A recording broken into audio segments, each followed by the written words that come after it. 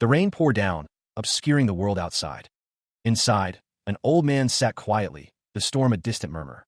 He raised a cup to his lips, the silence broken only by the sound of the rain. The steam curled around his face, a moment of peace in the storm. A sharp tap broke the calm. Who's there, he wondered. The rain intensified, each drop a tiny hammer against the roof. A voice cut through the storm's fury. I'm an assassin from the soul-killing chambers. The old man paused, his expression unreadable. What brings an assassin to this place? Through the downpour, a figure emerged, their purpose clear. Killing people is an assassin's job.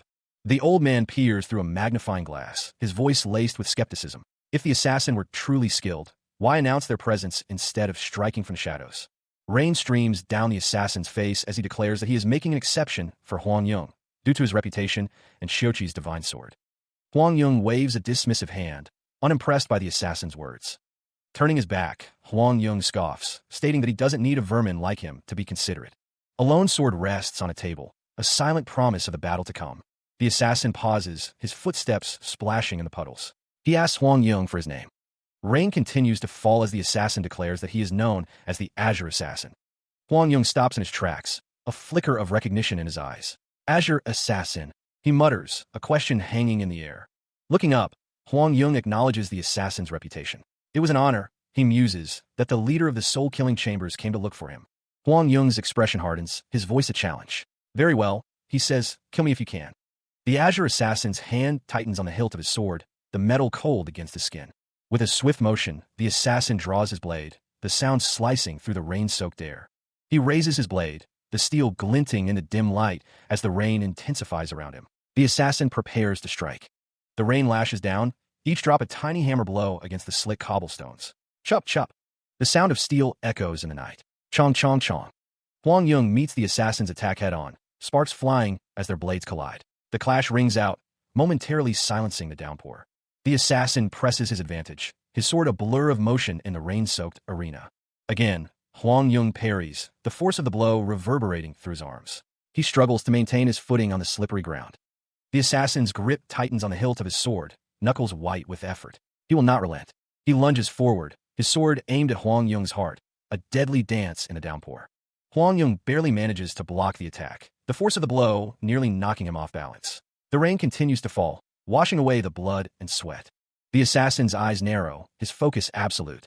He will break through Huang Yung's defenses, no matter the cost. The sounds of the fight intensify, a symphony of clashing steel and pounding rain. Zvizditsa kick, kick zvizditsa.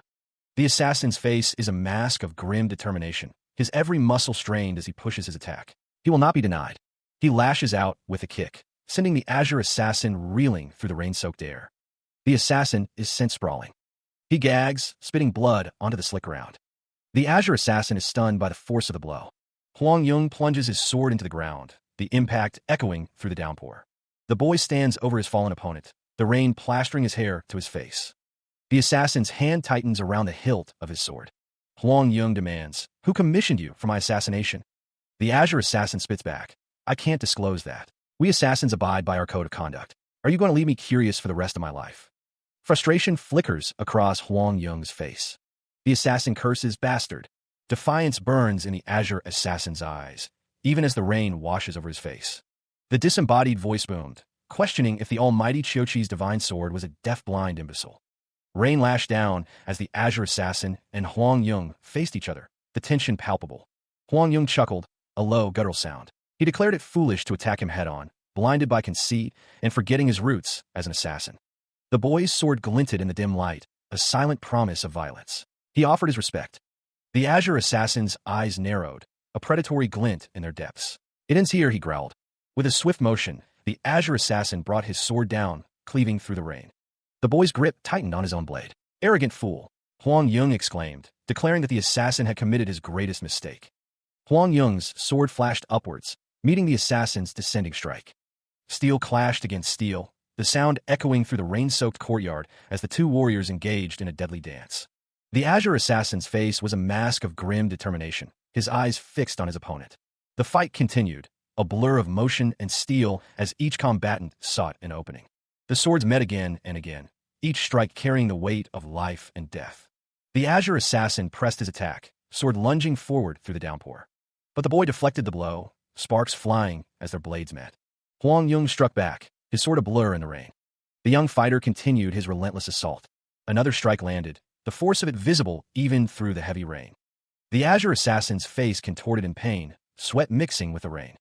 A swift kick sent the assassin flying backwards. He crashed through the air, a dark shape against the gray sky. The assassin hit the ground hard, the impact throwing up a spray of water and dirt. Lying on the ground, the azure assassin spat. "How's that? Do you now realize how big of a mistake you've made?" He groaned, struggling to rise. His hand, slick with rain and blood, tightened around his sword. "Anyway, it's too late for you. I have no intention to forgive the likes of you." The rain intensifies as a crushing force slams into something unseen. The azure assassin is sent hurtling backwards through the downpour. Another unseen blow lands, each impact echoing through the storm. The azure assassin's brow furrows, his eyes narrowing as he wonders where his assassin instincts have disappeared. The rain continues to fall as the unseen force continues its assault. The azure assassin grits his teeth, declaring that eventually, an assassin is bound to reveal his true color. The unseen force continues its relentless assault, each blow landing with brutal precision. The azure assassin's fist clenches in pain as another blow lands. The azure assassin struggles to maintain his footing as the relentless assault continues. The sound of impact echoes through the rain-soaked landscape. The azure assassin is struck again, the force of the blow sending him staggering. The azure assassin coughs, blood flecking his lips as he struggles to regain his composure. The rain hammered down, each drop a tiny hammer blow against the resolve he once held so firm. His hand tightened on the sword's hilt, knuckles bone white against the worn leather. A desperate struggle, a clash of wills made manifest in steel and strained muscles. The memory played out before him, vivid and raw, as if the rain itself were washing away the years. The cold steel slid free, the sound a mournful sigh in the downpour. Each movement precise, practiced, yet now laced with a bitter regret. He restrained the figure, a desperate attempt to hold back the inevitable. The rain plastered their hair to their faces, mirroring the turmoil within.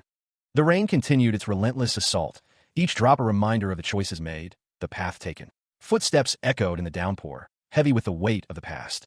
The azure assassin's face contorted in anguish, the lines etched deep by years of conflict, now deepened by a fresh wave of remorse.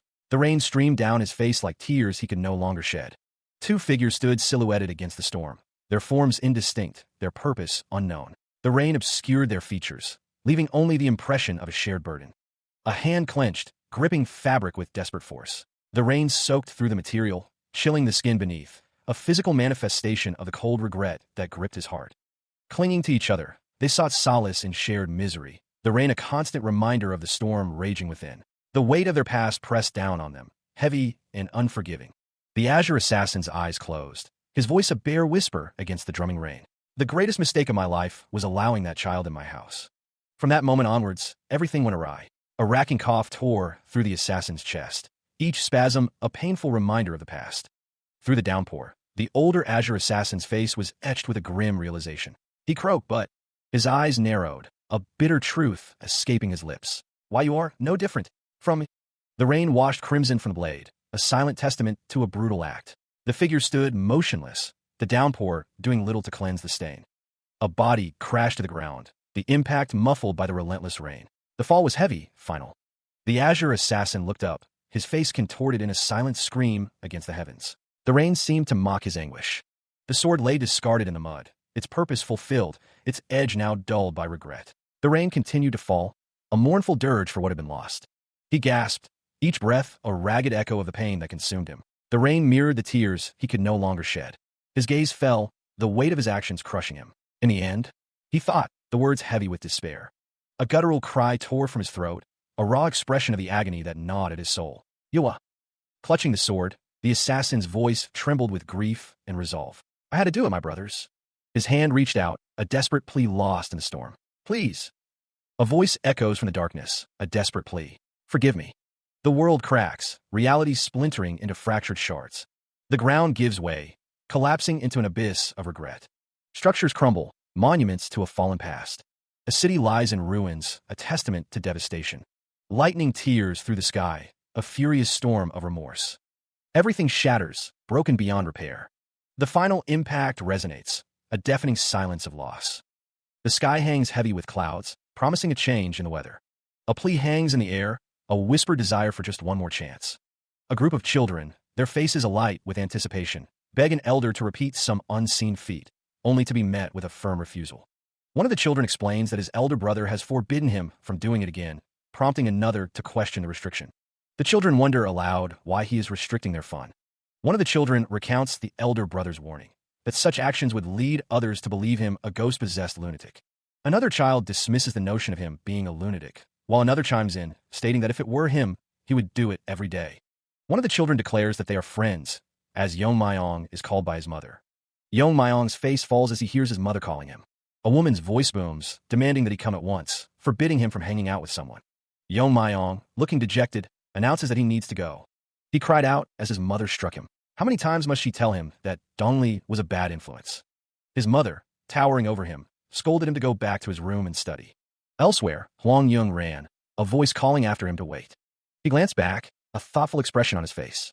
A voice wondered if they should do it one last time. Yong Myong listened as someone told him it was all right to go and make a mess somewhere today. The town sprawled before them, a place ripe for mischief. Elsewhere, two figures crouched near a building, one peering intently at something.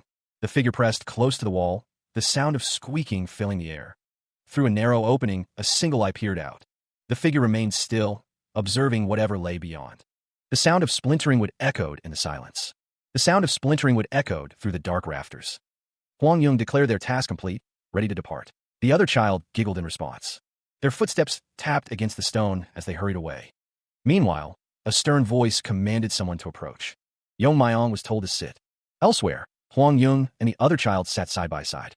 Back at the market, a woman carried a heavy bucket, oblivious to the chaos about to unfold. Two children noticed something was amiss. "They're here," one whispered. A piercing scream shattered the market's calm. Panic erupted as someone shouted about a rat. Others echoed the sentiment, their voices laced with fear. The rats scurried, their tiny claws clicking against the ground. The rats swarmed, and someone exclaimed that a group of rats is called a mischief. A shout pierces the air, a desperate cry amidst the bustling market. Where did all these rats come from? Panic flares as the rodents swarm. A merchant, brandishing a cleaver, barks for someone to catch them. The futility of the order hangs in the air.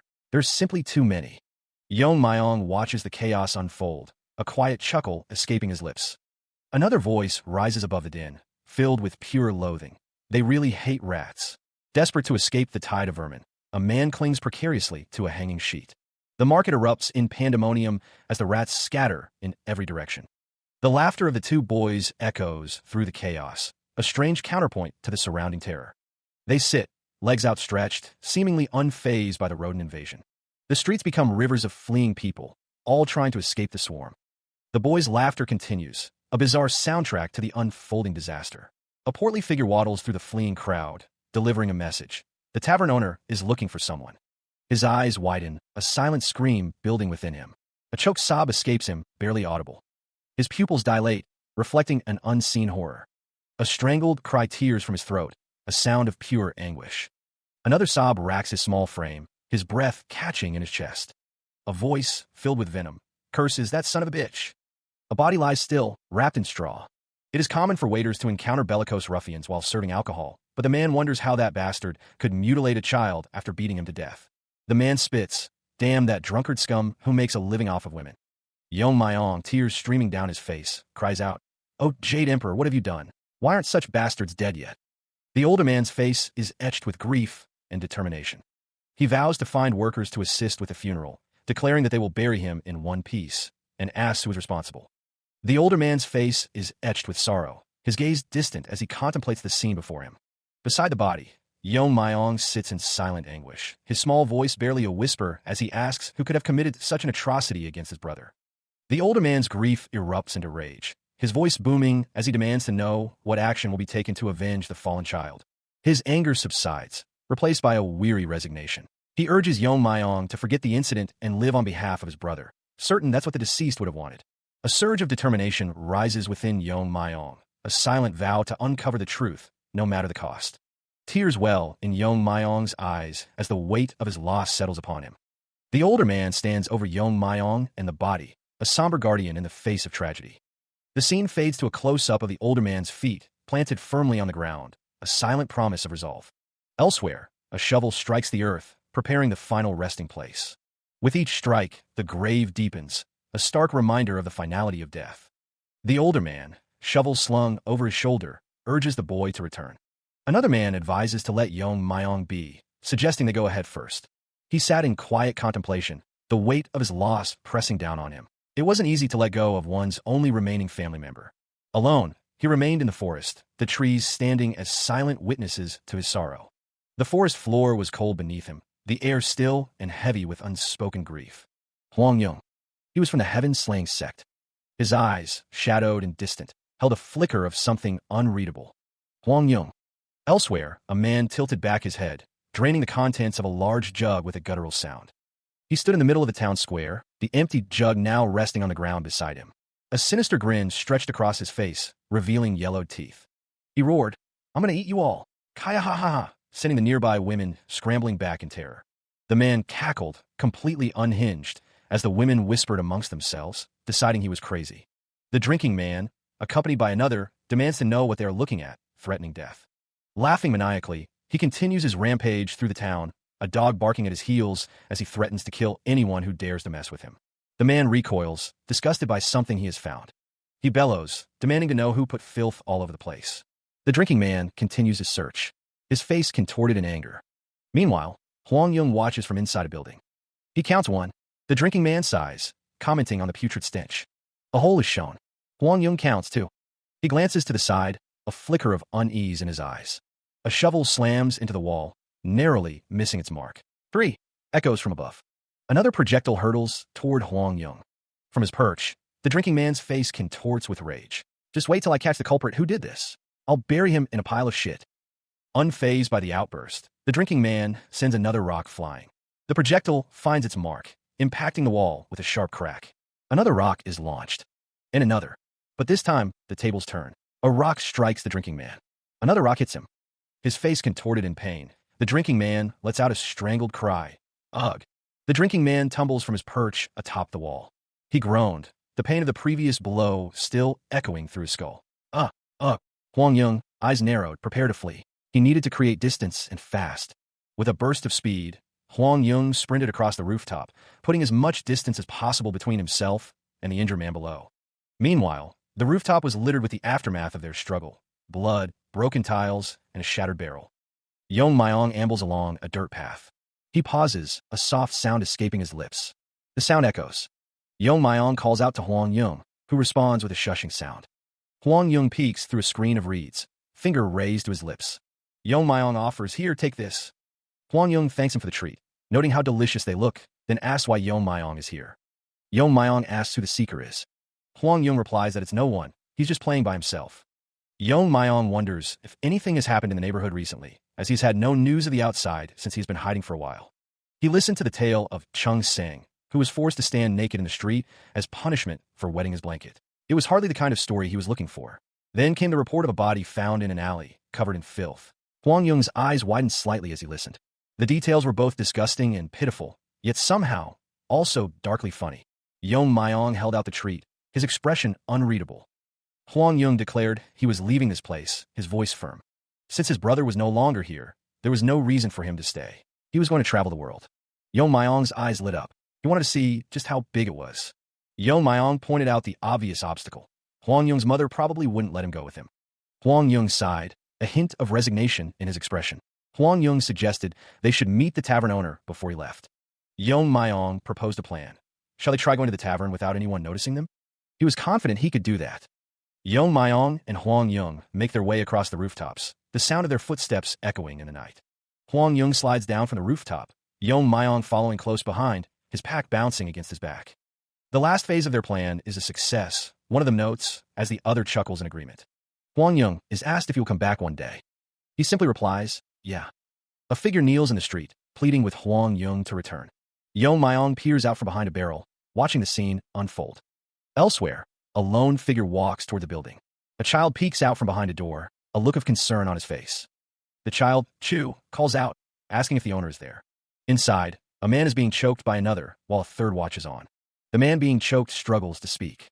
His eyes wide with alarm, Huang Yung's breath hitched in his throat.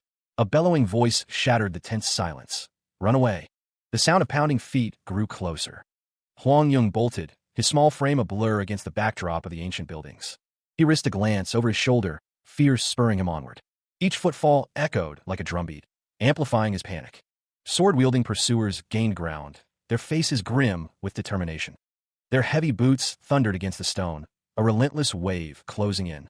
Huang Yung weaved desperately through the bustling marketplace, a small boat in a storm. He dodged and darted, narrowly avoiding collisions with startled merchants and passersby. The lead pursuer shoved his way through the crowd, bellowing, "Step aside! Move out of my way!" His face contorted with rage. He left a wake of disgruntled citizens in his path. The cry rings out, and the chase intensifies. Huang Yung is spotted. He throws himself into a narrow alleyway, hoping to lose them in the maze of the town. The azure assassin curses, his voice laced with frustration. "Damn it, that pesky rat!" He barks an order to his men. "Go to the rear." Huang Yung scrambles forward, the rough ground scraping against his hands and knees. He pushes himself onward, driven by desperation. Peeking from behind a wall, he tries to assess his surroundings. He continues to crawl, seeking any avenue of escape. The azure assassin's voice booms, filled with rage. "You rascal!" Another one of the pursuers shouts, trying to cut him off. "Stop right there." Huang Yung clambers onto the rooftops, hoping to find a path across the city. The azure assassin hurls a projectile after him, sending debris flying. He sends a barrel tumbling off the roof's edge, hoping to slow his pursuers. The boy glances upward, his breath coming in ragged gasps as he sprints across the tiled surface. He continues his desperate flight across the rooftops, a small figure against the vast sky. Below, the azure assassin charges through a building, his pursuit relentless. The azure assassin's gaze snaps upward, spotting Huang Yung silhouetted against the sky. With a burst of speed, Huang Yung leaps the gap between two rooftops. His worn sandals strike the tiles with a sharp crack. He continues to run, his heart pounding in his chest. Huang Yung launches himself into the air, leaping from the rooftop. The air rushes past him as he plummets downwards. He falls past the side of the building, the ground rapidly approaching. The street looms below, the end of his desperate escape. The sound of impact reverberated through the air as he hit the ground. A groan escaped Huang Yung's lips as he lay sprawled on the hard surface, pain shooting through his small frame. He pushed himself up, his breath coming in ragged gasps. With a desperate surge of adrenaline, Huang Yung scrambled to his feet, his heart pounding in his chest. He bolted forward, his small sandals slapping against the ground as he tried to put as much distance as possible between himself and his pursuer. Each step was a burst of frantic energy, fueled by the primal instinct to survive. Suddenly, a hand clamped down on his arm, the grip like iron. The older man loomed over him, his expression grim. His feet were planted firmly on the ground, a silent promise of unwavering resolve. The older man's grip tightened, his fingers digging into Huang Yung's flesh. With a swift motion, the older man hurled him to the ground. Huang Yung cried out as he landed hard, the air knocked from his lungs. He lay on the ground, the older man looming over him. The man simply says his name, Yung. Huang Yung, scrambling backward, accuses him of killing his brother. The older man confirms it, adding that Huang Yung killed Huang Yung. Tears streaming down his face, Huang Yung shouts for the man to kill him. The boy's anguished cry echoes in the air, "Kill me." Huang Yung's face contorts in pain and despair. His eyes squeezed shut, tears escaping from beneath his eyelids. His expression is a mask of grief. The older man stands over Huang Yung, his face unreadable. With a swift motion, the older man kicks Huang Yung. The older man warns the boy that he'll likely spend the rest of his life evading the heaven-slaying sect. The older man turns and walks away, leaving Huang Yung alone. His robes rustled softly as he stood amidst the fallen. The older man loomed over Huang Yung, his expression unreadable. He extended a hand, his voice calm as he began to speak. "What do you think of coming along with me instead?" Huang Yung's eyes widened, a mixture of fear and uncertainty etched on his face. The older man's hand remained outstretched, an offer hanging in the air. With a gentle grip, the older man helped Huang Yung to his feet. The older man held the child securely as they rode on horseback, the rhythmic clatter of hooves echoing through the landscape. The horse continued its steady pace, carrying them closer to the distant village nestled among the hills. The sound of approaching hooves grew louder as they neared their destination. Gazing at the village, the older man wondered aloud, "Fifth brother? Who is that child?" Holding the child close, the older man thought to himself, "He doesn't lack in any aspect compared to Marshall Brothers' disciples. This kid, I'm going to make him my successor." The older man, still on horseback, announced, "Greet him. He'll be teaching you from now." A small voice piped up, "IGM Zhongli Chu." A nearby figure responded, "Glad to meet you." One man urged, "Please go to the meeting room. Everyone's waiting for you." Another asked, "What's the matter?" One of the men muttered, "I'm not sure, but I think the first brother has something to say." The man's expression was unreadable. The older man instructed, "Take him to the children's quarters. I'll be back soon. The older man's voice echoed through the compound, announcing to everyone that they had a new family member. He beckoned the boy forward, calling him over. The boy approached, his small feet patting softly on the wooden floor. A group of people sat around a table, waiting. The older man guided the boy towards the waiting group. Zhongli Chu's eyes widened, a flicker of apprehension in their depths. One of the men at the table spoke, his voice laced with a hint of impatience. Have you guys been waiting too long? The older man gestured for them to sit. No, take a seat. The older man addressed the group, acknowledging Zhongli Chu's shortcomings compared to their disciples, but expressing confidence in his potential with proper training. Another man chimed in, his curiosity piqued. I'm also curious about that kid. One of the men revealed, his surname is Zhongli, and he goes by the name Chu. He'll be 10 years old this year. His 13-year-old brother was a waiter and was beaten to death by a drunk guest because he spilled some alcohol on him. Zhongli Chu, it was said, had found the culprit and avenged his brother, killing him in one swift motion, leaving no room for error. The older man questioned if a 10-year-old could accomplish such a feat. The man's eyes narrowed as he recalled that the dead drunkard was Huang Yung from the Heaven-Slaying Sect. The men exchanged surprised glances. One asked if the other was serious. The older man confirmed it, adding that he had heard Huang Yung died in a pile of excrement, but to think that Zhongli Chu was responsible. It was said that he was born to be an assassin, a genius indeed. Another man remarked that it looked like their wait had paid off, having found themselves a good disciple. One of the men poured a drink, offering it to the older man. He thanked him, addressing him as senior brother. The older man paused, before stating that he had something to say. He lifted his cup, declaring that since everyone was present, they should talk business. The older man, his expression serious, began to address his brothers. From above, the scene showed Zhongli Chu in a room. A voice declared that there was something for which they must seek his forgiveness. The boy sat alone, staring upwards. He flinched, startled by a sudden sound. The boy across the table, neutral Chu, lets out a soft, unsettling chuckle. He leans forward, his expression sharpening. What's your count? Neutral Huang Yung's eyes widen at the question. How many people have you killed? A beat of silence hangs in the air before neutral Huang Yung answers. I've killed 15 people. Neutral Chu's grin widens, a predatory glint in his eyes. If you've killed more than me, I will acknowledge you as my senior brother. Otherwise, you'll be my junior. That's So Yoyin over there. She's a junior. Standing behind them, a girl with her hair tied in neat buns observes the exchange. So Yoyin's expression hardens as she speaks, her voice sharp. Shut up. You'll get in trouble if you mess up with me. Neutral Chu tilts his head, a strange light in his eyes. A little rude, but pretty, isn't she? But don't take a liking to her. She's mine. That's Jiaxa. I don't know anything about him since he never speaks. Neutral Huang Yung sits hunched over, his face shadowed. I think he was chosen because he looks like shit. His voice takes on a chilling tone. I didn't kill anyone. I simply turned everyone into vegetables. His eyes narrow, a dangerous edge to his words. But ye gone, I can kill you with ease, so go on and keep talking shit. Neutral Chu stares at neutral Huang Yung, a flicker of unease in his gaze. He isn't someone you would want to get close to. He pauses, the weight of the question hanging heavy in the air. Zhongli Chu presses him, wanting to know just how many he's killed. Zhongli Chu continues, his tone laced with disbelief. He asks if Huang Yung will continue to act, as if he has no idea what he's talking about. Chu wonders aloud if Huang Yung even knows why those people brought him here. Huang Yung begins to explain, his voice soft. He says he was being chased, and that man? He trails off, simply stating that the man saved him. A figure, unseen until now, kneels, begging his brothers for forgiveness. Elsewhere, one of the brothers questions the first brother's behavior, demanding to know why he is acting this way. The first brother stammers, unable to fully articulate his thoughts. The kneeling figure reveals that he killed Qiuqi's divine sword. Another brother expresses his shock, barely able to get the words out. The first brother killed him? The first brother hangs his head, ashamed to face them all. One of the brothers questions what the problem is with that, reminding them that they've killed so many people already.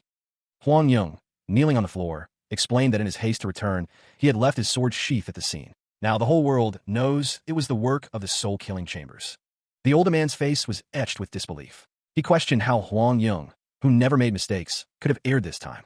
It seemed, the older man mused, that Huang Yung had his own motives for accepting that commission. The third brother interjected, stating he had a bad feeling from the moment that lady came looking for first brother. The older man snapped, telling third brother to stop talking. Huang Yung continued, explaining that back then, he didn't give it much thought because he trusted first brother. He lamented that he chose to abandon the soul-killing chambers and his brothers. The older man roared, asking if it was all just for the sake of seeking revenge for that woman. The sound of a slap echoed as the older man struck third brother across the face. How could he say that? The older man demanded. The group stood in tense silence.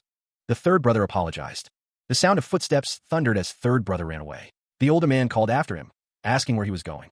The older man, now kneeling, was addressed by first brother, who asked him to get up. First brother asked Chu not to take what third brother said to heart, assuring him that he didn't mean it. The older man tilted his head back, a sigh escaping his lips. He agreed. What the other had said was right. The man with the mustache expressed his worry. If things continued this way, the 9 great sects and 1 union would blame the soul-killing chambers and exterminate them. The older man pleaded, hoping someone would help take care of the 9 great sects and 1 union. A voice declared, resolute, that they would go for 10 chastisements. First brother's words hung heavy in the air. The execution would take place tomorrow. A voice, filled with defiance, countered that they couldn't do that, suggesting they fight instead. They should try fighting till the end. Another voice agreed. The fifth brother was right. Wasn't running away and dying the same as fighting and dying? The older man reacted with surprise, his eyes widening. The older man emphasized the need to think of the future of the soul-killing chambers. Even if it was a 1 in a million chance to save Sogo, the older man declared they must take that path, shouldn't they? The group gathered around the table, the name of Sogo hanging in the air.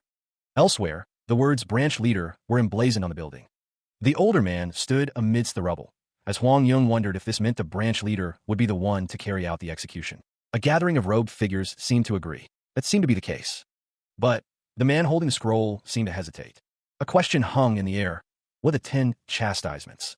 Under the watchful gaze of the moon, third brother exhaled a heavy sigh. The first brother, the third brother knew, was likely more upset and hurt than anyone else. A voice called out, beckoning third brother to return inside.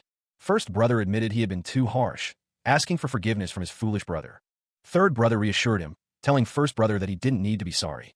First brother lamented that all this mess was caused by his mistake, and they only had tonight left. He urged first brother not to waste their precious remaining time being angry with each other. Third brother implored him not to forgive this stupid older brother of his. He was reminded that he was still the leader of the soul-killing chambers. The reason they could enjoy freedom in the Central Plains, a lawless place having endless bloodshed, for a while. Meanwhile, a battlefield lay in ruin, a testament to the endless bloodshed. A crow stands perched atop a corpse, its beak slightly open. These were the 10 chastisements. If things continued as they were, the whole world would have fallen into the abyss of evil, unable to escape. That's why the 9 great sects and 1 union came up with the concept of 10 chastisements. The 10 chastisements served as a stern warning. It deterred any group of the Central Plains from following the demonic cults or unorthodox sects. An unknown man calls out to support older man. Hey, old man. Support older man responds, yes? Another man interjects, demanding, stop with the boring talk and explain it simply. Support older man replies, sure. The text explains that while soul-killing chambers who decided to kill Chiochi's divine sword without any good reason are only left with the option of complete extermination, the Azure Assassin decided to undergo 10 chastisements and provide other members of soul-killing chambers with a chance of survival. The man continues, and you are supposed to perform that execution. Support older man asks, do I exactly need to do? So what? The man explains that support older man needs to sever all the limbs of the target and dig out their eyes and ears so that they can never hear or see. The man continues, explaining that support older man must block their central abdominal acupoint and sea of blood acupoints so they can't gather true chi. The disembodied voice declared that the target would be reduced to a living corpse. The man listened intently, his expression unreadable. One of the men believed they were being asked to butcher someone, and he found the prospect exciting. He lamented that he could only do that to the Azure Assassin. The speaker insisted that they wouldn't let the rest of the soul-killing chambers escape or give them a chance to live. All the 9 great sects and 1 union would chase after every single one of them until they perished. Someone questioned if they were all still going to die in the end. Another voice confirmed that was right. The Azure Assassin opted for 10 chastisements because he wanted a sliver of hope that doesn't exist. Someone muttered that the Azure Assassin was a lunatic, while another voice commanded to sleep early tonight. The order came down. They would depart before dawn breaks. Huang Yung lay in bed, his eyes closed. A voice echoed in his mind, telling him not to even dream of it. The voice continued, warning him that if he was thinking of running away, he should give up. Huang Yung insisted to himself that he wasn't running away. He thought to himself that he shouldn't waste his strength on something impossible to accomplish. Huang Yung then rationalized that he wasn't running away, just going to the toilet. The outhouse stood silently in the darkness. Huang Yung exited the building, the wooden door creaking shut behind him. He walked away, the sound of his footsteps echoing in the quiet night. A question hung in the air as Huang Yung paused, a sense of unease washing over him. He peeked cautiously over the wall, his eyes scanning the other side. Holding his breath, Huang Yung continued to observe what lay beyond. The sound of a blade being drawn cut through the silence. A hooded figure stood poised, a gleaming sword held ready in their hand. The figure prepared to strike, the air growing tense with anticipation as Huang Yung watched from above. A group of hooded figures charged forward, their movements swift and silent. The clash of steel echoed in the night. A fierce battle erupted, one hooded figure locked in combat with another, their blades meeting in a shower of sparks. He peered over the wall, taking in a lungful of fresh air. An older man's voice cut through the night. He reminded Huang Yung that he wasn't supposed to be out. The older man urged him to hurry back inside before someone saw him. Huang Yung acknowledged the warning, but voiced his worry. Something seemed to be happening to the soul-killing chambers. The older man dismissed his concerns, telling him that was for the elders to worry about. He should focus on his training. The older man placed a comforting hand on Huang Yung's shoulder, reiterating that no matter what happens, he mustn't forget that he's the one who can revive Sogo. Huang Yung replied that he would bear that in mind. The feast lay spread before them, a testament to times past. The older man chuckled, asking if second brother remembered Shin Sekun. Of course, he remembered Shin Sekun, the second brother affirmed, recalling his skill with the dragon-headed blade. He then inquired if they knew what Shin Sekun had said in his last moments. Another brother questioned what he could have possibly said, remembering that Shin Sekun had died instantly. But the fourth brother interjected, claiming to know what was uttered before his passing. The man mimed a final breath, recalling the sound Shin Sekun made. Cook. Laughter erupted amongst the group, the sound echoing through the halls. The memory seemed to spark a renewed energy amongst them. A moment of silence passed between them, a shared understanding hanging in the air. The man with the mustache, identified as First Brother, reminisced about the enjoyable time he had with them all. First Brother reflected on his incredible life, expressing gratitude to everyone. He hoped that they would all survive and return someday. The scene focused on a hand, perhaps symbolizing the First Brother's presence. The First Brother stood, his expression unreadable as he looked down at a kneeling figure. One man supports another, his hands clasped tightly around the other's wrists. The face of the Azure Assassin is shown, his expression unreadable. A group sits around a table, heads bowed in what appears to be a solemn gathering. Footsteps echo as the group moves forward, their sandals whispering against the stone. A close-up reveals the worn sandals, each step deliberate and purposeful. Two figures stand before a traditional gate, their backs turned as they survey the scene beyond. Eyes narrowed, a fierce gaze pierces through the shadows, hinting at the anger within. A figure stands before a group, his voice booming. Azure Assassin, murderer of Chiochi's divine sword, come out. The group's advance continues, their purpose clear as they demand, and accept 10 chastisements. A sharp rap echoed through the room, followed by an urgent command. Get up. The knocking intensified, the unseen speaker now addressing everyone with the same imperative. Get up. The call was now directed at him specifically. Zhang Li Chu was told to get up now. The older man gestured emphatically, a question hanging in the air as a child responded with a soft, okay. Another voice cut through the air, demanding that Jiaxa wake up immediately. The older man, his expression grim, declared that there was no time for explanations, ordering the children to get out. The urgency was palpable, the command now, quick, hanging in the air. The elders have been waiting, the voice urged, so start running. A call went out for fifth brother to come over. The voice instructed them to go to their respective masters and have them mount them on the horse. He steadies the horse, making sure Huang Yung is secure. Make sure you grab on tight, so you won't fall. The sound of hooves echoes as they prepare to depart. The older man looks back at the others. Brothers. The group begins to disperse, each heading in a different direction. The older man looks down at Huang Yung, a somber expression on his face. Just in case, I think it'd be best for us to not know where each of us is heading. Huang Yung stares ahead, a hint of sadness in his eyes. I hope we'll survive and see each other again in 10 years. The older man's face is etched with worry. Second brother. He turns to address the others, his voice heavy with emotion. Everyone, take care. Huang Yung looks up at the older man, a silent understanding passing between them. Second brother. The horses begin to move, carrying them away from each other. Elsewhere, the rooftops of the village stretch out below, a silent witness to their departure. The remaining villagers watch as the group disappears into the distance. The man steps forward, flanked by his subordinates. He declares himself the Beggar Union's Nanyang branch leader, representing the 9 great sects and 1 union, there to perform 10 chastisements. The Azure Assassin acknowledges the introduction. He states that he has heard much about the man's great name. A voice booms out, filled with fury. The unseen speaker demands to know how the Azure Assassin dared to assassinate Chiochi's divine sword. The unseen speaker continues his tirade, demanding that the Azure Assassin acknowledge and repent for his crimes. The Beggar Union's Nanyang branch leader acknowledges that he has broken the rules of the Central Plains, but The Azure Assassin retorts that the Beggar Union's Nanyang branch leader shouldn't be the one to decide whether that was a crime or not. The Beggar Union's Nanyang branch leader appears confused by the statement. The Beggar Union's Nanyang branch leader sneers, commenting on the Azure Assassin's mouth and how it will soon belong to a living corpse. He wonders how long the Azure Assassin's cockiness can last. The Beggar Union's Nanyang branch leader's words hang in the air. The unseen speaker demands to know where the Azure Assassin's accomplices are. A voice replies that they have already left. The Azure Assassin claims he has no idea where they went. A voice echoes, declaring that receiving the 10 chastisements will allow the speaker's brothers to escape. One man states that it seems the other does not know the meaning of the 10 chastisements, but the other retorts that he does. A stern voice declares that no matter what the recipient does, he will soon realize that all his actions are futile. The speaker questions whether the recipient thinks he can escape from the 9 great sects. A hand reaches out, as if bracing for impact. A figure announces that it is time to begin, ordering the others to prepare for the chastisements. A chorus of voices responds in agreement, affirming their leader's command. A hand grips a shoulder, the fingers digging in. The order is given, kneel down. Figures prepare the instruments of punishment, their faces grim. Rough rope is wound tightly around a wrist. The rope is secured, binding the prisoner's hands. A desperate cry pierces the air as a man reaches out, his face contorted in anguish.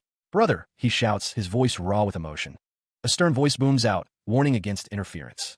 "You, don't do anything stupid, or you could be punished for getting in the way of this punishment." A figure with long, dark hair and a white headband offers a chillingly calm directive. "That's right, just stay quiet like that." A disembodied voice echoes with a grim threat. "If you won't be around, we'll collect the pile of meat this guy will soon turn into." The man being punished can only manage a pained groan, sweat beading on his brow. Ugh! The ropes binding him are pulled taut, each strand a testament to the severity of his situation. He is spread-eagled, tied to a crude wooden frame, completely at the mercy of his tormentors. A woman's voice cries out in disbelief, her face a mask of horror. "He's been tied up." The man with the headband observes the scene with a cold detachment, his gaze fixed on the suffering figure below. Helpless and exposed, the man lies on the ground, his body a canvas of pain and humiliation. A close-up reveals the agony etched on his face, a silent scream trapped within his throat. A scroll is unfurled, and a voice declares, "All right."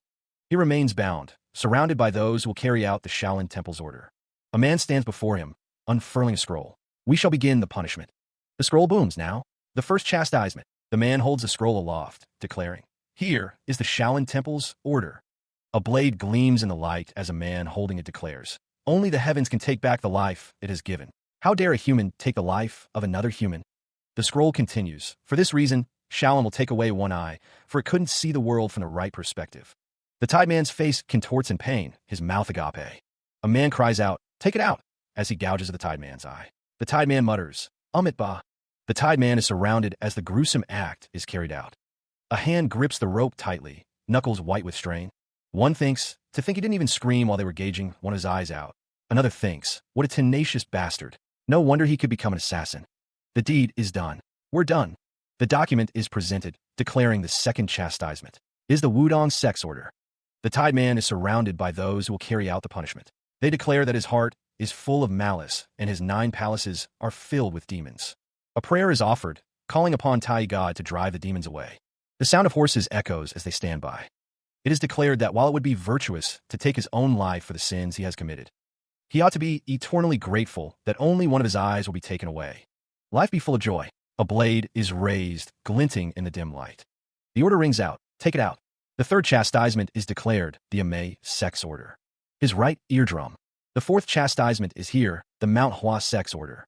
The blade descends towards the tied man's ear. Remove his left eardrums. The fifth chastisement. Bound and helpless, his arm lies exposed, awaiting the cruel decree. The command rings out, cold and absolute. Cut off his right arm. The Southern Edge sect delivers its sixth chastisement, the order echoing through the assembled ranks. Cut off his left arm. A Kongtong sect's seventh chastisement arrives with a glint of steel, the cleaver raised high. The Jinsong sect's eighth chastisement is delivered with a chilling intensity. Cut off his left foot. The focus shifts to the Sea of Qi, or Qi-Hai acupoint, located just above the belly button. The Southern Sea sect's ninth chastisement thunders forth. Destroy his Sea of Qi. Horsemen ride through the tall grass, the wind whispering through the stalks. The Beggar Union's 10th chastisement is proclaimed, the scrolls unfurled to reveal their grim order. His face contorted with rage, the order is given to destroy his. The central abdominal acupoint is highlighted, a target for destruction. The horsemen continue their relentless ride, the orders echoing in their minds. His feet, bound tightly by coarse rope, were all that could be seen of him. A silent scream tore from his throat, a desperate, soundless plea. Above, shadowy figures stood in a circle, their intentions obscured by the dim light. The darkness deepened, swallowing the scene in an inky void. Elsewhere, the sound of hooves echoed through the air. Dak dak. A horse galloped through the dense forest, the sound growing louder. Dajita dak. The horse's hooves pounded the earth, each strike a thunderous dak. A rider urged the horse onward, the rhythm of the hooves a relentless dajita dak. A man's eyes widened in alarm, a silent exclamation escaping his lips. His hand clenched around the rope, knuckles white with strain, as the sound of the wind grew louder. Wyack. The horse's hooves blurred, kicking up dust and debris with each stride. Jiru gak jiagak. Huang Yung and Chu tumbled to the ground, Chu crying out, "Whoa, whoa, whoa." The two children continued their journey, walking alongside the horses. A man's voice boomed, cutting through the quiet. "Hey, my horse almost knocked into you," he barked, his face contorted in anger. Huang Yung and Chu looked up at the man, their faces etched with desperation. "We're too hungry to even walk," Huang Yung pleaded. "Please help us." A faint voice, barely audible, added to their plea. "Please give us something." The man's patience wore thin. "Get off the roads quickly," he snapped, his hand gesturing dismissively. A collective sigh escaped their lips. Thank you," they called out, their voices tinged with a mix of relief and resignation. The man on horseback glanced down at them, his expression unreadable, before continuing on his way. The two children walked away, their heads bowed in disappointment. The sound of hooves echoed behind them, a constant reminder of their encounter. Their faces, gaunt and weary, reflected the harsh realities of their journey. Chu nudged Huang Yung, his eyes narrowed. "That guy," he muttered, pointing toward something out of view. Huang Yung's eyes widened as he examined the poster. "Minute. Yeah, I knew it," he whispered, recognizing the face staring back at him. "Someone has been spotted. The order is given. Send the signal. Word must be sent that one of the soul-killing Chamber's assassins just passed by on Mount Wutsai." The figure confirms that this is what they were told to do. The flint is struck again and again. The attempt to light the signal fire is proving difficult. The question is asked, is the flint wet? Frustration mounts as the fire refuses to ignite. The sound of approaching hooves grows louder. The person continues to try to light the fire. The azure assassin rides on horseback. The sound intensifies. A scream pierces the air. The azure assassin rides through the forest, leaving chaos in his wake. He is caught completely off guard as a wooden staff descends with lethal speed. The staff slams into the azure assassin, sending a shockwave through his body. His eyes widen in disbelief as he's driven to the ground. Huang Yung, astride his horse, shouts a curse at the attacker. The staff wielder prepares to strike again, his grip tightening on the weapon.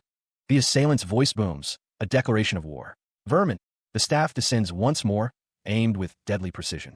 The azure assassin is sent crashing into the water, the force of the blow leaving him stunned. The older man, seated at the table, regarded Huang Yung with a questioning gaze. Why hadn't the boy asked him anything yet? The older man pressed, his voice laced with a hint of impatience. "Weren't you curious about what was going on?" Huang Yung looked up, his expression unchanged. If he was supposed to know, he would have been told, even without asking. The older man sighed, explaining that they were trying to escape from the Central Plains to a place beyond the reach of the 9 great sects and the One Union. He admitted that despite his promise, they were on the run from the heaven-slaying sect once more. Huang Yung tilted his head, a flicker of concern in his eyes. Were their pursuers more dangerous than the heaven-slaying sect? The older man's thoughts drifted to the heaven-slaying sect and his brothers. The older man, his expression grave, pointed out that they had all gotten themselves into an even more dangerous situation. Huang Yung remained silent, his gaze lowered. The boy finally spoke, stating that he had one question. Huang Yung hesitated, then asked what it was. The older man looked at Huang Yung, waiting for the question. The older man's expression remained serious, his eyes narrowed slightly. Huang Yung thought to himself that he would be teaching the older man if they made it out of this place alive. Meanwhile, the sound of a door opening echoed through the room. Zhang Jiai announced his return. The older man turned to Zhang Jiai, asking if he had managed to get a boat. Zhang Jiai confirmed that he had, saying it was docked at White Mist Pier and that there was a yellow knot on the prow, so it shouldn't be difficult to spot. The older man thanked Zhang Jiai and offered him something in return. A plea hangs in the air, a desperate request for restraint. The man explains that his actions are a way of expressing gratitude for avenging his parents. The man states that it is enough, and the child, Chu, offers a quiet thank you. A final request is made, to take care of oneself. Across a desolate landscape, a voice calls out, summoning Chu to come. Meanwhile, The disembodied voice continues, describing a figure who endured the removal of eyes, ears, arms, and legs. The voice marvels that this person didn't scream or grunt, not even once. A close-up reveals a face contorted in silent agony, the mouth agape in a soundless scream.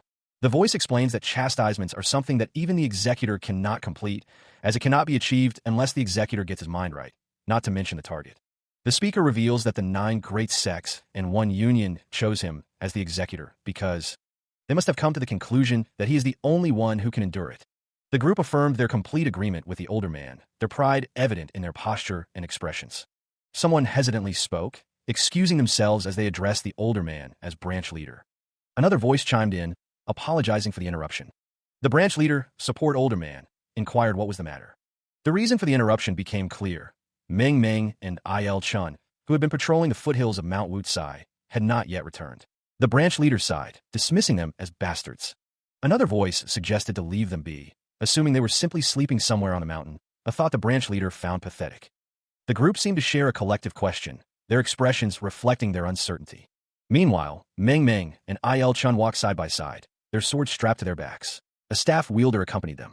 A voice echoed, speaking of executing an important task as the 10 chastisements. The Azure Assassin, his expression stern, declared that they must scrutinize every detail thoroughly, time and again, to ensure that nothing goes wrong. A gesture of respect is offered to Lord Fervidar Club. The assembled group pays their respects. One wonders how a branch leader with 3 knots could have such a parochial outlook. He acknowledges that he still has much to learn and resolves to continue training. But one wonders if he is not supposed to be here, but that's not it. The General Assembly consists of the 9 great sects and 1 union. The Shaolin Temple will pursue young heavenly Rakshasa. The Manhwa sect will pursue the compassionate assassin, and the Wudong sect will pursue the Phantom Master. One wonders what that means. Yes, the one that the beggar union needs to go after is the imitating blade killer. The older man has been tasked with the responsibility of that mission. The group offers to follow his orders and do as he commands. The crowd declares that they will follow the elder. The order is given to find those who were patrolling in Mount Wutsai, but disappeared. There's a high. The older man agrees to get to that right away. He explained that if they passed through Mount Wutsai after leaving the soul-killing chambers, they would likely head to White Mist Pier to take a boat. The Azure Assassin affirmed the information with a sharp, "Yes, sir." The older man added that the individual in question was also the Nanyang branch leader. The Azure Assassin stated that the Beggar Union's Nanyang branch was the closest to the soul-killing chambers. A disembodied voice echoed, stating there was no particular reason to choose someone, advising against self-delusion. A man, his brow furrowed with desperation, stammered, A voice commanded, "Bear that in mind." Coins clinked as they landed in a bowl. A silent prayer rose. "O Lord, please give this poor man some money." A beggar, his face gaunt, pleaded, "I've been starving all day today. Please help me out." Another voice, weary and thin, begged, "Please take pity on this poor soul. I'm very, very hungry." A voice whispered, "It's food." A hand extended, offering a bowl, a silent plea for sustenance. A figure, bowl outstretched, pleads for assistance. A small group makes their way through the town, seemingly indifferent to the surrounding plight. The man offers a dismissive hand, claiming to be too busy to help the beggar. A figure bows their head, offering thanks for a kind intention, though no aid was given. A close-up reveals a face contorted with worry, eyes wide with fear. The town bustles with activity, oblivious to the undercurrent of unease. A snap of the fingers echoes in the air. The figure looks up, a question forming in their mind. Panic rising, the group frantically searches, revealing they are tracking the imitating blade killer. Directing the others, the leader orders Zhang Jiwai to inform the branch leader, while the rest are to follow him. A follower asks what they're going to do. A glint of steel flashes as a large knife is brought down with force. They need to get him. A cry of outrage erupts. How could someone take their knife? Amidst the bustling marketplace, the thief darted through the crowd, the stolen knife clutched tightly in hand. The air hung thick with the aroma of spices and the shouts of vendors, a chaotic symphony that masked the urgency of his flight. He shouted back, a desperate promise to the owner, "I'm going to use it for butchering a pig. I'll return it quickly, so don't worry about it." From above, the chase looked like a frantic dance, the thief weaving through stalls as the owner's cries echoed through the narrow streets. The rhythmic tack of their sandals against the stone pavement punctuated the scene. The thief, face contorted in a grimace, pressed on, the glint of the stolen blade a constant reminder of the stakes. His pursuer, equally determined, gained ground with each stride. The owner, struggling to keep up, voiced his growing panic. "Where is he? Do we lose him?" One of the pursuers, his face etched with concern, reassured him. "No, he shouldn't have gone far. The thief vanished into the labyrinthine alleyways, the shadows swallowing him whole. The pursuers, undeterred, pressed on, one of them pointing ahead. Over there. Rounding a corner, the thief risked a glance over his shoulder, the sounds of pursuit spurring him onward. A butcher, face grim, raised his cleaver, the heavy blade reflecting the dim light. A silent promise of retribution hung in the air. Deeper into the maze of alleyways they plunged, the chase intensifying with each twist and turn. Meanwhile, Huang Yung stood alone in a quiet corner, seemingly oblivious to the chaos unfolding nearby. His gaze was distant, lost in thought. The man's gaze is intense, his expression unreadable as he looks off to the side. Huang Yung is approached by two adults. They ask him, their voices echoing in the narrow street, where his father has gone. A finger points, the gesture sharp and accusatory. One man grabs another's arm, the grip firm and restraining. Meanwhile, a figure plummets from above, descending upon unsuspecting targets below. A fist clenches, ready to strike with brutal force. The man's face is contorted in rage, his eyes burning with fury. A chaotic brawl erupts as two men grapple, while another rushes to join the fray. The man brandishes a knife, screaming his intent to imitate a blade killer and deliver death. A desperate block, a man's arm raised to deflect the deadly blade. The hand tightens around the knife's hilt, knuckles white with strain. A fist is poised, ready to deliver a crushing blow. Without warning, a crushing blow lands on the back of the man's head, sending him staggering forward. A hand grips a large, menacing blade, ready to strike again. The blade finds its mark, and blood splatters as the man cries out in pain. He collapses to the ground, clutching his head, the world spinning around him. Terror fills his eyes as he realizes the gravity of his situation. The assailant, unmoved by his victim's suffering, presses the blade against his throat as Huang Yung watches with wide eyes. The hostage-taker's face is a mask of cold determination, while his victim's is contorted in fear. Huang Yung stammers, pleading for the man's life. His eyes are filled with desperation, reflecting the horror of the scene. Elsewhere, a voice urges haste, the urgency hanging heavy in the air. A close-up reveals a tied-up object, its purpose unknown. In the distance, a group of people gathers, their intentions unclear as they approach. He peered out over the town, a knot of frustration tightening in his small chest. It was too late. They were too slow. The older man's voice rumbled with concern. There were too many of them to shake off and get on the boat. He suggested they hide for a while, hoping their pursuers would slacken their search after a bit. A small building with a thatched roof offered a potential refuge. Huang Yung looked up at the older man, his expression a mix of worry and trust. The older man turned and began to walk away, leading the way to their temporary sanctuary. A close-up revealed the weight of the situation etched on his face. He peered cautiously from behind the thatched structure, scanning for any sign of pursuit. Another figure, partially obscured by the thatch, also kept watch. The woman stood guard, her back to the entrance, alert for any approaching danger. The lifeless body lay sprawled, a pool of crimson painting the ground around their head. A grim circle formed around the fallen figure, each face etched with a mixture of shock and morbid curiosity as they took in the scene. One of the investigators spoke, observing that the wound, though possibly inflicted by a knife, bore the unmistakable hallmarks of an assassin's handiwork, adding that they were sure it was imitating someone. The group began to move away from the corpse. One of them muttered that the killer must have been impulsive, since a true assassin would have disposed of the body. A messenger burst onto the scene, shouting for the branch leader. He reported that they had found the bodies of Meng Meng and Il Chun on Mount Wucai. The older man, surrounded by others, remarked that the victims were found sleeping, as expected. A hesitant voice trailed off, hinting at something more to the situation. A man with disheveled hair, his face a mask of grief, stammered, confirming their worst fears.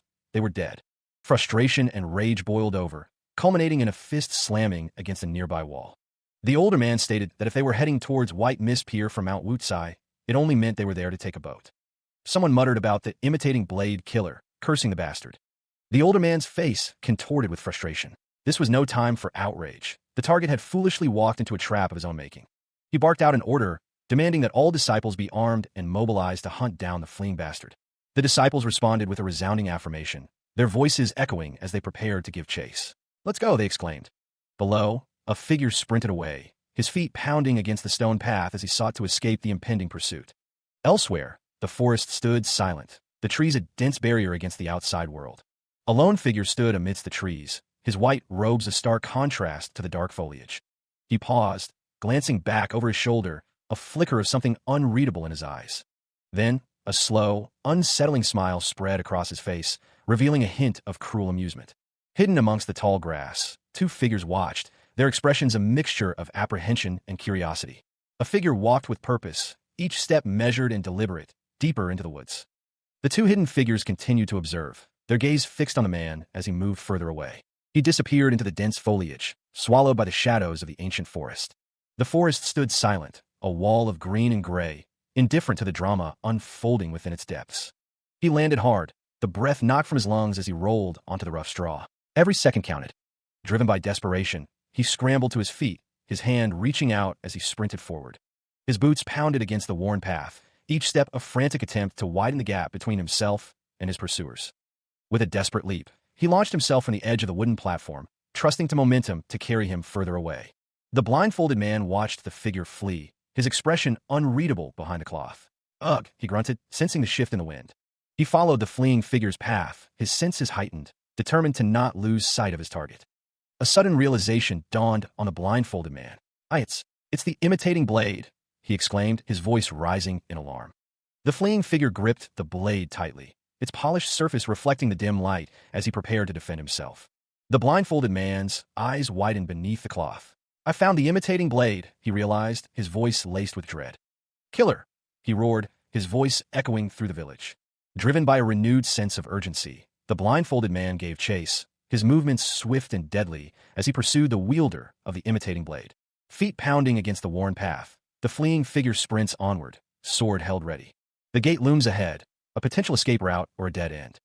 The figure grips the sword tighter, muscles coiled for a strike. Huang Yung stands frozen in the path, eyes wide with fear. His breath hitches in his throat, a silent plea for safety.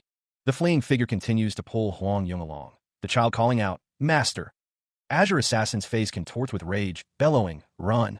Azure Assassin gains ground, shouting that the beggar union will be there soon. He urges them to get moving, his voice laced with urgency.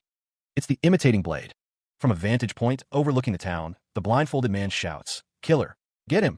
Huang Yung, walking away from the scene with the child, believes they must abandon their plan to escape by boat. Close by, the imitating blade killer's hands are shown bound. The assassin lies prone, surrounded by his captors. He is berated as a useless bastard. One of the men barks that they should have continued chasing after the imitating blade killer. Another man addresses someone as L-Lord. The man with the headband wonders how one disciple could take on one of the assassins of the soul-killing chambers alone. The man with the headband asks if there was anything special noticed about the imitating blade killer, demanding that no details be left out. Someone stammers that there wasn't anything special. It's revealed that he was hiding in a dilapidated building with a child. The man with the close-cropped face questions, "A child?" A chorus of laughter echoes through the air, the group seemingly amused by something. The discussion turns to the young heavenly Rakshasa, the compassionate assassin, and the phantom master, all of whom escaped, bringing a child with them. It's noted that even the imitating blade killer is the same, having escaped with a child. The question is posed, why would they go through the trouble of bringing an extra burden when it's already hard enough for them to escape alone? It's typical of humans to make foolish decisions when they're emotional, the speaker muses, adding that the history of humans has never been a bed of roses. Azure Assassin placed all his brothers in danger because of his greed. The figures continue their discussion, the sky a backdrop to their somber conversation. One wonders if the Azure Assassin wasn't already out of his mind the moment he killed the Chiochi's divine sword. It's revealed that Azure Assassin had a child with a girl named Yongyong. That child turned out to be a problem for that girl to become the Chiochi's divine sword's concubine, and that's why the Azure Assassin took in that child. The reason he opted for 10 chastisements and asked his brothers to run away with one child each was probably to protect that child. Yongyong's child is one among those 4. Someone declares, sure of it. He regarded some unseen presence with cold calculation. If any of those children survived, the Azure Assassin reasoned, they would grow with vengeful hearts and eventually fight against them. The unseen speaker insisted that they must kill all of them, so they don't come back to haunt them in the future. Elsewhere, a voice commanded that all thoughts of sleeping be abandoned until the imitating blade killer was found. The order was given to get moving. Under the cover of night, the search continued. The forest loomed, silent and watchful. A stomach rumbled in the darkness. A soft voice, barely a whisper, asked if someone was hungry, quickly followed by denial. The group moved deeper into the woods. The man with the bag declared that they needed to go get some food. Someone asked if he was ready, and the man replied in the affirmative, adding that they needed to do something to distract those beggar union guys. Whispers carried on the wind spoke of who would soon swarm Backwater Village.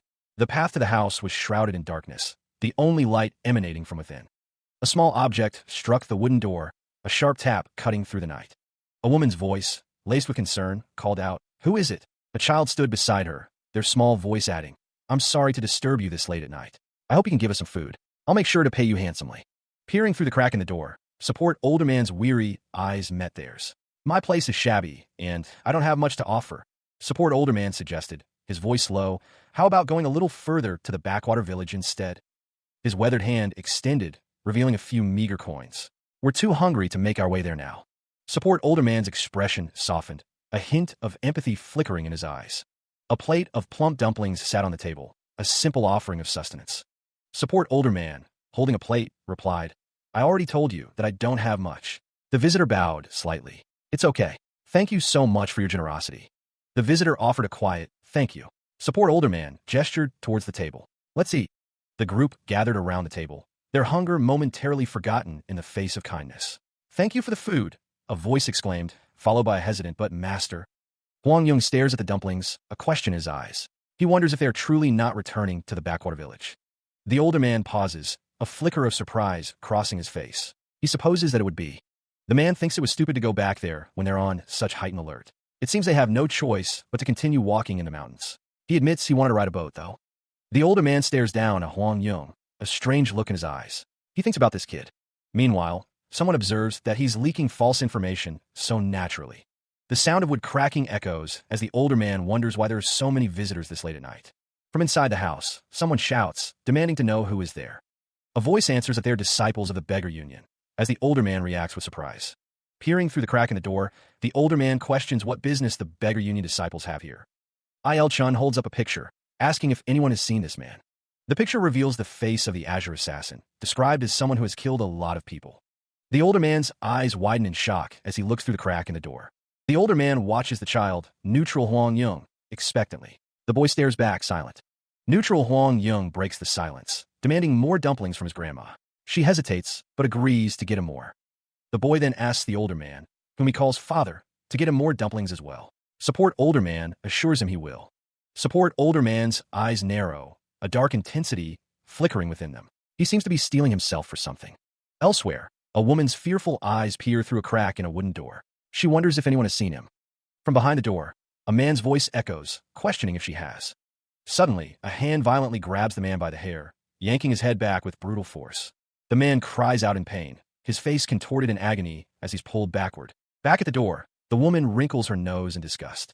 Something stinks. A symbol glows ominously in the darkness.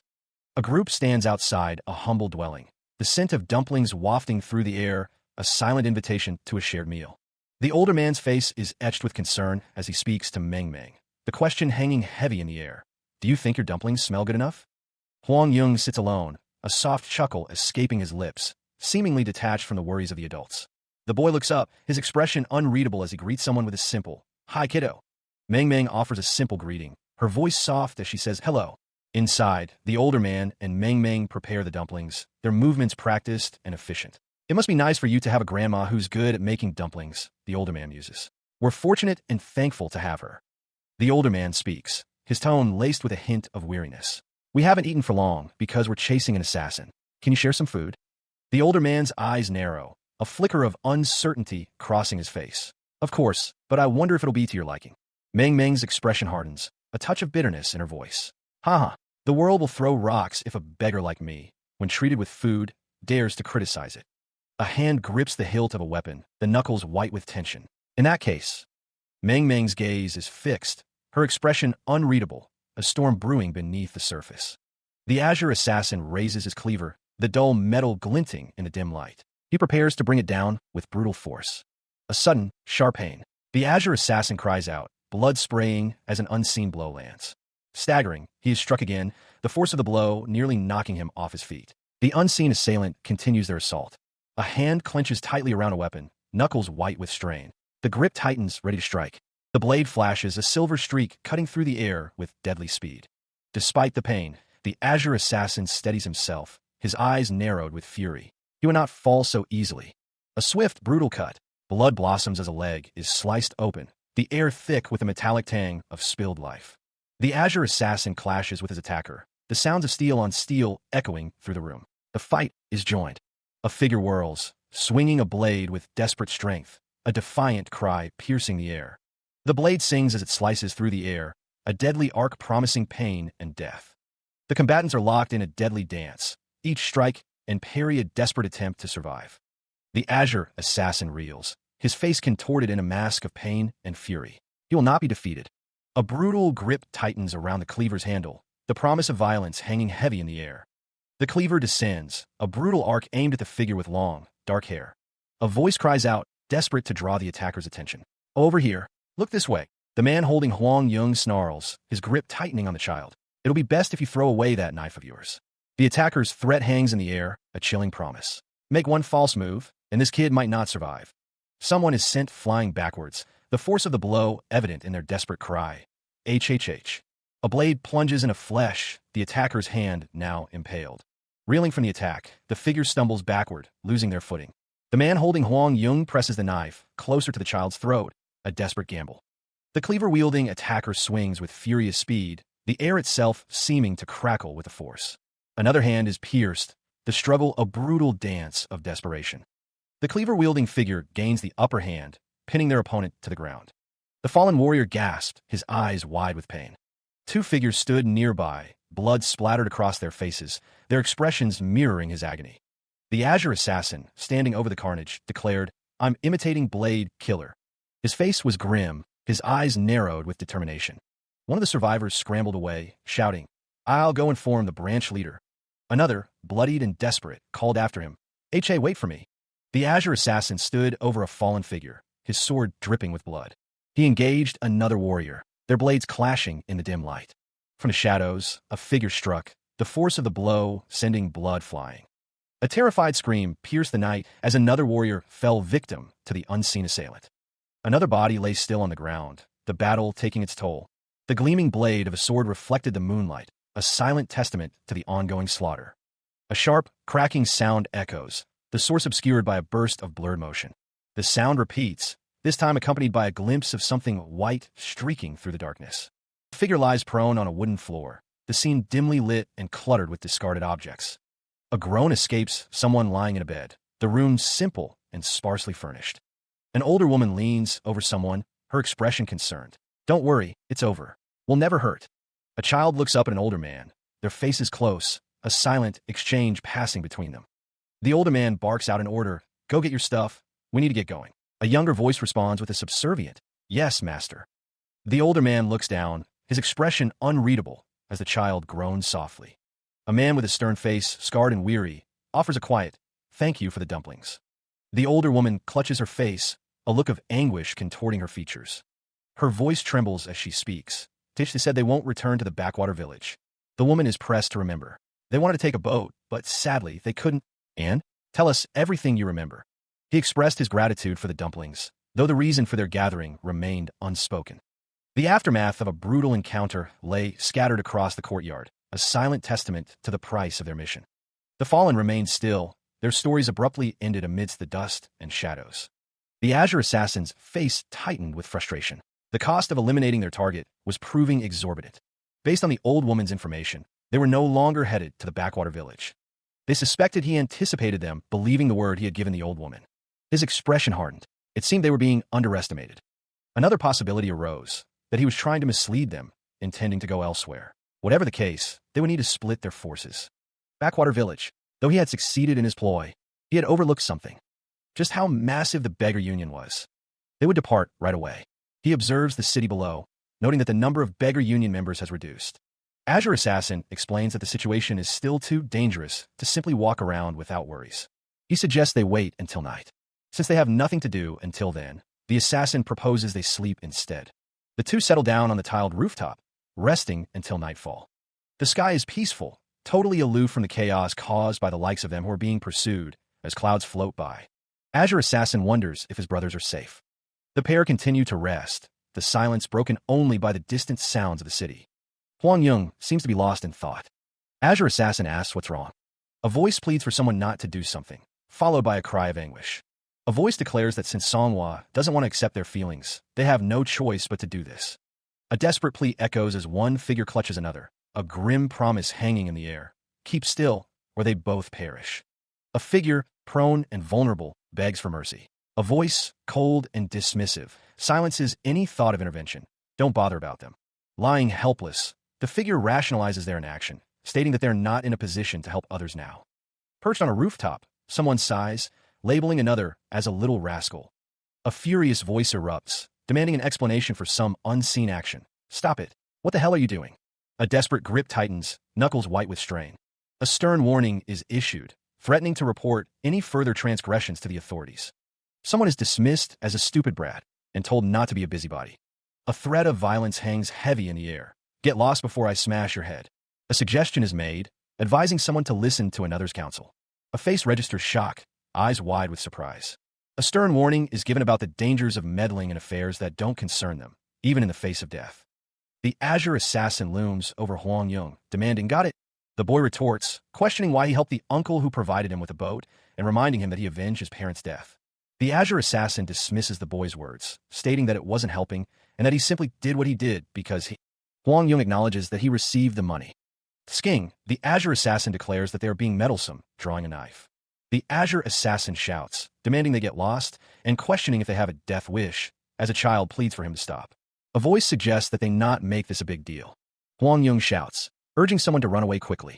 Huang Yung and another figure flee, the sound of their escape echoing in the air. The Azure Assassin declares that they are not going anywhere and demands they stop right there. The Azure Assassin gives chase, knife in hand. The Azure Assassin attacks Huang Yung with a knife. Amidst a chaotic scene of splintered wood and overturned furniture, a figure plummets through the collapsing structure. A woman with braided hair watches the aftermath, a look of concern etched on her face. Ugh, she groans as a child looks on. Close up, hands sift through the wreckage, searching for something amidst the debris. A man stands over the prone figure, issuing a stern warning. If you dare try anything funny with that lady, I'll really report you to the authorities, just like the kid said, understood? The figure attempts to interject, wait. The man pointing exclaims, why your face looks somewhat familiar. He continues, his voice rising in recognition. There was a wanted poster of you at the wharf. Why, you're that murderer. The man stands over the fallen figure, the child watching the scene unfold. The man on the ground, his face shadowed, insists, you made a mistake. By recognizing who I am.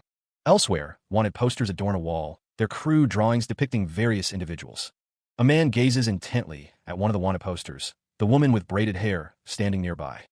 A man with a large pack walks through the town, seemingly oblivious to the events unfolding around him. A heavy footfall echoes on the wooden planks. Above, the sky is a canvas of soft gray and white, dotted with fluffy clouds. The mast of a ship pierces the horizon. Elsewhere, a figure walks through a bustling marketplace, a large woven pack strapped to their back. Merchants hawk there, wares amidst a throng of people. A cry goes up from the shore. A ship has been spotted on the horizon. The brave cargo transport ship is arriving. The ship approaches the dock, drawing the attention of those waiting on shore. Aboard the vessel, the crew prepares for arrival. Anticipation hangs heavy in the air as the ship nears its destination. With a thud, someone leaps from the dock onto the deck of the ship. A stern voice booms out, ordering everyone to remain where they are, lest they face severe consequences for disembarking without permission. Ignoring the warning, several figures begin to jump from the ship to the dock, landing with a soft tug. A commanding voice orders the search of every single corner of the ship. The order is acknowledged, and the search begins in earnest.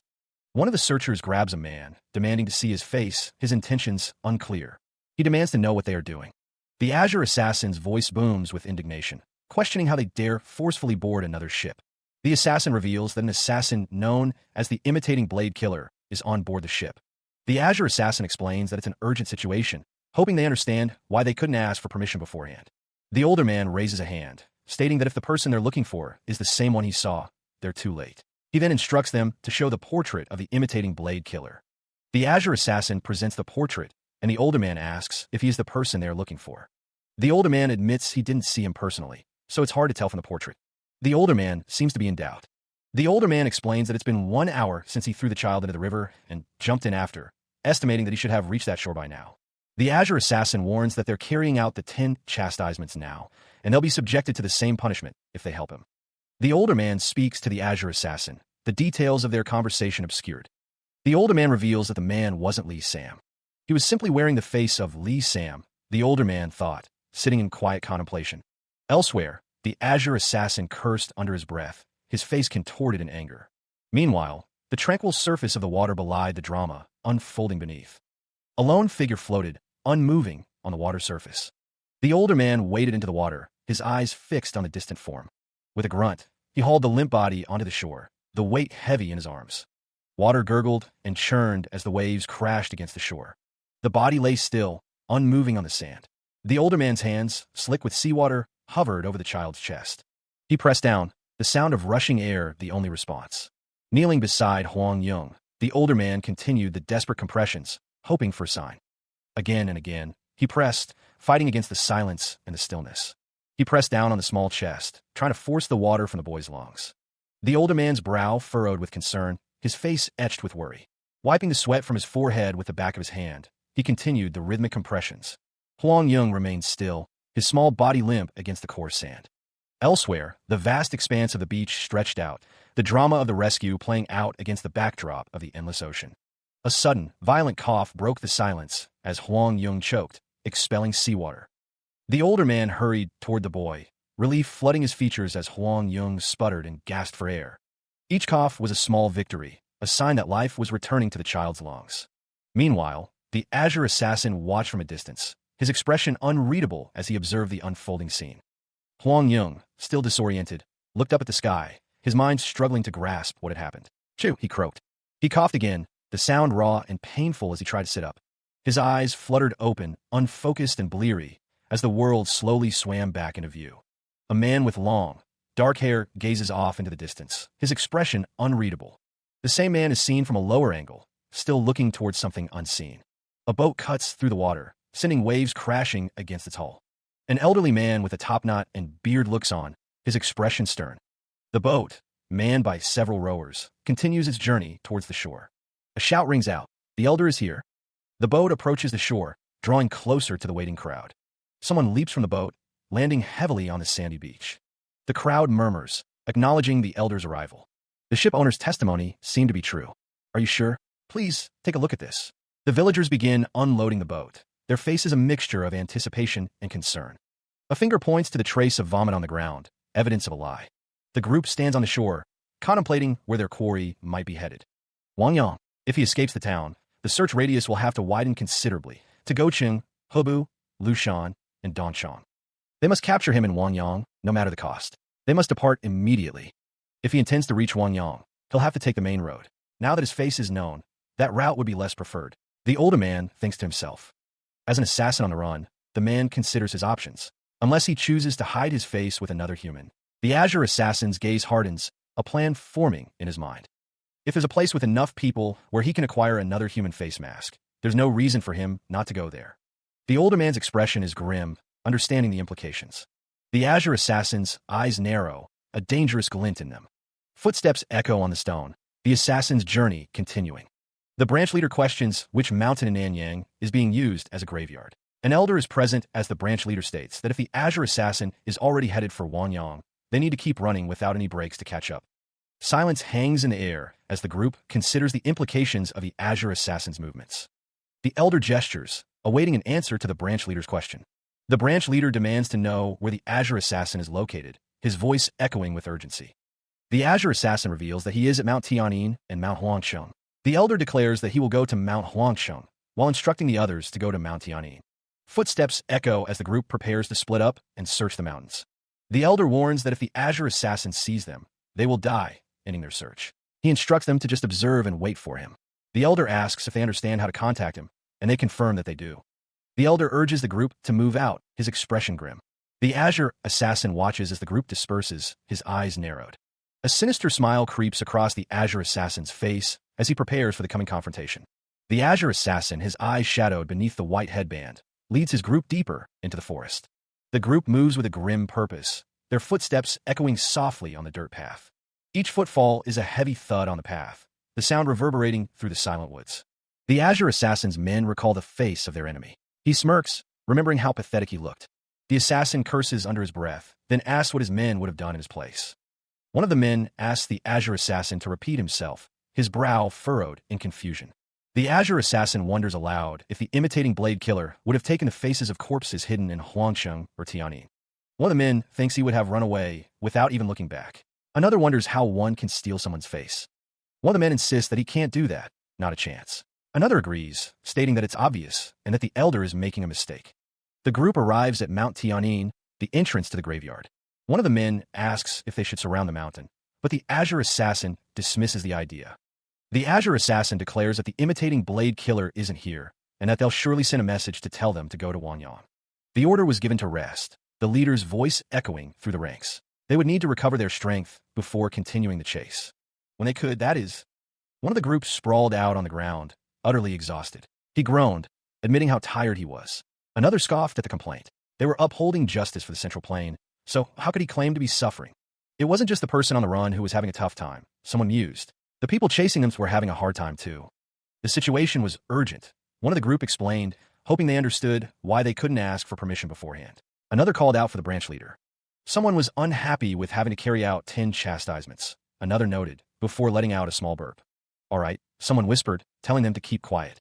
Laughter rippled through the group. What that prick said was correct, one of the men thought, but it sounded so obnoxious. He wondered if someone could. Someone declared that they would do it. The group continued to rest, their expressions a mix of exhaustion and determination. The group paused, taking a moment to catch their breath. Huang Yung watched the others, a quiet amusement flickering across his face.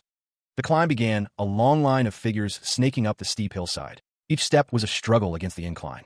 A sudden tumble broke the rhythm of the ascent. One of the travelers lost their footing, tumbling down the slope. Landing hard, the fallen traveler groaned. "Sorry, I didn't think you'd fall from that," came a voice, laced with concern.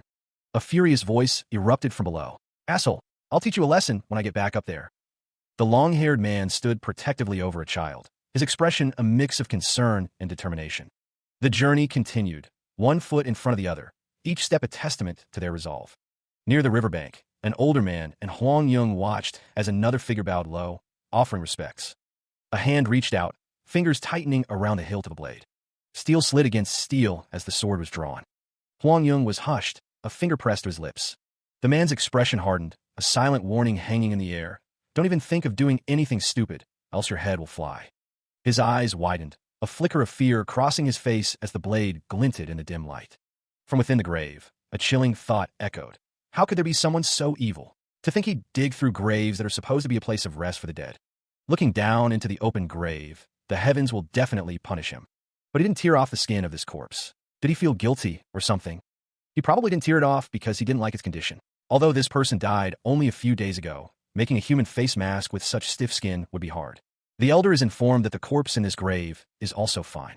Another voice confirms that it's the same situation elsewhere. The investigator continues to examine the disturbed earth. The elder considers the situation. The elder speculates that whoever was digging probably gave up and left after a few attempts. The elder orders the group to surround the mountain, ensuring that not even an ant can escape the area. One of the men apologizes, explaining that they forgot to bring the signal flare. Someone exclaims that it was a mistake, and another offers to go ahead and inform the leader. The group continues to move through the forest.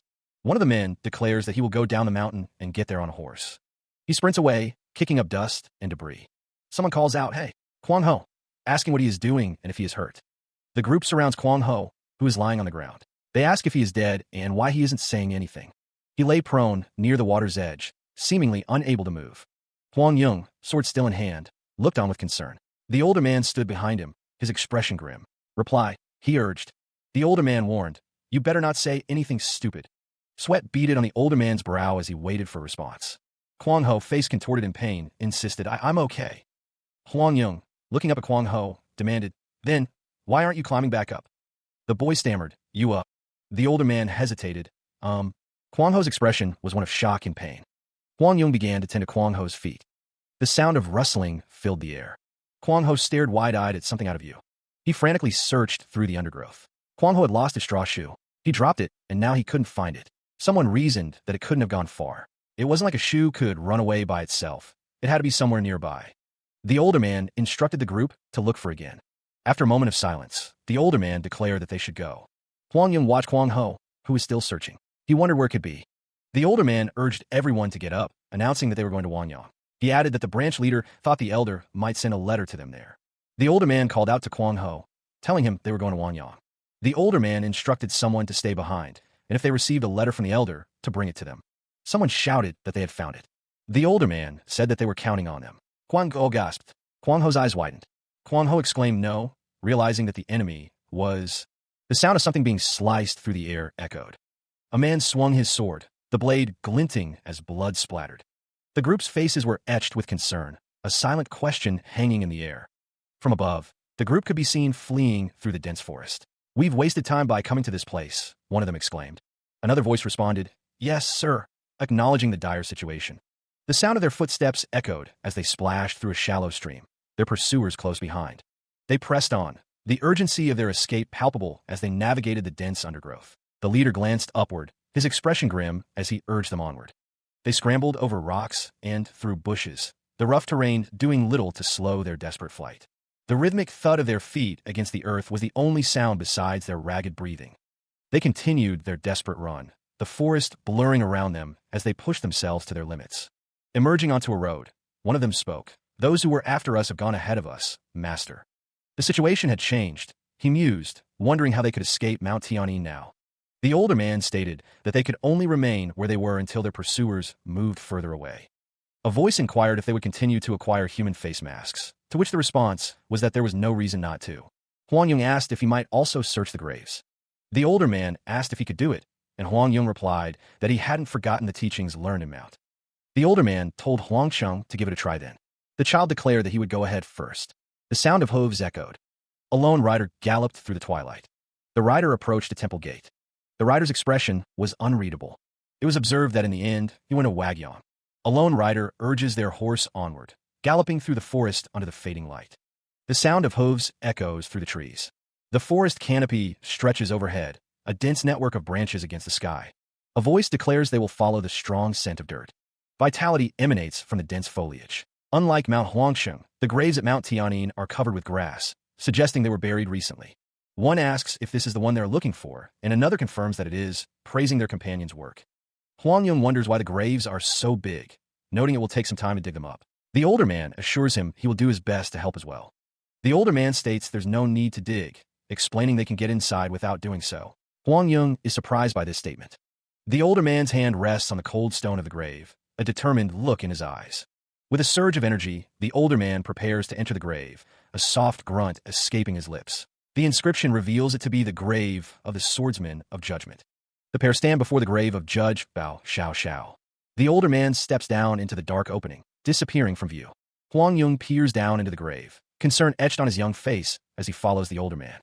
The torch crackles to life, casting flickering shadows on the stone walls. Huang Yong carefully descends into the grave, the torch held high by the older man illuminating their path. The older man holds the torch aloft, its light revealing the entrance to what appears to be an underground chamber. Huang Yong's eyes widen with a mixture of apprehension and curiosity. Inside the chamber, the older man and Huang Yong stand before a large, ornate tomb, the torchlight dancing across its intricate carvings. Meanwhile, a group of figures races towards the grave, their footsteps pounding against the earth. The sound of their approach grows louder as they draw closer to the gravesite. One of the figures, a man with a white headband, shouts, "Stop! Stop right there!" The man's voice rises in urgency. "I said stop." Another voice cries out, identifying the older man, Nanyang branch leader. The crowd surged forward, a cacophony of voices rising as they pressed onward. One voice cut through the noise, a questioning while another demanded, "Step aside." A man astride a horse, his face etched with urgency, demanded to know where they were going. The reply came swiftly. They were going to catch the imitating blade killer. Another man, standing firm, reminded him of the elder's orders. They were to wait at Mount Tianyin and guard it. Had he forgotten? One man reasoned that he had no choice. They were wasting their chance to catch the imitating blade killer because of someone's wrong judgment. The gravity of the situation hung heavy in the air. The responsibility of exterminating the imitating blade killer fell upon the elder. It wasn't something anyone could simply decide on, came the sharp retort, though a hesitant but lingered in the air. The other man, his expression hardening, told him to forget it. The man on horseback was reminded that this was not the time to talk about who was right and wrong. He was ordered to go back to Mount Tianyin right away. With a commanding voice, the man ordered everyone to head back. A surge of agreement rippled through the crowd as they raised their hands, declaring their return to Mount Tianyin. One voice, tinged with confusion, admitted that he was only saying this because he really couldn't make sense of it. The man on horseback questioned how anyone could not leave behind someone if they had a message for them. The other man confessed that he had left one person behind, though. He gaped, eyes wide with disbelief. He had just been at Mount Tianyin. But now, a chilling realization washed over Kwang Ho. No one was there. A glint of steel catches the dim light as a hand grips a skinning knife. Huang Yong peered over the edge, his expression unreadable. The older man tended to his gruesome work. Huang Yong asked, his voice small, if it wasn't disgusting. The older man confirmed that it was. Despite that, he noted Huang Yung was still paying close attention. He explained that this was something he had to learn eventually, and that he was trying to learn how to peel off the skin without spoiling it. Huang Yung continued to watch. Huang gostar intently. Something caught Huang Ho's attention. The older man and Huang Yung continued their grim task in the dimly lit room. With a grunt, Huang Ho pulled himself out of the hole. Huang Ho's name echoes in the darkness, a desperate plea hanging in the air. Where are you? He continues his trek through the forest, leaving a tombstone behind. The torch blazed, casting an eerie glow on the grim scene. A voice cut through the silence, announcing the leader's arrival. The search began in earnest. Voices echoed through the trees, calling out for Huang Ho, their urgency palpable. The search party scrambled through the undergrowth, their faces etched with concern. A muttered curse broke the tension. The worst was confirmed. A body lay still amidst the rocks, a testament to a brutal end. A final, whispered breath escaped the fallen disciple. Guilt washed over one of the searchers. He admitted, his voice heavy with sorrow, that it was his fault. He had killed him. A stern voice rebuked the grieving man, demanding if he now understood the consequences of reckless actions. The air grew heavy with dread. The unfortunate death confirmed their fears. The imitating blade killer was indeed present. A plea rose from the group, a desperate wish to not let the fallen disciples' suffering be in vain. Strategy was needed. A plan was proposed, to lay down a net and scan the area as they climbed the mountain, ensuring no trace was missed. The group gathered, their faces a mixture of grief and determination, ready to enact their plan. A sharp voice cut through the somber atmosphere. Yulong was snapped out of his thoughts, his name ringing in the air. A voice, laced with desperation, cries out, seemingly in protest of an order. Another voice, commanding and resolute, declares that the orders will be followed, and flares are to be set off. The speaker continues, adding that if the target has already escaped Mount Tianyin, the order rings out. Disciples at Luzhen, Dongcheng, Gocheng, Hebu, and Wanyang are to close in. Flares explode in the night sky, their light briefly illuminating the landscape. The mountain range looms in the darkness, a vast and imposing terrain to search. Torches flicker as figures move through the undergrowth, their footsteps muffled by the earth. A frantic voice urges others to hurry. The command is given. Everyone apart from the encircling team is to search the mountain. The target is identified as an assassin who specializes in disguise. The order is repeated with increased urgency. Check every area over and over again. The Azure assassin stood solemnly before the grave, the weight of his decisions etched on his face. Yong Myong's voice, small and laced with worry, cut through the silence. Master! The assassin's expression darkened. This was his mistake. He had never considered they could return. The child, perched at the edge of the hidden entrance, declared his intention. I will bring our stuff out. The Azure assassin's tone brooked no argument. No. The assassin's gaze swept the horizon. By the looks of their torches, they've surrounded the mountain. Escape was impossible. Yong Myong began to descend into the darkness. The Azure assassin's voice was firm. Go back inside. The child paused, looking back up, confused. Pardon? Yong Myong continued his descent, disappearing further into the hidden passage. The Azure assassin's voice echoed from above. If there's no way out, we can only hide deeper inside. Yong Myong's small form continued to descend into the darkness below. The Azure assassin watched as the child disappeared completely into the hidden grave entrance, a grim expression on his face. Oomph. A pained cry echoed from within the grave. The Azure assassin grimaced, clutching his side. His face contorted in agony, sweat beading on his brow as he endured the unseen torment. From the depths of the grave, Yong Myong peered out, the sounds of the search party growing ever closer. Above them, the tombstone read, Here lies the grave of the swordsman of judgment, Judge Bad Xiao Xiao. The search party continued their sweep of the graveyard, the sound of their footsteps echoing through the night. Torches illuminated the path as they moved between the graves, their eyes scanning every inch of the ground. The searchers pressed on, their determination unwavering as they sought their quarry. A voice cut through the night. Branch leader, are you yet to find anything? A searcher responded, Yes, but... He continued, I'm sure we have not missed them. We are searching every inch as if looking for a needle. The searcher paused, looking at a large tomb.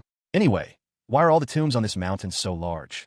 An older man explained, Mount Tianyin is famous for being a favorable grave site. Many wealthy and high-ranking prestigious people, conscious of feng shui, create tombs so large as if competing with one another. Large enough to fit not only dead people, but alive ones as well.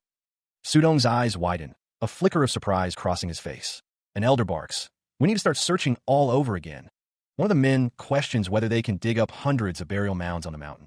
The elder insists that even if there were thousands, it is what must be done. The elder notes that Sudong has gotten a grip on himself, but warns that an assassin who makes human face masks won't use a rotten corpse. Sudong responds, "Yes, Elder." The Elder orders him to bring the caretaker of the Mount Tianyin cemetery. Meanwhile, the Azure assassin leaps through the graveyard, Yong Myong close behind. A voice echoes, stating that for the face mask, they should have run without looking back. The Azure assassin sits, hunched over in the tomb. He thinks that past Wang Yang, it would have been easy to lose them. The assassin reflects that in a hurry, they had no choice but to hide in this tomb, but it is only a matter of time before they are discovered. This is the end. The Azure assassin looks down, sweat dripping from his brow. He thinks that today will be their last day. The assassin looks up, gasping, and whispers, "Master." The corpses are a grim reminder of their situation. Yong Myong, standing on a jar, is asked if he isn't going to take the rest of the face mask off. The eyes of Yong Myong and the Azure assassin reflect the gravity of their circumstances, a silent acknowledgement passing between them. Yong Myong is told that after spending the past few days with him, it's clear he is very clever for his age. He is also told that he surely knows what kind of situation they are in without it needing to be explained, especially after swallowing gallons of river water and still being alive. The Azure assassin, seated and observing Yong Myong, asks if he thinks that they won't require face masks anymore in the future. Yong Myong confirms that he does. Yong Myong steps down from the jar.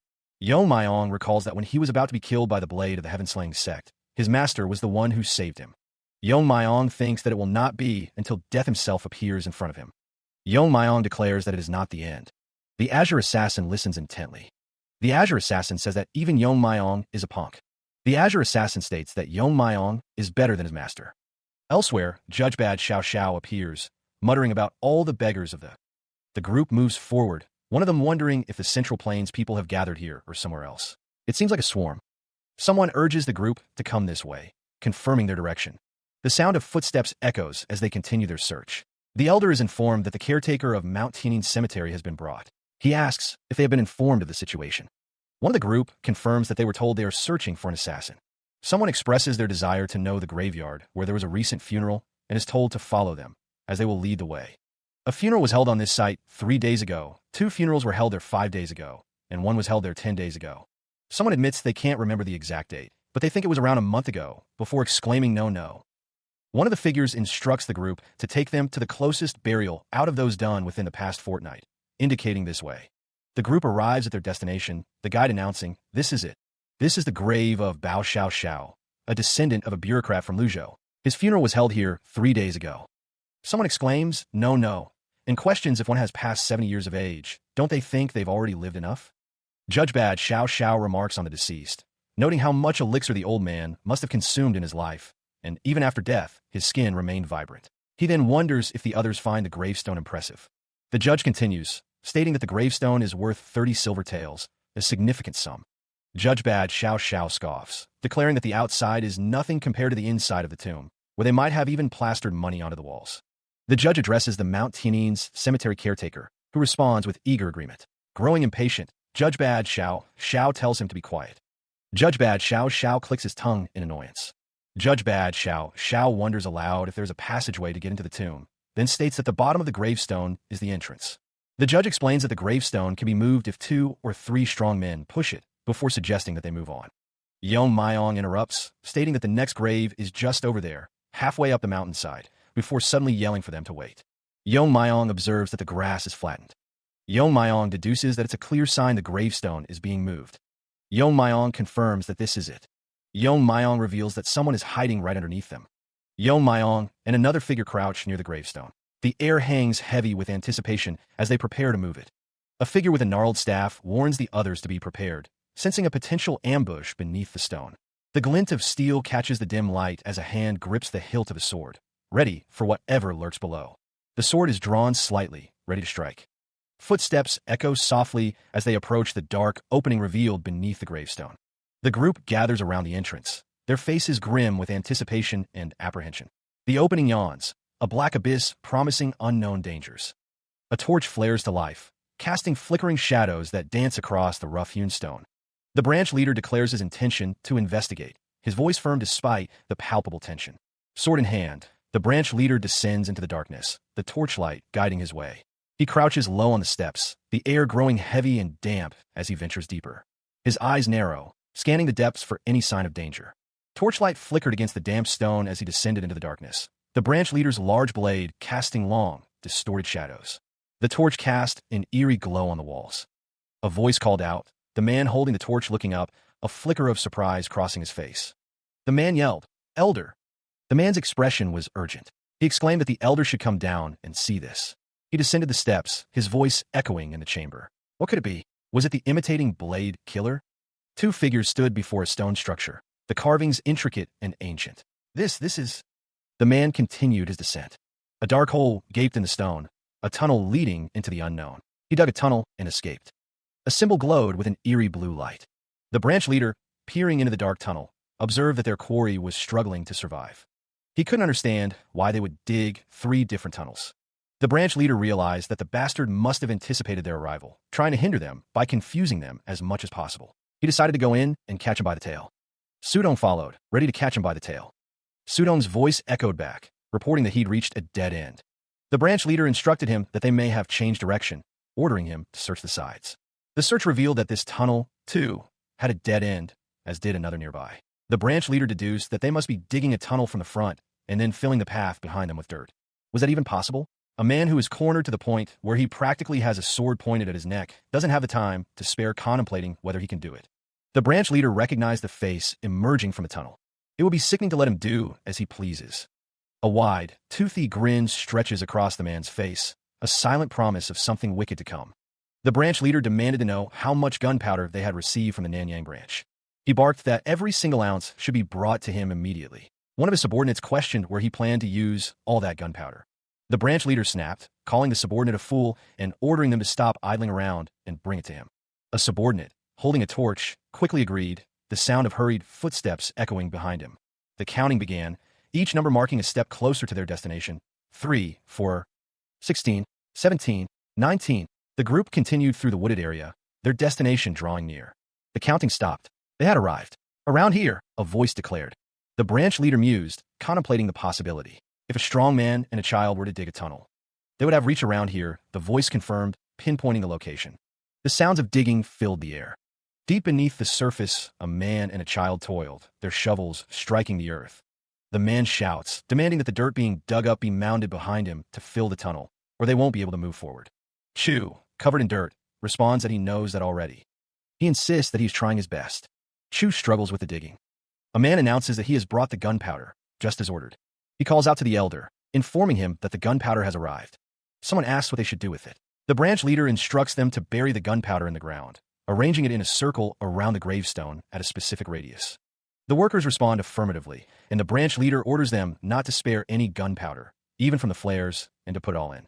A man carrying a container labeled explosive reacts with shock. He demands to know what they think they're doing. The man yells, ordering them to stop immediately and questioning what they mean by burying gunpowder. He declared that the entire cemetery would be reduced to nothing more than mud and dirt. The branch leader's voice boomed, questioning if they did not fear the consequences of their actions. Someone scoffed, suggesting that instead of complaining, they should use the time to move the corpse out of the tomb. The branch leader's expression hardened, his gaze fixed on some unseen point. Chu spoke, stating he would rather not watch the dead get blown away with them.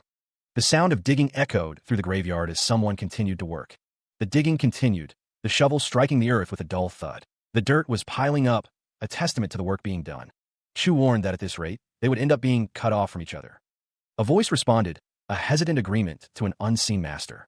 Sweat beaded on the brow of the one digging, their expression a mix of fear and determination. Bundles of what appeared to be gunpowder were being prepared, tightly bound and ready for use. The branch leader's men, their faces grim, hurried to complete their task. He's going to get away. Hurry, one of them urged. Elsewhere, a memory flickered, a stark contrast to the present urgency. A figure lay prone in the dirt, a sword resting nearby. Should we stop? A voice echoed. Do you want to give up here? Sweat beaded on Chu's brow, his face contorted in pain and exhaustion. He remained silent. A heavy hand slammed down, pinning him to the ground. An exclamation mark punctuates the moment. A voice boomed, laced with contempt.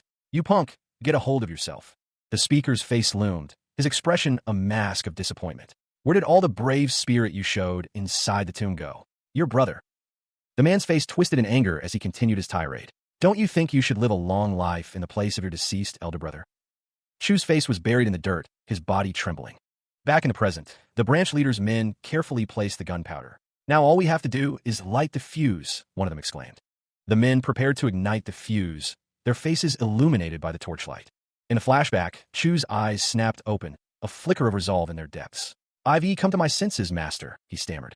The branch leader's men stand ready, torches lit. One of them announces that the gunpowder is prepared. He barks that there's no reason to hesitate, ordering them to light it up. Another man declares he's going to continue out. The branch leader states that whether they follow him or get buried alive, it's their decision. Another man shouts that the gunpowder is going to explode, his arm raised in alarm. Someone yells to get as far away from the tomb as possible and hide. Another man stammers that he will follow his master, adding that he will go with him.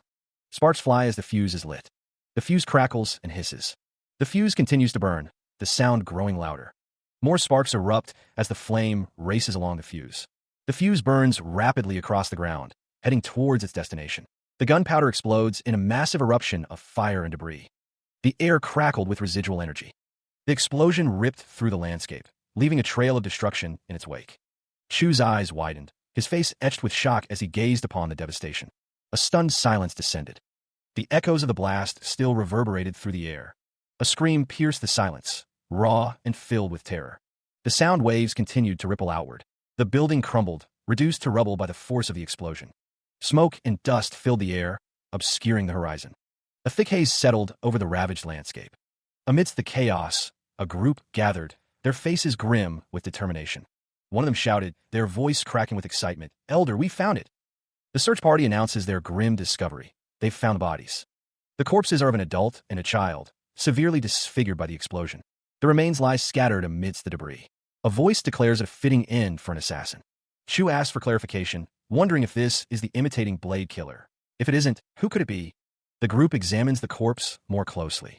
Someone shouts that they found another corpse, eliciting a surprised reaction from the group. Another voice states that this corpse isn't him either.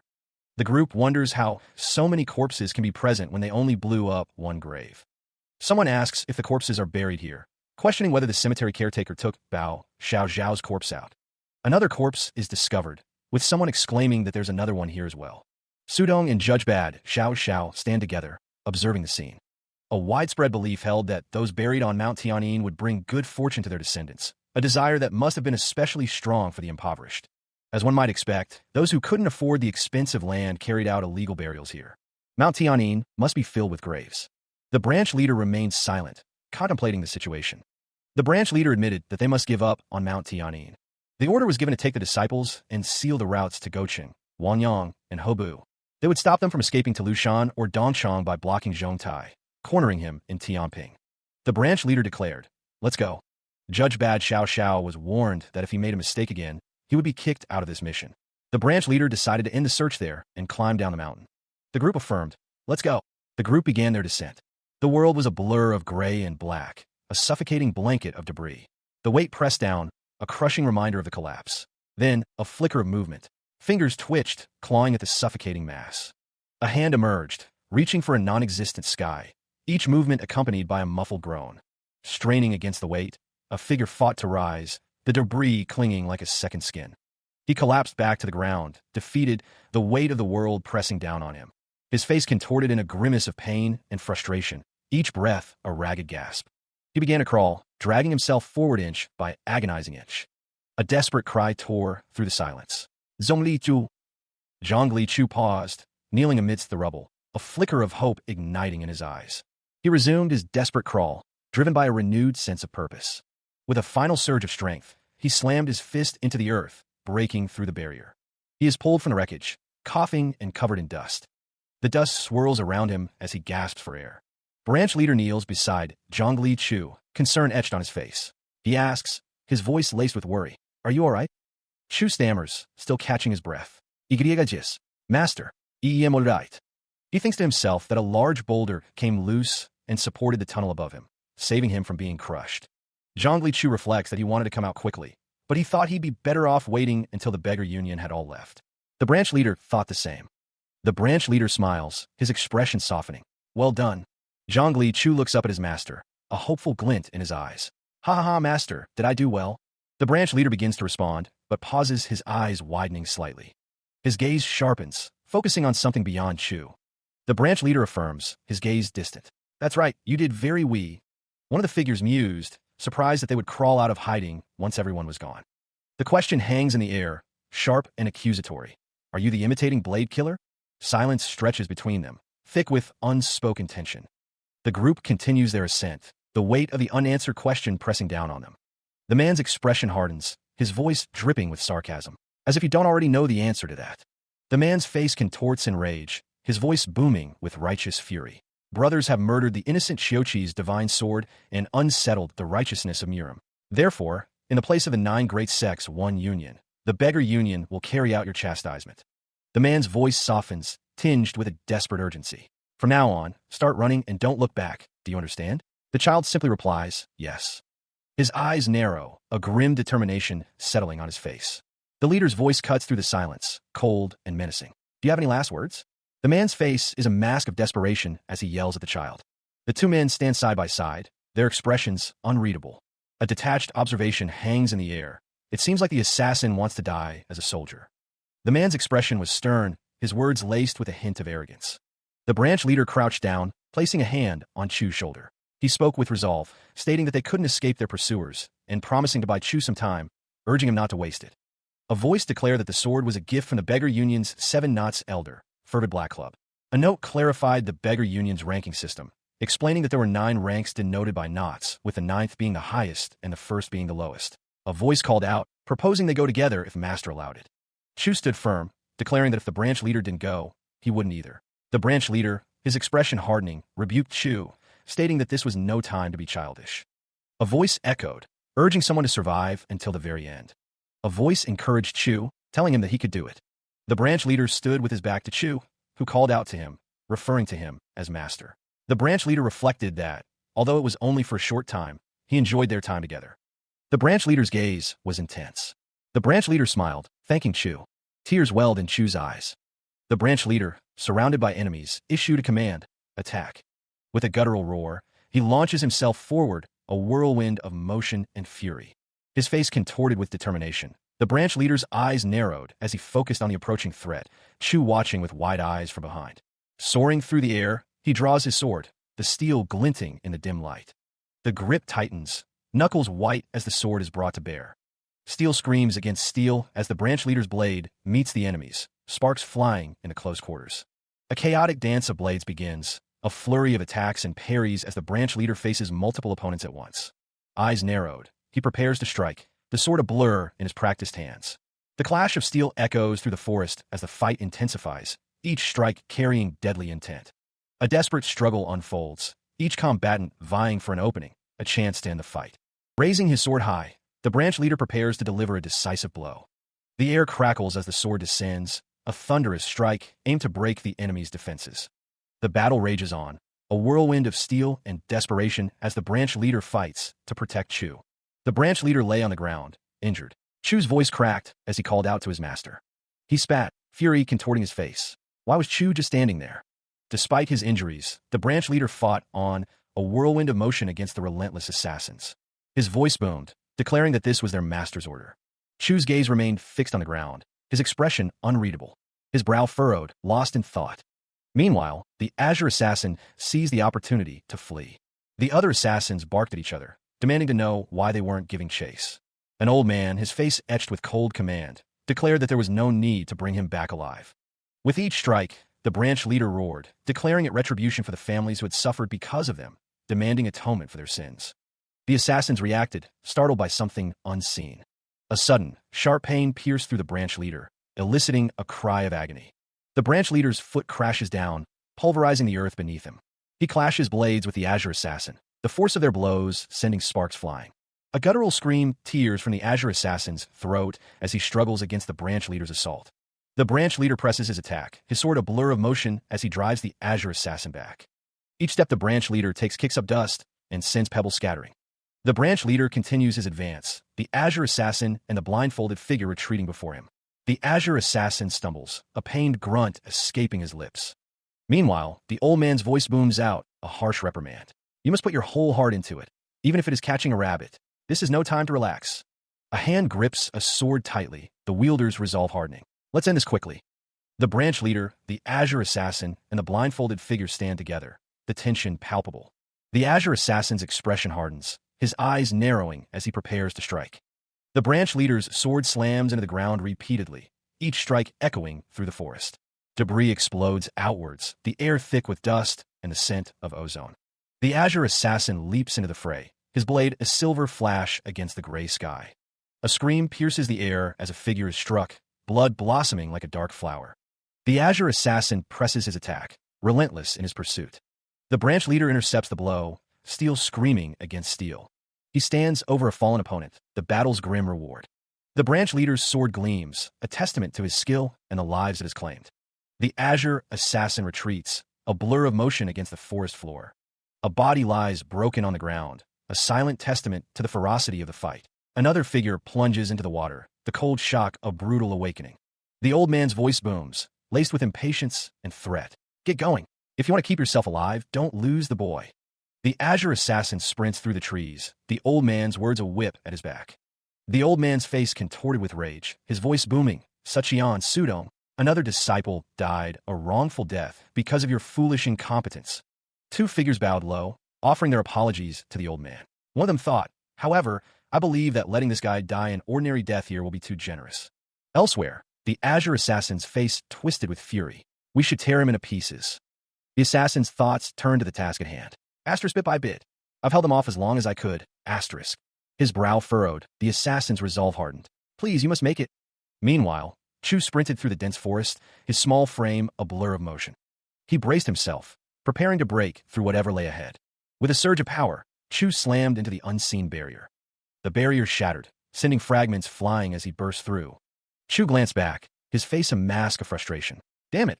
He grits his teeth, pushing himself forward, the sounds of pursuit echoing behind him.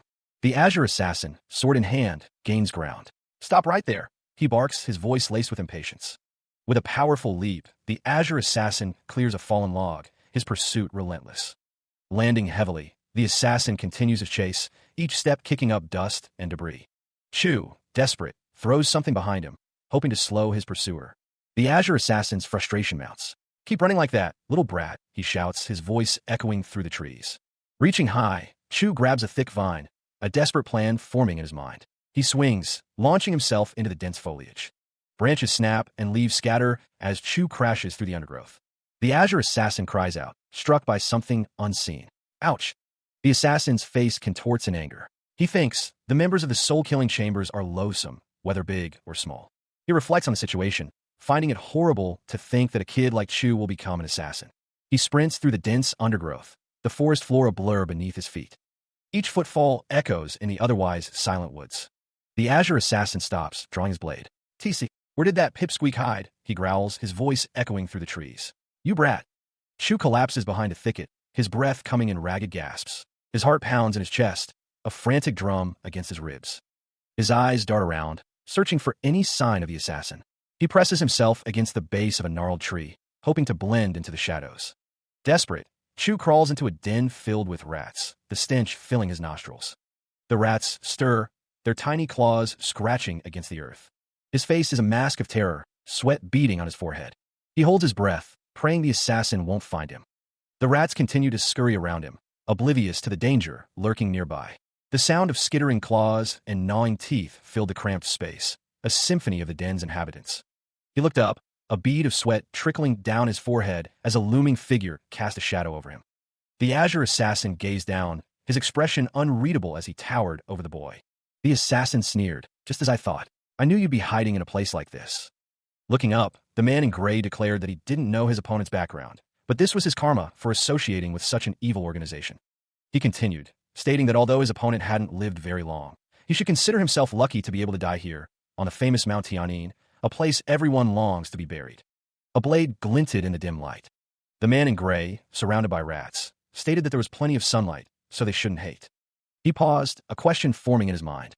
The rats continued to swarm around him, their tiny feet making a skittering sound. Chu, visibly alarmed, wondered where all these rats had come from. The sea of rats stretched out before him, a writhing mass of fur and tails. The rats pressed closer, their claws scraping against the ground. Surrounded, Chu looked up with wide, fearful eyes.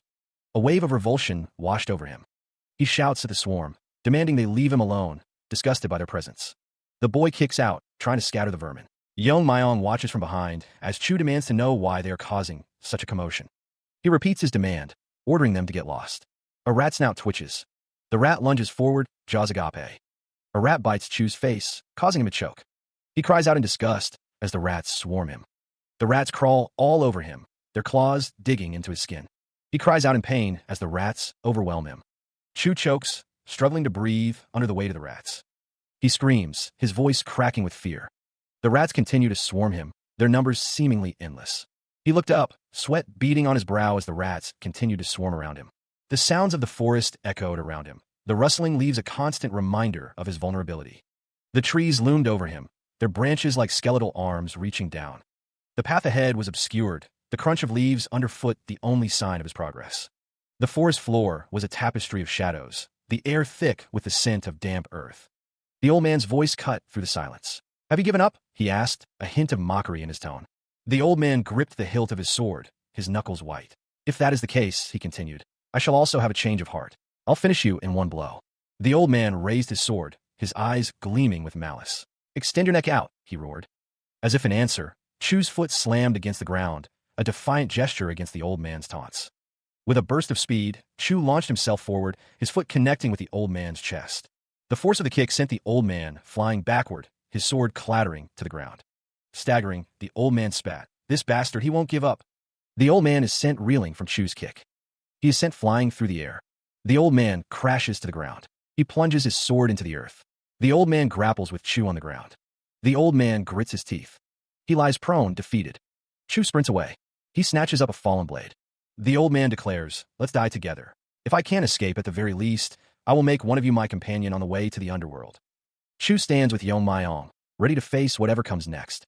The assassin's words cut deep, accusing the old man of prioritizing the deaths of others over his own survival. The old man, his back turned, continues his slow march through the forest. Azure Assassin spits out a curse, his frustration evident. The assassin's voice booms, demanding to know who gave the old man the right to judge others. He declares that chastisement is merely a tool to maintain power. The old man pauses, his expression unreadable. He muses that he was wrong to assume the assassin could relate to conscience. The assassin's voice drips with venom, stating that even if they ignore the reason for his chastisement, there's no reason to keep someone like the old man alive. Azure Assassin's eyes narrow, a sinister smile playing on his lips. He declares he wouldn't mind if the old man became his companion on the way to the underworld. His hand tightens around the hilt of his blade, the metal glinting in the dim light. The old man's face contorts in rage, his eyes burning with fury as he spits out the word, "Fool." A primal roar tears from his throat, a sound of pure, unadulterated fury. With blinding speed, Azure Assassin unleashes a flurry of attacks, the sound of steel slicing through the air echoing through the forest. The onslaught continues, each strike a desperate attempt to end the battle swiftly. The old man is sent flying backward, arms flailing as he desperately tries to regain his balance. The force of the blow reverberated through the air. He was sent flying, weightless against the unforgiving momentum. His foot scraped against the rough ground, a desperate attempt to regain control. The Azure Assassin, unfazed, taunted, "Come on. If you can take me on, do it." The old man slammed into the earth, the impact jarring every bone in his body. The Azure Assassin's expression hardened, his eyes narrowed. Yong Myong fled through the trees, calling out, "Master! Master!" The Azure Assassin muttered, "How?" Yong Myong continued to run. The Azure Assassin, kneeling, spoke to the fleeing Yong Myong. "I knew you would be. Did you not hear your master's order to?"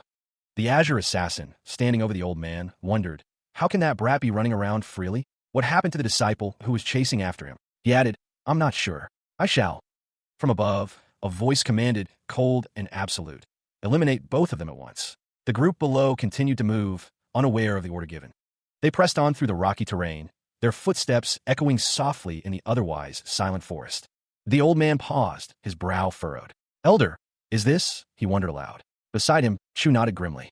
"I felt it too." Yong Myong glanced back, his expression troubled. The sound of pursuit was growing closer.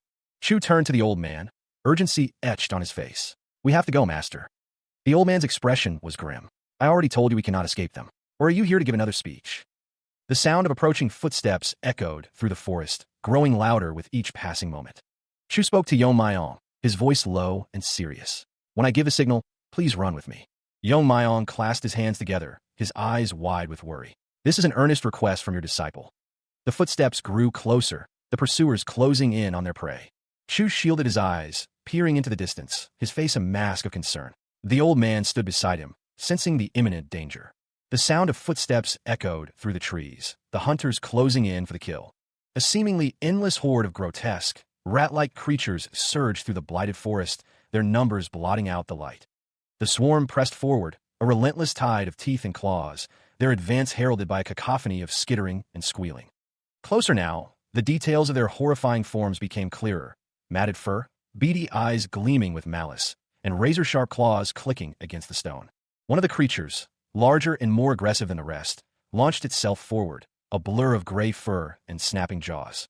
Neutral figure man recoiled, his eyes wide with alarm. "Rats! It's a mischief!" he exclaimed, recognizing the unnatural nature of the assault. The monstrous rat blurred past, a dark shape propelled by unnatural speed and hunger. Chu's brow furrowed with concern as he watched the approaching swarm. Yong Myong stood beside him, his expression grim. "It's not time yet," Chu muttered, his voice tight with suppressed urgency. The rat-like creatures swarmed around the group, their numbers seemingly endless. One of the figures in the distance gasped, "How is this possible?" Unseen, someone stood amidst the horde, their presence a silent command to the ravenous swarm. Neutral figure man shouted, his voice cracking with desperation. "Elder, let's evade."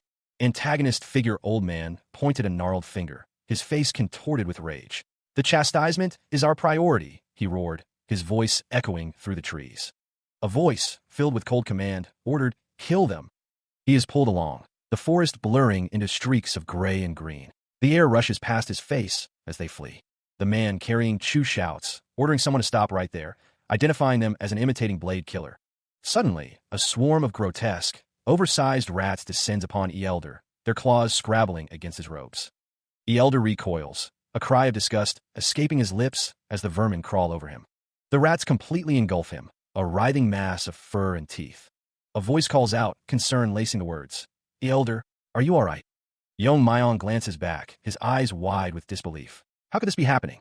Another voice, belonging to a figure in the background, urges Yong Myong to keep moving, lest they suffer the same fate. Yong Myong agrees, his voice tight with fear. Elder continues to flee, his pace unwavering despite the clinging horde. He leaps forward, desperation fueling his every stride. A lone pigeon soars through the vast expanse of the sky. With a gentle push, the messenger pigeon is released, its wings beating softly as it ascends. Attached to the bird's leg, a message arrives. "Branch leader, we have received a messenger pigeon from Hobu." The branch leader reads the missive. Another faceless corpse has been found. A finger points to a location on a war map. So far, there have been 7 faceless corpses. 5 graves have been dug up, and 12 reported sightings match their clothing description. The old man strokes his chin, wondering how they managed to go in and out of these areas without being spotted. The branch leader declares that they must go. There's something they must find out. The pounding of hooves echoes as horses gallop forward. Elsewhere, a woman laments what she should do about her poor husband, the lantern casting a somber glow. Her heart aches at the thought that her husband won't cross into the underworld, destined instead to wander in his afterlife as a faceless ghost. She begs for help. A voice offers reassurance, promising that the beggar union will assuredly handle the situation. Upon closer examination, it appears the face was not cut off to be used as a skin mask. The conclusion is reached. This is not the work of the imitating blade killer. That explains why there seem to be no traces of him despite these findings. But who would do such a thing and why? A grim expression settles on the face of the investigator. Someone is helping the imitating blade killer. The lead points to a pawnbroker. A promissory note of 200 taels was received for the Chinese horoscope published at the Nanyang Item Depository. The branch leader holds up the document. Is this not the promissory note mentioned in the newsletter issued by the beggar union? Where's the man who gave you this? You must know his whereabouts. The response comes, hesitant and fearful. He really doesn't know where he is. The branch leader, face contorted in frustration, bellowed, demanding to be heard. He recalled the moment he'd handed over the money, a paltry 10 tael, after the man had begged for an extension. Now he was supposed to meet him again, today, to receive the rest of what he was owed. One of the men questioned how they could be sure he would even return. Elsewhere, fireworks exploded over Donchong, painting the sky with fleeting bursts of color. The old man, scarred and weathered, stood somewhere within the city. The man insisted he wasn't lying about the debtor being in Donchong, his brow slick with nervous sweat. A voice urged the branch leader to calm down. The branch leader, face reddening, explained that despite his worries about being targeted for snitching, he had mustered the courage to come here. And yet, he sputtered, they dared to mistreat him. The man stated he had done his part, leaving it up to them to believe him or not. The branch leader declared he would be sending the disciples off now, requesting they wait just a moment. He watches as one of his men rushes toward him, a question hanging in the air. A masked man, the messenger explains, delivered this letter and requested it be given to the branch leader. The old man peers at the letter, the contents suggesting that a man suspected of imitating the Blade Killer paid for it. The letter also mentions the fair prices for 2 people to get on a stowaway boat. The group considers the information. Can they trust the words of this unknown person? One of the men explains that the letter claims the sender is the intercessor for the stowaway boat, which many criminals use to escape the county. At this point, it's becoming harder to filter out the false information. Their situation is precisely what that bastard aimed for. The men stand in silence, contemplating their next move. Even so, even if they have hundreds of clues, they must investigate every single one to find the one that really leads to him. Aren't they capable enough of doing that? The branch leader orders his men to prepare an ambush with the help of the pawnbroker. He sends Sachian and Sudong after the stowaway boat, declaring that he shall go to Dongshan. With a unified cry, the crowd surges forward, ready to carry out their orders. Let's go!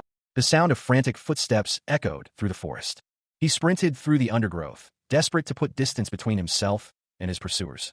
In his haste, something dislodged from his person, falling to the forest floor.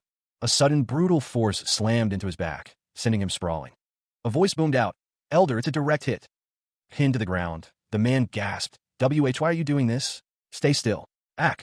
Elsewhere, a man addressed the group. "It's not a human face mask." Another responded, "You fool. Why did you run away upon seeing the beggar union?" The man exclaimed, "I am quite well known for being nimble in my village." He continued, "That's why a lot of bettors challenge me to run races. I was told I would receive 5 taels if I managed to get the beggar union to pursue me for 2 days without being caught." The man added, "Well, he was a man I had never seen before, so damn it." His face contorted in frustration. A muted gray fills the void. The darkness deepens. By the way, a ship sails under the night sky. Inside the ship, the old man is questioned about the swarm of rats on Mount Tianyin and whether he can command them. He retorts that he only copies the sounds of animals. Ages ago, all the rats in the neighborhood were making the same sounds and causing a commotion. Not too long after, there was a landslide. Ever since then, whenever he makes the same sound, the rats go crazy and cause the same commotion. Chu thinks those sounds mean there's a landslide in their language. The old man wonders if he is protecting Chu or if Chu is saving him.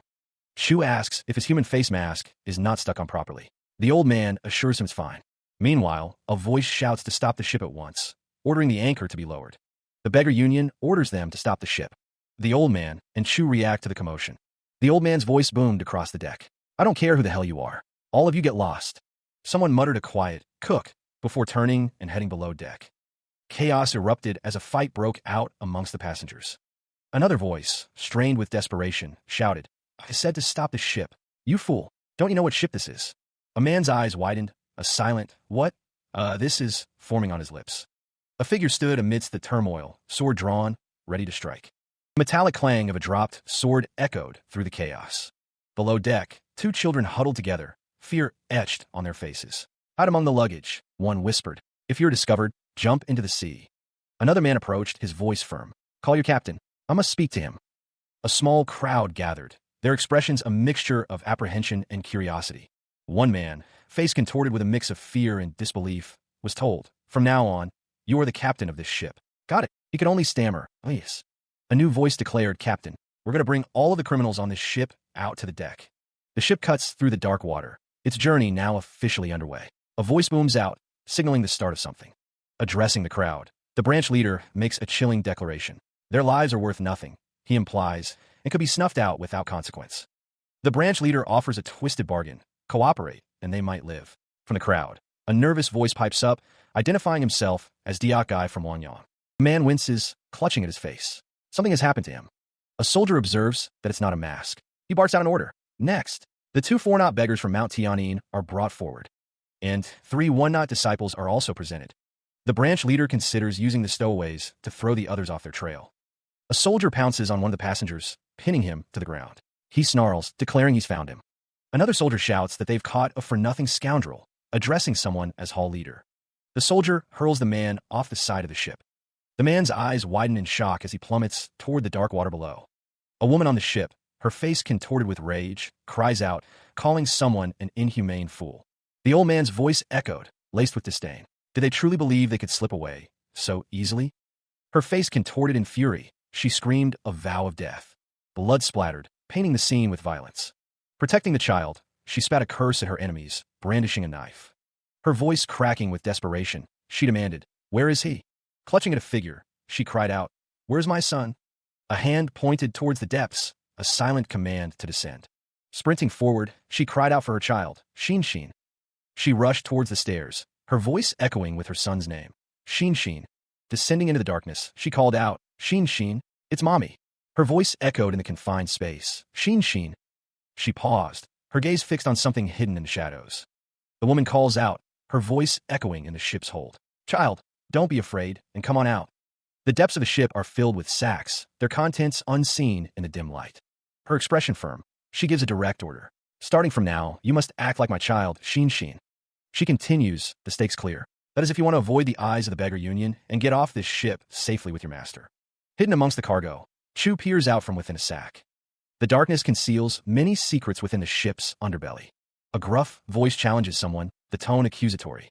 "Are you aware of the ridiculous stunt you pulled just now?" The man steps forward, introducing himself. "I am Han Chun from the ignoble clan." The text explains the situation. This man was trying to escape with their clan leader's kidnapped son, acting without fear. A swift kick lands, the sound echoing.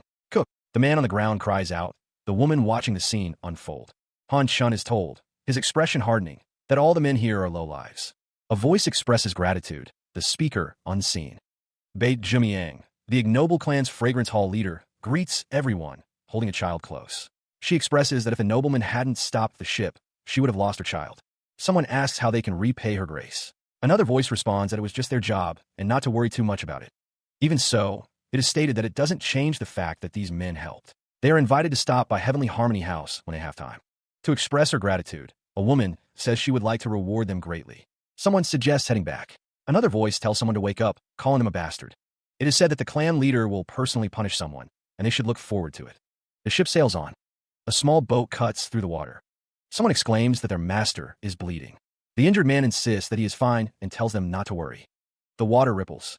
The night had been a complete waste. They had waited, prepared to strike, but their target never appeared. Their target never showed up. Diakai considered the situation. He would have thought that since his life was on the line, such a meager amount of money wouldn't matter to him. The man wondered if they should beat the pawnbroker. Han Chun urged them to settle down, warning that if they kept this up, the beggar union would lose allies who could provide them with more information. The imitating blade killer was not on the stowaway ship. It was quite disheartening, but he was at peace, knowing that they were able to catch a kidnapper. Kidnapper? They caught a criminal trying to escape after kidnapping the child of the ignoble clan's fragrance hall leader. The hall leader was able to reunite with her child safely. That is a relief. Here, a man from the ignoble clan arrives, announcing his presence to see the elder. The words ignoble clan hang in the air, followed by the revelation that this is a letter from the leader. The letter is presented, prompting another question. The clan leader? The elder pores over the contents of the letter, his expression unreadable. A wave of disbelief washes over someone, the words, "How could this be?" barely audible. The question echoes. Elder. The letter reveals a shocking truth. The ignoble clan's fragrance hall leader was an accomplice to the imitating blade killer's escape and has been exiled. The man reading the letter exclaims in disbelief. The weight of the revelation is etched on his face, a mixture of shock and anger. A new piece of information surfaces. The ignoble clan's fragrance hall leader, Jumiang, is married to the imitating blade killer. Frustration boils over, the men cursing their misfortune. A message arrives, revealing that Bei Jumiang has prepared a boat at Doling Pier. If the imitating blade killer boards that boat, he will escape the Central Plains for good. The order is given to bring this. An urgent command cuts through the air. Azure Assassin tends to his wounds. Since they are in a hurry, he can only stop the bleeding for now. The Azure Assassin expresses his gratitude, relieved to still have an arm to eat with. Diakai retorts that he was able to escape alive thanks to her, questioning if he thinks it's easy to trick the beggar union. The Azure Assassin listens intently. The Azure Assassin wonders how Diakai knew he was on the stowaway ship. Diakai explains that the ignoble clan has just as many connections as the beggar union, revealing that even the pawnbroker was from the ignoble clan. Then she begins to ask why. The Azure Assassin's expression is unreadable. Meanwhile, Diakai looks down, a hint of sadness in her eyes. Yong Myong demands that Chu do something about his face. Yong Myong finds it unsettling to look at Chu's face, claiming it's driving him to madness as they travel by boat. Han Chun tells Chu that he can take off his mask now. Chu responds with a simple, "Yes, master," and begins to remove it. The woman with the elaborate hair ornaments announces their arrival to someone she addresses as hall leader. Diakai, Han Chun, and Yong Myong stand on a wooden dock next to a small boat, ready to depart. Neutral Woman's ship thanks the Azure Assassin for his help, but cautions him to be careful, as he has made himself a target. The Azure Assassin declares that he, too, will be leaving, stating he holds no lingering feelings towards the Central Plains. The Azure Assassin suggests that once everything is forgotten, they might meet again. Diakgai, Han Chun, and Yong Myong walk towards the distant boat, preparing for their journey. Neutral Woman's ship calls out, urging the others to leave as well. Diakgai, Han Chun, and Yong Myong run along a path through the forest. Diakgai declares that he has prepared a boat that will definitely cross the sea. The sound of approaching hooves grows louder as riders on horseback draw near. Two riders urge their horses onward, the rhythmic beat of hooves filling the air. They had arrived. The wooden planks of the dock creaked underfoot as the small group disembarked, the air thick with anticipation. A collective gasp rippled through the group, their eyes widening with a shared sense of alarm. Diakgai's brow furrowed, a bead of sweat trickling down her temple as she took in the scene. The word hung heavy in the air, a silent acknowledgement of the forces at play. The mention of the title sent a shiver down her spine, a sense of foreboding settling in her stomach. The Sea Clan leader stands on a boat, declaring that anyone who helps a fugitive will be considered one as well. He demands to know with what intent they acted. The man's expression hardens as he asks if this is how he is repaid for taking someone in. A woman offers her apologies. She stammers that she has no excuse and that it is over for her now. She reveals that she has already alerted the Beggars Union, and they should be on their way. A group of people ride on horseback, one shouting to giddy up. Footsteps approach, a sense of finality in the air. The woman is told that they must leave. The man's expression is unreadable. The Sea Clan leader questions how they will do that, asking if they are sure. The Sea Clan leader asks if she can fight with her shoulder in such a state. The woman says that it doesn't seem like he will let them leave quietly, and that she has no other choice. She wonders how fugitives on the run are not even carrying a sword with them. He strides forward, declaring that out of consideration, he too shall not wield a blade. The Sea Clan leader's expression hardens, snapping that he doesn't have time to spare to be thankful for such an action. He takes a quick step forward, closing the distance. With a burst of speed, the Sea Clan leader leaps into the air, ready to strike. Bei Jumiang prepares to defend herself against the aerial assault. He strikes out with his hand, aiming for a vital point. The Sea Clan leader follows up with a swift kick, pressing his advantage. The force of the blow sends Bei Jumiang staggering backward. Bei Jumiang slams her foot down, the wood cracking under the sudden force. She retaliates, striking the Sea Clan leader squarely in the face. The Sea Clan leader reels from the impact, sweat beading on his brow. The force of the counterattack sends him crashing to the ground. He is on the ground, but Bei Jumiang doesn't relent, raining down blows. Each strike lands with brutal force. The Sea Clan leader can do nothing but endure the onslaught. With a final, savage kick, Bei Jumiang sends him reeling. The ground crumbles beneath his weight as he is forced backwards. Bei Jumiang's fist flies once more. The blow connects, a sickening thud echoing in the air. Another strike follows, each one driving him further into the dirt. Her foot slams into his chest. The Sea Clan leader is sent flying through the air, a broken figure against the sky. He crashes to the ground, defeated. The impact sends tremors through his body, leaving him broken and still. Bei Jumiang stood over the fallen Sea Clan leader, the sound of his defeat echoing in the air. Diakgai and Yong Myong watched with concern. The Sea Clan leader gasped, struggling to regain his breath. Han Chun loomed over him. "Let Hall Leader Bei go," he demanded. The Sea Clan leader, still on the ground, wheezed. What do you mean?" Han Chun continued, his voice firm. "If you leave Hall Leader Bei here, I will not stop you from getting on this boat." His expression remained stern, unwavering. Diakgai gasped, a realization dawning on her face. The Sea Clan leader, still struggling, insisted, "This is not a matter that can be settled so easily." Han Chun looked up, replying, "Of course I do." He revealed, "That is why I plan on retiring and going into hiding with Hall Leader Bei and Murim." A voice echoed, "I too am." Han Chun, ever aware of his surroundings, knew that Bei Jumiang's heart had grown fond of him. However, she could not accept his heart because of the man right there. Tormented by the guilt of ruining their marriage, she had waited all this time for the chance to make amends. Since this situa, even if they were apart for 15 years, they were still husband and wife. Bei Jumiang revealed, "I belong to the imitating blade killer, Song Yang. Even if she were to go with him, she would only be living with the..." Her expression was unreadable, and she was sure the clan leader understood that such a companionship wouldn't last very long. Han Chun remained silent, his gaze distant. Bei Jumiang wondered how she could do such a thing.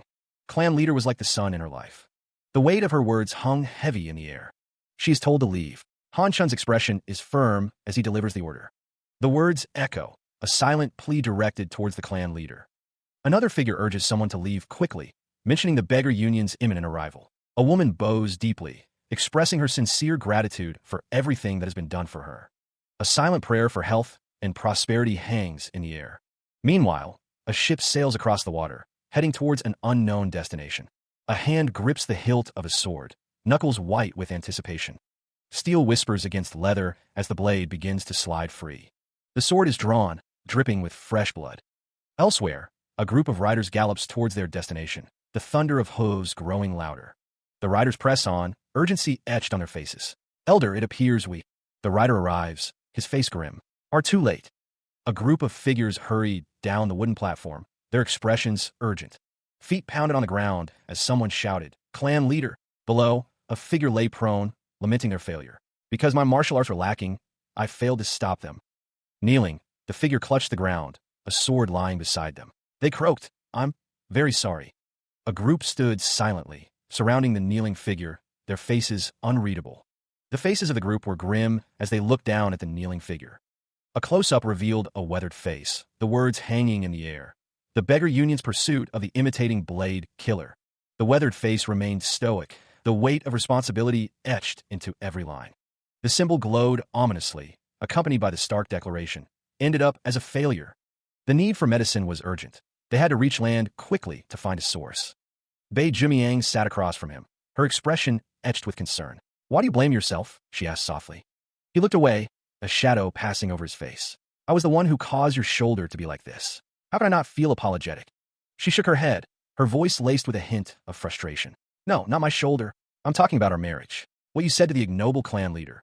The man's expression hardened, his jaw tightening as he listened to Jumiang. Jumiang's voice trembled slightly as she continued, "You already know about it. I couldn't fulfill my role as a wife or mother. I am an unfortunate woman." His eyes widened, a pained expression crossing his face as he interrupted her. "If only I did not live by alcohol, our So-So wouldn't have died after being hit by that carriage dash." He cut himself off with a choked, "No." A heavy silence hung in the air as he admitted, "The one who caused you to turn to alcohol was me." His face contorted with anguish, the weight of his words settling heavily between them. Song Yang speaks, admitting he was the one who followed her, despite knowing what was coming, and that he was the one who dragged her. Silence hangs in the air between them. Song Yang continues, suggesting that seeing as they no longer blame each other, it seems they have grown old.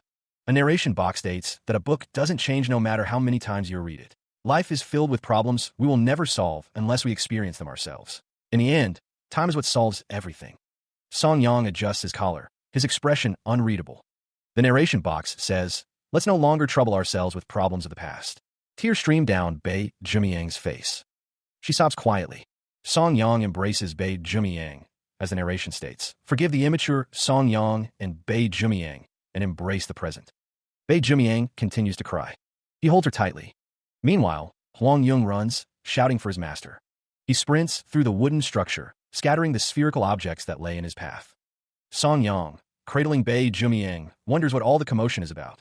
Huang Yung peeks out from behind a doorway, a wide grin spreading across his face. "It's land," he exclaims. The landscape stretches out before them, a welcome sight after their long journey. "We can finally see land," a voice declares. A somber warning hangs in the air. Even with the 9 great sects, one union, dangers still lurk. Song Yang instructs someone to thoroughly prepare themselves. Huang Yung affirms the order with a "Yes, sir." A voice assures, "It's all right." Huang Yung stands at the railing, looking out at the approaching land. "There's nothing to fear as long as I am with Master," he thinks. Huang Yung beams, his face alight with happiness. "You're right. Master is truly blessed," he thinks. Bei Jumiang's gaze is intense, her expression unreadable. Huang Yung reaches out, his small hand seeking reassurance. Bei Jumiang sits with Huang Yung, commenting on his unusual hairstyle. His hair was proving to be quite the unruly mess. His eyes widened, a mix of surprise and anticipation filling his gaze. Bei Jumiang stood behind Huang Yung, carefully arranging his hair as Song Yang watched. With practiced hands, she tied a ribbon, securing his hair in place. Bei Jumiang hugged Huang Yung from behind, her voice gentle. "Done. Let's have a look at you." Tears welled in his eyes, unexpectedly. Bei Jumiang, concerned, asked softly, "Why? Why are you crying?" Kneeling down, Bei Jumiang tilted her head, her expression softening. "Do you not like tying your hair?" Despite the tears, a smile touched his lips. Whenever he watched Chung Sang and Yong Myong's mothers tie their hair, he had always wondered what it felt like. He thought, his voice filled with a mix of emotions. "And just now I realized what it's like. I ended up crying unexpectedly. I apologize." Bei Jumiang embraced him tightly, offering comfort and understanding. Song Yang, watching the scene unfold, declared with a resolute tone, "Let's raise this child as our son." The speaker declares that the child is his disciple, destined to work at the soul-killing chambers. A woman reflects on her husband's profession, stating that having an assassin as a child won't be a big deal. She expresses a desire to give this child the love they couldn't provide their daughter, So. A hand points toward the torso, perhaps indicating a location or technique. It is announced that the first step of the first stage of the Bloody Lightning triple strike has been mastered. It's confirmed that Sogo indeed did it. One voice asks Yukji if their eyes were not mistaken. Someone shares that they have one more piece of good news. All of their brothers successfully escaped. The man lying down asks if that is true. The man exclaims, laughing, that it was as expected of his brothers. A man yells, his face contorted in what seems to be joy. He had faith that this would happen. Song Yang says that on this joyous day, he will make beef soup for his eldest brother. Song Yang walks, stating that he is so happy, yet quite flustered at the fact that he cannot shed any tears. He tilted his head, a soft escaping his lips as he looked upward, a flicker of confusion in his eyes. His eyes widened, pupils shrinking as a sudden realization dawned on him. A grimace tightened his lips, teeth grinding together as a surge of anger or determination coursed through him. With a resounding crash, pottery shattered against the floor, the sound echoing through the room. More pottery followed, the fragments scattering across the floor in a chaotic display of destruction. His face contorted in disbelief, his mouth agape as he witnessed the unfolding chaos. A confrontation ensued, a clash of bodies and wills as the two figures engaged in a struggle. Her gaze fell, a deep sadness etched upon her face as she looked down, lost in thought. Agony twisted his features, sweat beading on his brow as he recoiled from an unseen blow. They knelt, heads bowed in a gesture of remorse and apology. A voice, filled with regret, whispered, "My apologies. I did not think things would turn out this way. I'm truly sorry." From his sickbed, Yong declared, "I was the one who made the decision. There is no need for you to apologize." He paused, then continued, "However, if you feel such sympathy for me, may I tell you my first and final request?" A voice, desperate and pleading, promises to fulfill any request. The declaration echoes, "Sogo is dead." A stern command rings out, forbidding any search for him. A weathered stone marks a place, Yunnan. Huang Yung stands with two others, overlooking a vast landscape. It's a miracle they've survived this far, a voice observes, noting that no one will recognize them here. Someone wonders if they plan on settling down here. Though Yunnan may be beyond the reach of the 9 great sects one union, it remains part of the Great Ming.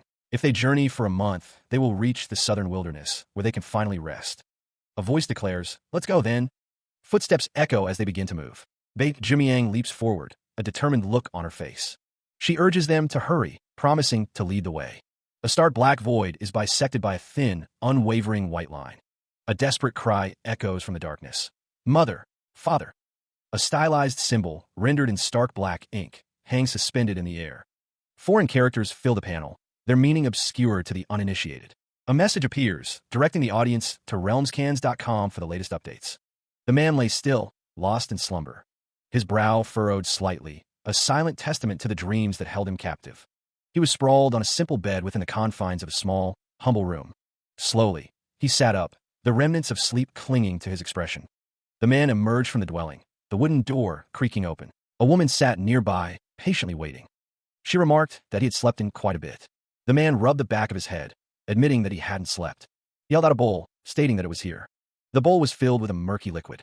As he drank, the woman guessed that he had met his brothers in his dreams again. The old man stroked his beard, his expression unreadable. "They'll be all right," a thought hanging in the air. The old man and Bei Jimiang sat together, watching the landscape. Bei Jimiang wondered how much longer he would make him keep running. Bei Jimiang clarified that she was talking about Chu. The old man mused that for the past 3 years, all they had done was make him run, questioning if anyone would find that strange and that it's not like she plans to make. Bei Jimiang stated that he was an errand boy for the soul-killing chambers. Despite all that, the old man admitted that Chu was really very impressive for going along with it without a single complaint. Bei Jimiang added that even just surviving here was great training for him. Bei Jimiang asked if the old man was scared, because he was a lot more competent than they think. The old man stated that the one who will revive the soul-killing chambers and lead it is Sogo, emphasizing that he had never seen anyone like him and that it was unlikely anyone will ever be like him for the next century. Bei Jimiang revealed that it's not only Chu, but So Yoyan, Yigan, Jiaxa, as well who were also chosen to support Sogo. The woman's expression is one of deep concern. She voices her worry that Chu might one day turn his blade against Sogo. The old man listens intently, his gaze fixed on some distant point. Bei Jumiang is met with a response. Whether Chu is ordered to die or to catch a lion, he will not disobey. The old man continues, explaining that if Chu is ordered to become Sogo's right hand, he will serve him with unparalleled loyalty, all because he believes it is for their own good.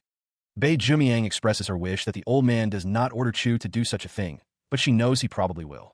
The old man turns away, the word while hanging in the air. Bei Jumiang watches him, seated on a log. She wonders if he thinks she doesn't know Chu that well. Elsewhere, the forest stands dense and green, sunlight filtering through the canopy. The sounds of snapping twigs echo through the trees. A boar charges through the undergrowth, grunting in pain. Arrows protrude from its body as it continues its desperate flight. A hunter lunges forward, spear aimed at his prey. The boar, startled by the sudden attack, charges through the undergrowth, attempting to escape the hunter's assault.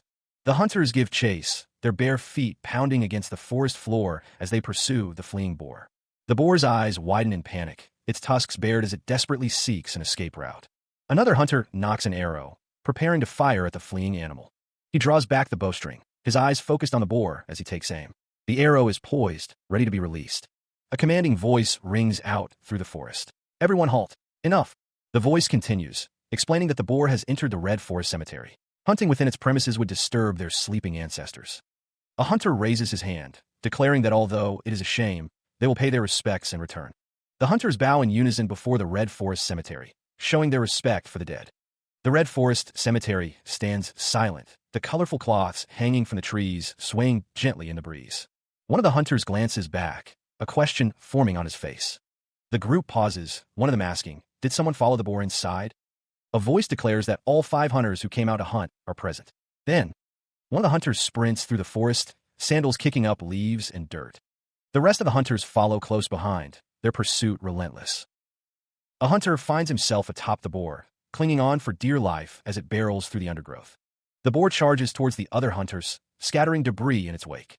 The boar and its unwilling rider crash through the forest, leaving a trail of destruction. The hunter punches the boar, trying to regain control. The chaotic ride continues, the boar smashing through the forest with the hunter still desperately clinging on.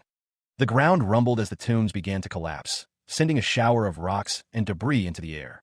Beneath the crumbling stone, a skull was revealed, a grim reminder of the tomb's purpose. A wave of realization washed over the men as they watched the destruction. One of them stammered, urging someone to stop him. Another man's face contorted in horror as he bellowed, warning that the tombs were collapsing. The desperate plea echoed through the chaos. "Stop him!" Panic set in as the men shouted, demanding everyone get out of there. Amidst the chaos, a figure clung to the back of a boar, urging it to move out of the way. The collapse sent people flying, their bodies tumbling through the air amidst the falling debris. The boar charged forward, trampling over the rubble as it sought a path to safety. A foot narrowly avoided being crushed beneath the boar's powerful legs. The man riding the boar gripped its back tightly, his face a mask of determination and fear. His eyes widened in terror as the chaos unfolded around him. He plummets downwards, the ground rushing up to meet him. Below, the boar is caught in the tomb's collapse, debris raining down upon it. The world blurs as Huang Yung continues to fall amidst the crumbling ruins. Below, the Azure Assassin's eyes widen in disbelief as he looks up at the falling debris. A burst of laughter echoes through the collapsing tomb. Huang Yung lies sprawled on the ground, the boar beside him. A grin spreads across his face. He exclaims, "I caught it!" With a triumphant yell, Huang Yung is now riding the boar. The boar is caught. A furious voice erupted, the unseen speaker bellowing, "You imbecile!" The young man with the top knot, surrounded by a group of onlookers, demanded to know, "What do you think you're doing?" A voice, seemingly from nowhere, responded with a simple, "Pardon." Nearby, the corpse of a boar lay still. A disembodied voice claimed, "Just hunting a boar." The unseen speaker continued, "By any chance?" The young man gestured expansively, asking, "Are you going to complain that I stole this boar from you guys?" A muscular man, arms crossed, retorted, "I'm not talking about hunting." A voice declared, "The Red Forest tribe into a mess. Look." The young man stood amidst the rocky terrain, the tension palpable. A finger pointed accusingly. The tribe members stand around the boar, their expressions a mix of anger and accusation. One of them points directly at Chu. "What?" he asks as the accuser declares, "This guy did it. You all." Chu's expression hardens as he listens to the accusations. The Azure Assassin steps forward, grabbing Chu's robe roughly. He sneers, "Playing word games now, are we?" With a grunt, the Azure Assassin throws Chu away. Chu crashes to the ground, the impact echoing through the clearing. The Azure Assassin watches Chu fall, his expression cold. Did you see that? He asks the others. It is rightly said that all the people from the Central Plains are arrogant like that brat. They bring us nothing but trouble. Dusting himself off, Chu rises, a dangerous glint in his eyes. Oh, I see. So that's how it is. Then, why don't we figure out who is right in this situation using the Red Forest Tribe's way? The boy sits cross-legged amidst the rubble, his expression unreadable. The Azure Assassin looms over Chu, his voice a low growl. He asks if Chu wants to fight him, demanding to know why. The Azure Assassin's face contorts in amusement, finding the situation utterly ridiculous. Chu rises to his feet, assuming a fighting stance, his eyes narrowed in determination. The Azure Assassin's expression hardens, his eyes glinting with a dangerous light. He declares that the one who cannot stand up anymore loses. The Azure Assassin warns Chu to prepare himself for injury. Elsewhere, Bei Jumiang, carrying a basket of herbs, asks Han Chun what she thinks about herb soup for dinner. Han Chun's feet are visible as she expresses her gratitude that Chu always eats anything without complaining. Bei Jumiang stands with her basket, looking at Han Chun. A close-up of Bei Jumiang's face shows a hint of concern. Han Chun responds, and Bei Jumiang urges her to look over. Bei Jumiang and Han Chun gaze toward a distant hill, realizing they've been watched. A group of figures stood atop a distant hill. One of them wondered if they were the Rock Tribe. Bei Jumiang's brow furrowed with worry. The figures on the hill seemed to be heading in a certain direction, but it was hard to be sure. Her anxiety mounting, Bei Jumiang wondered where Chu was and what would happen if he ran into the Rock Tribe. Chu threw a punch, the force of it echoing through the air.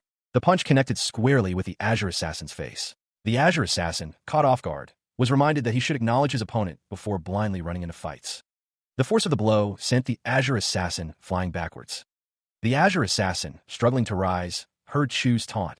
How many more times was he going to get up? He admitted Chu's tenacity, but declared that he would finish this here. The Azure Assassin lay defeated, gasping for air. The Azure Assassin, still on the ground, declares that he will soon discuss with the chieftain how they should punish his opponent. All that's left to do, he thinks, is to patiently await his punishment. But the Azure Assassin shouts that he is not done yet. Chu stands over the Azure Assassin, who is kneeling on the ground.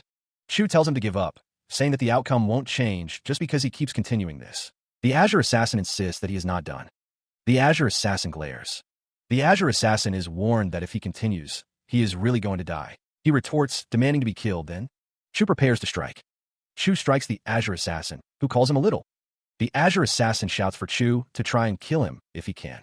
The Azure Assassin is enraged. The Azure Assassin stumbles back as Chu's strike lands, the force of the blow evident in his strained expression. The impact reverberates, a sharp crack echoing through the air as the assassin's head snaps to the side. The force of the blow contorts his face, a grimace of pain etched into his features. He grits his teeth, a low growl escaping his lips. You! The assassin is sent hurtling backward, his body a ragdoll tossed by an unseen force. He struggles to regain his balance, arms flailing as he's thrown through the air. With a sickening crunch, he slams into the ground, a cloud of dust erupting around him. His hand tightens around the hilt of his sword, knuckles white with rage. Fine, then die. The Azure Assassin, still reeling from the blow, struggles to his feet. Warlord, but this is a bit. He shouts, let go. With a swift motion, the assassin draws his blade, the steel glinting in the light. His eyes narrow, a murderous intent burning within them. That brat asked me to kill him. The man standing over the fallen figure declares that the chieftain will likely order his death, as he caused the tombs to turn like this. A voice echoes, stating that he is simply carrying out what is soon to come anyway. A hand grips the hilt of a weapon. Farewell. A sudden realization dawns on the faces of the onlookers. Doubt clouds his features. The group departs, leaving the scene behind. A low sigh escapes him. The wind carries a desperate cry. W. Warlord. Warlord. A quiet apology is whispered. I'm sorry, father. A voice echoes, excusing someone for picking up a sword during a spar, suggesting it was a mistake.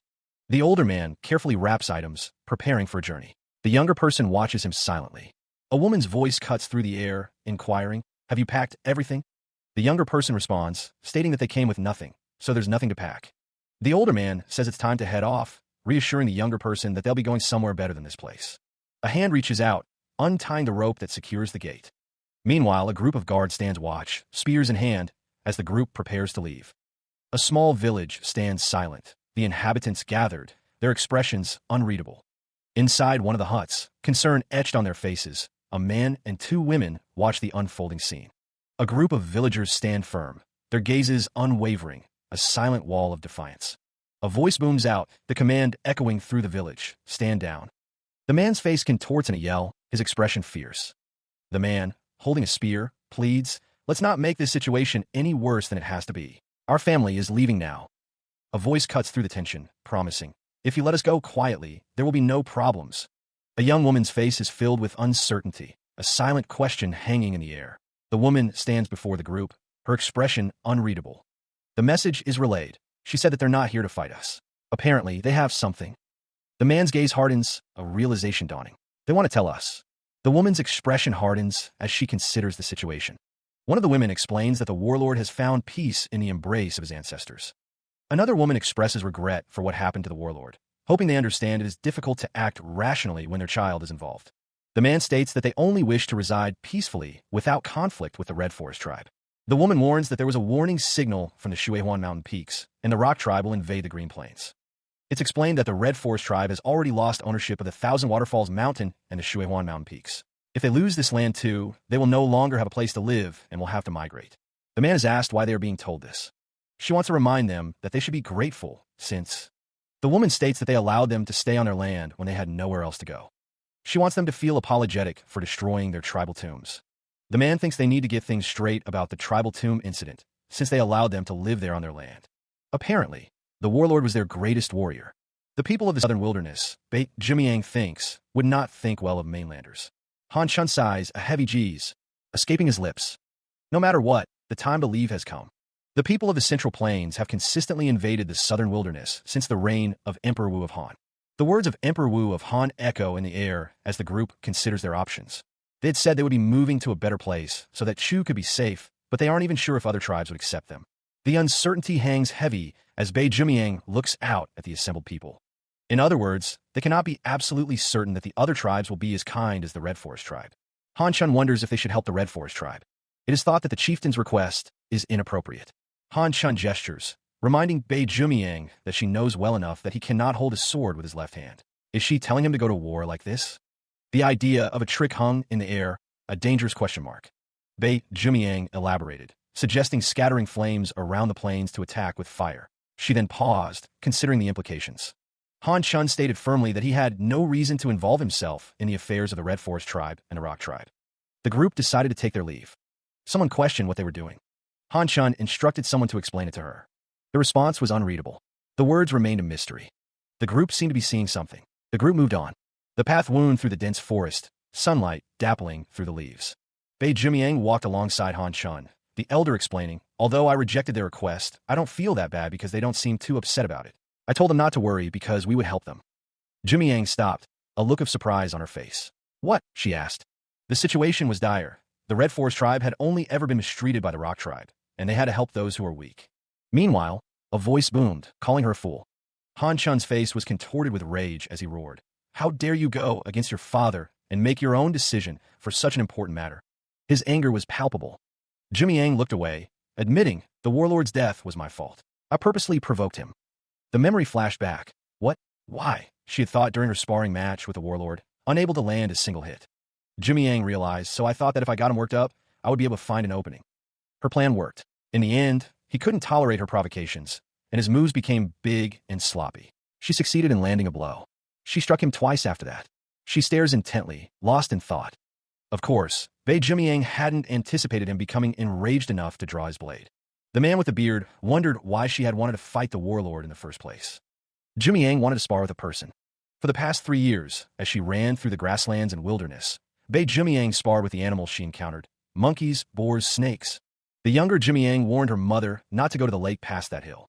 There was a swarm of light, green, venomous snakes in that lake.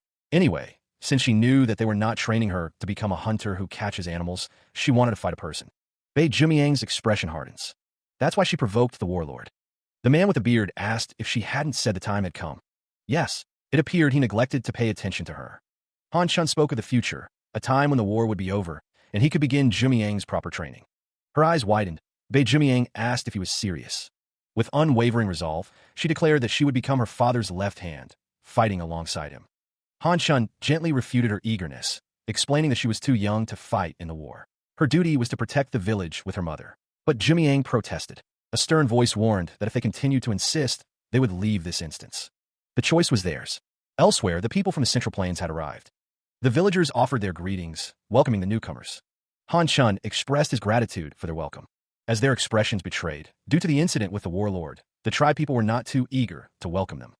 The faces of the villagers showed a mix of apprehension and curiosity. However, at the same time, since they provided great reinforcement, they surely felt a sense of security. He gestures forward, indicating the location. Han Chun announces that they have set up a residential area. The group follows, their footsteps soft on the ground. Bei Jumiang offers her thanks. A sudden sound pierces the air, drawing the attention of one of the villagers. The sound echoes through the sky. The villagers halt, their expressions shifting to concern as they listen to the distant rumble. Fear flickers in the eyes of the children, their faces etched with worry. Han Chun and Bei Jumiang exchange a knowing glance, the weight of the impending conflict heavy in the air. Bei Jumiang explains that whenever the rock tribesmen travel, they send a warning like that, as if they're trying to strike fear into them. The text declares that the war against the rock tribe will soon begin. A basket overflowing with fruit is presented as a welcoming gift, along with the offer to assist with anything needed. A voice expresses gratitude. The woman suggests that he should get some rest. A voice responds, inquiring if she is addressing the chieftain. Someone asks if there are no other warriors capable of taking on the warlord's role and leading the tribe. A voice wonders how there could be any others. It's revealed that a rumor is circulating around the village that he is a profound expert of martial arts, which is why they asked him. The woman listens intently. The man states that he will be honest. There are 3 reasons he cannot lead the Red Forest tribe. He begins by saying he cannot communicate with them.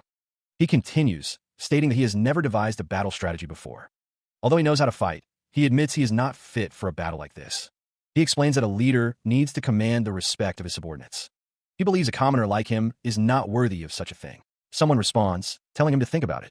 Han Chun states that is why he's going to fight in a way that he is good at. He will try his best to fill in the warlord's shoes. Bei Jumiang speaks. She said that she believes he will definitely do that. Elsewhere, a fighter throws a punch toward another fighter. The punch connects. A fist is shown. The fighter continues to strike.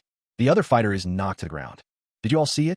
Just now, instead of using my full strength, I only lightly tapped him. However, he is so beaten right now because his breathing has been disrupted. The secret, Han Chun explained, wasn't just for offense. A correct breathing method allowed one to tense every muscle, creating a defense against any attack. He gestured, commanding them to take note. The students responded with an eager affirmation. Han Chun then asked who wanted to spar next. Eager voices clamored for a chance. One student raised their hand high, a bright smile on their face. Han Chun's gaze narrowed, assessing the eager student. He beckoned, inviting the student to step forward. With a swift motion, Han Chun launched a kick. The student was sent flying backward from the force of the blow. Landing hard, the student groaned in pain, admitting that Han Chun was indeed something else. The student thought that he was quite different from the warlord. Upside down, Chu thinks that of course a guy like him stands no chance against Han Chun. The boy is then confronted by Han Chun and another child, who asks who he is and tells him to get lost. With a yell, Han Chun launches a kick. Han Chun grabs Chu, his expression stern. With a shout, Han Chun delivers a punch. A group of students watch the display. One of them wonders how the punches of the Red Forest tribe's punching king feel. Chu lies on the ground, groaning in pain. Han Chun tells him to stop annoying him and go somewhere else. Han Chun wonders how Chu is so fair-skinned. Chu thinks it's interesting how Han Chun is so dark. Chu is surprised. Chu's face contorted in anger. He shouts, declaring that he is not dark.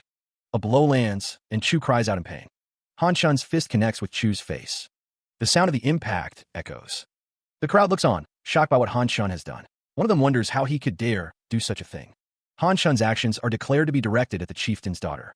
Tears welling, Chu retorts that it's because Han Chun made fun of him. Han Chun insists that Chu started it. A voice booms out, calling Chu a fool and questioning what he thinks he's doing. Chu stammers, trying to explain that she made fun of him first, but is cut off with a demand for silence. The speaker accuses Chu of causing more chaos amongst the village already uneasy due to an upcoming battle. The speaker stands with a woman behind him, looking down at Chu. The woman accuses Chu of being the one who said they should help the Red Forest tribe. He is met with an accusatory tone, the words hanging heavy in the air. Is this what you wanted? The sounds of the crowd echo around them, a palpable tension filling the space. Han Chun's voice booms, the command cutting through the unease. Apologize to her. A voice rises in protest, but it's quickly silenced by the weight of the demand. But father, now! Han Chun's face is contorted in anger, his mouth open as if ready to shout again. A small voice breaks the tension, barely audible. Sorry. A scoff echoes, a clear sign of disapproval. The woman's voice is laced with desperation. Accept my apology. or else my father won't forgive me.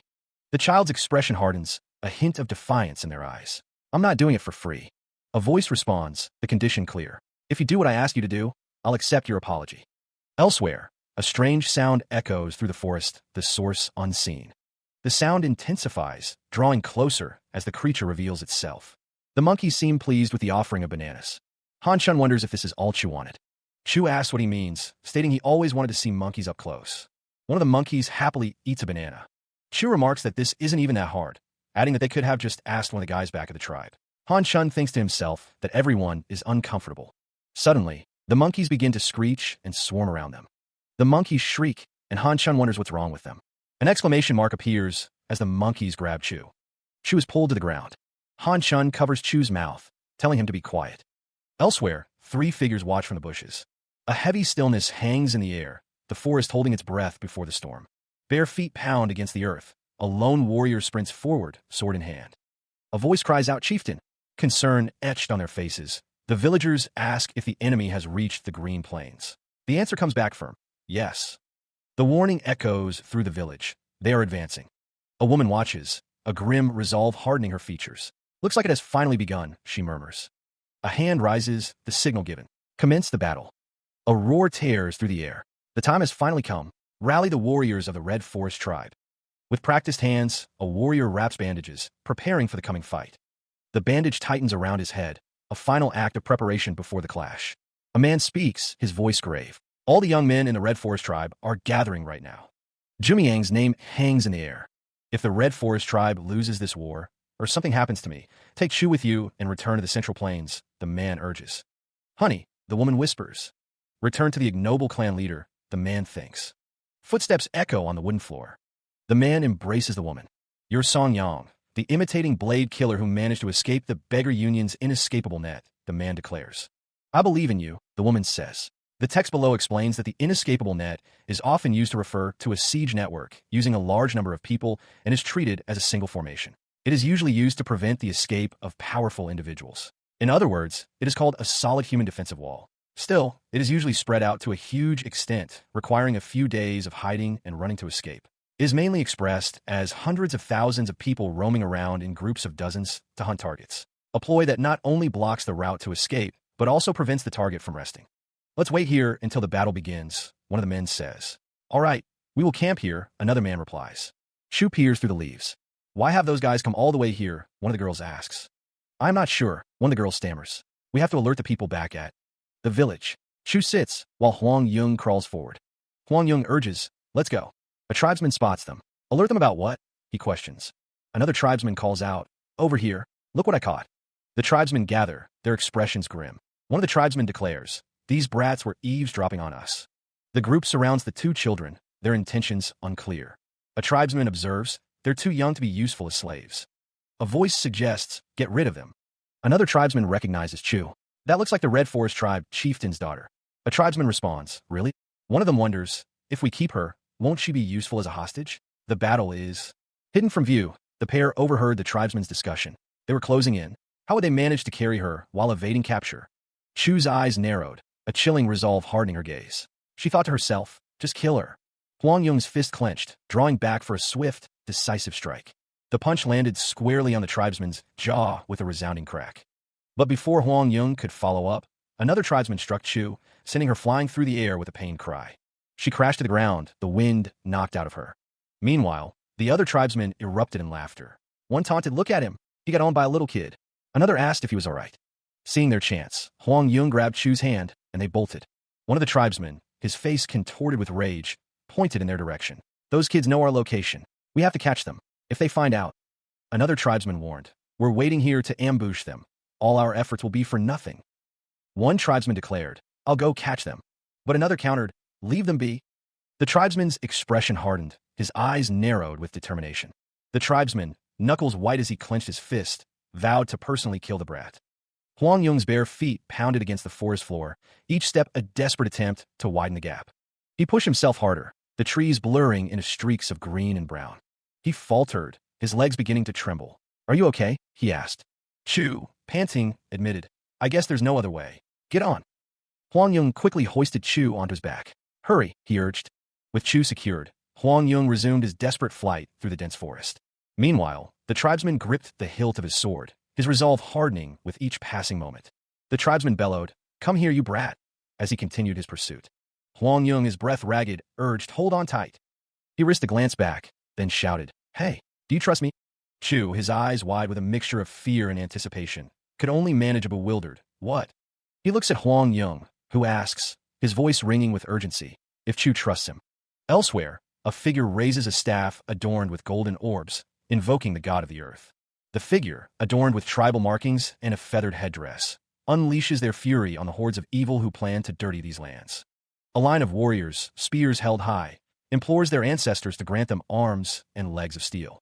The figure with the staff continues the prayer, beseeching for strength to face off against their enemies. The god of life, the figure proclaims, is protecting them, rendering them all immortal and undying. "Let's go," they cry. The warriors raise their fists and weapons, ready for battle. The figure declares that this will be their victory, urging them to go and fight. Meanwhile, a tribesman, panting heavily, acknowledges that the brat is good at running. The tribesman continues his pursuit through the undergrowth, his bare feet pounding against the earth. He thinks to himself that it won't change his fate, though. The tribesman chuckles, a sinister sound echoing through the trees, as he says, "As I." Chu's eyes darted around, wide with fear as she stood alone in the forest. The tribesman stopped, realizing the children had split up. What now? Where did that brat go? He wondered. He surmised that Huang Yung had left Chu behind and ran off.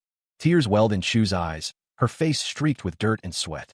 The tribesman sneered, "How unfortunate for you. All boys like him are selfish cowards." Suddenly, the tribesman's foot triggered a hidden trap. "Yuk!" The tribesman stumbled forward, an exclamation mark appearing above his head in surprise. He looked down in disbelief. Holy sure dash. Beneath his feet, a writhing mass of snakes filled the pit. He called out to the children, "You probably thought that I was going to fall in here after chasing you, right?" The tribesman stood before Chu, a cruel smile on his face. "But it's such a shame." He continued, "Looks like things didn't go according to your plan." He looked around, sensing something amiss. Suddenly, Huang Yung launched himself at the tribesman from behind. Huang Yung's foot connects, sending the tribesman flying through the air. The tribesman is sent sprawling. The tribesman's arm is shown. The tribesman groans in pain. The deep thrum of a war drum echoed across the plains. The rhythmic pulse grew stronger as the assembled soldiers stood ready. Each beat resonated in their chests, a promise of the battle to come. The drum's call intensified. Sweat beaded on their brows as the soldiers steeled themselves. The snap of a bowstring echoed, a sharp counterpoint to the drums. Determination etched itself onto the faces of the warriors. The leader addressed his troops, his voice ringing with conviction. "There's no place for us to retreat to anymore." He continued, his words a rallying cry against despair. "We would rather die here than abandon our land and leave." Drawing his sword, the leader roared, "Protect us. We are going to win." A heavy silence hangs in the air, punctuated only by the ominous drumbeat of war. A question lingers, unspoken, in the minds of all present.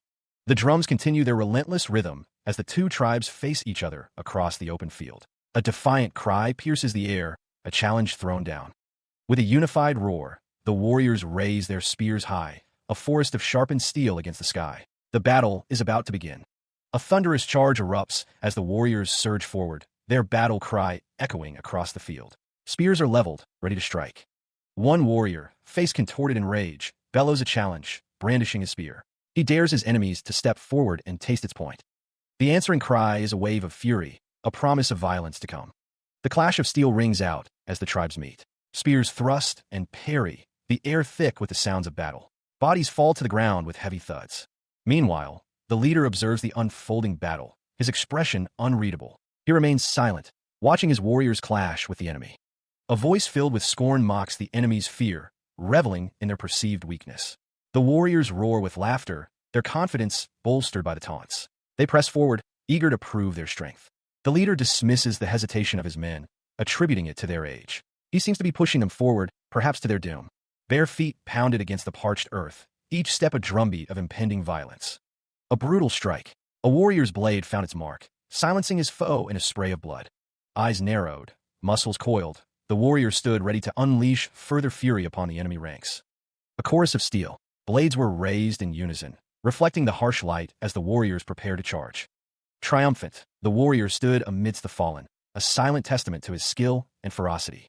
The cry went up, a wave of sound crashing over the battlefield. The old warriors are now, with a Buddha, The name reverberated through the ranks, a rallying call to honor the fallen and strike fear into the hearts of their enemies. The deep thrum of the war drum pulsed through the air, a primal rhythm driving the warriors to a fever pitch.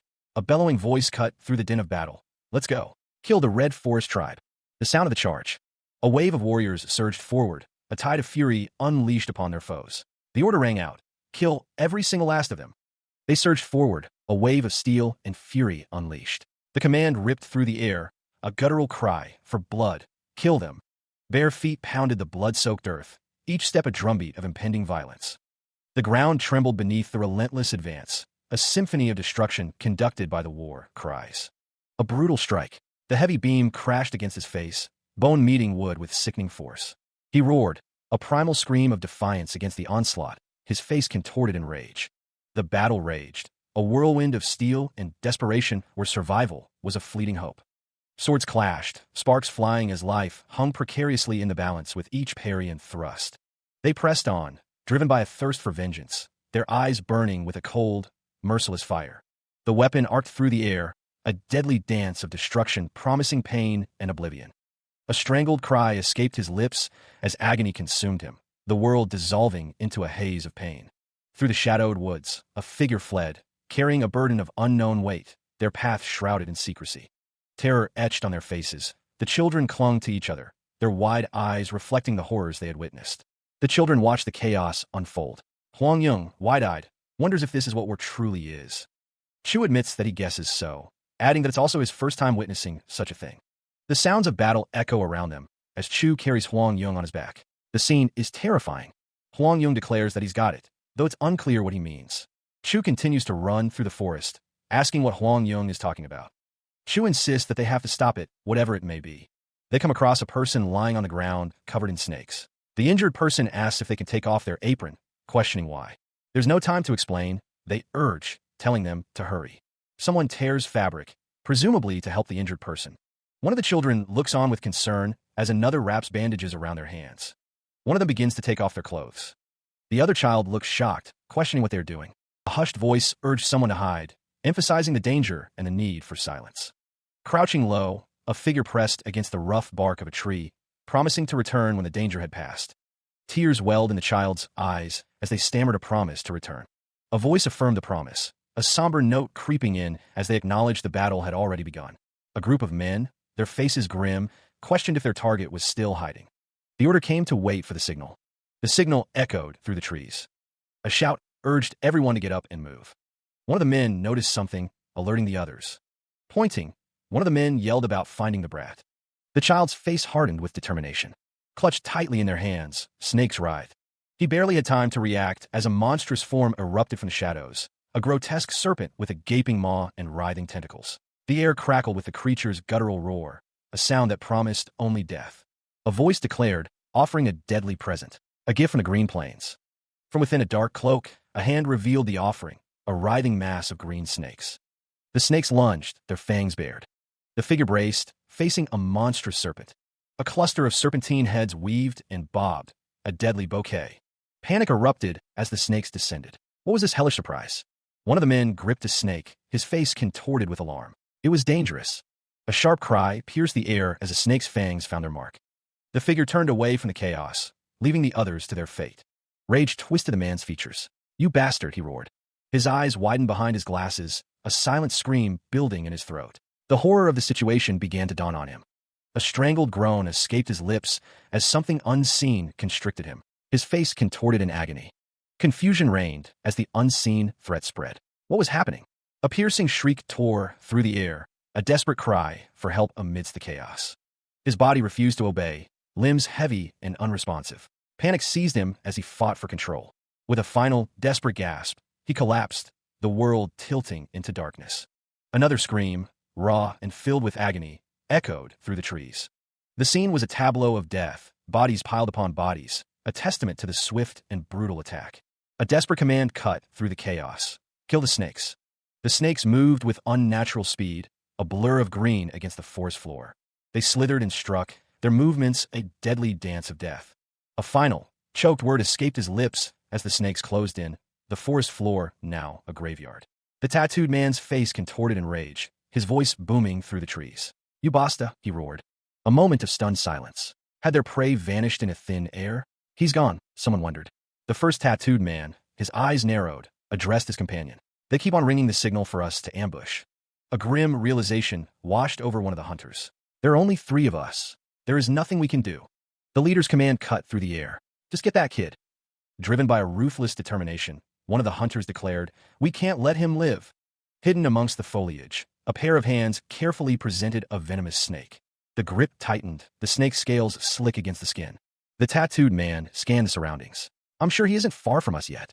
From behind the dense foliage, a second voice whispered, "I do not hear any footstep. I think he's hiding somewhere close."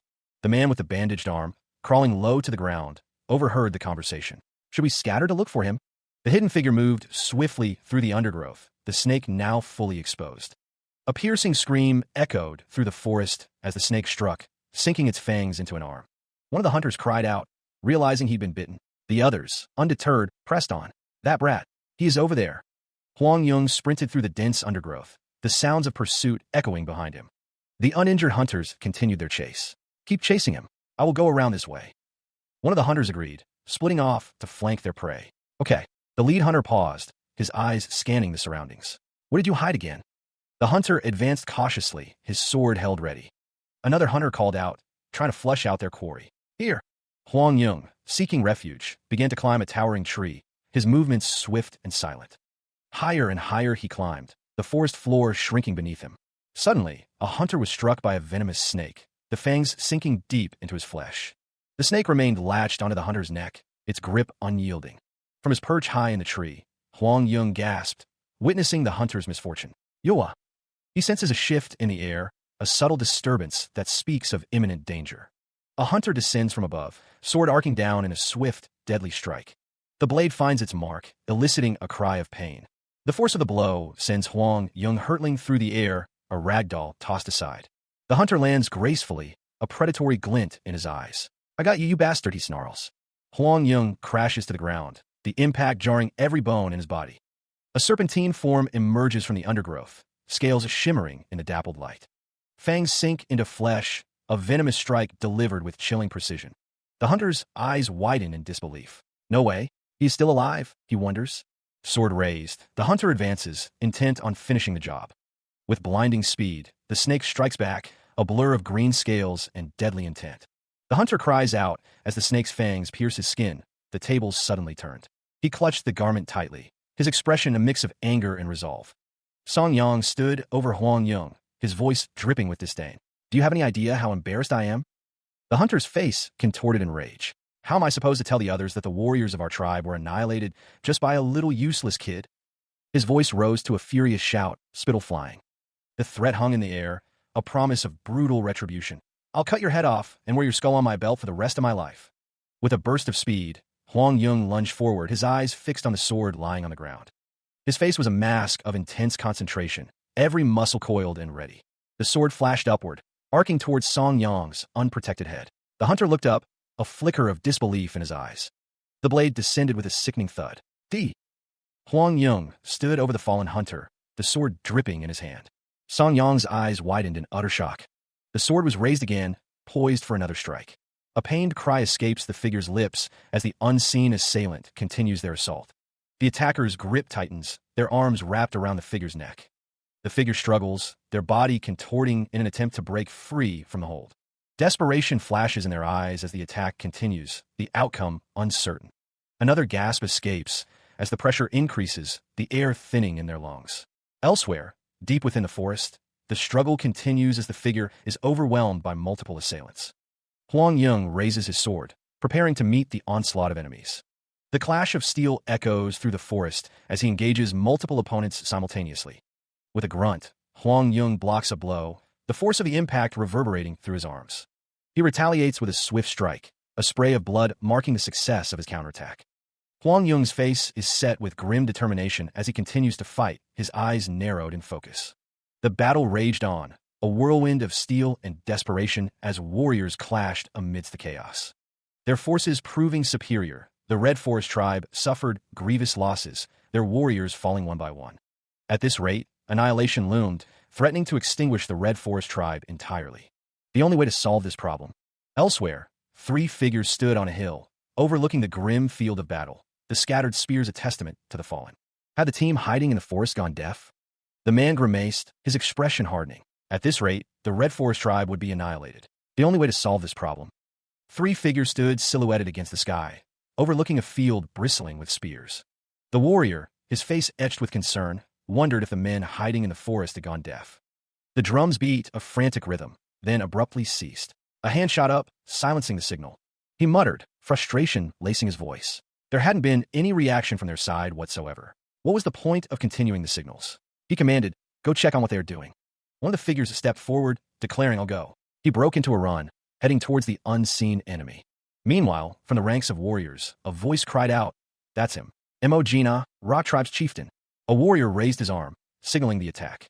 Steel met steel, the clash of swords echoing through the air. A warrior cried out, caught off guard by the sudden assault. The only way out of this situation, he thought, was to eliminate the man. The battlefield was a chaotic mess of clashing steel and desperate cries. Another warrior fell, the sound of his defeat echoing amidst the ongoing struggle. Leaping into the air, a warrior prepared to strike, his weapon raised high.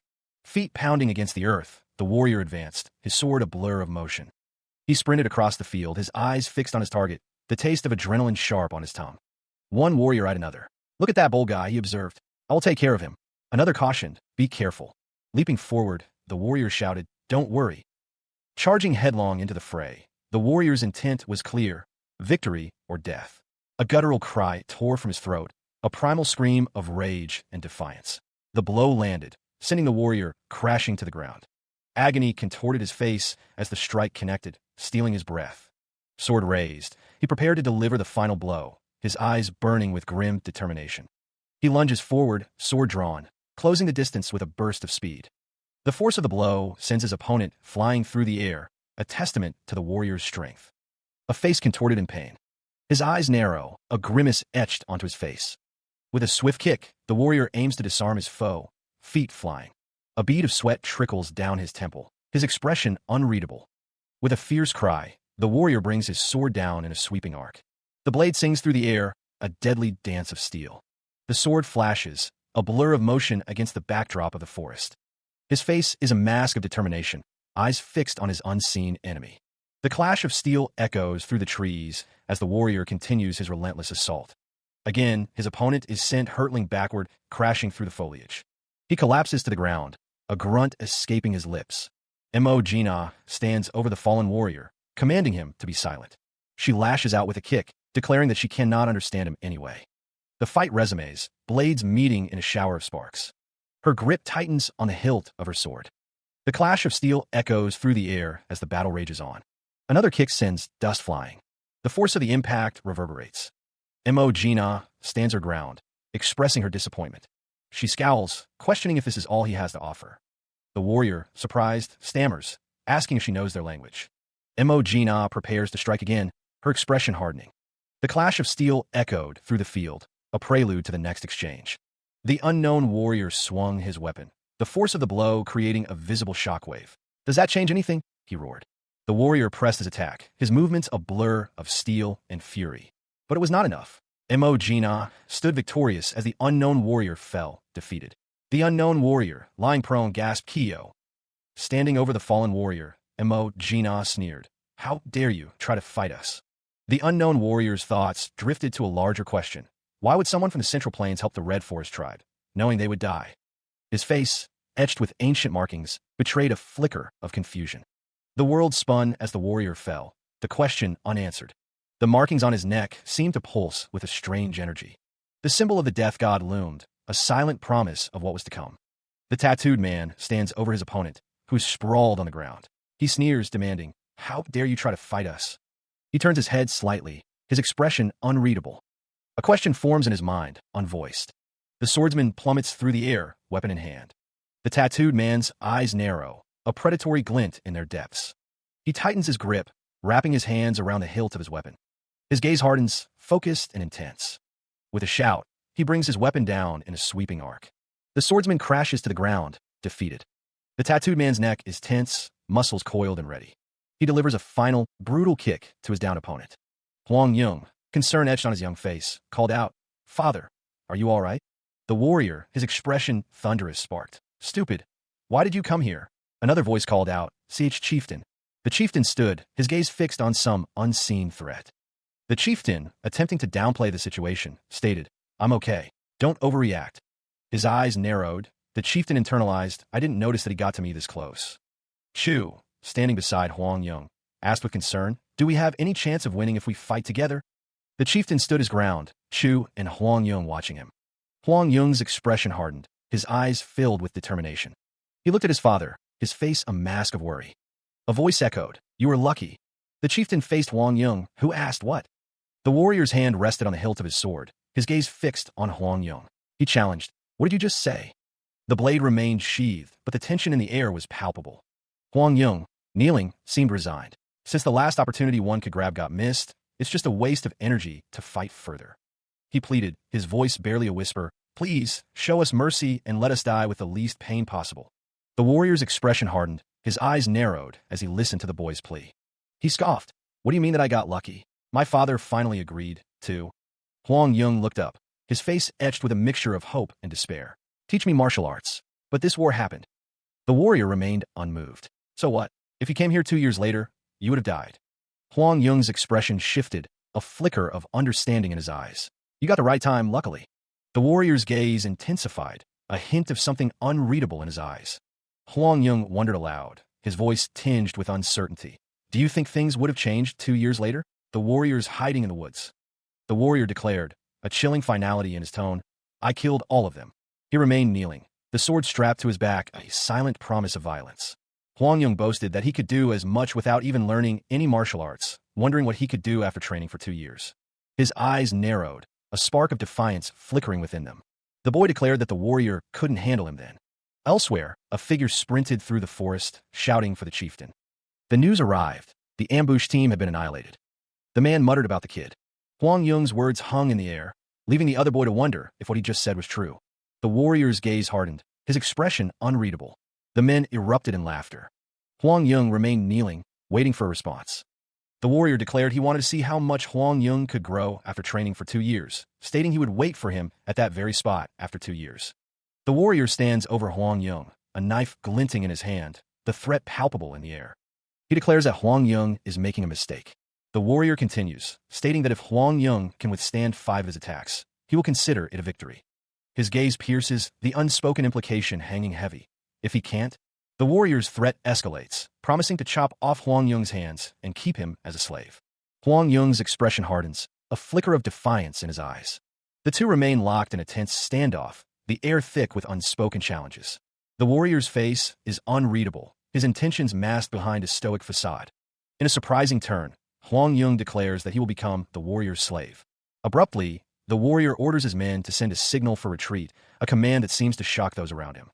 One of the subordinates questions the chieftain's sudden decision.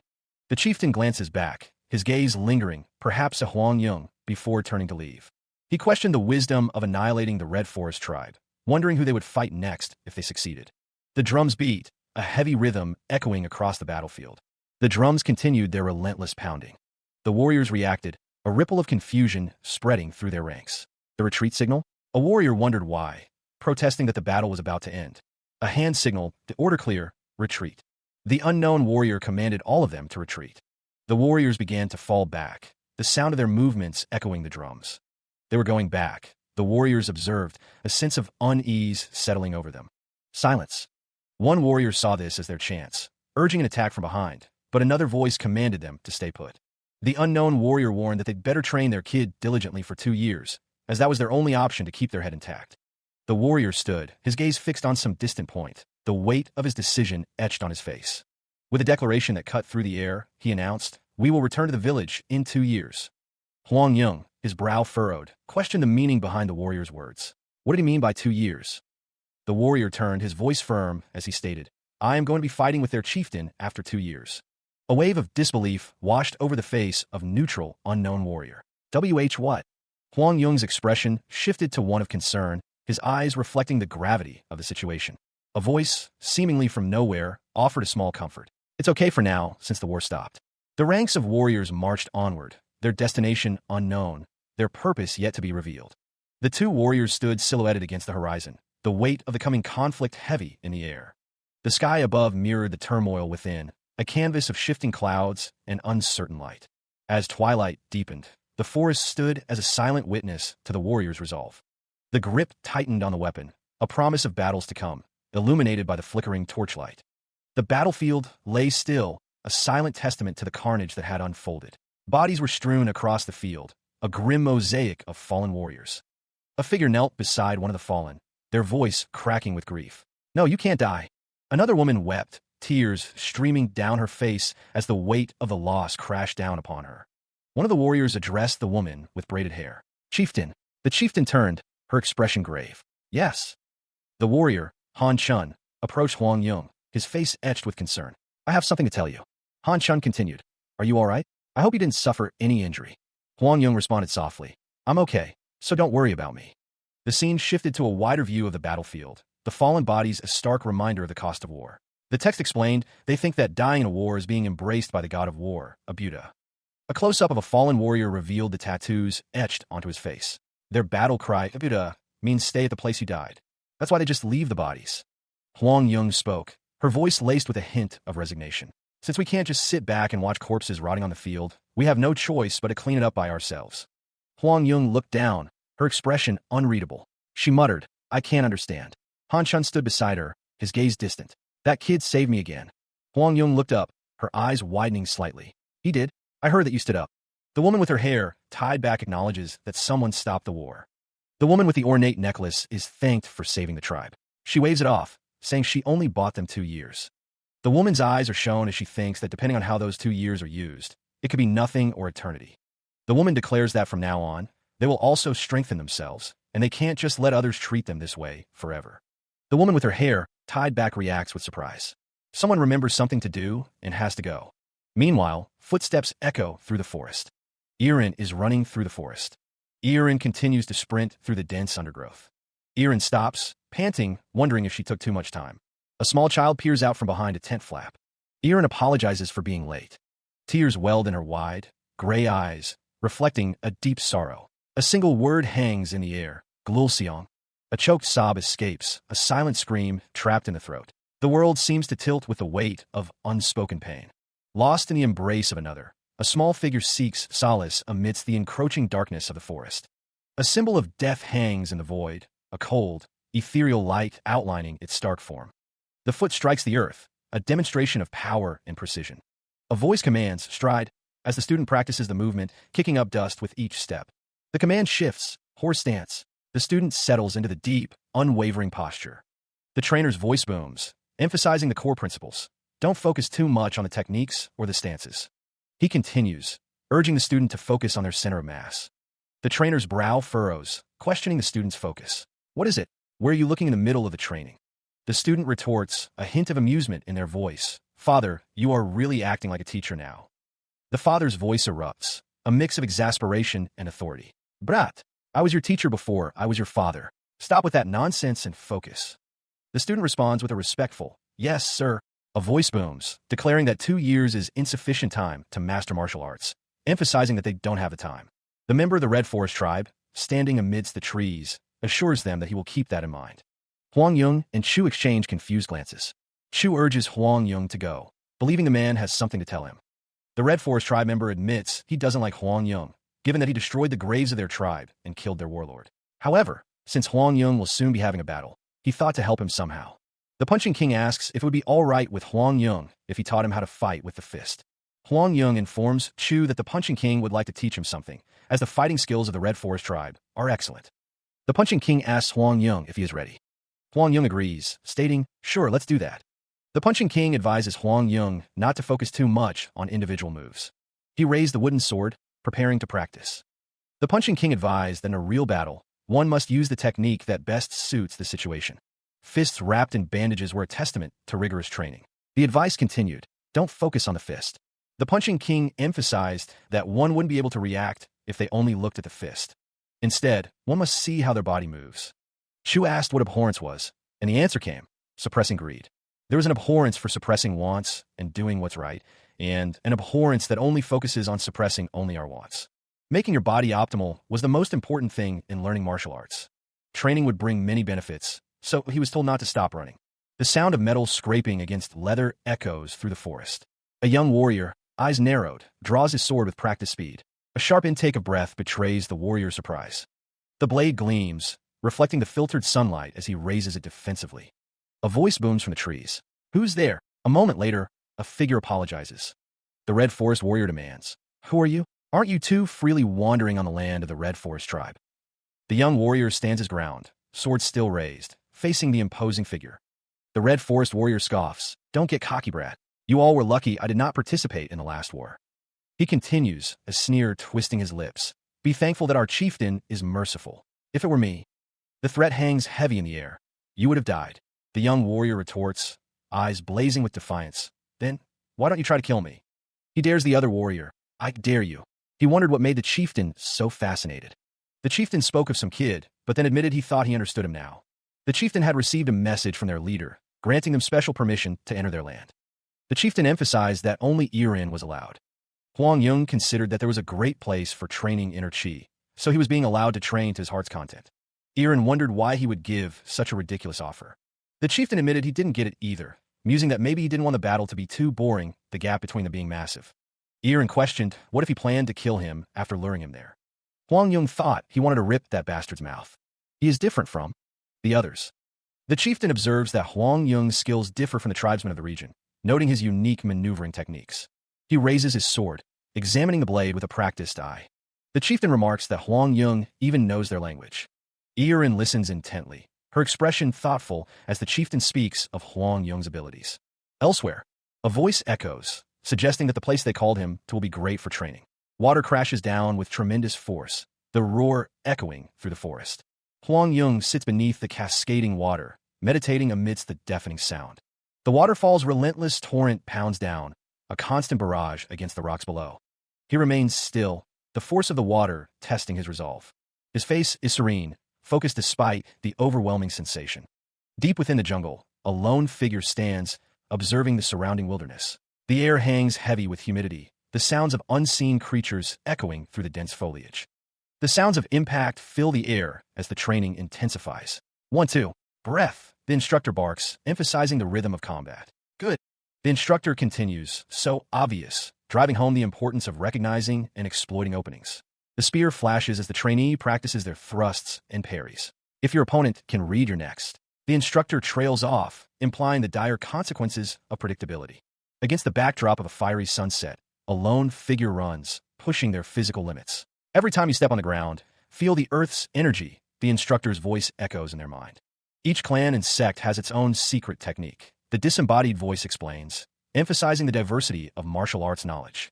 The grip tightens on the training hammer, the weight a constant reminder of the strength required to master the techniques. But whether you turn out to be a strong warrior or a weakling depends on how fast and accurately you learn those techniques. The voice booms, driving home the importance of diligent practice. The hammer strikes with a resounding thud. It's not about the martial arts, but the training. He took a wide stance, the sword held loosely at his side, ready to strike. The blade flashed, cutting through the air with a sharp, whistling sound. Each swing was precise, the sound echoing through the training grounds. He leaped into the air, the sword arcing above him in a graceful, deadly dance. The wind howled as the blade sliced through it, each movement a testament to his growing skill. The strike landed with a resounding crash, the force of it sending vibrations through the ground. He lowered into a crouch, the sword held ready, his eyes focused and intense. His gaze narrowed, determination etched on his face. Sweat beaded on his brow, but his resolve remained unbroken. Elsewhere, the village lay quiet under the cloak of night, the distant lights twinkling like fallen stars. A voice echoed in the darkness, promising, "I'll be back." Irin stood silently, a basket in her hands. The young Huang Yung stands in the village, the night air cool against his skin. Irin approaches, a small smile gracing her lips. "Well, it's been 2 years. You grew a lot." Huang Yung stares at her, a mix of confusion and surprise on his face. "Who are you?" Irin laughs, a hint of sadness in her eyes. You must be really angry. I can understand. I'm sorry." She looks down, a shadow crossing her face. "I was too busy training to think about something else. I guess you finally managed to think about someone else today." Huang Yung remains silent, his expression unreadable. He stares intently at Irin. Irin's expression darkens. "This might be the last time I see you." She closes her eyes briefly, a sense of resignation washing over her. "All right, this is enough for me. Bye." Irin pauses, her gaze distant. She calls out, "Hey, I know you already know, but I have a battle tomorrow." Huang Yong's eyes widen as Irin calls out his name. "Zhongli Zhu." Tears welled in her eyes, a single drop tracing a path down her cheek. A voice echoed in her mind, urging her to believe. A newfound resolve hardened Irin's gaze, a silent promise etched on her face. A voice, laced with fury, erupted. How dare they speak to his appa in such a way? With a final wave, Irin turned her back on the village, her path leading away from the familiar. A guttural sound rumbled from deep within his chest, matching the ink that swirled across his skin. A low rumble echoes through the air, a sound that seems to vibrate in the very bones of the earth. The tattooed warrior turns his head slightly, his expression unreadable as he wonders aloud if the kid is not here yet. A vast army stands at attention, a silent, disciplined force ready for war. Another voice chimes in, agreeing that they haven't seen him either. The warrior remains silent, his gaze fixed on some unseen point in the distance. The warrior declares that they are going to resume the war they stopped 2 years ago. A soldier responds with a resounding, "Yes, sir." The warrior, standing before his assembled troops, warns that if the kid doesn't show up until the sun gets above their heads, they should be prepared. A voice threatens that they will kill the target instead. A group of people stand together, their expressions a mix of concern and anticipation. Someone declares that it's not possible, suggesting that the kid is likely napping after training all night beneath the waterfall. A soldier voices a concern about Zhongli Chu's potential desertion.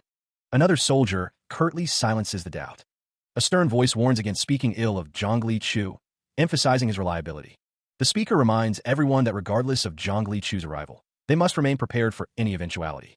Zhongli Chu approaches, his arrival announced. Zhongli Chu addresses the assembled soldiers, inquiring if they have been waiting for him. It's revealed that the threat of renewed war hung over them if he didn't appear. Irin stands among the ranks, her expression unreadable. Someone observes Zhongli Chu's group with a wary eye. The chieftain is informed of Zhongli Chu's arrival, referred to as a brat. The chieftain expects Zhongli Chu's arrival. Irin seems surprised to see someone calling out mother. Irin's brow furrows as she hears the chieftain being addressed as father, a question forming in her mind. How could he bring her to a place that might become a battlefield? The chieftain stands between the two women, though he remains silent. Irin admits she is hungry, but she would like some delicious food after she finishes this fight.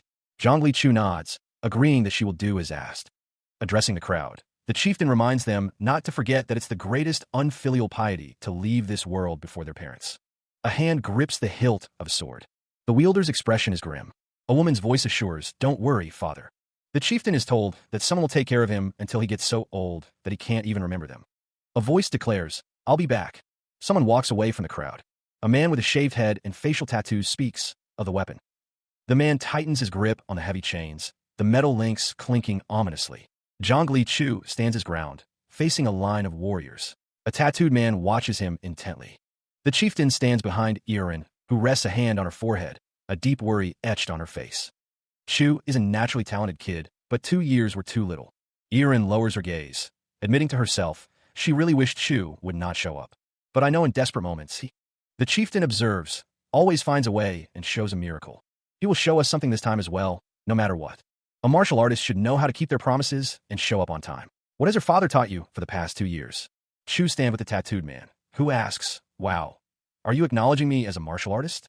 Irin replies, "Thank you, but are you praising me on purpose so that you would be less?" A voice echoes, questioning the potential embarrassment of defeat. The mohawked warrior brandishes a segmented chain weapon, each link glinting with deadly potential. A voice warns, "You better prepare yourself." The swordsman stands ready, blade held firm, awaiting the inevitable clash. The ground erupts as the first blow lands, sending splinters and dust skyward.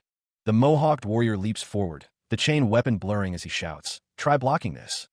The chain weapon whips through the air, a devastating arc of metal and force. Steel clashes against steel, a shower of sparks illuminating the ferocity of their struggle. The swordsman's grip tightens, knuckles white as he prepares for the next onslaught. A grim determination hardens the swordsman's features, his eyes narrowed with focus. The mohawked warrior's arm is bound, a testament to the intensity of the battle. The warrior with the sword draws his blade, the sound slicing through the air. He brings the sword down towards his opponent, who lies prone on the ground. The swordsman clenches his fist, preparing for another strike. The mohawked warrior swings his chained weapon, the metal whistling through the air. The swordsman raises his blade high, poised to deliver a final blow to the chained warrior below. He stomps down with his foot, the impact reverberating through the ground. The swordsman kicks out, connecting with the chained warrior. His feet move with blinding speed, a whirlwind of motion. Sweat beads on the swordsman's brow, his expression a mask of fierce determination. The chained warrior grips his weapon, preparing to retaliate. Wing-like appendages sprout from the chained warrior's back as he wonders if this is all he can do after 2 years of training. The chained warrior stands his ground, a smirk playing on his lips. Why are you so impatient? Isn't this just the start of our fight?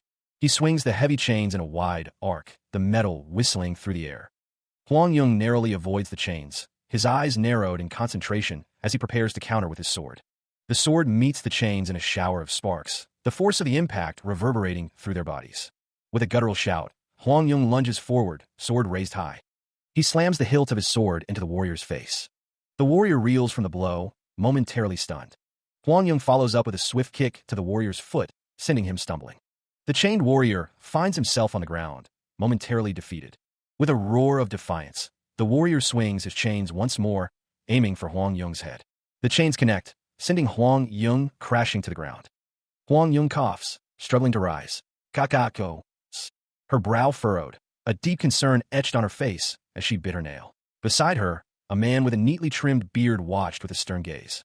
The tattooed man swung the heavy chain weapon, the metal whistling through the air. The chain slammed into her, the force of the blow snapping her head to the side. Staggering, she cried out, "Kyo." The man sneered, certain of his victory. He taunted, "One thing you overlooked. Do you think I was touching the—" She retorted, "I also trained without resting a day, so your speculation that you can beat me after 2 years was wrong." With a fierce cry, she gripped the chain.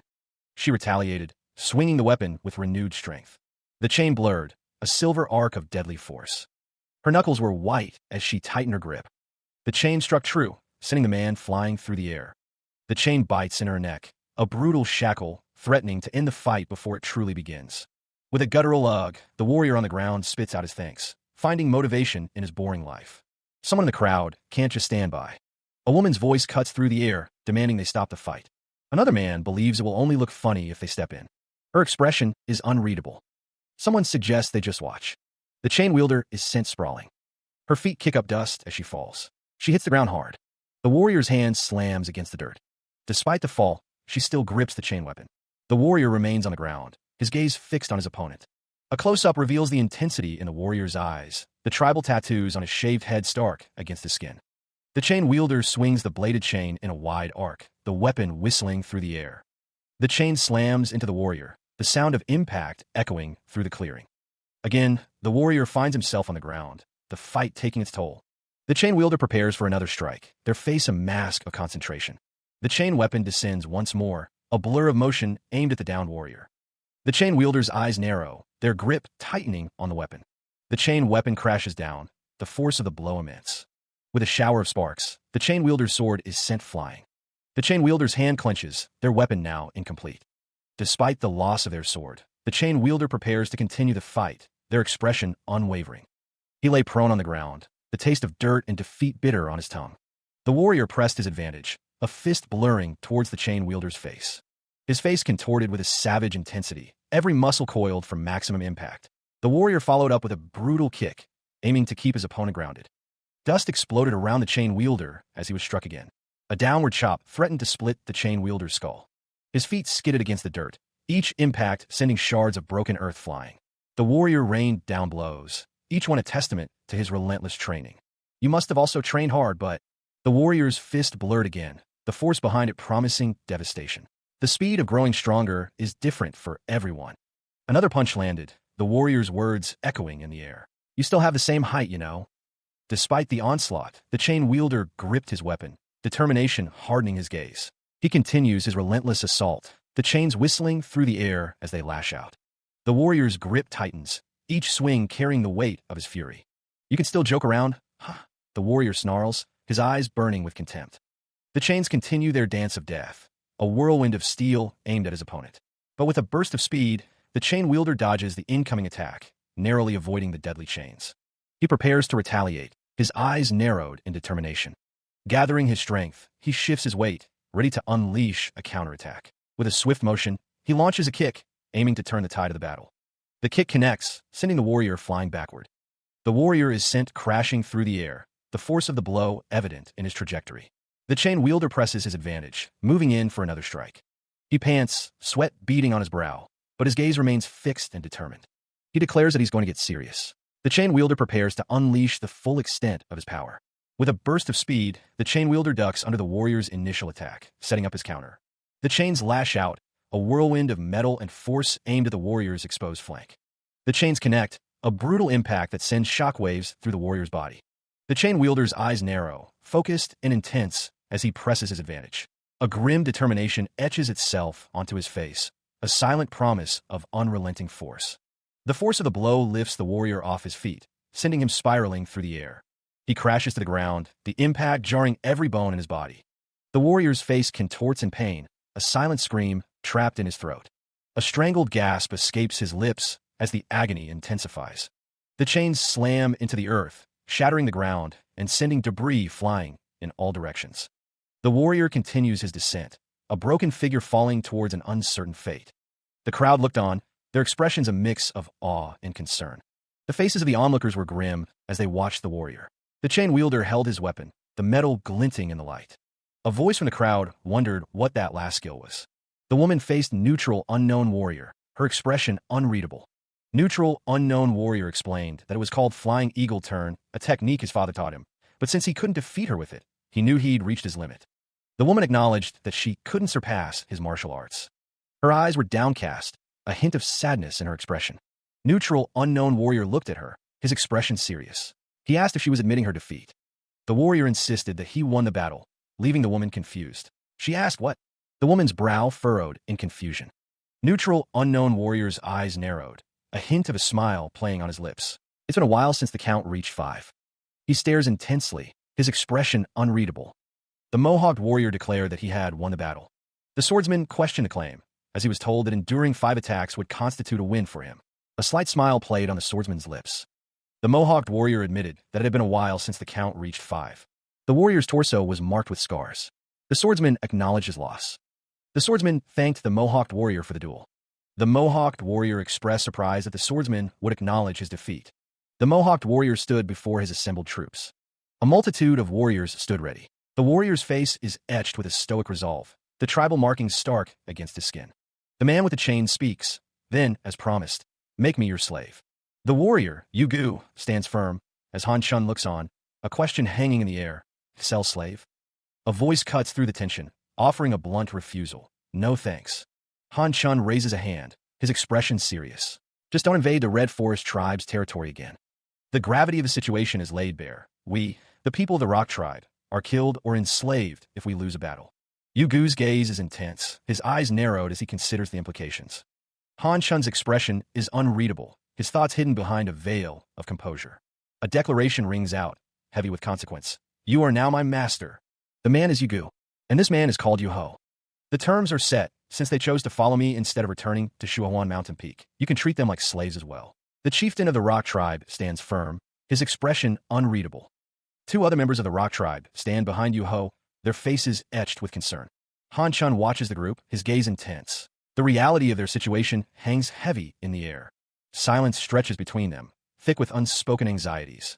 Han Chun addresses the tribe. He will appoint a new chief, but will be a bloodbath for a while. Han Chun continues, stating that since they are his master's parent, they are also his master, asking them to be kind to him. Yuho stammers, but the other woman tells him not to do that, as it's embarrassing. Yuho thinks to himself that he is sorry, but he must do it properly. Han Chun declares that a slave is not something anyone can have. Han Chun continues, saying that to have a slave, one must have the authority and the ability to enslave. The woman tells Yuho to maintain his authority and dignity at all times. The woman asks if they have to live in this house together from now on. He declared that they need not be polite, and that they would find a place to live on their own. Yugu gestured toward a nearby house, stating it was for the 3 of them. Yugu admitted he wasn't sure how this had happened, and that he couldn't get used to it. Yuho echoed his sentiment. Irin stated that now that their family had doubled, she would have more work to do, and that she was going to prepare dinner. Han Chun, seated by the fire, stated that he had a question and asked them to ask it. Han Chun inquired how they had learned martial arts of the Central Plains, and how they also knew their language. Yugu asked if Han Chun had gone to the Central Plains when he was young, and if he knew the 5-poison demon lord obsessed with a particular foot technique. Han Chun acknowledged the 5-poison demon lord, stating that he had heard that he went to Mount Kunlun to avoid the 10 chastisements. Yugu corrected him, explaining that everyone had heard that, but that he actually came to the southern wilderness to escape the 10 chastisements. Yuho revealed that the 5-poison demon lord is his master. He makes the declaration, and Han Chun and Irin exchange a look, a silent question passing between them. So that's how it is. Yuho reflects on the decade of training under his master, the various combat techniques and military skills drilled into him. After receiving oral instructions on each technique, another 10 years were spent mastering them, a process that took a great deal of suffering. Yuho states that his master must now learn those martial arts, declaring that he will be in charge of the training from now on. He wonders aloud if he will be the one teaching. Han Chun interjects, stating that Yuho needs to train more, adding that he is too weak to keep him as a slave. Yuho acknowledges that it's a good thing, but they don't have much time. His training must be completed within 5 years. Yuho then asks if they all mean they will return to the Central Plains. Han Chun confirms that is right. Yuho's expression is unreadable. Judging from his master's rate of growth these past 2 years, that will be enough. Against the backdrop of a setting sun, a desperate plea rings out. Master, please wake up. The training continues. Yuho declares that they will be exercising to warm up their inactive muscles before breakfast. Irin calls out for her master, stating she's going to enter, emphasizing that she said she would. Irin's cries for her master echo again. Irin pleads with Yugu to continue teaching her, exclaiming that Chu is 10 times stronger and will devour her alive. Yugu dismisses her concerns, stating that Ma Jin isn't his slave. Irin accuses Yugu of already being in cahoots with Yuho. Irin's cries for her master continue as she announces she's coming in. Mo Jina asks Yugu if he isn't overdoing it, noting that Chu seems to be having a hard time. Yugu responds that she's just whining about it, adding that Chu is not a passive learner and wants to learn more, which is great. Yugu concludes that that's just the kind of kid Chu is. Yugu sighs, thinking that Chu is their son. Irin tilted her head, her brow furrowed with concern. Why are you sighing so much? She wondered. Meanwhile, a memory surfaced. 10 daggers, crafted with care for Zhongli Chu before his battle with Ma Jin. He had urged the boy to use them if pushed to his limits. Yet, he hadn't even drawn one. Yugu glanced down at Irin, his expression thoughtful. What about that? He asked, his voice low. He recalled, a similar situation arose when Gumek, the Red Forest chieftain, sought their aid during the war. Yugu and Irin stood side by side, their gazes fixed on something unseen. A shared understanding seemed to pass between them. A voice echoed. A principal declared, they should help the weak. Yugu's gaze intensified, his eyes narrowed with resolve. Zhongli Chu was following the path of chivalry. But Yugu's expression shifted, a flicker of inner turmoil crossing his face. He began, the sentence unfinished. A chilling thought surfaced. He was raising this kid to be an assassin. A body crashed to the ground, the sound echoing through the air. The figure lay still, unmoving. The sound of impact echoes through the training grounds. His eyes narrow, focused on the technique. He explains, you see, the waist attack is just a trick to deceive your eye. The warrior demonstrates the technique, executing a swift waist attack on Irin. He continues, his expression serious. Remember, this is less about the power of the frontal attack and more about making the enemy believe that the waist attack isn't a bluff. The sound of the strike resonates. Irin asks, funny? The warrior replies, no, it's not that. He pauses, considering his words. There. Yugu watches the training session intently. The warrior states, very well. We'll take a break. Yugu explains, I didn't approach you before your fight with Ma Jin because I didn't want to disturb you. But now that the fight is over, why don't you come play with me? Irin looks on, questioning, who is it? A voice echoes, questioning who the warrior intends to face next. Irin, arms crossed, demands to know why the warrior came and what troubles him. The question hangs in the air. What's the matter? Irin complains about her mother's constant nagging about marriage, speculating that the chieftain's daughter's visit means she's sneaking out. She finds her mother incredibly annoying. The warrior listens as Irin continues to vent about her mother's fuss over her getting married, before asking if people even get married at their age. Irin explains that everyone in their Red Forest tribe is the same, and all of her friends have already been married. The warrior points directly at Irin, declaring that no guy likes her. Irin retorts, arms crossed, that it's not true, and men are waiting in line to ask her to marry them. The warrior's words echo in Irin's mind. After all, who wants an immature tomboy like her? Irin, visibly annoyed, kicks the warrior, insisting that it's not true. The kick sends Irin stumbling back. The warrior reveals that Gumake's daughter likes him, master. The warrior admitted that he too liked her. The two stood together, the air thick with unspoken feelings. A voice declared that she would succeed Gumake. Irin, as the Red Forest tribe's chieftain, knew she had to return. A voice stated that it wouldn't work for either of them. Irin turned to the warrior, a question hanging in the air. What about her? Irin wondered if slaves weren't supposed to go wherever their master goes. The warrior's gaze hardened, his expression unreadable. He responded, his tone laced with finality that was natural. The symbol of death loomed in the background. Footsteps echo through the dense forest, the sound muffled by the thick undergrowth. One foot comes down hard, crushing the earth beneath it. The figure sprints through the trees, a staff held firmly in hand, his pace quickening. He collapses against a tree, catching his breath, his chest heaving. Meanwhile, hidden amongst the leaves, a hulking figure peers out, watching the traveler's every move. The forest remains silent, save for the rustling of leaves and the distant chirping of birds. The observer grips the hilt of his blade, his gaze unwavering. The steel glints in the dim light, ready to be drawn. The hulking man warns, "Hands off, you will lose your head if you move." A figure stands behind him, partially obscured. The figure behind him is identified as Yugu. Yugu's eyes narrow, his expression unreadable. The warrior's voice echoed through the trees, a chilling declaration of doom. "You are dead." A heavy foot came crashing down, the sound of impact reverberating through the forest floor. With a burst of speed, the warrior launched himself towards Yuho, closing the distance in a heartbeat. Steel met flesh in a brutal clash, the force of the blow sending shockwaves through the air. The warrior pressed his advantage, leaping again with deadly intent. Yuho was sent spiraling through the air, a helpless victim of the onslaught. A close-up revealed the terror etched on Yuho's face, the realization of his impending doom. The warrior's cold pronouncement sealed Yuho's fate. Yuho, dead. The warrior's gaze hardened, his focus shifting to his next target. Again, a foot crashed down, this time aimed at Majin. The world spun for Majin, the ground rushing up to meet him. The warrior's final words echoed in the air as Majin's life was extinguished. Majin, dead. From behind the rough-hewn planks, the unknown warrior peered out, his eyes narrowed, gauging the unsuspecting prey. He smirked, a silent predator confident in his stillness. He hadn't even moved yet. A chilling thought crossed his mind. Who taught him that discovery during an ambush meant death? The warrior laughed, the sound echoing softly in the forest as his comrades joined in. Meanwhile, a voice admitted, somewhere in the distance, that they had lost again today. A voice called out, beckoning Zhongli Chu to come out and talk. Irin shrieked, her face contorted with frustration. "Are you an idiot, you idiot?" She spat, her voice laced with hurt, questioning why he couldn't understand how she felt. The girl demanded to know how much longer she needed to be oblivious for him to notice. Irin declared she couldn't let this go on any longer. She wasn't going to turn around before being dragged away, protesting that they should talk over there. The forest stood silent, the only sound the rustling of leaves as the conversation began. Irin, her arms crossed, declared with a surprising bluntness, "I think you're an idiot, so I'll do the talking now. I want to marry you." The warrior's expression remained unchanged, a deep frown etched upon his face. He simply stated, "I will send you a wedding gift tomorrow, so accept it." "Understand?" Irin pressed, her voice laced with a hint of desperation. "Why are you not answering?" "You don't want to." The warrior responded, "I like you too. I already know that."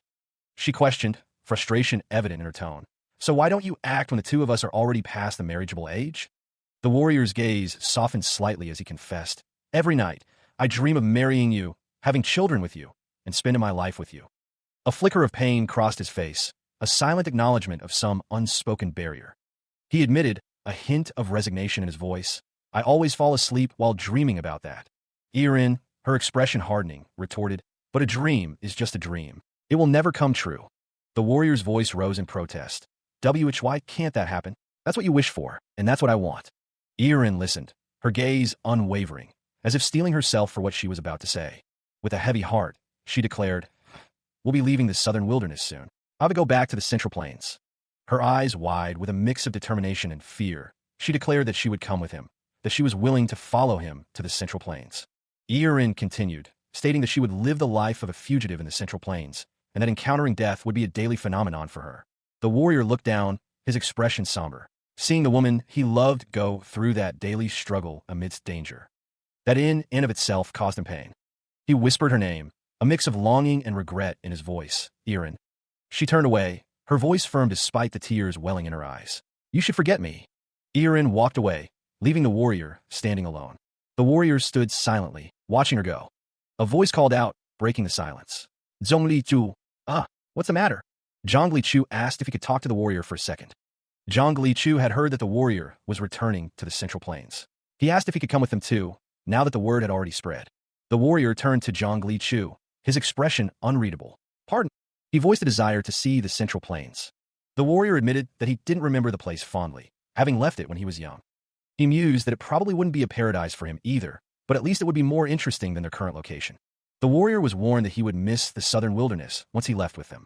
The warrior's gaze hardened, a silent resolve etched on his face. He declared that he had already prepared himself. Someone mentioned Yok Suk, the Punching King. It was confirmed that he was not a burden, and that they had agreed to let him join them. It was then declared, well done. Meanwhile, silhouetted against the night sky, it was noted that it had been 10 years since they came there to avoid the 10 chastisements, and now this day had finally arrived. It was observed that even that small child was now bigger than his father. One of the figures expressed gratitude, saying it was all thanks to their dad and mom. It was declared that tomorrow they would return to the Central Plains. Though there was uncertainty about whether the 9 Great Sect One Union had completed the 10 chastisements for soul-killing chambers, it was understood why they must go back. He declared that they needed to return and rebuild the soul-killing chambers. The task would fall to Sogo. All neutral CHU had to do, the warrior emphasized, was assist Sogo, becoming her hands and feet. The man's words hung in the air, a silent question. Did the boy understand? Neutral CHU affirmed that he would do whatever his father commanded. The boy would do whatever Sogo told him to do. The warrior wondered if neutral CHU was upset. The boy apologized, a quiet, almost inaudible sound. Regardless of her father's honor, the warrior hoped Sogo was someone he had no choice but to follow, someone who would live up to his expectations. He wouldn't get in her way, even if she didn't. Sogo's face was cast in shadow, her expression unreadable. The warrior's hand clenched into a fist, the word dad echoing in his mind. The world faded to black. An impatient voice calls out, urging someone to hurry as everyone is waiting. A voice responds, indicating they are coming. One of the men questions what else they need to pack, since they brought nothing with them to begin with. A woman states her need to double-check if she has forgotten anything. A man observes that she's acting that way because she is sad, and another responds that he knows. Someone declares that it is time to depart. A voice warns that this will not be an easy journey, and they should be prepared. A voice declares that they will be going back. The group stands together in a forest clearing, ready to begin their journey. One man leads the way, the others following closely behind. Their destination, the Central Plains. His name echoes through the air. Zhongli Chu continues onward, the others following behind. The group remains a distance away. A man calls out, pleading for them to wait. Another woman raises her voice, declaring she will join them. Her expression hardens with resolve. She sprints forward, eager to catch up. Irin's name is called out. She doesn't care what kind of life awaits, she just wants to be with them. She will protect them. She trusts them. Irin is on the move. She gazes up at Yugu, her expression a mixture of hope and longing. Irin throws her arms around him, embracing him tightly. Elsewhere, snow blanketed the towering peaks, a silent testament to the harsh winter's grip. A lone figure trudged through the drifts, their destination still a distant promise. The wind howled, biting at any exposed skin, but the figure pressed on, undeterred. Each step was a struggle against the deep snow, the landscape a monochrome canvas of white and gray.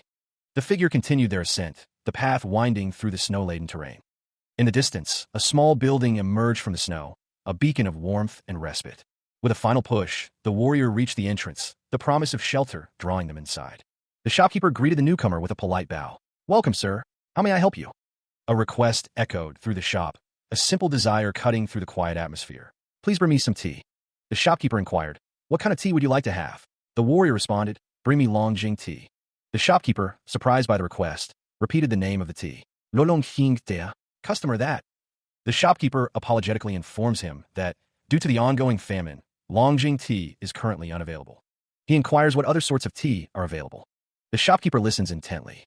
The warrior requests a cup of autumn tea, clarifying that it is a kind of black tea. The shopkeeper agrees to fetch the autumn tea. Another patron remarks on the man's wealth, ordering both Longjing and autumn tea. Elsewhere, two figures discuss the customer's ability to afford expensive tea in an inn full of people freezing to death without even a bowl of porridge. They decide to get moving, stating that people like them must work hard to fill their stomachs. The figures express their gratitude for the rest they received. Someone warns a departing figure to be careful on the snowy road. The figures spit in disgust. A figure knocks on a door. A voice announces a customer. Back at the tea shop, the shopkeeper serves the autumn tea to the warrior, confirming the order. He gestures forward, requesting that the other follow. The pair descends the stone steps, a lantern illuminating their path. The sound of wood creaking echoes as they continue their descent. The man announces that their companions are here. Confusion hangs in the air as one of the men questions who is present. A man's face fills with emotion as he utters a single word. "Bro." The exclamation rings out, "Brothers," followed by a statement of disbelief, questioning why they hadn't returned. The group gathers, relief washing over them as one declares they always believed. A wave of emotion crests as someone expresses their joy that they are all alive. Hands grasp at a sleeve, a desperate need for connection. The grip tightens, the unspoken words hanging heavy. But brothers. A voice calls out, asking if everyone is all right. He stated that it was all right, at least they were still alive after escaping the 10 chastisements. A wide grin spread across his face, a hint of madness in his eyes. One of the brothers, his expression grave, muttered about their fourth brother. The fabric of his robes shifted as he moved. Another brother declared that all of them had survived and were back together. A question arose, shouldn't they now have to pay back what they received? Another brother stated he'd be sad if they did it without him. Someone shouted, Yug Jit. The group inquired about the first brother and were reassured that he was fine and eating well. A brother stammered, asking about Sogo. One of them mentioned her training. It was declared that something is completed. The man at the front of the group lets out a noise of acknowledgement, his expression unreadable. The brothers, Yugu and Yuho, reach out their hands, catching snowflakes as they fall. Yugu looks up, wondering how something like this could fall from the sky, and asks Yuho if he likes it. Yuho notes that everyone else is afraid to leave their homes, fearing they will freeze to death, but Yugu doesn't seem to feel the cold. Yugu exclaims that he was meant to be born in the Central Plains. The warrior continues to lead the way through the snow-covered landscape. The sound of footsteps crunching through the snow fills the air as Yugu walks. Suddenly, the warrior falls from his horse. Yuho calls out to his father, telling him to be careful. Yugu wonders if he did that. Yuho laughs, assuring him that he is okay. Yuho then asks if Yugu has met the other elders. A collective sigh of relief washes over the group. It seemed their prayers had been answered. Looking upwards, the warrior acknowledged the heavens. He stated that they would go straight to 3 Mile Island. A question hung in the air. 3 Mile Island? The warrior explained that Yug-jae had already set up a place for them all to meet on 3 Mile Island. He instructed them to go there and meet Sogo, Jiaksa, Ye-Egon, and So-Yoyan. A grizzled man with a neatly trimmed mustache declared that they should revive the soul-killing chambers, not him. He continued, stating that it was First Brother's idea that they all should solve it without their help, so there would be no repercussions later. The warrior clarified that it wasn't just him, but all other brothers also agreed with the First Brother's idea. The mustached man warned them to be careful, revealing that Jiaksa went to Mongolia and learned the ritualistic 8-sword technique from the Naaman tribe's chief. He added that Ye-Egon went to Kunlun before simply saying, Dad. The warrior offered a reassuring sentiment, don't worry. A simple declaration hangs in the air. Silence. He asked if he can ride the boat. A figure stands guard, sword at their side. The hooded man confirms that he would like to go to 3 Mile Island. Yugu wonders what he's going to do in such a desolate place. The unknown warrior offers 5 niang. The pair stand on the boat, ready to depart. Yugu offers 10 niang, asking him to come and feed him again in the morning, but warns him not to stay in this desolate place for long. A warning hangs in the air. Yugu tells him not to be seen, just to leave. Yugu looks forward to seeing him again. He is rowed across the icy water, the hooded figure silent at the oars. A woman in a white robe stands on the snowy bank, waiting. She offers a simple farewell. Thanks for the ride. The warrior's expression is unreadable. A lone tent stands in the desolate, snow-covered landscape. He approaches the makeshift shelter, his destination reached. The woman's footsteps leave faint impressions in the snow. The warrior is asked a question. How many is it? He continues his trek through the wintry forest, the question hanging in the air. The questioner presses further. How many people have you killed in the last 10 years? He responds with a chilling indifference. Well, I never counted. The warrior's gaze is distant, lost in thought. However, the woman seems to know more than she lets on. His gaze was intense, the look in his eyes promising pain. The symbol of death hung in the air, a promise and a threat. The warrior, face stoic, posed a question, his voice echoing in the desolate landscape. How many people have you killed in the last 10 years? A figure stood in the distance, the wind whipping around him. After a pause, he responded, his voice a low murmur. Well, I never counted. The warrior's gaze remained fixed, his expression unreadable as he awaited a more precise answer. However, the man's eyes narrowed, a hint of menace creeping into his voice. It seems the count will rise by 1 today. A sinister smile stretched across his face, revealing a hint of cruel amusement. He continued, his tone laced with a hint of condescension. It seems the foolish kid has matured considerably. A masked figure stood nearby, his words carrying a sense of unwavering loyalty. To follow Sogo's lead, to become her henchman no matter what. The man with the sinister smile scoffed, his expression a mixture of disbelief and disdain. Does it even make sense to make me her henchman when I've never met her? The warrior's gaze softened slightly, a hint of understanding in his eyes. Judging by your expression, it seems you have also been through some serious hardship. Elsewhere, a voice echoes, stating that the elders don't make unfounded claims. The warrior with the glasses and the man with the top knot stand on a rooftop. The man with the top knot remarks on something he sees. The disembodied voice continues, calling someone a brainwashed kid and implying they were raised improperly. A hand grips a railing tightly, as the voice declares that his martial uncle should be appreciated for raising a hunting dog properly. The warrior and the man with the top knot are now inside a tent with other people. An exclamation mark hangs in the air. A close-up reveals a woman with long, gray hair. A man with wide eyes peeks through a curtain, exclaiming in surprise, "Whoa, who is she?"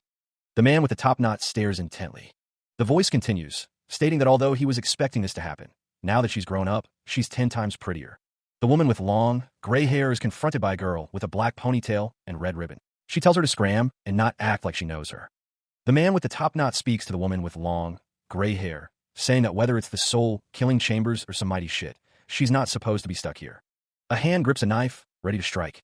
The woman's threat hung heavy in the air, a chilling promise of violence. She wanted to know if he wanted another hole to breathe. The man holding the knife sneered, demanding that she get lost if she didn't like it. He claimed he was just trying to get rid of the tension. Another man, standing on a raised platform, laughed, claiming he was trying to relieve the tension and awkwardness. An unseen figure snapped at him to shut up. The man with the knife turned his head, ordering the other to seal his mouth and sit still. The gray-haired woman simply responded with a single, terse question. What? The grip on the knife tightened. Someone mused that their martial uncle had chosen this location wisely. The man with the knife insisted that they sort out what needed to be sorted out before they continued. Ye-Egon declared that she was not the same Ye-Egon they once knew. Someone ordered them to scram out of the place, insisting they take their conflict outside to solve it on their own. The woman stood, her expression unreadable. A voice declared that they had been looking forward to the day when they could rip someone's mouth apart.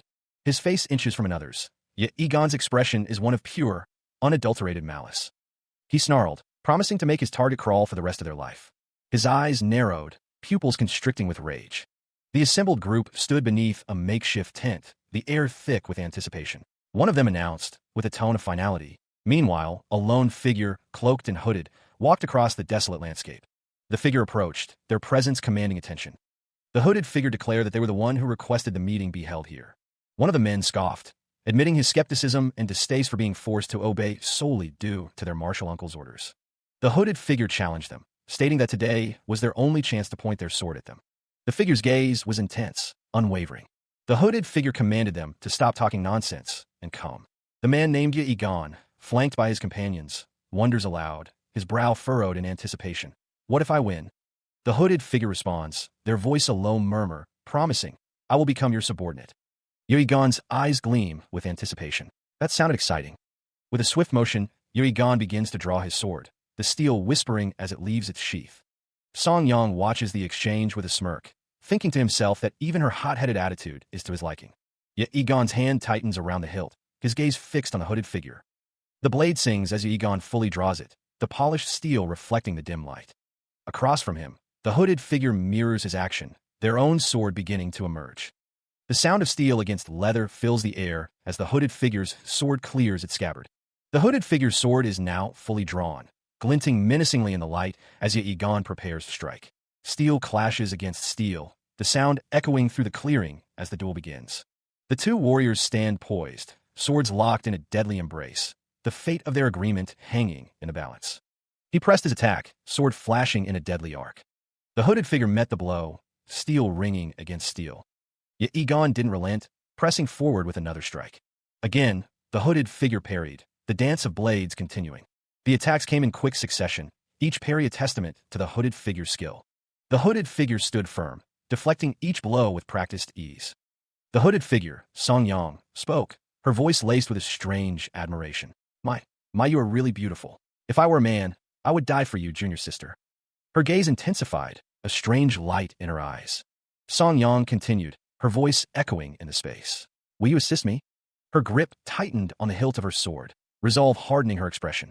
Then show me that you have what it takes. Ye-Egon renewed his assault, blades clashing once more.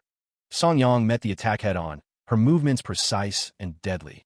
The challenge rings out, Ye-Egon demanding to be shown what Song Yang is truly capable of. The warrior brandishes her twin blades, the steel glinting in the pale light as she prepares to strike. A gasp escapes Song Yang's lips, a flicker of surprise or pain crossing her face. Her grip tightens on the hilt of her sword, knuckles white against the worn leather. Her foot crunches down on the shattered ice, a sign of faltering resolve.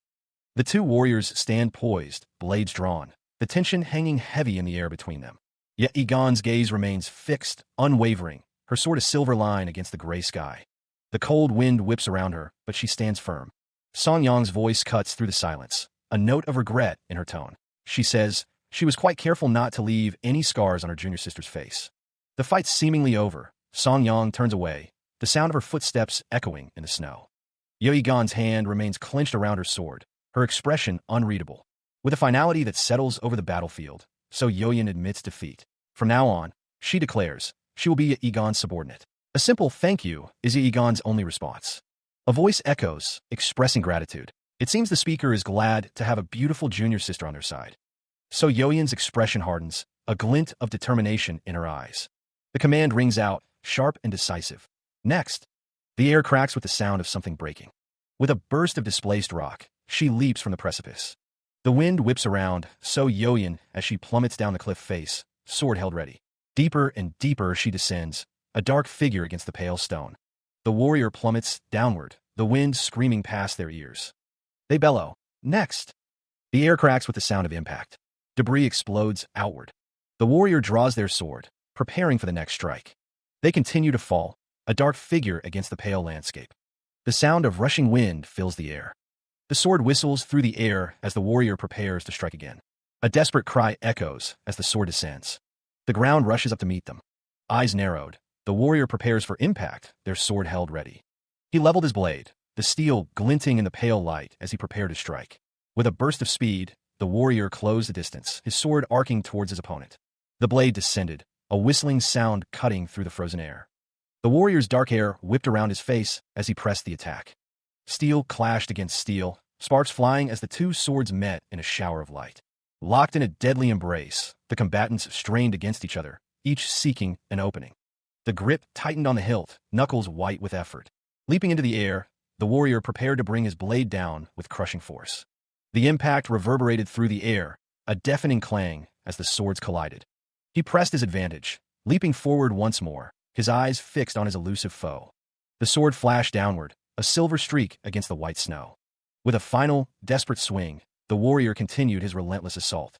He lunges forward, sword extended, closing the distance between himself and his opponent with a burst of speed. The white-haired warrior meets the attack head-on, their blade rising to intercept with a resounding clang. The force of the collision shatters the ground beneath them, sending fragments of ice and stone flying in all directions. Spinning, the unknown warrior launches a kick, aiming to break through the white-haired opponent's guard. With a swift motion, the white-haired warrior uses the flat of their blade to deflect the kick, maintaining their balance. The two trade a flurry of blows, each strike met with a parry, the dance of steel a whirlwind of motion. The white-haired warrior's eyes narrow, a fierce determination etched upon their face. Their white hair whips around them like a storm, a visual echo of the intensity of the battle. The unknown warrior's footwork is precise, each step calculated to maintain balance and momentum. The white-haired warrior presses the attack, their sword a blur of silver against the gray landscape. Sweat beads on the unknown warrior's brow, their gaze locked on their opponent, every muscle coiled and ready.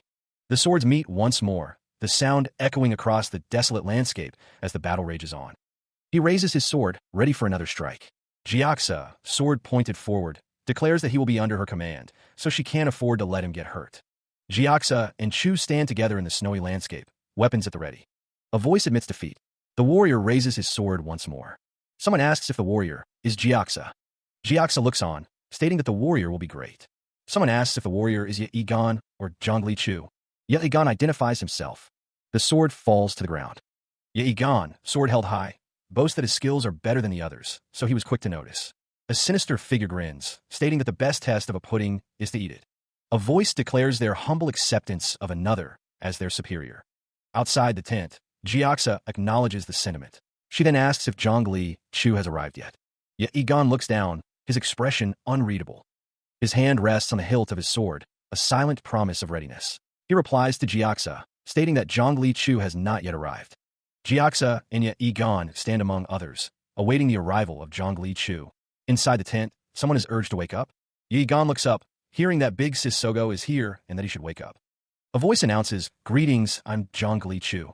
Zhongli Chu, now standing before Ye Egon, extends an invitation to become his aides and help him from now on. He asks how Ye Egon feels about the offer. He declares that he will do the same.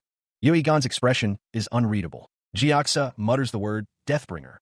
The folds of a robe are visible. He states that he has something important to say. Yoigan says he will tell them all today, the tent standing silently in the background. The group sits in the tent, listening intently. Chu asks, his voice laced with surprise, Deathbringer? The man with the top knot and Jiaksa listen to the conversation. The man thinks that it is the dream of all assassins. Yoigan's expression is serious. The text explains that there are countless martial artists in Murim who have made themselves renowned as the best in the world, but no one has ever become the Deathbringer, not even once. Yoigan says to follow him. The speaker's words hung in the air, a promise and a threat intertwined. The unseen figure declared that they would be the one. The word Deathbringer echoed, a title heavy with implication. The man with the top knot spoke, unsurprised, as expected of Sogo.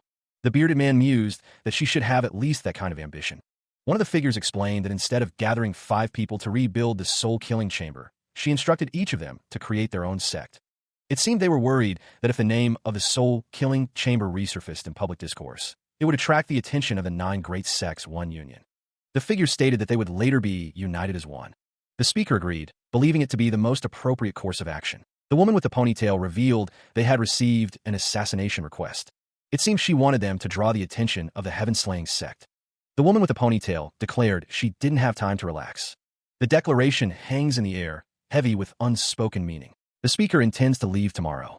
The room is dimly lit, the only source of light reflecting off a metallic object. The insistence on following comes from a place of deep concern. Jiaksa knows that death encounters will be a daily phenomenon, but still insists. Yoigan's eyes are closed, but the words echo in his mind, on following him. Silence hangs heavy between them, unspoken worries filling the space. Jiaksa pleads, her voice laced with desperation. She needs a promise, a guarantee that Yoigan will never die. He responds with a question, a gentle reassurance that he wouldn't leave her behind. Their faces are close, the weight of their unspoken fears pressing down on them. The demand is raw, a desperate plea for reassurance. Promise me. Their eyes meet, a silent understanding passing between them. Yoigan offers a soft, repeated affirmation, a promise whispered into the darkness. Yeah, I promise you. The promise hangs in the air, a fragile shield against the uncertainties of the future. I promise. Jiaksa's thoughts are filled with worry, the dangers of Jianghu weighing heavily on her mind. She asked that Yoigan look after her family. She listened as Yoigan reassured her, promising to protect the place with his life. He then stated that he would be leaving now. The group called out to Yoigan, wishing him to take care of himself and to come back quickly. Meanwhile, another group, cloaked against the falling snow, declared their departure. A lone figure walked through the snow, thinking to himself that he had taken the first step toward rebuilding the soul-killing chamber. A promise echoed in the air. He would not let them down. The snow continued to fall on the village. Elsewhere, a question hung in the air. Where did they get the money to buy all this alcohol? The group chuckled, agreeing that they needed to use it quickly in order to get. Nearby, a man declared that he was rid of it. The man fell to the ground. Another man, clutching his shoulder, wondered what was wrong. He angrily exclaimed, how dare those bastards hit his shoulder and leave just like that? The man yelled, calling out for them to stop. The disembodied voice echoes, posing a fundamental question of honor. If you strike another, is an apology not due? The question hangs in the snowy air between the two warriors, their faces etched with a shared uncertainty. One of the warriors stares ahead, his expression unreadable as the snow continues to fall around him. The blow lands with brutal force, snapping Jiaksa's head to the side. A pained cry tears from his throat as Jiaksa stumbles backward, the force of the impact nearly knocking him off his feet. Spitting blood, Jiaksa glares at his attackers. He demands, his voice thick with rage, if they want him to apologize, insisting that they're the ones who deserve an apology. The crowd watches with bated breath, unsure of what will happen next. Whispers ripple through the onlookers. Some suggest intervening, but others warn against getting involved, fearing the consequences. Jiaksa, fueled by fury and pain, turns on the crowd. He shouts at them to get lost, his voice echoing through the snowy street. Bloodied and bruised, Jiaksa issues a chilling threat. He asks if they know who his big brother is, implying they have messed with the wrong person. Another blow sends him crashing to the ground. The breath is knocked out of him as Jiaksa hits the ground. Someone in the crowd taunts him, asking what he intends to do about it. A voice booms out, demanding to know what they think they're doing. Jiaksa looks up, a flicker of hope in his eyes, wondering who has come to his aid. The figure at the front of the group raises their voice, warning that if they continue, people will die. The one with the ponytail explains to their master that these guys were forcing their hands. Someone suggests that they made a ruckus and should leave. A man looms over the kneeling figures, declaring that they were lucky. If it weren't for their master, they would both be dead right now. Meanwhile, the paradise flower inn stands in the falling snow. Inside, someone confirms they need nothing else. Han Chun requests another bottle. A man reacts in fury, demanding to know who dared to touch his brother. The group outside the inn shouts for the bastards to come out. The bearded man asks if they're sure those bastards really came here. His companion confirms that he followed them and saw them entering this restaurant. The scene opens with a close view of a belted waist. Inside the establishment, a patron requests another bottle. Suddenly, a man points a finger, declaring, "There, it's them." Without warning, a fist connects with a man's face. He spits out, "Those bastards." The group is confronted. One of the seated men asks what's going on, while another questions who the newcomers are and where they came from. A man speaks to the tattooed man, his expression grim. The tattooed man, seemingly disoriented, asks what they're talking about. One of the men surrounding the tattooed man declares his intent to kill him, while another laughs at the tattooed man's words. A scroll is unrolled, granting permission to handle the group in any way they see fit for disrespecting their father. The tattooed man's face is shown in close-up, his expression unreadable. The tattooed man is struck with tremendous force, sending him flying. The force of the kick sent debris flying, the sound of shattering ceramics echoing through the inn. A bicycle lay discarded, a silent witness to the escalating violence. The man with the bruised face, eyes wide with alarm, cried out, "Be brother." A fist connected with brutal force, the impact reverberating through the inn. A roar of fury ripped through the air as the tattooed man's face contorted in rage. A body lay sprawled on the ground, a testament to the ferocity of the brawl. A chorus of voices rose above the din, a unified cry to kill them. From the ground, a voice spat out, "These bastards." A man swung his weapon with deadly intent, the air whistling as it cut through the space. The tattooed man was overwhelmed, the force of the attack sending him reeling. Amidst the chaos of broken tables and shattered dishes, a figure crashed to the ground. The cry went up. It was a full-blown brawl. A fight had erupted within the confines of the inn. He warned that if he kept this up, he'd be in trouble. The man urged him to hurry and get out of here. Ignoring the warning, the brother hurled a chair across the room. The chair was followed by a fist, connecting squarely with someone's face. The force of the blow sent the recipient crashing to the floor. A close-up revealed the brutal impact, blood splattering from the victim's mouth. The man lay prone, defeated. Nearby, another figure lay motionless amidst the wreckage. The once orderly inn was now a scene of utter devastation, bodies strewn amongst overturned tables and chairs. A place which should be filled with laughter and excitement devolved into chaos. Someone questioned if he really had to create such a commotion. Elsewhere in the inn, a man sat calmly, seemingly unfazed by the violence. He slowly brought a cup of tea to his lips, a picture of serene indifference. The old man sneered, his words dripping with disdain. He figured they were just a bunch of country bumpkins hoping to make a big splash. But instead of striking it rich, the chieftain continued. It appeared they were going to die before they could even spend a night there. The man named Unknown Brother restrained the chieftain, preventing him from advancing. A voice boomed, demanding that they not obstruct the path of the old man. The chieftain, still restrained, was told to step aside. Han Chun, sipping from her cup, calmly ordered them to let him go. The chieftain was held back once more as someone lamented that young people these days have no manners. Han Chun, looking at the chieftain, wondered if there was a way for them to survive. A voice questioned if risking their life was their only option. Someone offered to watch their back so they could set up a stable presence and open their martial arts school in Kaifeng City of Hunan Province, noting that there were more than 100 similar guys in the neighborhood alone. The chieftain glared, his expression unreadable. Han Chun thanked them for their kindness, but stated that they didn't need their help. The chieftain's offer was blunt: leave. Sensing their hesitation, the chieftain relented, scoffing that he'd cut the price in half. His expression remained stern, however, the offer feeling more like a thinly veiled threat. The chieftain's tone softened slightly, reminiscing about his own early days in the Central Plain, explaining his unusual leniency. Across the room, Yugu took a sip from his cup, his expression unreadable. A tense silence hung in the air. He lowered the cup, his voice a cold command: kill him. Elsewhere, a figure prepared to strike. Back at the table, the chieftain's face contorted in anger. A woman ran towards the commotion, demanding to know what was happening. She shouted for them to stop, but it was too late. Someone identified the attacker as the ignoble clan's pickpocketing hall leader.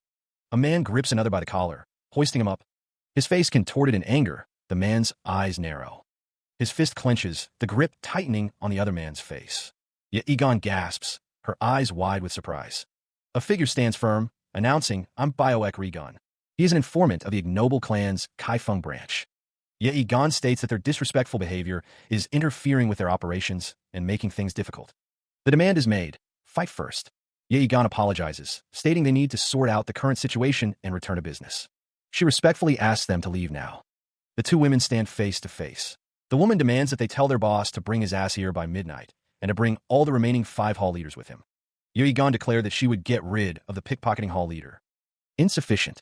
The man with the eye patch announced that he had come here today with the intention of drinking blood wine. Someone questioned the idea of blood wine. The speaker implied that by drinking blood wine, one intends to become an assassin. The man muttered, calling someone a crazy bastard. The world is already in chaos, where even small things can become a matter of life and death, driving someone nuts. Yet Egon stated that it doesn't seem like a petty dispute over territory. A question arose. Are they powerful enough to compete with the Heavenly Slaying Sect? She stammered, clarifying that's not what she meant. Dongha's name echoed through the halls of the traditional building as he called out. A voice demanded, its tone sharp and impatient, if someone was awake. Yet Egon responded, her voice calm despite the urgency, that her eyes were wide open. The voice continued, stating that someone wouldn't have to pay for the meal afterwards. Below, a hand lay limp against the wooden floor, the body unseen. Yet Egon, standing in the doorway, gave the order to deal with the troublemaker at the Paradise Flower Inn. A sinister smirk plays across Ye Egon's face, a silent promise hanging in the air. A figure stands over a fallen body as a group approaches. One of them remarks, with a hint of resignation, that this was inevitable. The unseen speaker boasts that he finally met his match today. It seems their guests have already had a few drinks, and it's time for them to leave and get a good night's sleep. The sword gleams in the dim light as it's presented. The group stands by, watching the exchange. Ye Egon takes a drink, the liquid reflecting in his eyes. He assures them not to worry about cleaning up, they'll take care of it themselves. The question hangs in the air. Are you the leader? Ye Egon dismisses the notion, claiming to be just a cleaner. The drink is poured, a silent invitation. They're told to ask the leader to come himself. The speaker pleads for understanding, emphasizing that their leader isn't some stray dog who comes running when called. Ye Egon continues, stating that while he's still acting nicely, it's better for them to leave. He adds that it's good they can retain their brother here. A close-up reveals Ye Egon's intense gaze, his question hanging heavy in the air. Right, guest? The leader. He issued a chilling command, his voice laced with an undercurrent of threat. Ye Egon declared that he would count to 3, absolving himself of responsibility for whatever followed. The count began, hanging heavy in the air. A cacophony of shattering glass and splintering wood erupted as chaos descended. The room became a whirlwind of destruction, the air thick with dust and the scent of ozone. A collective gasp rippled through the onlookers, their faces etched with shock and disbelief. A subordinate cried out in anguish, seemingly mourning the destruction or the figure responsible, calling out for Master Dongha. The aftermath revealed a scene of devastation, bodies strewn amidst the wreckage. Yet Egon's hand tightened around the hilt of his weapon, his expression hardening. He sneered, stating that words would not work. He accused someone of squandering the chance to return home safely, his grip tightening further. A figure, seemingly resigned, spoke of compliance if that was what was desired. Yet Egon issued a curt order, instructing Yugu to close the door. The door slammed shut, sealing the room as chaos erupted once more. A surge of determination hardens the warrior's gaze, the air crackling with unspoken intent. Feet pound against the wooden floor, a desperate sprint into the unknown. He plummets from above, the city sprawling beneath him as he falls. A gasp escapes his lips as he crashes through the ceiling. Chaos erupts as the warrior descends into the fray, a whirlwind of motion against multiple opponents. An ugh escapes as one of the fighters is struck down, his face contorted in pain, the battle taking its toll. Elsewhere, snow falls heavily on a traditional building, the silence broken only by the wind. The snow continues to blanket the scene, a serene contrast to the violence. He plummets through the air, the ground rushing up to meet him. The wind howls as the warrior steels himself, a vow echoing in his mind. I have to be ruthless. Kneeling in the snow, he prepares for what comes next, the crunch of footsteps the only sound. He steeled himself, the cold seeping into his resolve. He couldn't hesitate, not now.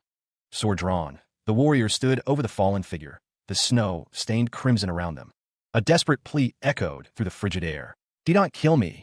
The warrior's face betrayed a flicker of doubt. He couldn't even think of a reason he must kill this guy. His expression hardened, a grim acceptance settling over his features. This was just a part of his job. He gazed down at the man, the weight of his duty pressing heavily on him. Standing alone amidst the swirling snow, the warrior considered the way of becoming accustomed to death. The fallen figure lay prone, a stark contrast against the pristine snow. Terror etched itself onto the man's face, his eyes wide with fear. The warrior stood silhouetted against the backdrop of the snow-covered building, a lone figure against the storm. His brow furrowed, a storm brewing within him. Determination hardened his gaze, the internal conflict giving way to a chilling resolve. That was the way of survival. He was helped to his feet, the snow swirling around them as he regained his balance. The woman ensured he was steady. She ordered a message be sent to the heaven-slaying sect. The woman relayed the message. Someone desired to drink blood wine. A voice called out, begging them to wait. Meanwhile, another man commanded that all the hall leaders be summoned. Chen Untak introduced himself as the ignoble clan's Kaifeng branch leader. Leader Chen considered using the ignoble clan. A sudden exclamation broke the tense atmosphere. One of the men confessed he wasn't sure what they were talking about, but he intended to drink the blood wine, and the heaven-slaying sect was in his way. Chen wanted everything they could find out about the heaven-slaying sect members who lived in the territory of the Beggar Union's local branch. Chen Untak didn't understand why the ignoble clan had to agree to such demands. One of the men declared he would spare someone's life, even when they didn't know what they would gain from it. A voice seethed with malice, promising death to anyone who dared interfere with the consumption of the blood wine. The speaker declared that it made no difference whether it was the heaven-slaying sect, the Beggar Union, or even the ignoble clan. A chilling laughter echoed, filling the air with a sense of impending doom. Amidst the carnage, a figure challenged anyone present to go ahead and end their life. Despite their affiliation with the infamous ignoble clan, one man questioned what there was to fear from death, as they were all martial artists. Another voice spoke with resignation, stating that they would be killed as soon as they were caught giving information about the heaven-slaying sect. One figure pondered if it wouldn't be more meaningful to stake their life to gain something more significant, if death was inevitable. The ignoble clan's leader inquired if a deal was being suggested, offering to bring whatever was desired in return. A desperate plea filled the air. Please kill him. The intent was clear, a burning desire to end a life. Kill him. Shocked voices erupted, questioning how their leader could even suggest such a thing. A serious gaze met the chaos, a silent promise of what was to come. The cup clatters against the table, the sound echoing in the room. A voice calls out, Yugu. Han Chun stands behind the scarred man, who orders someone to be eliminated. The man responds with a firm yes. A hand tightens around the hilt of a weapon, ready to strike. The man's eyes narrow, his expression hardening as he prepares for violence. Feet pound against the floor, rushing to intervene. A desperate cry rings out. Wait. Bei Jumiang's face is filled with alarm as a hand grabs her arm. She pleads, please stop. Bei Jumiang argues, from what I can tell, you happen to require the ignoble clan's intelligence. Her voice rising, she warns, however, your plans will be derailed if you kill the leader. The scarred man, addressed as master, contemplates his next move. He wonders, should I kill this woman first? The scene is tense, the air thick with unspoken threats. The scarred man is questioned, master? The ignoble clan leader, holding his cup, asks, what's the reason you want to kill your clan leader? The ignoble clan leader's rise to power was built on a foundation of treachery. Han Chun explains that the current leader deposed his predecessor through despicable means. Bei Jumiang's brow furrows, the question hanging in the air. Despicable methods? 2 years prior, the former leader was taken down by the current one. With the aid of assassins, the coup was swift and decisive. The man pours tea, a philosophical air about him. He muses that such is life, with its inevitable ups and downs. The three remain in quiet contemplation, the weight of their discussion settling in the air. Han Chun's fist clenches, a silent promise of retribution. Han Chun offers a deal, promising all the information they need about the heaven-slaying sect. The man with the ponytail warns, his tone firm, that this is the last time he'll agree to such a deal. Han Chun insists that the Paradise Flower Inn must continue to operate, but that they will make arrangements in a different building, asking them to relocate their accommodations there. The man agrees with a simple, sure. Elsewhere, in the Hostler Hall, a figure addresses the leader, confirming their presence. The snow continues to fall as Han Chun addresses the group. He orders them to assemble the guy and clean up the Paradise Flower Inn. One of the men replies, all right. Han Chun continues, warning them that discussing the incident that just happened at Paradise Flower Inn is strictly prohibited. He threatens that anyone who opens their mouth will lose their head immediately. Another man states that he will bear it in mind. He adds that starting today, all of their members will be focusing on investigating the heaven-slaying sect. Han Chun's expression is stern as he listens. Bei Jumiang begins to speak, but hesitates. Someone wonders if they can really trust them. The order is given to collect all information about the heaven-slaying sect and deliver it to the Fragrance Hall leader. It is stated that they have no choice but to trust them. The message arrives. Lord Ma's wife, Lady Su Ling, has gone into labor. The warrior's eyes widen, a flicker of disbelief crossing his face. Oh, really? He stammered. A surge of urgency courses through him. He breaks into a run, the wind whipping at his robes as he races toward his destination. Elsewhere, the traditional Korean architecture stands silent under a blanket of snow. The warrior arrives at the courtyard, his breath misting in the frigid air. He pauses before a set of ornate doors, his hand hovering near the latch. His fingers tighten on the wood, a shadow of regret passing over him. It's a pity, he murmurs. The chieftain listened intently as the other man spoke of the requirements to become a Deathbringer, a path that demanded one first cross the Yellow Springs. He continued, stating that unless one had the power to return from the dead, it was impossible. Jiaxa, listening to the conversation, internalized that they couldn't be the Deathbringer. The chieftain declared that as long as they were alive, there was still hope. The chieftain stroked his beard, muttering that if that was the case, then something had to be done. Jiaxa stood silently, holding scrolls in her hands, awaiting further instructions. A sudden sound made Jiaxa turn her head, a flicker of surprise crossing her face. The chieftain and Jiaxa walked together, exiting the room. The chieftain cleared his throat, drawing Jiaxa's attention. Jiaxa looked at the chieftain, a thoughtful expression on her face. The chieftain's face was etched with concern, his gaze distant. A lone figure walked away in the snow, the words echoing in the air. May the money save you from death. The hallway stood empty, the silence heavy with unspoken worries. The translator notes that, with the introduction of Hanja, the heaven-slaying sect will now be referred to as the Killer's Heaven Sect. Bei Jumiang reports that they have information on the Killer's Heaven Sect's Manor Lord. Han Chun, seated at his desk, remarks that he has heard of the old man before. Bei Jumiang stands nearby as Han Chun continues his work. Bei Jumiang describes the old man as a miser who wouldn't even marry, believing that feeding a wife and children would be a waste of money. She expresses her disbelief that a man like him would give away his entire fortune just for a legend. Bei Jumiang apologizes, explaining that she was waiting at the door and unintentionally overheard the conversation. Han Chun, holding a paper, muses that everyone has something they want to accomplish. Bei Jumiang adds that for the old man, it's witnessing the Deathbringer. Bei Jumiang reflects on achieving the dream of all assassins, to walk freely on the assassin's path without being controlled or influenced by any other. Han Chun wonders if such a person really exists before someone calls out to Bei Jumiang. Bei Jumiang responds, asking what is needed. Han Chun requests that she get him some clothes suitable for the young master of a wealthy family. A sprawling estate nestled amidst snow-capped mountains. The air bites with winter's chill as a voice calls out, questioning the purpose of a visit. He stands on the steps, clad in a simple white robe. He announces his intention, stating he is here to see the Manor Lord. Before the gates of the Killer's Heaven Sect, the Beggar Hall leader demands to know why he seeks an audience with the Manor Lord. The man considers his options, weighing the possibility of asking for a favor. The man admits he has no appointment. The Beggar Hall leader states flatly that without an appointment, he will not be able to see the Manor Lord. The man, neutral unknown brother, accepts this with a sigh, resigning himself to his fate. He turns to leave, thinking aloud that he had hoped to entrust the Manor Lord with a commission worth 20,000 Niang, but now he'll have to find someone else. The Beggar Hall leader's eyes narrow. The Beggar Hall leader calls out, halting the man's departure. His hand shoots out, grabbing the man's robe. The Beggar Hall leader firmly grasps the man's robe, stopping him in his tracks. He offered a polite apology. The Manor Lord typically didn't accept personal requests, the Beggar Hall leader explained, but today was an exception. The Beggar Hall leader gestured, indicating the direction. This way, please. As they walked, the unknown brother wondered aloud. What's his name? The Beggar Hall leader admitted, I don't know. He said he'll reveal it when he meets the Manor Lord. The unknown brother echoed, I don't know either. A report came in. A search of Kaifeng City records revealed no one who could afford to spend 20,000 Yang. The Beggar Hall leader speculated, he could be from another county. This guy is... The order was given. Send 2 more guards to the reception area and keep them on high alert. The guards responded, as you command. Meanwhile, a turtle stared blankly ahead. A young man with long black hair stood beside the turtle. The young man sat at a table, the turtle resting upon its surface. The door creaked open, revealing the interior of the hall. The Beggar Hall leader, standing with another figure, apologized. I've kept an honorable guest like you waiting too long. The visitor apologized, stating he had some urgent business to attend to. Several figures stood in the background, observing the exchange. The Beggar Hall leader, seated at the table with the turtle resting upon it, stated, I was told that you have a commission for me worth 20,000 Yang.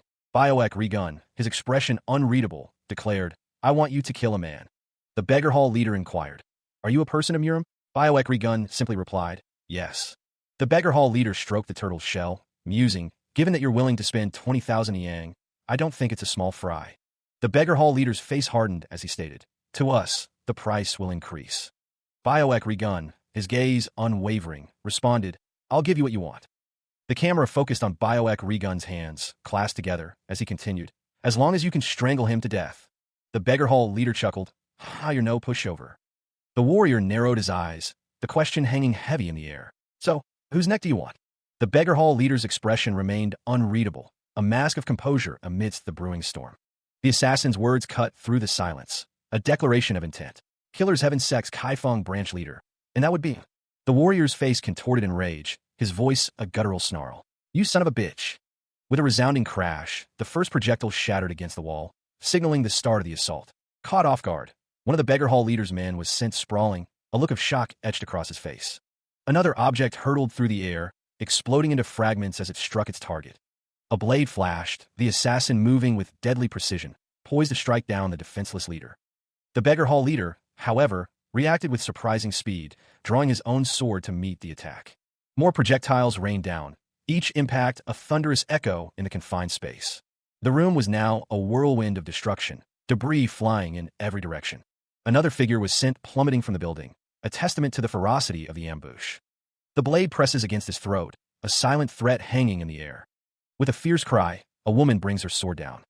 A man plummets from above, the steel glinting in the light as he falls. The battle rages, a chaotic dance of blades and bodies. His eyes narrowed, the swordsman prepares to strike. The sword whistles through the air, a deadly arc of steel. Another warrior is sent flying, defeated. He raises his sword, ready to face the next challenger. A desperate hand reaches out, grasping for anything. Fingers clutch at the floor, a futile attempt to stop the fall. A wooden beam crashes down, interrupting the clash of steel. The force of the blow sends splinters flying as the wielder presses the attack. With a swift kick, the fighter clears away the debris, creating space amidst the chaos of the shattered room. The chieftain's face contorts in rage, his voice booming. Who the fuck are you, bastard? Who sent you here? Kneeling, sword in hand, Jiaxa remains poised, ready to strike at a moment's notice. A voice echoes, questioning, Zhongli, Zhu. The chieftain's fury intensifies, his challenge ringing out. Who the fuck do you think you are to come after me? Jiaxa stands ready, his gaze fixed on the chieftain, awaiting his command. A voice calls out, Manor Lord, please step back. The leader's gaze is sharp, his expression unyielding. He is the one who will replace the Killer's Heaven Sect in Kaifeng. The chieftain's face is a mask of fury as he bellows. Kill this maniac right now. Jiaxa lunges forward, sword raised, ready to strike down the intruder. The wooden beam swings again, a desperate defense against the incoming blade. Steel clashes against wood as the battle rages on, neither side willing to yield. With a guttural cry, Jiaxa leaps from above, sword brandished, ready to strike. But the chieftain anticipates the move, bringing his foot down with crushing force. The force of the blow sends Jiaxa flying backward. He cries out, the impact stealing his breath. The chieftain wastes no time, swinging his sword in a wide arc. The blade descends, aimed to cleave. Jiaxa is struck, blood spraying from the wound. The chieftain grips his sword tighter, preparing for another strike. Again, Jiaxa is sent reeling, struggling to maintain his footing. Meanwhile, a frantic cry echoes from within the manor. The manor lord is in danger. Hurry and call for Baku. The man's face is contorted with terror, his eyes wide with fear. Jiaxa glances toward the sound, a flicker of concern crossing his face. His eyes widening, Jiaxa is caught off guard. The chieftain presses his advantage, a swift sword stroke aimed at his opponent. Bastard! The chieftain roars, his attack relentless. The blade descends with brutal force. The chieftain's sword cleaves through a nearby wooden structure, splintering it apart. A direct hit lands on Jiaxa's hand. The chieftain stands triumphant, looming over his downed foe. Elsewhere, a man watches the unfolding events from within a room, his expression unreadable. The chieftain's face contorts with rage as he towers over Jiaxa. His fist clenches, ready to deliver another blow. The fight continues, neither warrior willing to yield. The chieftain stands firm, his resolve unwavering. He grimaces, a sharp intake of breath betraying the sudden spike of pain. His hand clenches into a fist, the knuckles white against the rough fabric of his sleeve. Elsewhere, footsteps echo through a long corridor as a figure strides forward, a sheathed sword at their side. The rhythmic tapping of their sandals against the stone floor fills the otherwise silent space. More footsteps join the first, a small group, now moving with purpose down the hall. I don't know. The group presses on, their faces grim. I had an ominous feeling about that guy from the very beginning. They continue their march, the sound of their footsteps echoing off the walls. The group moves with a determined silence, their destination unknown. Meanwhile, a close-up reveals a token, its surface etched with strange symbols. A gasp escapes someone's lips, a sudden realization dawning in their eyes. The sound of shock reverberates, a silent question hanging in the air. A voice rumbles, laced with intrigue. I was wondering why the guy who didn't bat an eyelid was willing to make a deal. Haha, I can't tell you that. A trade secret, learned after 20 years of struggle in this field, is revealed. The warrior asks if that's really the case. The chieftain responds that he just needs to get the boat, and he'll take care of the rest, promising to bring the boat tomorrow morning once he pays the remaining money. The warrior acknowledges that he has done well. The chieftain says he will see him again tomorrow. The warrior congratulates the chieftain on having a son. The chieftain thanks him, and the warrior adds that by the time everything is settled, his son will be a big boy. The man thinks to himself that he will be a big boy. The chieftain declares that he now has nothing to envy in the world. The chieftain is startled. The chieftain groans in pain, pointing his finger. The sound of something heavy hitting the ground echoes. The chieftain lies on the ground, defeated. Meanwhile, someone runs down a hallway, calling for the leader. Two men react to the commotion. One asks what's going on, stammering. A document surfaces bearing grim news. Killer's Heaven Sect's greatest assassin, the wandering fisherman, is dead. The man with the top knot expresses disbelief. The woman with the hair ornaments confirms that is not all. Another document is revealed, this one proclaiming the death of the Heaven Sect's Kaifeng leader. The world has changed overnight, someone thinks. Now, the man with the top knot considers the situation. There will be a bloodbath, one of them predicts. Someone is looking for the leader, the hall leader.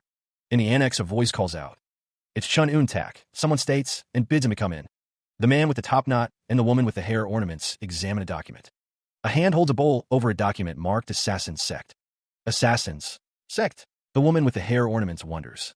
Leader Chun Chun Un-tak prepares to start the contract now. A blanket of snow covers the tiled roofs of the city, the cold seeping into every corner. Footsteps crunch through the fresh powder, each step deliberate and measured. Inside a traditional building, a group gathers around a table, the air thick with unspoken tension. One of the men turns, hearing his name. Kwon Daein looks up, a flicker of surprise in his eyes. A stout man with a bald head greets him, his smile strained. Oh hey, long time no see. It's hard to see. He extends a hand, offering an envelope. It was hard to see you because you were busier than me. Anyways here. Kwon Daein accepts the envelope, his expression unreadable as the other man explains. It is the amount borrowed plus the interest. The bald man bows slightly. Oh, thank you so much. Well, that's all. Enjoy your meal.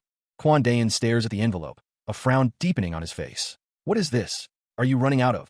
He examines a document, his eyes narrowing. What do you mean? I'm sure I put the right amount. Look, Kwon Daein explains, his voice tight with suppressed anger. I went to visit you 2 months ago to repay the debt. The explanation continued, someone stating that they couldn't give it to him because he was traveling. A question hung in the air. What did traveling have to do with it? The reason, it was explained, was that the gatekeeper had said he was traveling and didn't know. Kwon Daein's brow furrowed. What gatekeeper were they talking about? Someone chimed in, stating plainly that they didn't have a gatekeeper. Another voice added, he obviously, trailing off, leaving the thought unfinished. Kwon Daein insisted that he didn't know what gatekeeper they were talking about, and that he'd never had one. The demand was made. This wasn't enough, and they needed a total of 300 niang. Kwon Daein held up a document, his expression unreadable. Meanwhile, a man looked off to the side, a bead of sweat trickling down his face, clearly confused. The accusation flew. SC. Scammer. A voice dripped with sarcasm. Oh, look at this guy. After a month of not hearing from him, I waited patiently, trusting. The frustration reached its peak. Kwon Daein slammed his fist on the table, the sound echoing through the room. He would pay me back. The accusation hangs in the air, a shouted challenge to his integrity. Scammer. A man's face contorts with rage, demanding to know what they're waiting for. Another man leans in, his voice dripping with accusation. He asks if Kwon Daein avoided it on purpose to be charged more interest, as another man urges him to back off. The command to back off comes too late. A fist connects, the impact echoing with a sickening thud. Kwon Daein is sent sprawling, the force of the blow knocking the wind out of him. A looming figure demands the deed to his home within a week, or else he'll kick his ass. A guttural growl rumbles from the man's throat. A sinister smile spreads across the face of the man with the fur collar, as he says that another month, and he'll have to sell not only the house, but his wife and daughter too. The man with the fur collar orders them to leave. Someone remarks that Kwon Daein did again. Someone calls him a bastard, while another expresses sympathy for Kwon Daein, clicking their tongue in disapproval. Kwon Daein is left on the ground. He lay sprawled on the cold, unforgiving ground, the impact stealing his breath. Scrambling to his feet, Kwon Daein cursed under his breath, desperate to escape the scene of his humiliation. Come on. A concerned voice cut through his thoughts. Are you okay?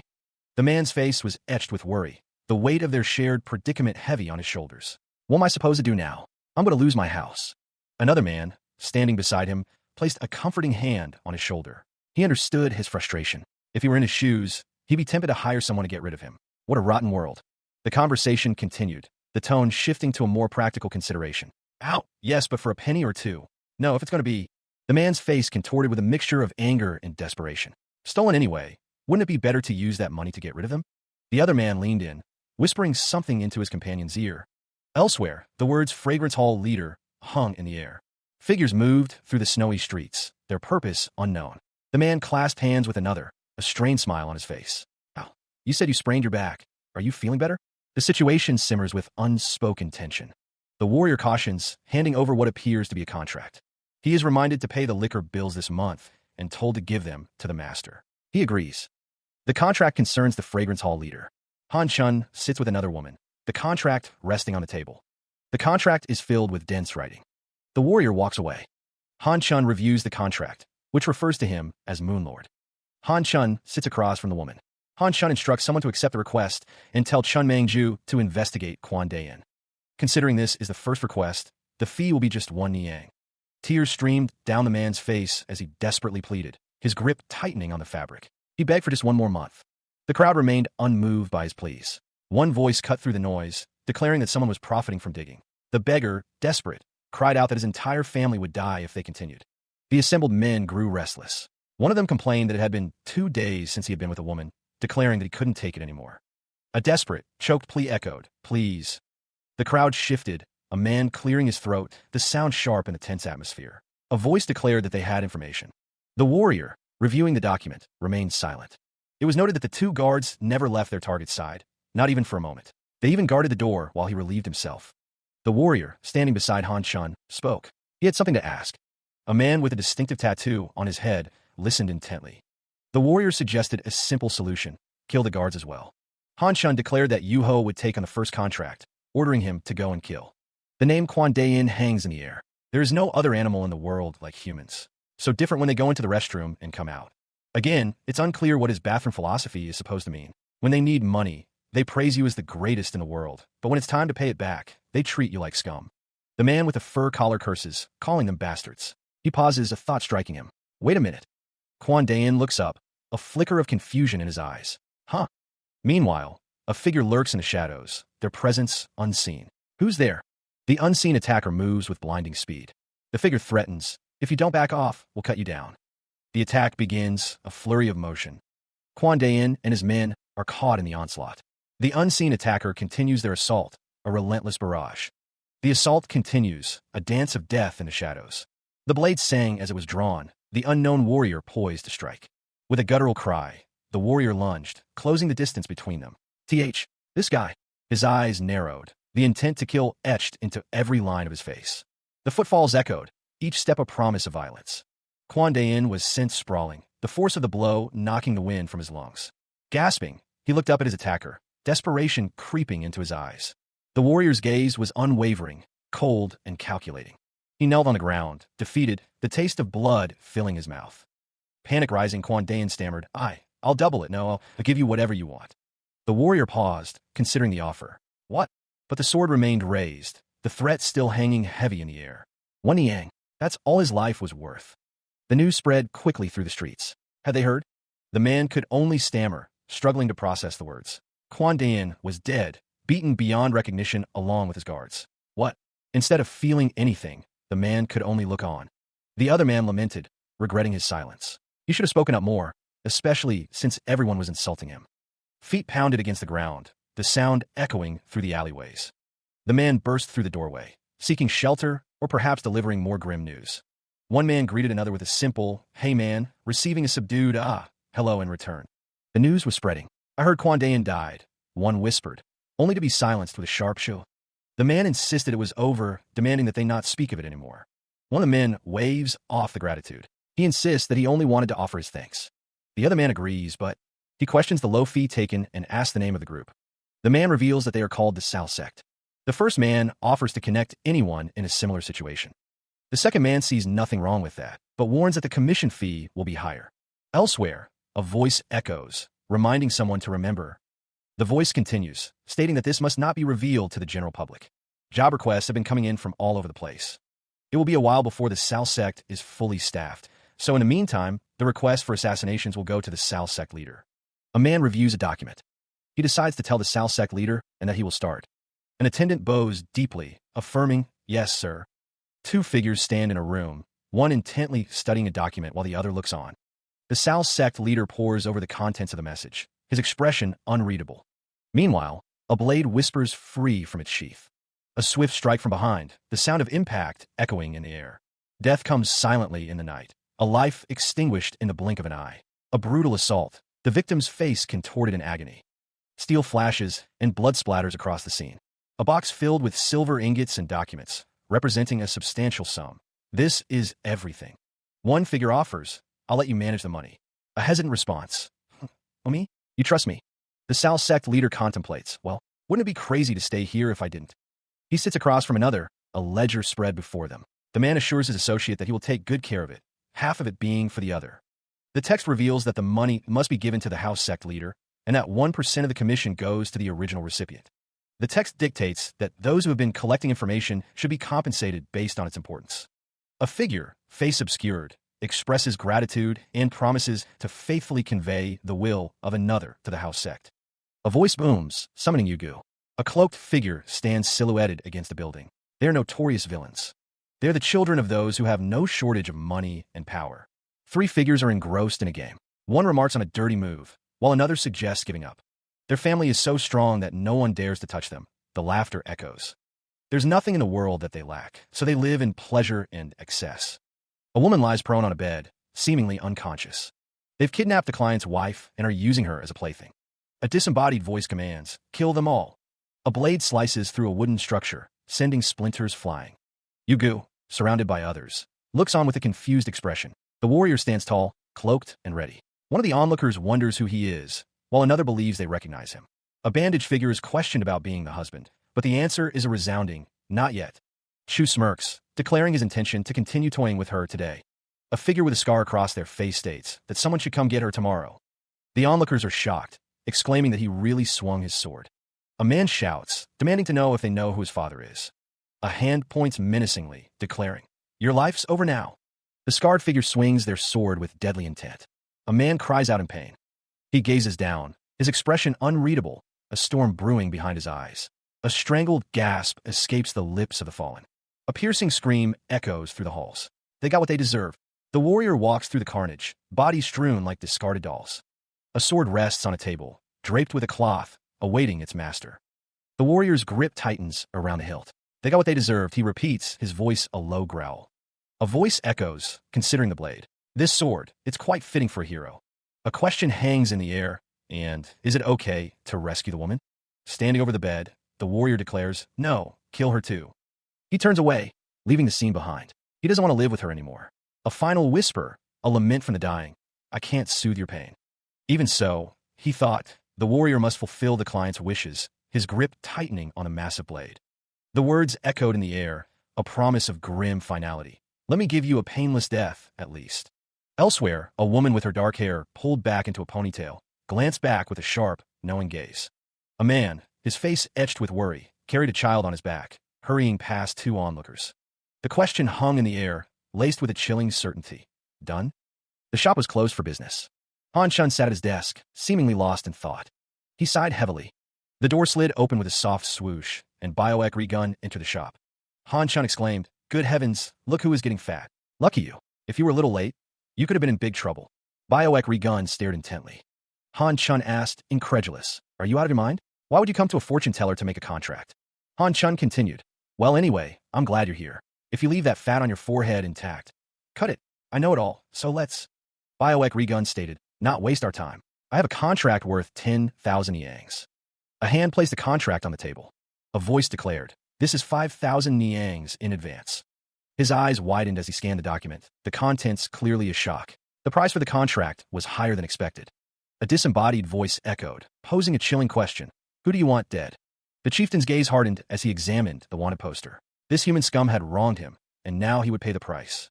The man was as good as dead, the voice declared. The very best killers would be assigned to the task.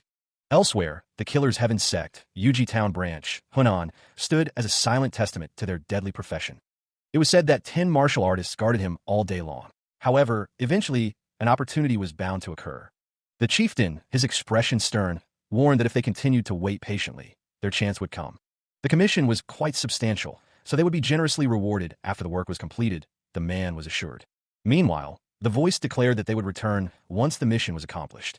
Elsewhere, a gruff voice demanded another plate of dumplings.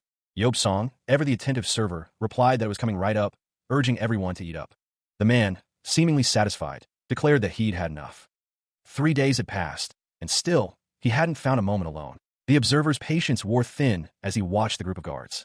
His companion spoke, spotting an opportunity. Hold on, there it is. The first observer questioned what was happening, as the target was saying goodbye to the others. The target was likely leaving, the observer thought, as the group began to disperse. The second observer confirmed the departure with a simple, yeah. 8 of the guards had separated and were going elsewhere, the first observer noted. Only 2 of them were left, making it worth a shot, the observer considered. The first observer urged his companion to get moving. The time for action was now. The first observer's gaze remained fixed on the target, his expression unreadable. With a silent leap, they descended from the rooftop, closing the distance. The pair landed silently on another rooftop, continuing their pursuit. The first observer's eyes narrowed, his focus unwavering as he tracked the target's movements. The last rays of the setting sun cast long shadows across the snow-covered courtyard as they made their way back to the building. Inside, a lone figure waited. Yobsong slid open the doors, the wood groaning in protest against the cold. The fragile barrier splintered as it was kicked open with brutal force. A flurry of movement erupted as the attackers launched themselves into the air, blades glinting in the dim light. The intruders advanced, their weapons raised, a silent promise of violence hanging in the air. Yobsong, his expression grim, declared, "Let's rest here for a while. We'll depart as soon as they are back." One of the men insisted, "This is our one and only chance. We're going right in." Eyes narrowed. The man watched as the armed figures approached. Han Chun looked up, a flicker of alarm crossing his face as he noticed the approaching figures. A concerned expression settled on her face. The man's gaze hardened, a steely resolve etched onto his features. "We're going right in." Yobsong questioned, "Not so fast, pal. I wonder why you guys rushed in so fast. You didn't even bother to check the vicinity." A wave of realization crashes over the man's face, his eyes widening in a moment of stark clarity. From within the crowd, a voice cuts through the tension, declaring that the bird wouldn't be able to resist sticking its head in. The assembled group stands ready, one of them questioning if this is the best the mighty killer's heaven sect could muster. The man in the foreground sneers, realizing that they weren't the ones waiting. It was the heaven sect. With a furious cry, Yobsong charges forward, sword raised high, initiating the attack. The warrior's roar echoes as he prepares to strike. Steel screams against steel as the first clash of the battle rings out. The fight descends into a chaotic dance of blades, a whirlwind of motion and desperation. Yobsong's sword blurs as he swings it in a wide arc, aiming to cleave through his opponent. The blade finds its mark, cutting through flesh and bone with brutal efficiency. A figure in black robes walks away from the carnage, leaving the battle to rage behind her. A fist connects with a resounding thud, the sound echoing through the chaos.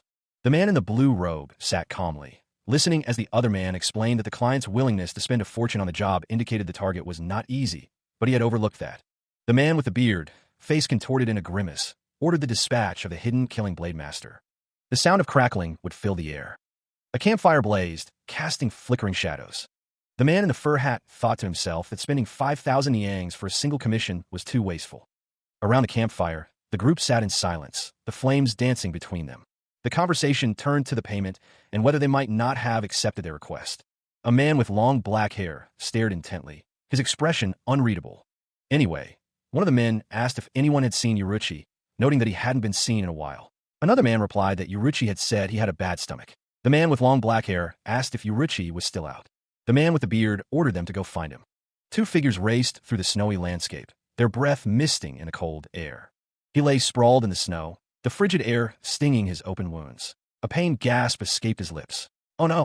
Muscles screaming in protest. He fought to push himself up, the snow offering no purchase. Each movement sent shards of pain through his body, and he tumbled back into the icy embrace of the snow. With gritted teeth, his hand found the hilt of his sword, a flicker of resolve igniting in his eyes.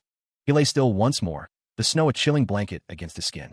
Through the drifts, he peered, his gaze sharp and wary. His eyes narrowed, searching for any sign of movement in the desolate landscape.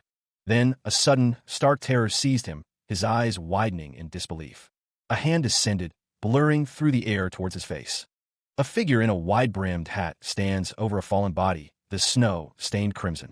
The figure turns, eyes narrowed, as another man comes into view in the distance, bow drawn. The archer, clad in furs, declares, "It's an assassin." He draws back the arrow, his gaze fixed on the distant figure. Another body lies still in the snow, the question of their fate hanging in the frigid air. One of the search party looks around, concern etched on his face. Where is it? He vanished. Their leader, face contorted with rage, barks, "Search the entire neighborhood." The search party fans out, their swords drawn as they comb through the snowy landscape. The figure in the wide-brimmed hat leaps into the air, sword raised high. The blade descends, meeting another sword in a shower of sparks. One of the figures is sent flying, crashing into the snow. The archers take aim, their arrows trained on the fallen figure. He lays still in the snow, the archers from the search party fanning out around him. The hunt continued, the crunch of their boots the only sound besides the wind. A lone swordsman, Song, advanced through the trees, his gaze fixed on some unseen target. With a burst of speed, Song unleashed a flurry of strikes, his twin blades blurring as they cut through the air. His foot slammed into the snow-covered ground, each step driving him further into the fray. The swordsman faced his opponent, the tension palpable as they circled each other in the snow. Steel sang as the other swordsman drew his blade, the polished metal glinting in the dim light. The swordsman stood ready, a blade in each hand, prepared to meet the coming assault. His grip tightened on the hilt, knuckles whitening as he prepared to strike. A grim determination etched itself onto his face, his eyes narrowed in anticipation. He lunged forward, his sword a silver streak against the gray of the snow. The clash of steel sent shards of ice and snow flying, a testament to the force of the blow. Sent spiraling through the air, the swordsman fell, his sword clattering to the ground below. A straw hat, broken and discarded, lies amidst the snow. Inside a room, two figures stand before seated man. The first figure states that even the hidden killing blade master was defeated. The seated man orders the two figures to step up, asking where the target is. A hand grips the hilt of a sword, ready for action. A man screams, his mouth wide open in anguish or rage. A man is seized roughly by another, a guttural shout escaping his lips. The captor's face contorts into a sinister grin, inviting his victim to come with him. The man being seized yells, telling someone to go to hell. A figure leaps from a rooftop, sword raised high, ready to strike. The face of the figure shows a grimace of pain or effort. Amidst the snow and scattered debris, the group advances, their intentions unknown. The field lay still, littered with bodies. A lone figure stood amidst the carnage, his sword dripping. Another body lay sprawled, a testament to the battle's brutality. The sword rested beside him, its purpose fulfilled. Meanwhile, a voice echoed, offering formal greetings. "Greetings, my lord." The man standing addressed neutral Han Shun, seated and relaxed. He reminded him of the previous commission. The man insisted, "I'm the one who made the contract." Neutral Han Shun, with a hand over his chest, wondered if he could be paid a little more, given the size of the commission. Neutral Han Shun seemed troubled, his hand pressed against his forehead. The man asked Neutral Han Shun how much he wanted. Neutral Han Shun held up 3 fingers, requesting 300 more. Suddenly, a pot crashed against Neutral Han Shun's head. Neutral Han Shun was sent sprawling, the attacker looming over him. One of the men exclaimed, "Where on earth did you accept a contract like this?" Elsewhere, an order was given. "Inform the headquarters we need blood executioners." An envelope slides across the table, a silent return of funds. The message is clear. The 10,000 yangs are back. Han Shun looks down, a conflict raging within. He couldn't bring himself to do it. He'd rather kill someone. It was far easier. A soft apology hangs in the air, met with a stern dismissal. Bei Jumiang's gaze is unwavering. Unlike their younger siblings, knowing what one is capable of is also a skill. It's overconfidence that kills people, she muses, but it seems their brothers didn't understand.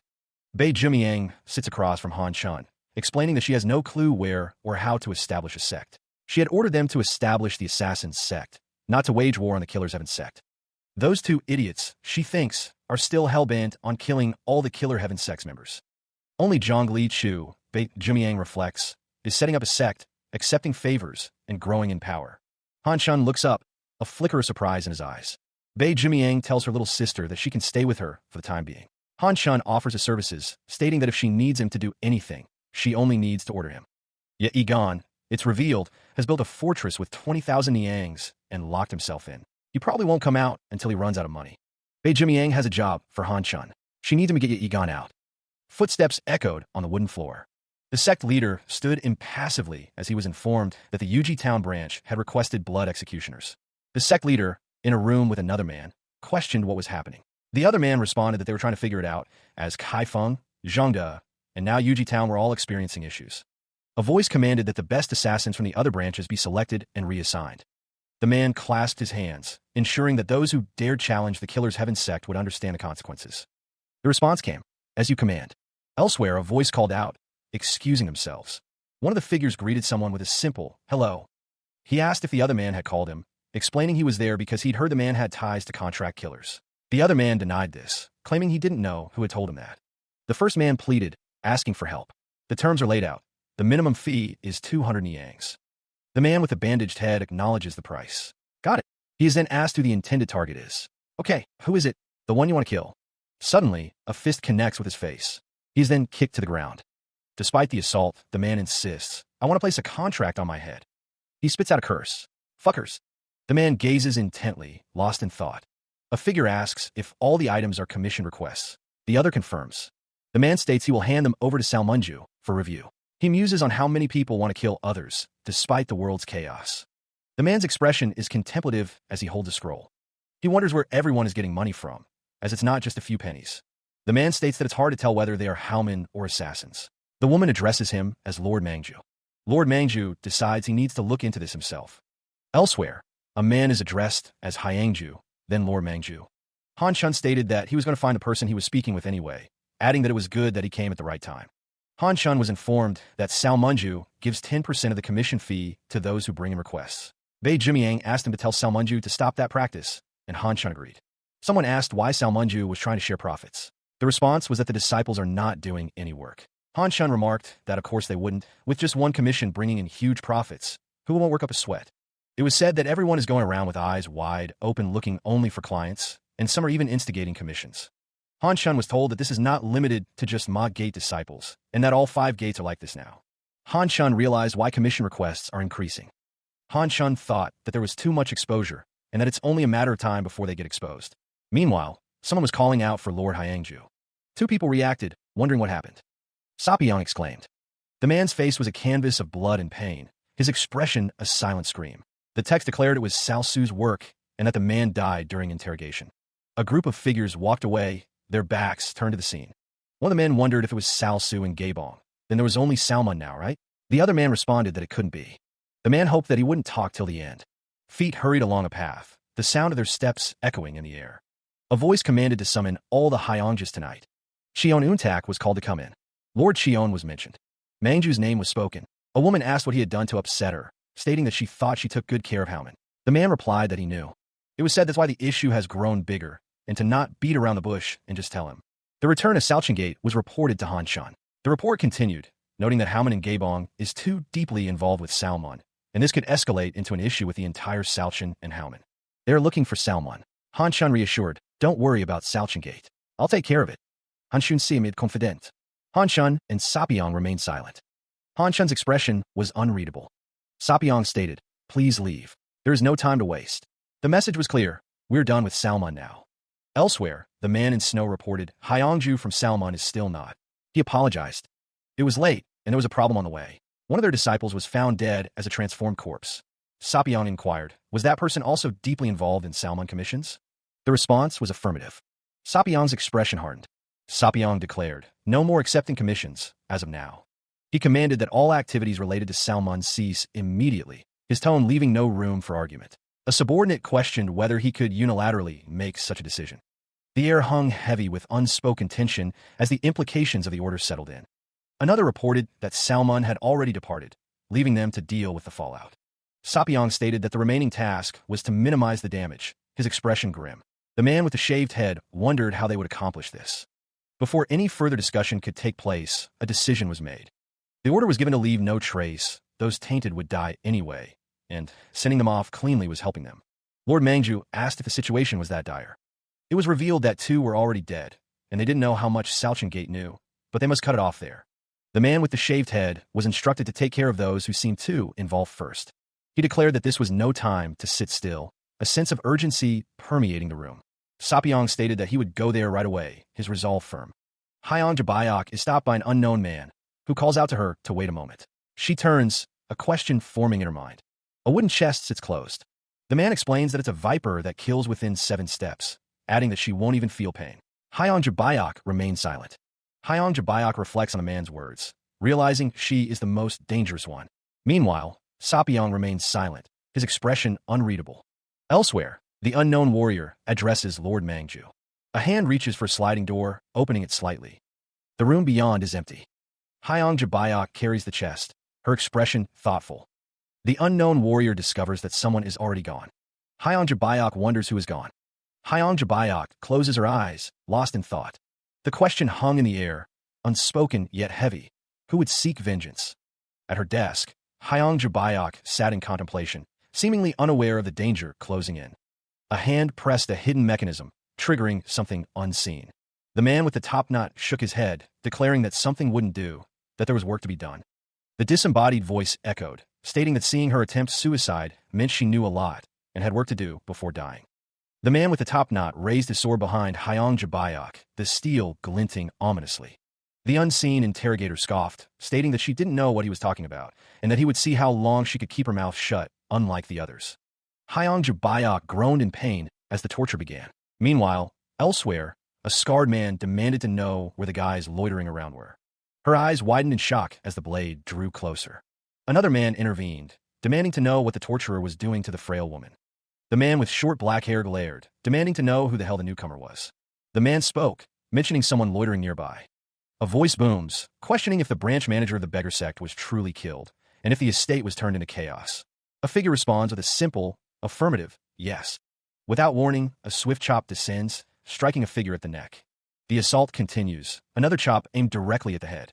The man's face contorts, finding it hard to believe what he's hearing. The figure retorts, believe it or not. A hand clenches, the figure demanding, do I need a reason to earn your acknowledgement? The man's expression hardens. Steel sings as a sword is drawn with lethal intent. A final, brutal kick sends the opponent reeling. He brings his sword down with lethal intent, the air whistling as the blade cuts through it. The sword continues its descent, a blur of steel. Another warrior leaps from above, sword raised high. The Lord is waiting for your head. The descending blade continues its arc, aimed at an unseen target. With a burst of speed, he leaps away, narrowly avoiding an attack. He prepares to strike, his eyes narrowed in concentration, the sword held ready. Steel clashes against steel, the ringing sound echoing through the chamber as he meets the attack head-on. He advances, each step deliberate and firm. The enemy warrior recoils, a look of shock etched on his face. He presses the attack, his sword a silver streak against the dim light. The enemy is struck, blood spraying as the blade finds its mark. He plummeted from the rooftop, a silent testament to the ferocity of the unseen battle that had preceded this fall. The impact with the ground sent a cloud of dust billowing outwards, momentarily obscuring him from view. With a grunt, he pushed himself up from the ground, his eyes scanning the surroundings, assessing the continuing threat. Hyang Jabayok's eyes widened, a silent gasp escaping her lips as she witnessed the warrior's fall. He exploded into motion, the sword a silver streak in his hand as he launched himself back into the fray.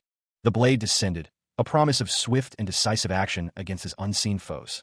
Gripping the hilt with both hands, he prepared to meet the next attack head-on, his stance a picture of unwavering resolve. Her expression tightened, a mixture of concern and anticipation etched on her face as she watched the unfolding battle. The sounds of combat echoed through the courtyard, each clang and shout a testament to the intensity of the fight. Hyang Jabayok remained a silent observer, her presence a stark contrast to the chaos unfolding before her. From her vantage point, Hyang Jabayok could only watch, a sense of helplessness washing over her as she murmured, "My lord." Her gaze remained fixed on the battle, her thoughts unreadable as the fight raged on. The question hangs in the air, would Hyangju come with him? Assassins, with no other choice, leap over the fence. They continue their pursuit across the rooftops. Meanwhile, a hand steadies a cup, a soft chuckle escaping the drinker's lips. Gazing out the window, the man muses, no matter how many I kill, these stupid moths keep flying towards the flame. Holding the bottle aloft, he prays, I pray for your fortune in the afterlife. He raises the cup in a toast. Cheers. He thinks as he pours more alcohol. He stumbles down the hallway, demanding, bring me alcohol.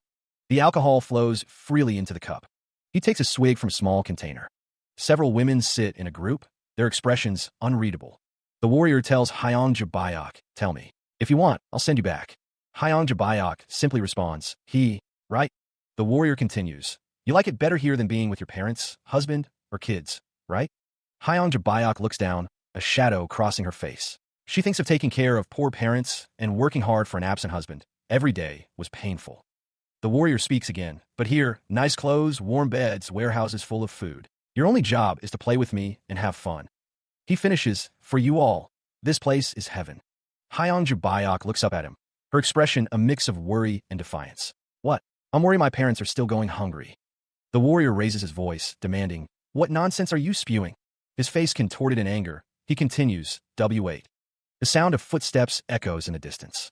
The estate sprawled beneath him, a network of buildings and courtyards now rendered vulnerable. A grim realization settled over the warrior as he gazed out the window.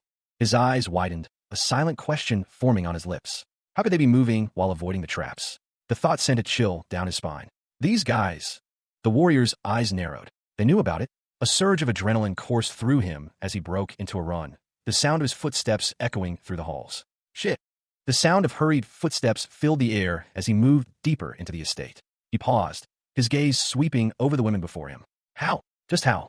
His mind raced, trying to piece together the puzzle. How did the Salchin Gate get information about the traps?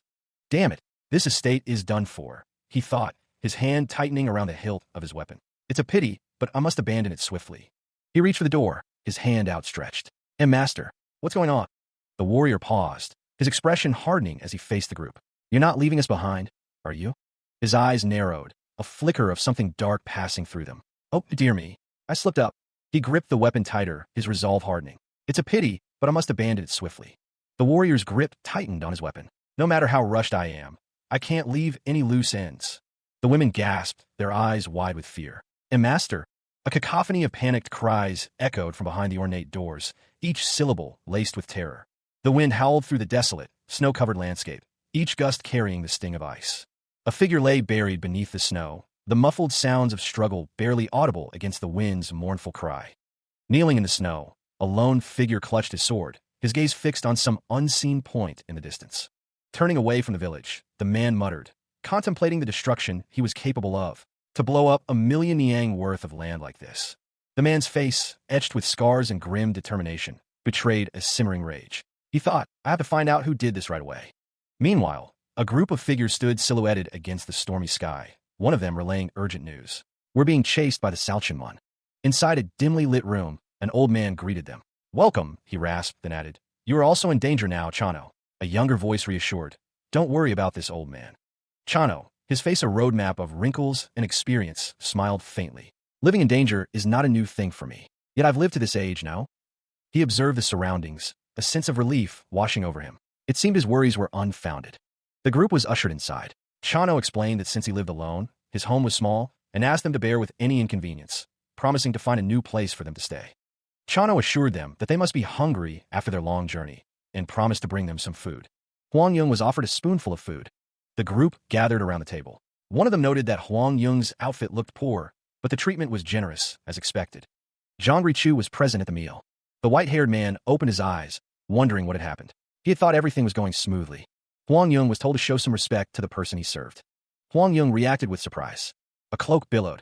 An internal monologue revealed that the counterattack of the Salchinman was expected, and there was no fear of them. It was thought that they could have kept holding on. It was thought that would be just a boring and endless fight between the Salmon and the Salchinman, so it was decided it would be better to get out of there quickly. Hyang Jabayok is met with an apology for the disruption in plans. She waves it off, assuring them that they did well. The woman with gray hair reflects that it takes courage and determination to know when to retreat, adding that it was far better than those who continue to fight each other. Chano asks who Hyang Jabayok is talking about. She simply replies, Jiaksa. Chano realizes that they must be in danger. Hyang Jabayok responds that they have to suffer a bit, as that's how they will learn something. Chano looks on, his expression unreadable. Hyang Jabayok tells Chano that he worked hard to come here, and that he should take some time to rest and cool his head. Hyang Jabayok confirms something with a yes then. Elsewhere, someone walks through a doorway. The man overhears that the officials who came to survey the estate. The man realizes that they went back not knowing the trap's locations. He exclaims, oh, before being startled by someone. A figure with a sword declares that it's not them, then trails off. He demands to know how he could not be suspected, given that only the installers know about the traps. Han Chun retorts that Salchinman knew all about the traps in the estate, implying Chano was the source.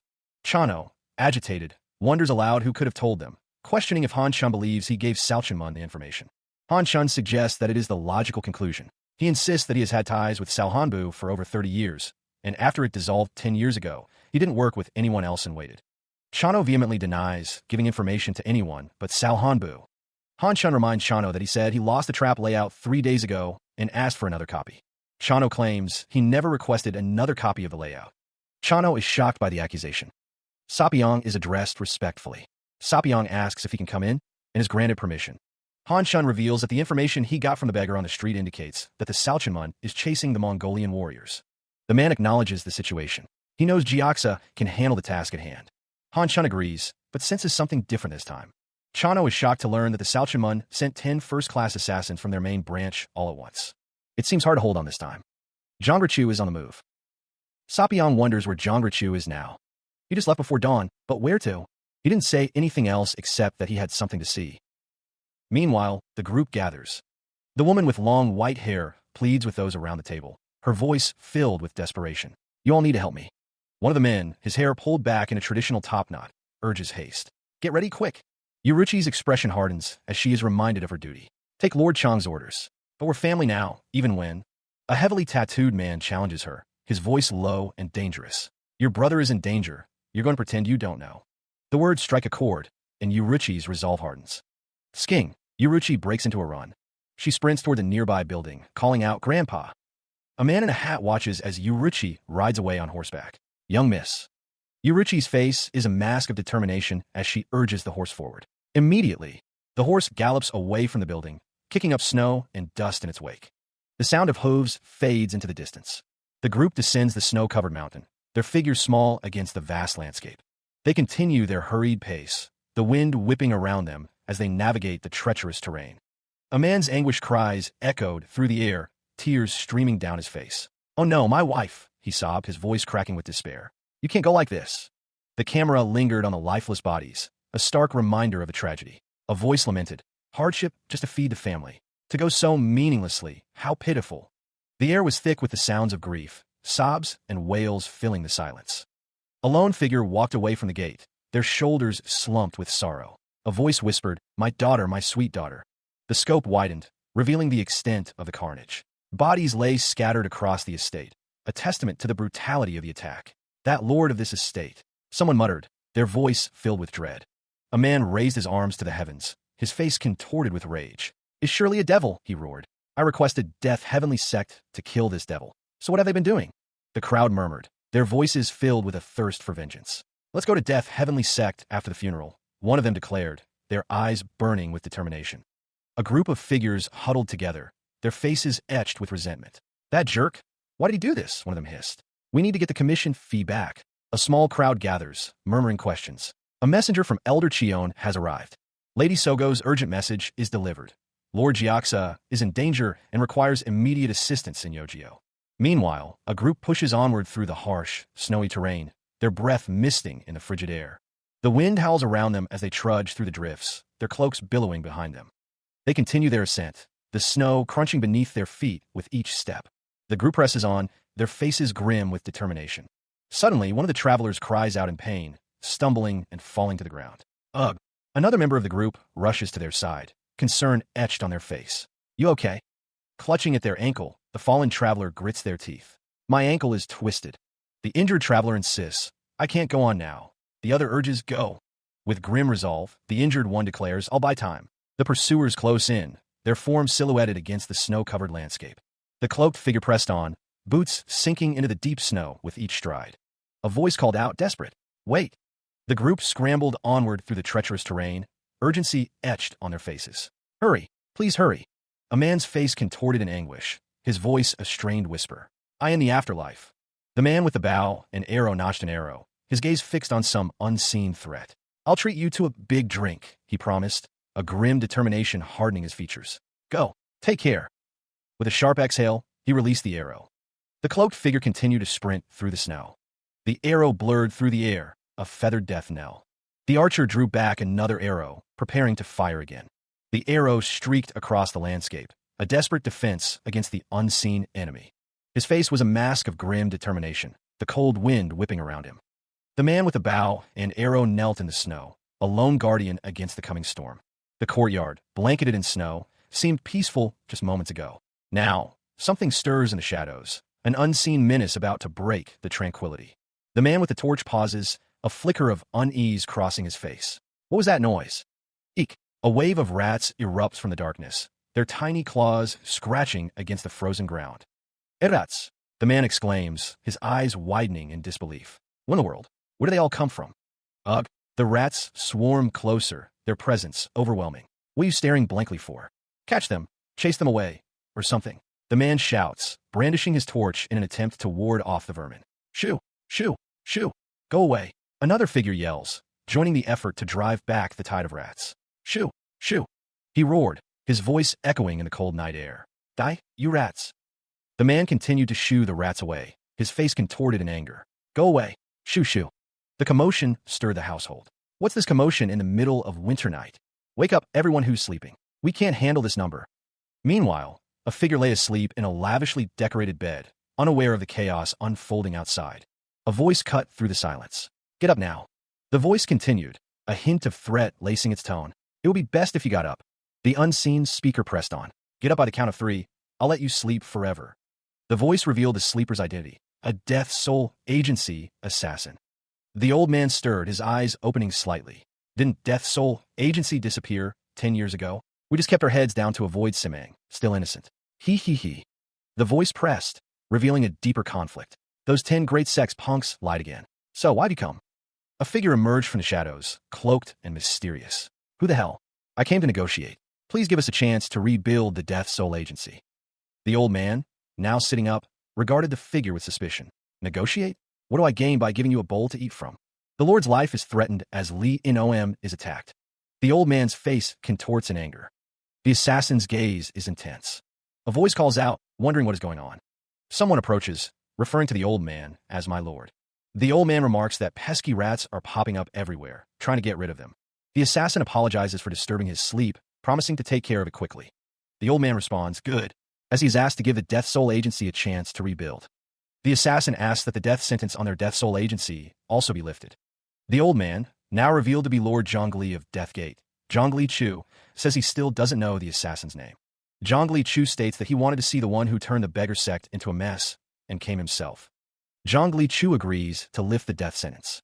Lord Qion is thanked, and a request is made to lift the death sentence on Jiaxa. The Lord questions if that is the one leading the Mongols from Yojio, and asks what their relationship is. The Lord of Deathgate states that they work together, and Lord Qion says he will grant his wish. Lord Qion states that in return, he has one more thing for him, and asks him to tell him. He demands his head. Lord Qion is surprised. Elsewhere, the Lord of Deathgate states that one day, he will bet his head for him. A soldier makes a sound, and another orders them to chase them that way. Another soldier is confused. A soldier demands to know who they are and orders them to identify themselves. A soldier threatens to chop them down. The soldiers are silent, and another orders them to sheathe their swords.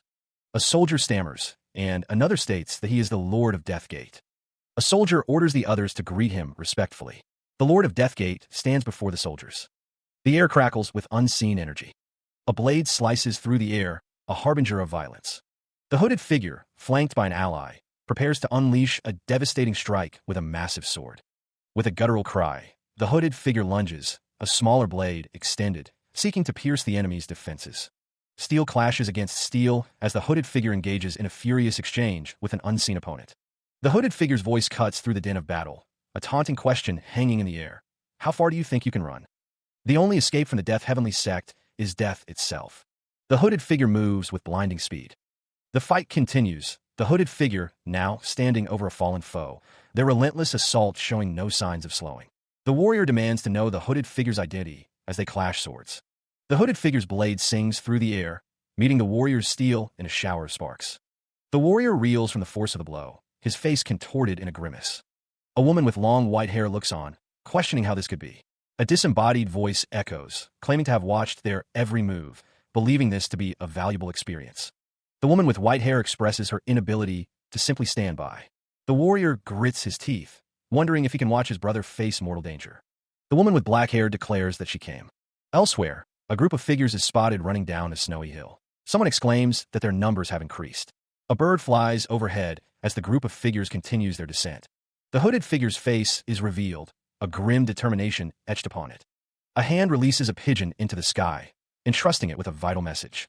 The message arrives, prompting disbelief and questions among those who receive it. Oh, come on, one exclaims, followed by a simple why. The missive reveals a new accord. The Lords of Deathgate and the headquarters have made a deal. We will not encroach on each other for now. A firm hand gesture seals the pact. As long as you don't provoke us, the Death Heavenly Sect will not move. The terms are laid down with a stern warning. Make sure this doesn't happen again. With the agreement in place, the group departs, their mission seemingly concluded. Let's go. Meanwhile, whispers circulate about the figure behind the accord. The Lord of Deathgate? Recognition dawns on one of the observers. Zhongli Zhu. Elsewhere, a triumphant announcement rings out. Young Miss has returned. A group of figures approaches on horseback, their arrival heralded by the earlier announcement. The returning party is greeted with a mixture of relief and concern. You're back? Are you okay? Are you Dash? One of the riders reassures the crowd. I'm fine, don't worry. Hurt anywhere? The woman with the long ponytail questions why the other didn't say a word before going to meet the Lord of Death Heavenly Sect. The hooded figure responds that she thought if she told her, she wouldn't allow it, calling it a crazy thing to do. The hooded figure agrees that going alone to the Death Heavenly Sect headquarters is crazy to anyone. She adds that thanks to her, the Death Heavenly Sect's pursuit has stopped. The Lord of the Death Heavenly Sect agreed to turn a blind eye while the Death Soul Agency is being rebuilt. If they don't encroach on each other's territory, there won't be conflict for now.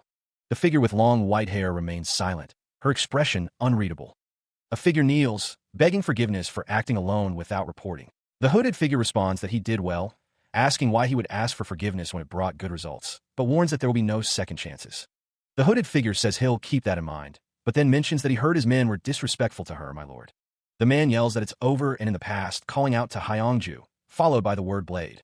The figure with long white hair shows a look of surprise. Someone shouts that they insulted their lord, demanding that they all atone. A blade is impaled into the ground with force, the sound echoing as the word "you-go" is exclaimed.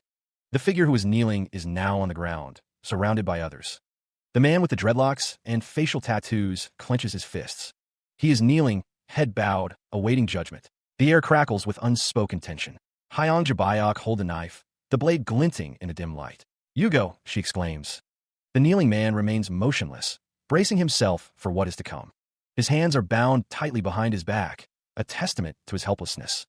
From above, a voice booms, declaring that a servant's mistakes are the master's mistakes. Hyong Jabayok vows to severely warn them so this never happens again, but another voice interjects, pleading, no, you don't have to go that far. The knife remains poised, a symbol of the power held over the kneeling figure. Elsewhere, two figures observe the scene from distance. One of them thinks aloud, I think. Another man adjusts his clothing, stating, clearly told you. A man with dark hair declares that he would serve as lord, vowing to keep his word. Another voice speaks, resolute, even if it kills me. A man looks up, a sigh escaping his lips, the weight of the situation heavy on his shoulders. Seated across from another, the man with long black hair wonders aloud why he feels more miserable than happy to be alive. He is urged to admit something, the speaker suggesting that admitting it will set him free and make him thankful to have a strong ally. The man is told that if he were in the other's position, he would know that wouldn't be easy. Soyoyun reflects that jealousy isn't all bad, and that it can motivate growth. The man with the long black hair shouts, demanding to know where Soyoyun is. The two figures from the first panel are shown again, with an exclamation mark indicating rising tension. Below, the man with long black hair is asked if he wants to die. The man with long black hair confronts Soyoyun, asking what's with her. He accuses her of selling him out, stating he knows she gave the trap's layout to the Death Heavenly Sect. The man's face is shown close up as he shouts at Soyoyun, asking if she's trying to kill him. Soyoyun is shown again, with someone remarking that it's a real pity a heartless murderer returns unharmed. The man with long black hair gets close to Soyoyun, telling her he calls her pretty and she gets too full of herself. He continues, saying that if not for her, those girls wouldn't have died, accusing her of killing them. The man grabs Soyoyun, who tells him to stop and let go. Someone intervenes, asking what he is doing, addressing another as, "Why young Mississippi?" The man with the scarred face points accusingly, his voice a thunderclap. Soyoyun is lying. She colluded with the Death Heavenly Sect, and... He cuts himself off with a sharp command. "Shut up." The scarred man turns to Soyoyun, his expression unwavering. He declares, "I ordered her to do it." Soyoyun's eyes widen slightly, a question escaping her lips. "What?" The scarred man elaborates, his tone sharp. "I told you to build an assassin gate, to set a trap and hunt them, right?" He pauses, awaiting a response. The scarred man continues his interrogation, his voice laced with disbelief. "When? How will you capture so many Death Heavenly Sect assassins? Are they stupid? Will they keep falling for that trap?" Soyoyun hesitates, a barely audible response escaping her. She then steels herself, offering a single word. "Go." The scarred man's gaze intensifies, his words a command. Reflect on what you did wrong and repent. Soyo Yun offers a meek agreement. Igriega. From the side, Bei Jumiang suggests a drastic solution. Sis, let's get rid of him. Mo Jina expresses concern, her voice low. He'll cause us huge trouble someday. No, he's the type who won't hesitate to stab with his blade. No qualms about what we hesitate on. Seoyun's expression is unreadable, her eyes narrowed in thought. The frozen earth has cracked open, and new life is sprouting, a testament to resilience and the cyclical nature of existence. Amidst the blooming cherry blossoms, a figure in gray contemplates the path ahead. They must rise again, too. The white-haired figure stands among the cherry blossoms, a question hanging in the air. How is your... The figure in black inquired, wondering if she had recovered enough to work. She listened, then stated that she would be off.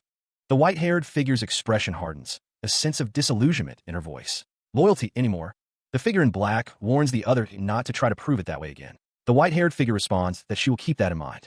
The figure in black, surrounded by others, announces that he will be off. A voice calls out, urging him to take care and reiterating that they are not abandoning him. He listens intently to Yuruchi, his gaze unwavering. Yuruchi's companion assures her that she doesn't need to prove herself again, stating that he doesn't doubt her. A group departs, heading towards an unknown destination. It's as expected, the top priority missions still go to Zhongli Chu first. One of the figures states that even they would send him, telling the other not to feel slighted. A voice declares that when they know what the mission is, they'll probably feel relieved instead. The figure vows to build up the force to annihilate Death Heavenly Sect in one blow.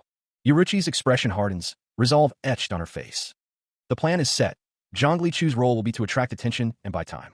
Huang Yung hesitates, beginning to say, sis, A group of figures approaches, their purpose unknown. Who are those people? Assassins from Dark Moonlight are revealed. Mook, Wu Wang. While another squandered 10,000 yang, assassins were being gathered. Dark Moonlight, successor to Death's sole agency. She declared, her voice ringing with authority, that today marked the founding of Dark Moonlight. The group approached their destination. Han Chun pointed out there. Han Chun gestured towards the dilapidated structure. That house looks good. The building stood in disrepair, a shadow of its former glory. Inside, the group surveyed the damage. One of the men, marked with tattoos, questioned, what is good about this house? He continued, this will be where we reside from now on. The tattooed man's voice trembled slightly as he asked, you mean, stay here? Yuruchi turned, her expression resolute. It will be Death Gate's headquarters. Let's tidy it up properly starting tomorrow. Celebrations were in order. Today we celebrate, so prepare some. Han Chun declared, today 2 gates will be established. The group was reminded, one is called Dark Moonlight, the place we left this morning. Just know it, don't speak of it. And from today, here will be our Death Gate headquarters. The group gathered, the air thick with the aroma of food and drink. They celebrated amongst themselves, knowing that the official founding would commence once the estate was complete. Han Chun raised his cup, a weary smile playing on his lips. Tomorrow, the work would begin again. For now, he urged them to drink and be merry. The others echoed his sentiment, raising their own cups in a toast. The shared camaraderie was a welcome respite from the challenges ahead. Han Chun savored the taste of the alcohol, a moment of simple pleasure. He mused that there was just one reason Middle Land was better than the South, and that was this very drink. He admitted that even with the alcohol, he wouldn't have been able to overcome his homesickness. Yuruchi leaned closer to Han Chun, a gentle smile gracing his features. He assured him that as long as he was with his lord, he was happy anywhere. A voice called out, seemingly offended by the sentiment. Yugo seemed to have grasped the way of the world, laughing heartily. The fire crackled, casting dancing shadows on the walls as the night deepened. The sounds of heavy breathing filled the air as the effects of the alcohol took hold. Han Chun lay in a deep slumber. Others were sprawled out on the floor, lost in their own drunken dreams. The woman with piercing eyes stared intently, her expression unreadable. She spoke, her voice low and dangerous, stating that this would be the first and last time she called her sis. Some time had passed, and the Death Heavenly Sect pursuit was gone. Hyang Jabayak remained silent, her face betraying nothing of her thoughts. Sis holds a cup as she is asked about returning to the ignoble sect. The woman wonders if that would be good. She is told that she doesn't suit this world that still reeks of blood. She thinks they probably already appointed a replacement for Hyangju. If she went back, she'd just awkwardly hang around. The woman wonders if she can just stay here. Hyang Jabayak states that it's good for him. Hyang Jabayak thinks this needs more than repairs, it has to be rebuilt. He wonders how long it will take. He is told to gather more carpenters. The sound of hammering echoes. The sounds of construction fill the air as workers hammered away on the rooftops, preparing the city for the upcoming event. A portly figure was being addressed with utmost respect. My lord, the voices echoed. The message was clear. This was Deathgate's headquarters, and more people would soon be joining their ranks. Hyang Jabayok stood nearby, a flicker of surprise crossing his face. What? More people joining, he wondered. Another man was being congratulated, told he was finally becoming a father. He scoffed, what nonsense! Sis called out, her voice carrying across the gathering. Everyone gather! The air crackled with anticipation. There was work to be done. A stack of invitations was presented, each one a summons to the upcoming celebration. The crowd murmured, examining the invitations. Invitations? The purpose was revealed. These were invitations to celebrate Deathgate's founding. The pounding of hooves echoed as a horse and rider prepared to depart. With a burst of speed, the rider galloped away, carrying the invitations to distant lands. An envoy approaches, the messenger's voice booming with the command to pay respects to the Lord. The summons leads to Deathgate, where a formal announcement is being made. The invitation is crushed in a fist, the message within sparking disbelief. An assassin is founding an assassin group and wants them to come celebrate? The man's expression hardens, his eyes narrowing at the preposterous notion. The thought echoes in his mind. Is he crazy? The location itself is questioned, the very idea of such a gathering in this place met with incredulity. The official founding of Deathgate is announced. A palpable tension hangs in the air. Congratulations echo, but the silence that follows is deafening. A fist clenches, the knuckles white with suppressed anticipation. Before the newly erected gates of Deathgate, a small group awaits the arrival of guests. Yuruchi observes the empty road with a hint of disappointment. My lord, rather than congratulatory envoys, not even a single ant has come. Huh? Yobsong sighs. I didn't expect any in the first. He continues, I prepared a lot of food expecting many guests. What should we do with all this? Yobsong reflects on the situation. At a time when food is scarce, we can't waste it. An idea sparks. Let's invite the villagers and treat them. Word spreads that there's a feast at the newly built estate on Dewi Mountain. He rode through the gates, addressing the crowd. Everyone, men and women, young and old, come eat.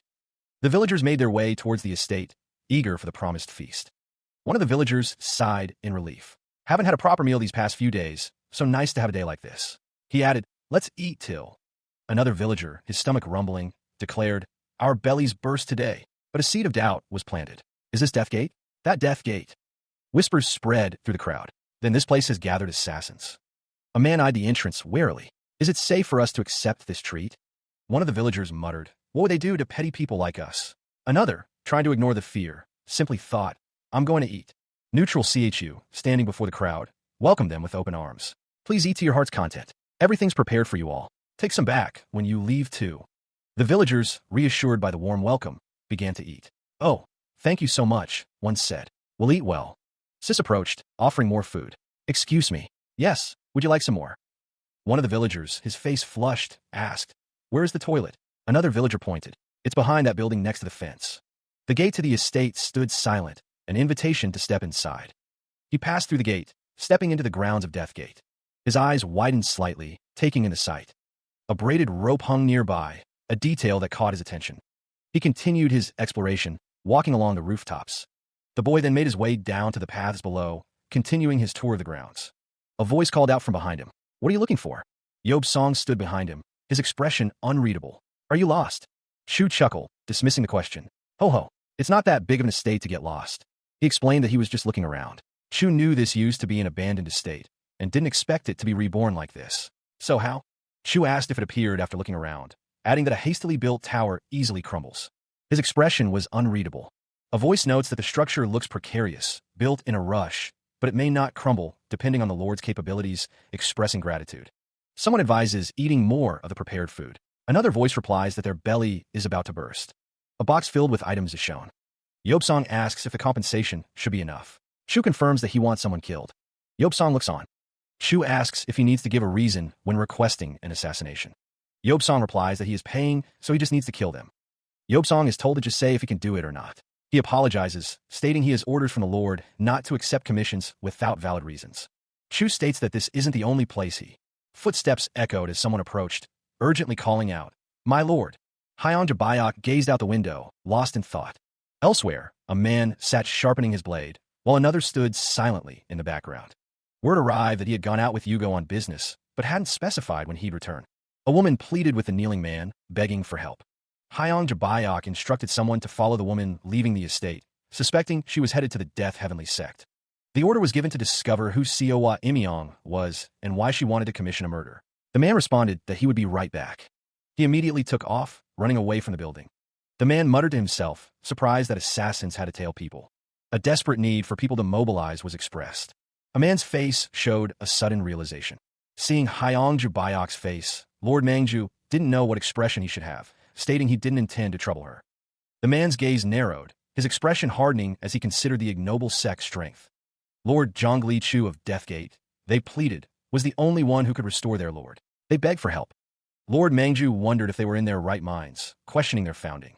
Hyangju Bayok noted that he was still blind, only knowing how to kill, utterly clueless about information. Han Chun apologized, stating that they couldn't right now either. He paused, a thought striking him. Wait. The child Imyong, it was revealed, is the young lord of Jingo Estate. Han Chun asked if he had said child. Hyangju Bayok confirmed that she had just turned 6. That man Zhongli Chu, Han Chun mused, Jingo Estate's lady didn't have children, so she took in several concubines. But when a lady was in her 50s, she had a child. That's Imyong, Lord Mangju stated. What about the woman who came requesting? The second concubine is called Sowa. She's had 4 sons, but she is still in crisis due to lady's son, Imyong, who is preventing her from inheriting the estate.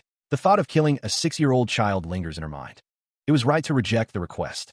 Hyangju Bayok left again with the money pouch. It seems the Death Heavenly Sect also didn't accept the request. Han Chun notes that the Death Heavenly Sect must have lines they won't cross. Han Chun thanks Hyangju Bayok for her hard work these past days. She dismisses it, saying it was nothing, and he tells her he'll have them prepare a meal. Han Chun decides to get some sleep first, needing to come up with a plan. Meanwhile, Hyangju Bayok thinks that, at minimum, she needs a place she can get information from. Elsewhere, a blind man declares he can't accept any commissions like this, blind as he is. Elsewhere, a path stretches into the distance. A lone figure walks down the path. The figure continues their journey. A cage holds snarling beasts. The figure approaches the cage. A voice calls out from within the structure, demanding to know who approaches. A figure, silhouetted against the pale sky, identifies themselves as the Lord of Deathgate. The Lord of Deathgate stands before the crude structure, musing if an assassin would come to such a place. A voice declares that they have come to kill, not for business. A hand reaches into the thatched structure, parting the reeds. An old man peers out, his eyes narrowed, questioning if the declaration was meant for him. The dogs barked ferociously from behind their cages, showing their true colors. A voice wondered who would put a gold necklace around a beggar's neck. Chu watched Huang Yung, commenting on the brat's attitude. The old man roared for them to shut up. The dogs continued to bark loudly from behind their cages. Elder Pungun stated that if Huang Yung had come to kill him, he should go ahead and try. A voice declared that they had no plans to kill him easily. Huang Yung was famed for his lightness skills, so the voice had planned to let him die running, asking what he thought. The old man asked if he was being challenged to a lightness competition. He pointed towards the distant peaks. Sangchai. Chu tilted his head, a sly glint in his eyes. How about they race there? Never in his life had he declined such an offer. The elder admitted that he couldn't defeat Huang Yung with lightness skills alone. He planned to use any means necessary. Living this long, he mused, he got to meet crazy fools like him. Huang Yung agreed, his expression unreadable. But just for fun, what shall they wager? Huang Yung's gaze remained steady, focused. Chu's eyes narrowed, a sinister smile playing on his lips. Good, then he'd claim Huang Yung's life too. The elder stated that the loser bears his neck. He would concede half a step out of respect for his elder. He gestured for Huang Yung to go. Chu chuckled, a dark promise in his voice. Huang Yung would regret this. With a burst of speed, Chu launched himself forward. The air cracked as he accelerated, leaving only a blur in his wake. Huang Yung steeled himself, his hand instinctively moving towards the sword at his back. He followed, a determined glint in his eyes as he chased after Chu. He continues his relentless pursuit, his feet pounding against the earth as he closes the distance. Chu glances back, a flicker of concern crossing his face as he notes Huang Yung's unwavering advance. The forest blurs around Huang Yung as he weaves through the trees, his eyes fixed on his quarry. Chu urges his steed onward, the rhythmic beat of hooves echoing through the dense woodland. The horse's powerful legs eat up the ground, each stride a testament to its raw speed. The wind whips past, carrying the sound of the chase deeper into the woods. Chu presses on, the trees becoming a green blur as he maintains his lead. The horse gallops, its breath misting in the cool air as it powers through the forest. Huang Yung leaps over a fallen log, his agility allowing him to navigate the treacherous terrain. His feet strike the ground with renewed determination, each step fueled by his unwavering resolve. Chu continues his breakneck pace, the wind screaming past his ears as he urges the horse to go faster. Huang Yung sprints, his eyes narrowed in concentration as he refuses to be outpaced. He sprints forward, determination etched on his face. The path ahead winds through the rugged terrain. Huang Yung, catching his breath, declares, "That's it. I win." An aged voice booms, deriding him as a lazy brat for only just arriving. The old man scoffs, questioning how Huang Yung dares challenge him with his current skills. Huang Yung responds with a hollow laugh. The old man predicts that Huang Yung's group will close its doors the very day it started. He then demands to know why Huang Yung has come. The old man declares he knew from the start that Huang Yung didn't come to kill him. The old man observes that if Huang Yung had ill intent, his eyes would look different. Huang Yung, stepping closer, asks why the old man is now mute after lecturing him earlier. Huang Yung states that for the past 10 years, he has started and ended each day running, confident in his running skills. He stood over the old man, who remained kneeling in the dirt. The old man explained that he had taken a horse and boat to get here, seeing their meeting as a race he couldn't afford to lose. Huang Yung pressed him, demanding an answer to his question first. The old man looked up, his expression pleading. He revealed that instead of taking Huang Yung's life, he wanted to request his assistance. The old man's request echoed in the air, to lend him the eyes of the beggar's sect. The old man's face contorted in anger. "You punk," he spat. The question hung heavy in the air. Was he asking Huang Yung to aid in murder now? Huang Yung looked down, his expression unreadable. He knew the request was to help save lives. Without information, he couldn't distinguish those who deserved death from those who shouldn't die. The old man and Huang Yung stood together, the tension palpable. The old man wondered where Huang Yung had gotten such sophistry. The old man pleaded, begging Huang Yung to help him not become a ruthless killer. He would ask him just one more thing. The question hung in the air. Were the series of murders last winter Huang Yung's doing? Huang Yung looked down, his face shadowed. The old man spat, "Ah, go rot." Huang Yung's expression hardened. He had intended to ask for half a year of being his eyes. That much time would be plenty. Huang Yung turned away, his back to the old man. "Thank you for sparing my life," he said, before stating he would take his leave now. He paused, the command hanging in the air. The old man wondered how Huang Yung could keep up with him.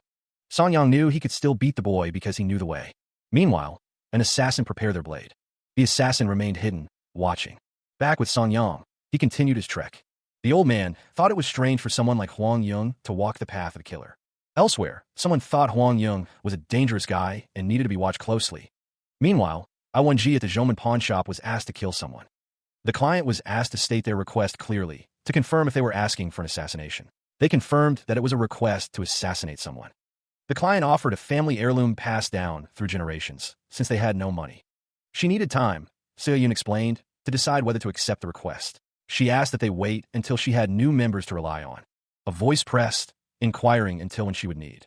Seo-Yun assured them that she would give an answer as soon as she could. The unseen client resigned themselves. They would wait. Meanwhile, Song Yang approached Seo-Yun. He was on his way to see her anyway, he explained.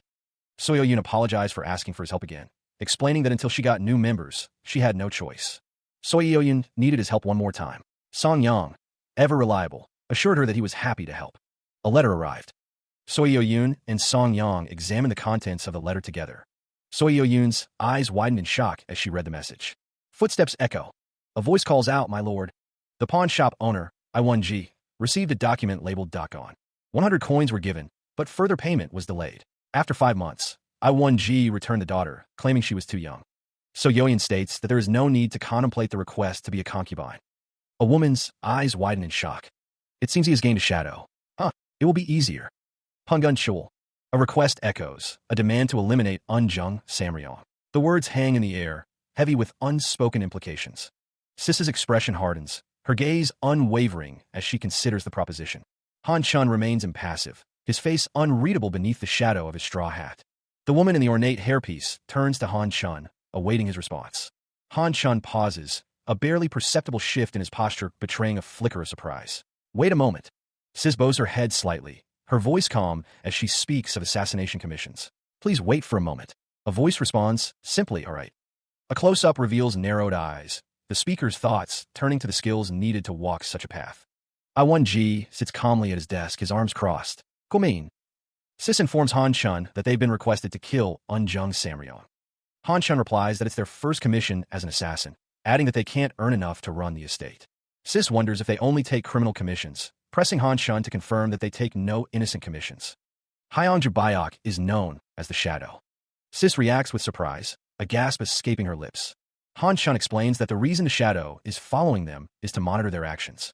Han Chun continues, stating that they can't make rash moves until they can hide from his sight. Suddenly, a voice calls out, "Hyangju, wait a moment. I need to talk to you." Hyang Jabayok turns to the source of the voice, responding, "Yes, my lord."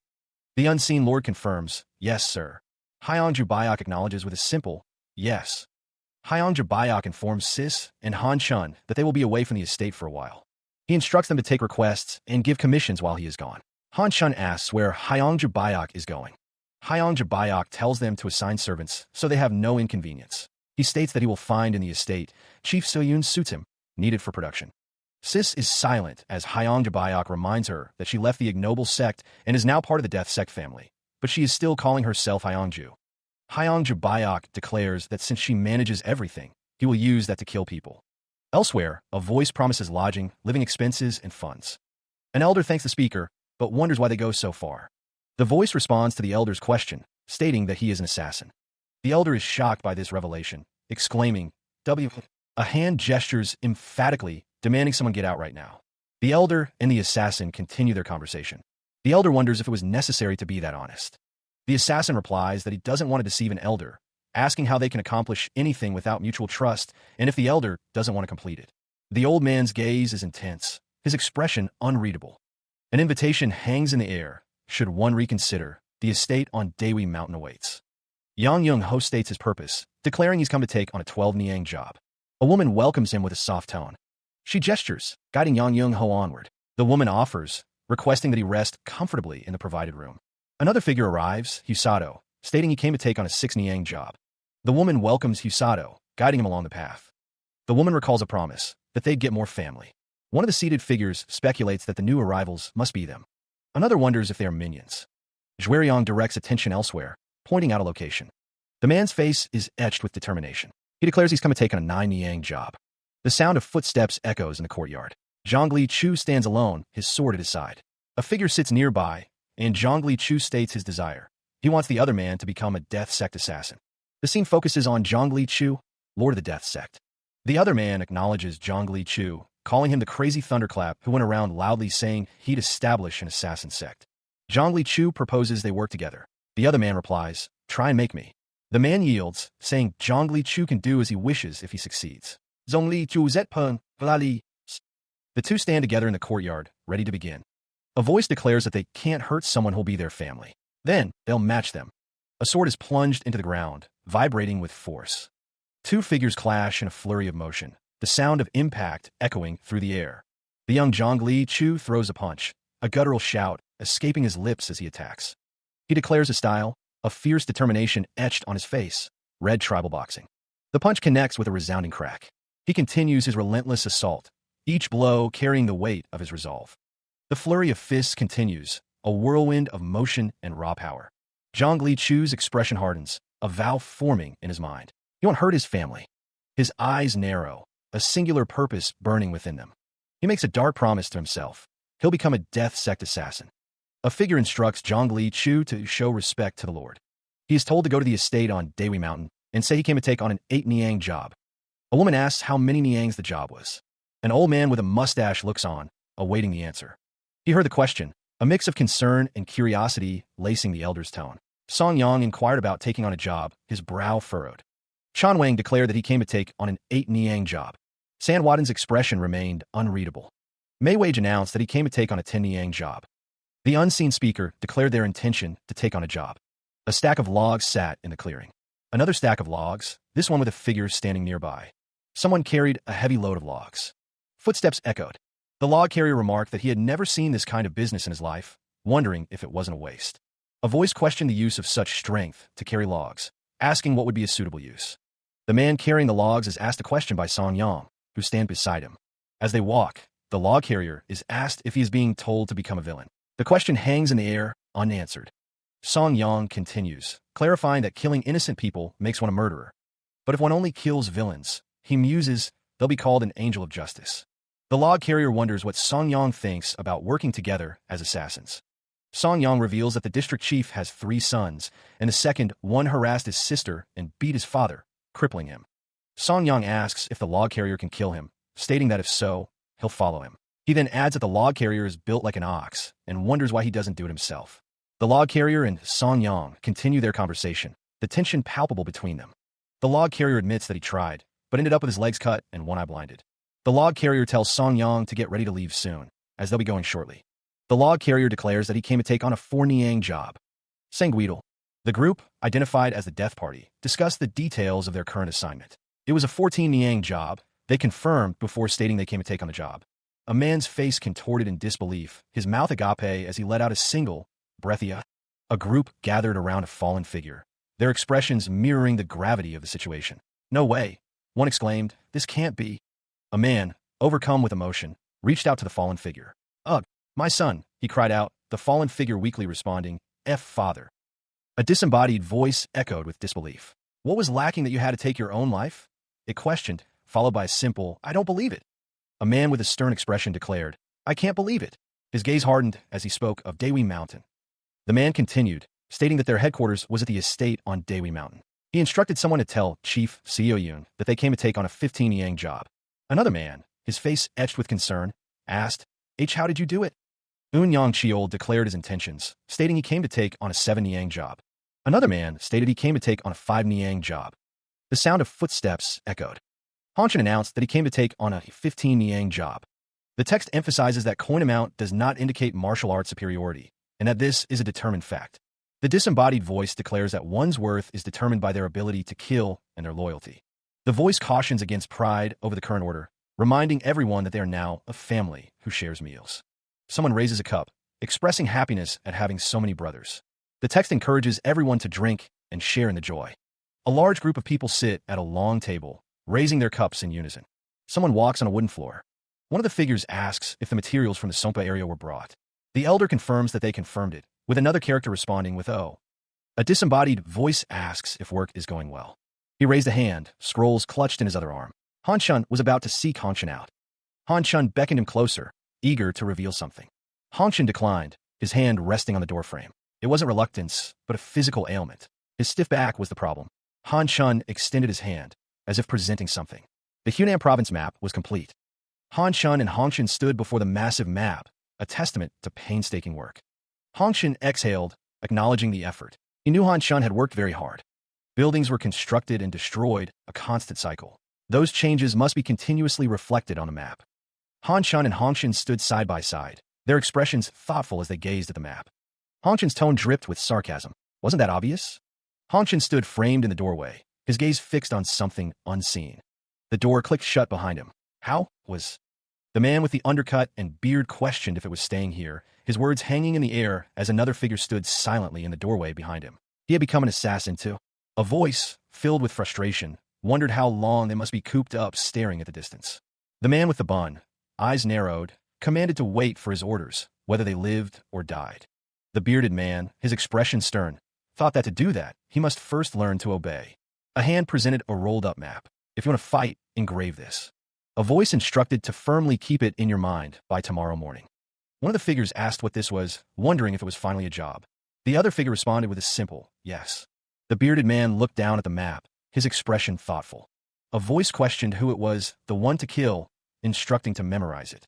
A figure stated that they would tell them then. The bearded man scratched his head, looking at the map with a frustrated expression. A figure instructs the assassin, urging them to memorize the document, stating it will save their life. Soyeo-yun laments the estate's dire financial situation, fearing operations will soon be disrupted. She apologizes, blaming her own incompetence. Looking at a document, Soyeo-yun is told not to apologize, as she is more than just a figurehead. Soyeo-yun proposes cutting the estate managers, kitchen staff, and assassin servants by half. The assassin dismisses the idea, telling her to leave it. Soyeo-yun wonders what they should do. The assassin suggests asking Elder Cheon for help, but then dismisses the idea. The assassin looks determined, telling Soyeo-yun not to worry and to just wait. Soyeo-yun stands outside a building, looking concerned. A figure stands in front of a building, expressing their inability to do something. A character thinks about understanding the Lord's intentions. The text mentions Sangwatai and asks where Songa Yamuljan is. The assassin and two other figures discuss Guanpyong Road. He detailed the route with precision. Enter Guanpyong Road from Yumsa, turning right on the fourth shop. Soyeo-yun acknowledged the location. Hai Olping. The assassin posed a hypothetical. If Suliimji was surrounded, what would she do?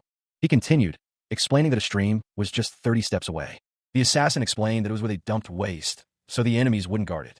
Soyeo-yun relayed information about the enemy. If it was Husato, many innocent people were gathered at Sapyeong 1. She would try to sneak in without being noticed from Songnam. He added that there was a hole on the east side of Suliimji, and if she slipped, the pine trees had taken good roots. He continued, those skilled in mystic arts should be able to climb up. So Yoyan was told that the objective wasn't Songnam. The assassin just wanted to see how well she memorized the map. He offered her something. Take this. The assassin's expression shifted, a hint of surprise in his eyes. This person is... He wondered what would happen if they were. A voice cries out, seemingly in shock or surprise, addressing someone as El Lord. The figure, also known as Unjung Samryong, issues a chilling command. Kill them. The city sprawled beneath him, a maze of rooftops and shadowed alleys. Without hesitation, the assassin leaped from the rooftop, the wind whipping past his face. Landing silently, he sprinted across the tiled surface, a shadow among shadows. Another jump, another descent into the darkness below. His footsteps echoed softly on the stone path, each step measured and precise. A text bubble nearby reads, turning right leads to Baidanjian. Back onto the rooftops he went, the map having no gaps. He continued his relentless pace, the mission weighing heavily on his mind. It's reliable, he thought. Pausing at the edge of another building, the assassin surveyed the scene below, his eyes scanning for any sign of danger. Then, with renewed purpose, he dropped to the ground and resumed his pursuit. The sound of hurried footsteps echoes. Han Shun speaks of the dedication required, how Musanjum has trained in sword arts from dawn till dusk for 20 years, through rain and snow. Musanjum listens intently, his expression unreadable. The epithet twin swords is not earned easily. Han Shun, confident in his skills, keeps no guards and forbids anyone from approaching during training, so as not to disturb him. The figures march forward, one stating that this is a chance to properly fight. Another reminds them not to forget that the goal is killing Musang Dajum.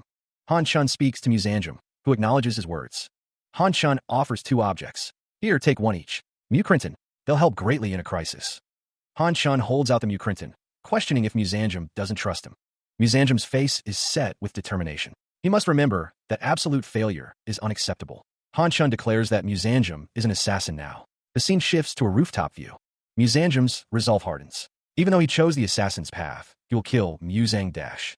The assassin runs across the rooftops, paging him with his skills. He continues his pursuit across the rooftops, each step measured and silent. The assassin's weapon, a curved blade, gleams ominously in the dim light. With a leap, the assassin descends from the rooftops, targeting Musanjum below. Musanjum's eyes widen, a flicker of surprise crossing his face as he registers the sudden attack. Bracing himself, Musanjum prepares to meet the assassin's assault head-on. The assassin lands gracefully, the impact barely disturbing the dust on the ground. Who the hell are you? Musanjum demands, his voice laced with a hint of annoyance. The assassin retorts, a grim reaper that has come to kill you. Musanjum smirks, sizing up his opponent. One arrogant punk. With a guttural cry, the assassin lunges forward, blade extended. Steel clashes against steel as Musanjum meets the attack, the force of the impact echoing through the night. The assassin's curved blade slices through the air, a deadly arc of sharpened metal. The assassin presses his attack, the curved blade aimed at Musanjum's throat. He advances, his weapon held ready to strike. The assassin's blade meets Musanjum's in a shower of sparks. The force of Musanjum's block sends the assassin's weapon arcing upwards. A sharp cry escapes the assassin's lips as Musanjum's counter lands. But the assassin's own strike finds its mark, eliciting a pained cry from Musanjum. Musanjum, despite the pain, acknowledges, your double hooks are pretty decent. The assassin raises his weapon, retorting, I'll take that praise as your dying words. Musanjum scoffs. Take it as praise, huh? Pitiful fool. Steel clashes against steel once more as the fight intensifies. The assassin grunts, another blow landing against him. He grits his teeth, declaring, let's see how long you last. The battle continues, neither warrior willing to yield. He loomed over his fallen opponent, the air thick with the promise of more violence. With a grunt, Musanjum delivered a swift kick, sending the assassin sprawling further across the rooftop. The assassin lay prone, a crimson pool blooming beneath him as Musanjum stood, an implacable figure of retribution.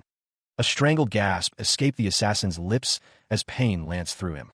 Musanjum's voice cut through the night, a chilling promise. I didn't cut deep enough to kill you right away. I won't let you die until you satisfy my...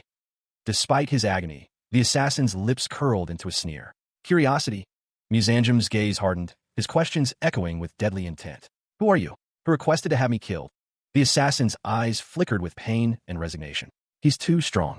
I've lost. Musanjum pressed his advantage, his voice a low growl. Speak, and I'll spare your life. Talk. The assassin merely clicked his tongue, a sound of defiance in the face of death. Musanjum raised his sword, the steel glinting in the dim light. I don't repeat myself twice. A grim acceptance settled on Musanjum's face. My innocent life ends here. The ground gives way as the assassin plummets through, the surface cracking and splintering around him.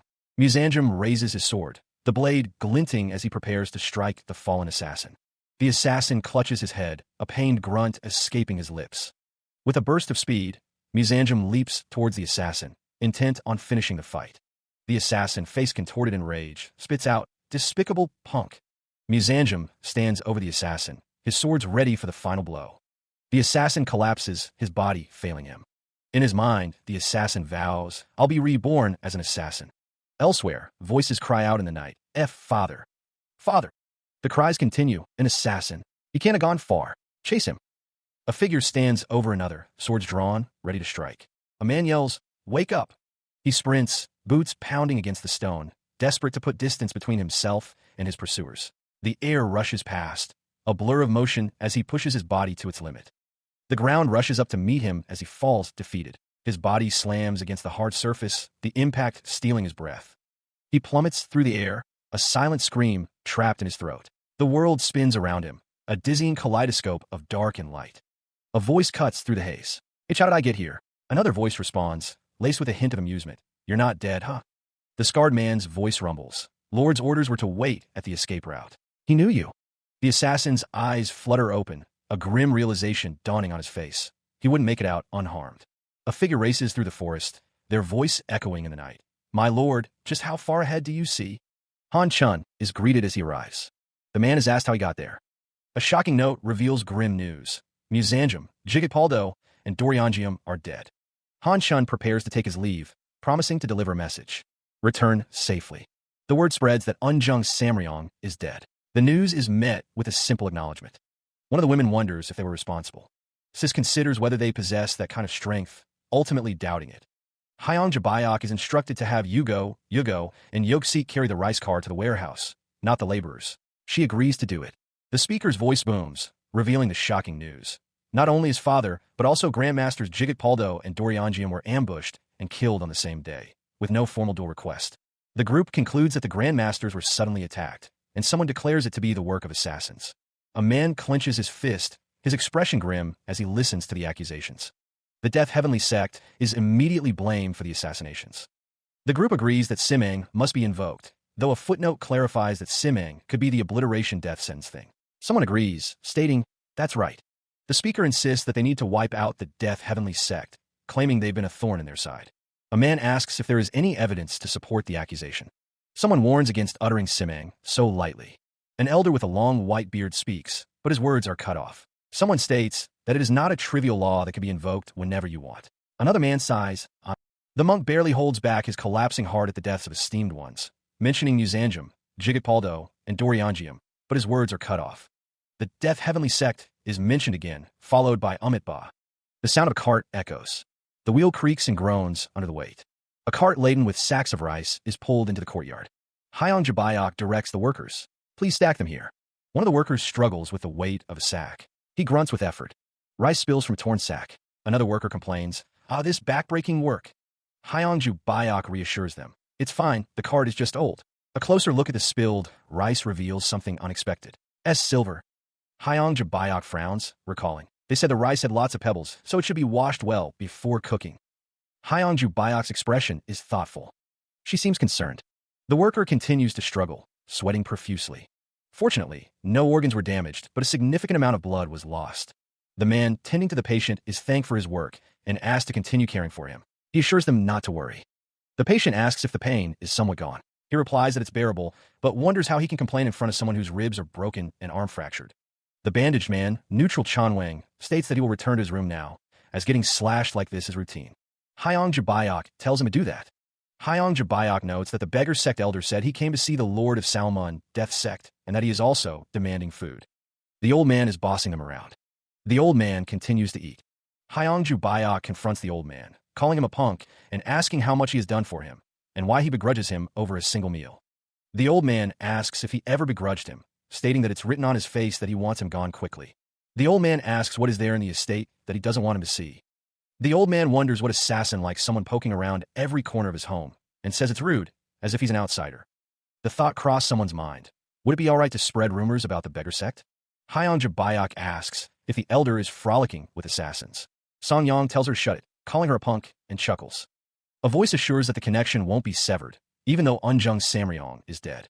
It is declared that one would know even without being told that Muzanjum died to the twin hooks, Jigit Paldo to the bath.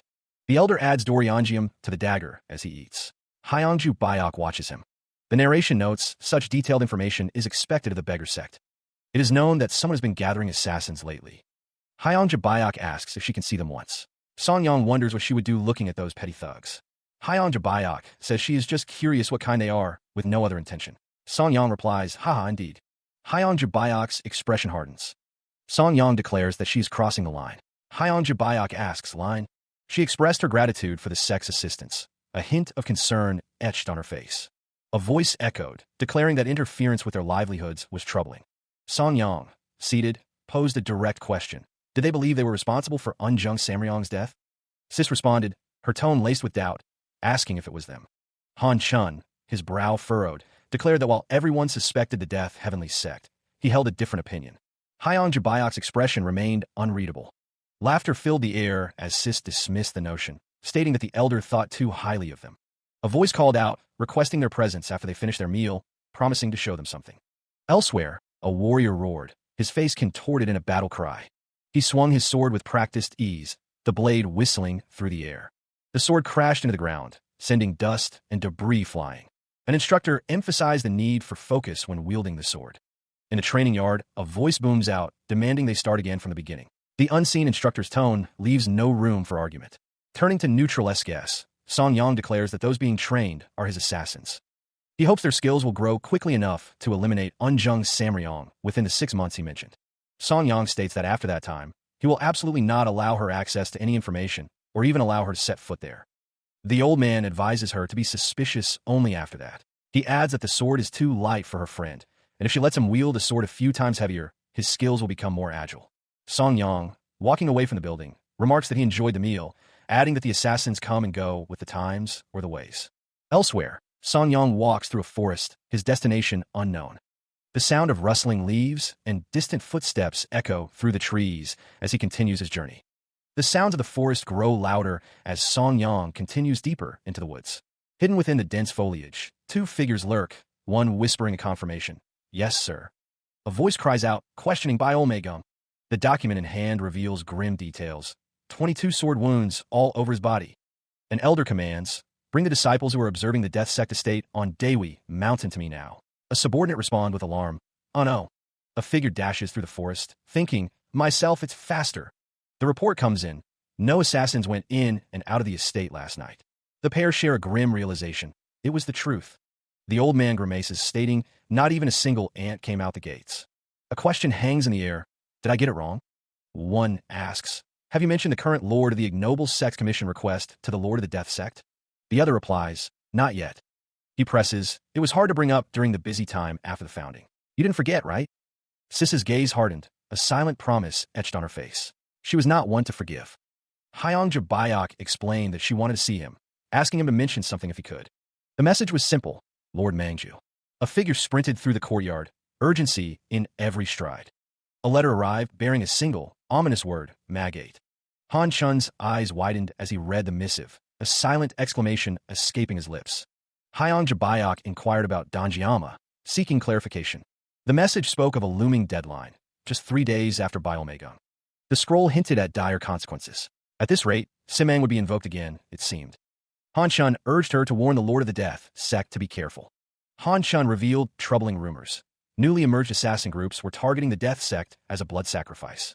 The word on the street was that while few dared to challenge the Death Heavenly sect, the Death sect itself was seen as easy pickings. She stood before the imposing structure, a sense of duty etched on her face. A voice called out, wondering where Chief Sun had gone. Soyo-yun was met by Hyang Jabayok, who had been waiting for her. Han Chun revealed that he had gone to see Lord Mangju, a revelation that prompted a question about whether he was communicating with him. Hyang Jabayok stood near the horses, listening intently. Worry not at Soyo-yun. Han Chun declared that he hadn't forgotten the request to eliminate the Lord of the Ignoble Sect. He vowed to keep his word, and Soyo-yun expressed her belief in him. Hyang Jabayok inquired where they were headed, and Soyo-yun replied that they were going to see the Sambasan family. So Yeoyin hoped that they would help them. Hyang Jabayok voiced her concern about the long trip, but Han Chun urged her to speak. The warning echoed. They were specifically warned to be vigilant against those trying to use the death sect as a blood sacrifice. Yugo gave the order, gather the assassins. The assembled guards listened intently, their faces grim as the orders were about to be given. The command came down. The estate perimeter was to be thoroughly guarded, weapons kept at the ready at all times. Han Chun, addressed as Chief Seun, instructed his subordinates to bar the main gates and refuse all commissions during their absence. The subordinate affirmed the order. The standing order was clear. Should an actual attack occur, Sambasan was to be contacted immediately. The guards were given a stern warning. No one was to set foot on the premises. The response was a resounding affirmation. Han Chun, along with a small entourage, prepared to depart, the horses already saddled and ready. The sound of hooves echoed as the group rode away, disappearing into the distance. Meanwhile, Hyang Jabayok slid open a door, the sound barely audible. The door splintered slightly as it was forced open. The imposing gates of the estate stood silent, a symbol of the security measures now in place. The sky stretched above, indifferent to the events unfolding below. A sigh escapes her lips. Another woman threatens to smack her. Why is she sighing like that? She insists it's nothing. The other woman doesn't believe her, suspecting she's thinking about John again. She wonders how it makes sense, with no contact at all about whether he's. Her eyes widen, a sudden realization dawning on her. In the distance, figures on horseback approach. She whispers his name, John. Zhongli. Elin shouts, Mom, it's Zhong. Elin sprints forward, her determination etched on her face. She continues to run, shouting, Zhongli Chu. The figures on horseback draw closer. Elin's name is called out. She races towards Zhongli Chu, her heart pounding with anticipation. Suddenly, she tumbles to the ground. The man with the facial tattoos clutches the woman tightly, his face contorted with anguish. He is being berated, accused of returning after causing heartbreak. He can only repeat his apologies. Her voice cracks with emotion, declaring her hatred. Elsewhere, the task given by Sogo carries a deeper meaning. The woman's trust is absolute, a testament to hard work. Han Chun acknowledges someone's good work, offering thanks. He then calls out to Zhang. The man looks concerned, asking if the other is okay, but receives no immediate response. He insists that he is fine and shouldn't be worried. Hyangju Bayok interjects, stating that he is not done talking yet, and that dinner is ready. The scene is described. He arrived with 2 swords around his neck, carrying a woman. The man with the facial tattoos is told, Yugo, what are you doing? He responds that he cannot live without this woman. He declares that if they don't permit them, they'll just die together, and then bursts into tears. He is told to shut up, and then asks when he did that. Someone confirms that he did that, right? The seasoning is a bit exaggerated, but it's true. The man denies it. The dinner scene unfolds, with someone exclaiming, My lord. The leader of the group declares that it's late, and everyone should rest after their long trip. Hyang Jabayok and the others acknowledge his statement. Some of the group members ask if they can drink a bit more. The leader considers it, thinking that one night of indulgence could be good. The leader agrees, telling them to do that, but warns them not to stay up all night. The group assures him they won't. Someone marvels at the sight of so many stars in the night sky. The group sits around a table, the speaker noting that no matter how many stars there are, it's just the southern sky. It makes him think of Nokyo Plains winds. One of the men states a reason, reminiscing about how around this time every year they would hunt and roast a wild boar at Cheonbok. The men recall how last year, while hunting, Chundong broke his leg, but they still happily ate after tearing off a leg for him. Someone reaches for the table, commenting that the taste was amazing. A thud echoes as something impacts the wooden floor. A man with facial tattoos grits his teeth, his face contorted in pain. Hyangju Bayok struggles with another figure near a wooden structure. The man with tattoos cries out, Ugh, damn it, as someone calls out, Yugo. Figures run through the forest, the sounds of pursuit echoing behind them. He parried the incoming strike, the wooden plank groaning under the force of the blow. Unaware of the danger, the others remained seated around the table, their meal undisturbed. A voice cut through the air, raw with panic. Assassins. The warning echoed, a desperate cry against the encroaching threat. The Nanyang Green Forest, a name whispered with a mix of awe and fear. The faction has been annihilated, though they weren't a big organization. An organization, but still, wiped out overnight. Did you order all this as well? Elin looks down at the documents. Elin wishes she could say yes. Han Chun asks what she means. Elin clarifies that it's not that. She merely asked them to draw the attention of the Central Plains while they grow their power. Zhongli Chu's decision to send invitations to the factions and eliminate the Green Forest faction was his own judgment. The 9 great sects do not tolerate forces. Their plan is to quietly grow stronger while all eyes are on the Death Sect, then make their appearance in the martial world when the time is right. Elin emphasizes that they cannot waste the time that Zhongli Chu is buying for them. Sis agrees, confirming that it is so, sister. The voice carried a promise, a guarantee that what was to come would be worth the wait. A thunder of hooves began to shake the earth, a rising crescendo of power. Dust billowed as the mounted warriors gathered, a silent promise of impending action hanging in the air. The assembled force stood ready, a sea of riders awaiting their command. Elin sat astride her horse, a calm observer amidst the growing anticipation. The mass of mounted warriors shifted, a restless energy rippling through their ranks. The riders adjusted their positions, each one a coiled spring ready to be released. A frantic voice cut through the air. "My lord, we're late." The unseen commander urged them to witness the spectacle for themselves. The speaker declared that they had selected only the swift and strong, expressing unwavering confidence in their choices. A voice, laced with disbelief and urgency, questioned if they faced Mongols, followed by a rousing call to arms. "Oh, great warriors, are you prepared to lay down your lives?" Steel flashed in the sunlight as the warriors gripped their swords, ready to answer the call. A host of mounted warriors charges forward, their battle cries echoing across the field. The man's gaze is intense, his expression hardening as he simply states, "Good." He continues, promising that their lives will be well compensated, free from any regret. A hand gently touches the side of someone's neck, a silent threat hanging in the air. Elin explains that striking the correct point with the hairpin will cause ringing in the ears and convulsions. She adds that the hairpin may look trivial, but it is far from it. The man swiftly inserts the hairpin, declaring that the heavens won't even have time to scream before death arrives. Elin warns that failure will result in death, demanding to know if they understand. From within the training hall, one of the trainees calls out, "Sister." The command is given, let the training begin. The hairpin plunges deep, a silent strike. The trainees are urged to put all their might into each strike, to train even harder. They are reminded that they are not courtesans. Elin declares that they are assassins of the Silent Moon Hall. From within the building, a voice echoed, demanding to know who was there, promising death to anyone the speaker desired. The speaker identified himself as Shaolin head Abbot Haigong. Haigong seemed surprised by the request. He wondered if it was difficult. Haigong chuckled, claiming he was just joking. Silence hung in the air. Haigong asked if Elin was playing with him. Haigong inquired if the Clear Kill Pavilion had work these days, adding that he heard the Death Heavenly Sect took all the jobs, leaving them struggling. Haigong stated that they maintained the estate, then asked if Elin didn't come to commission a kill. Elin responded, calling Haigong a bastard and stating he was there to borrow assassins. Haigong seemed surprised. Haigong, again, asked if Elin was playing with him, then agreed to put those idle assassins to use, offering to lend them. He specified 30 top-grade assassins for a duration of 5 years. Haigong reiterated that the Death Heavenly Sect took all the jobs, leaving them struggling, adding that Elin couldn't get them for a penny or two. He then checked the price, stating it was 2,000 taels a year. Elin seemed satisfied, stating that was more like it. He hears the offer of 3,000 taels, and Elin agrees to the price, but insists on choosing the assassins himself. The order is given to gather all assassins from the Clear Kill Pavilion. The scarred man gestures down a hallway, inviting Elin to pick the ones he likes. A group of assassins stand ready, awaiting their selection. The assassins stand in formation, a silent display of deadly potential. One of the assassins chuckles darkly, a hint of the malice within. The scarred man observes, pleased, noting that each assassin's gaze is more venomous than the last. Elsewhere, the family's safety has always been the highest priority. They have endured much until now, but it's been proven that even their current location isn't safe anymore.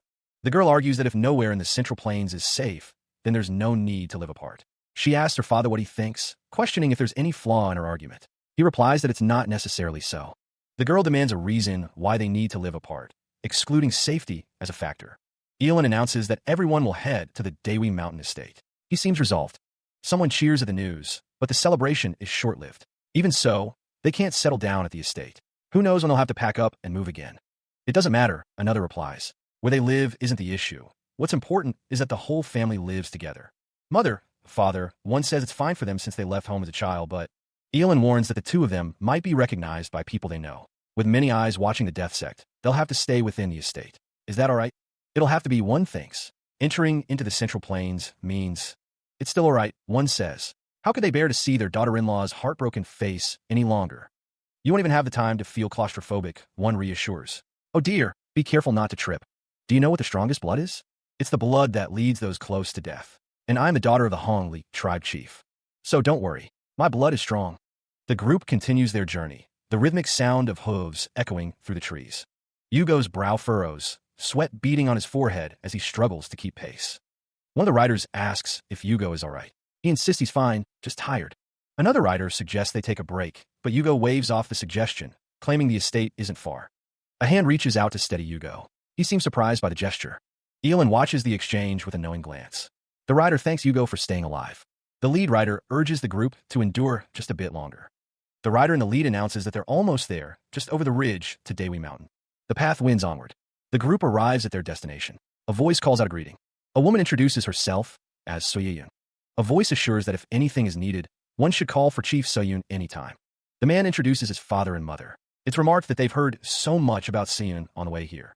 A woman states that it's a pleasure to meet Soyun. Another woman replies that the pleasure is theirs, and they look forward to Soyun's support, introducing her wife and mother-in-law. The group continues to observe Soyun. A close-up reveals a young girl's curious gaze.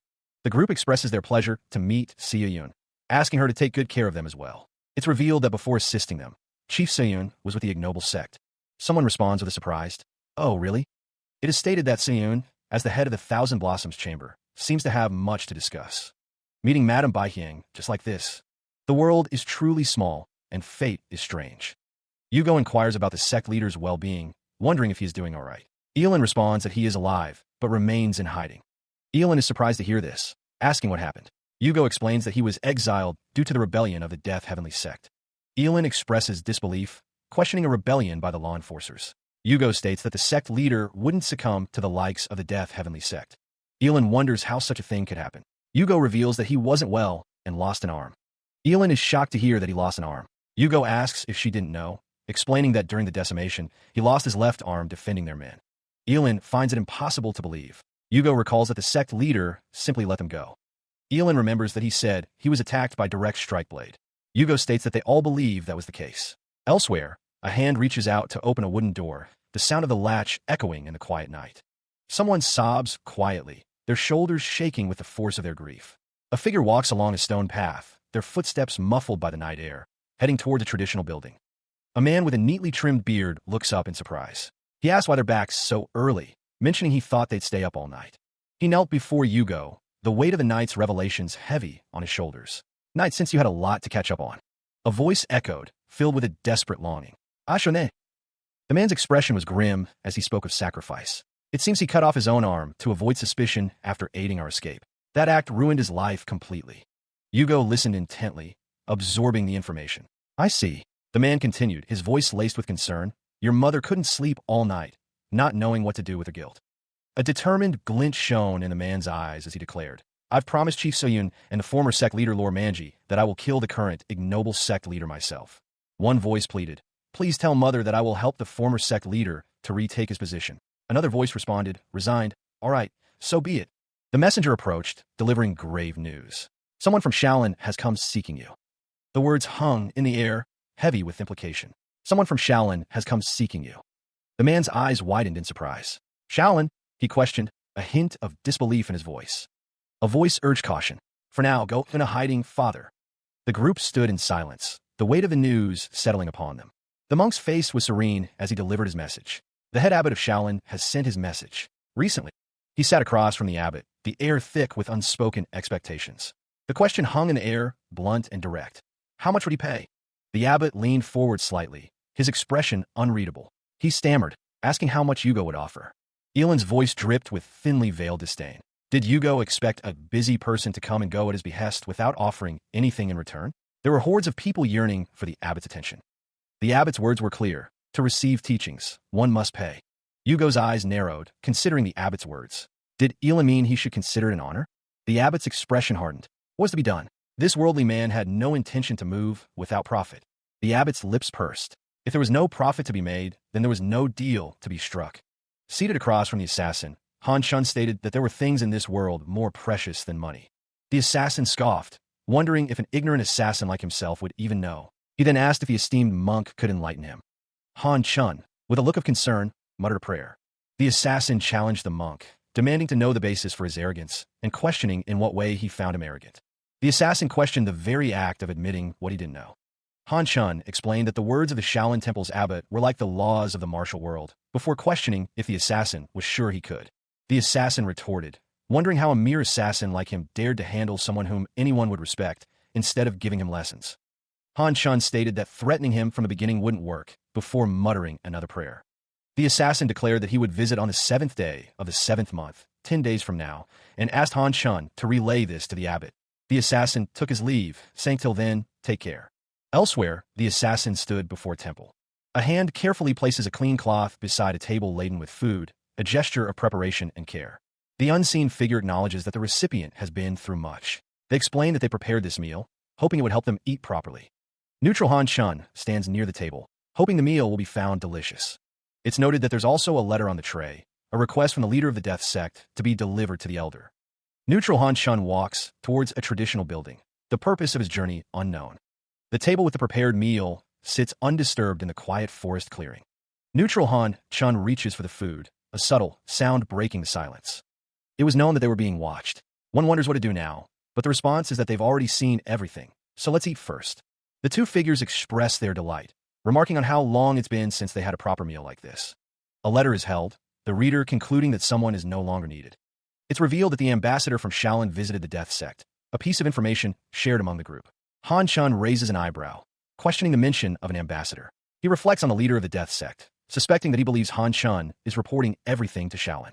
A member of the sect insists on accompanying someone. Another voice chimes in, eager to join and serve as a protector. The group expresses their concern, declaring that going alone is too dangerous. Someone wonders what all the fuss is about, assuming they'll just keep droning on with their boring lectures. But a bad feeling lingers, suggesting some trickery is afoot. The writer states that the last thing this world needs is more worry about this nonsense. He tells someone not to worry so much, promising to play along just enough not to upset them, and come back. A member of the sect sighs, thinking about the sect. As the leader departs, someone calls out, wishing them to take care on their journey, and saying goodbye. Another voice urges them to be careful. The horse gallops forward, kicking up dust. The horse continues its journey through the forest. The horse and rider continue their journey, the sound of hooves echoing through the trees. The rider bristled at the elder's words, questioning why he wouldn't be allowed to finish his business before paying his respects. Han Chun insisted that there was no need for him to come out personally, before demanding to know if the recent mysterious deaths of martial artists were the work of the death sect. The elder scoffed, retorting that Yugo should already be aware that their assassins hadn't been active. Yugo chuckled, musing that if playing into the elder's hand was their fate, they might as well quit being assassins. The young man resolved that there must be another route, warning against searching for it, as traps were installed all around. Han Chun shouted, ordering him not to go. The sound of hooves echoed as Yugo urged his horse forward. The elder wondered aloud what that meant, before questioning if Yugo was not on his way to Shaolin. The old man advised him not to go, explaining that for the sect leader of a dubious sect to be summoned to Shaolin, there were only 3 possible outcomes. He continued, saying that he could either become a lapdog who heeds Shaolin's every word, or dissolve his own sect voluntarily. The elder ominously concluded that the final option was to disappear without a trace. Yugo thanked Han Chun for his advice, but revealed that he had already made his decision. He held on to the promise he made, determined to see it through. Well then, the journey continued on horseback, the rhythmic clatter of hooves echoing through the trees. The path stretched onward, leading him deeper into the mountains. A monk greeted him, asking, Ba, what brings you here? Word had spread, the death sect's leader had arrived. Another monk approached, beckoning him forward. Follow me, I'll lead the way. The monk paused, adding, but first, this is a sacred place where we honor Buddha. Please leave your sword with us, and it will be returned when you depart. Yugo complied, handing over his sword to the monk. The monk gestured onward. This way, please. They continued towards the temple, the air thick with anticipation. This place. The temple loomed before them, ancient and imposing. The monk repeated, please, this way. He had arrived at the Shaolin temple, its name proclaimed boldly above the entrance. Monks lined the steps, awaiting his arrival. One of the monks offered a simple greeting. Welcome. A childlike figure announced himself. I am Zhongli Chu, the leader of the death sect. Another monk, Gakwon, stated, my name is Gakwon. The monk inquired, his tone suggesting a veiled demand. Where is the master? Before meeting the master, why not cleanse your spirit of bloodlust with meditation? Yugo responded, I came here upon the abbot's invitation, not to participate in prayers. The monk countered, the monks might have all the time in the world, but I don't have the luxury to indulge in such activities. When visiting Buddha's home, it's only right to pay respects to Buddha first. Yugo's response was terse. I'm not interested in that, nor do I plan to. The monk, his patience clearly wearing thin, declared, if that's how it's going to be, just tell the abbot, I came and left. He then chanted, Ba. The sound of shattering filled the air. Yugo stood still, a silent exclamation hanging in the air. The sound of approaching footsteps echoed through the temple. The scent of blood hung heavy in the air as a wave of monks surged forward, their eyes fixed on their target. Surrounding Yugo, the monks chanted in unison, their voices a low drone. They demanded he wash away his murderous aura. Yugo glanced to the side, a flicker of confusion crossing his face. What's this? He wondered. A senior monk, his hands clasped in prayer, questioned whether this was how the Shaolin Temple treated its guests. Umaba! The cry echoed as the tension reached its peak. With a shout, the monks launched their attack, fists flying. The monks swarmed around Yugo, a flurry of gray robes and clenched fists. Yugo looked up, a defiant "huh" escaping his lips as the assault continued. With a swift kick, Yugo sent a nearby table flying, scattering cups and debris. So, this was your goal from the start, he exclaimed. The monks pressed their attack, their movements a blur of practice strikes. Yugo's eyes narrowed as he braced for the onslaught. A fist connected with Yugo's face, the sound echoing through the courtyard. The assault continued, a relentless barrage of blows raining down on Yugo. He is immediately met with a flurry of blows. A fist slams into Yugo's face, the force rocking him back. Surrounded, Yugo grits his teeth as another monk's fist connects. Ugh! He prepares to retaliate, his eyes narrowed in determination.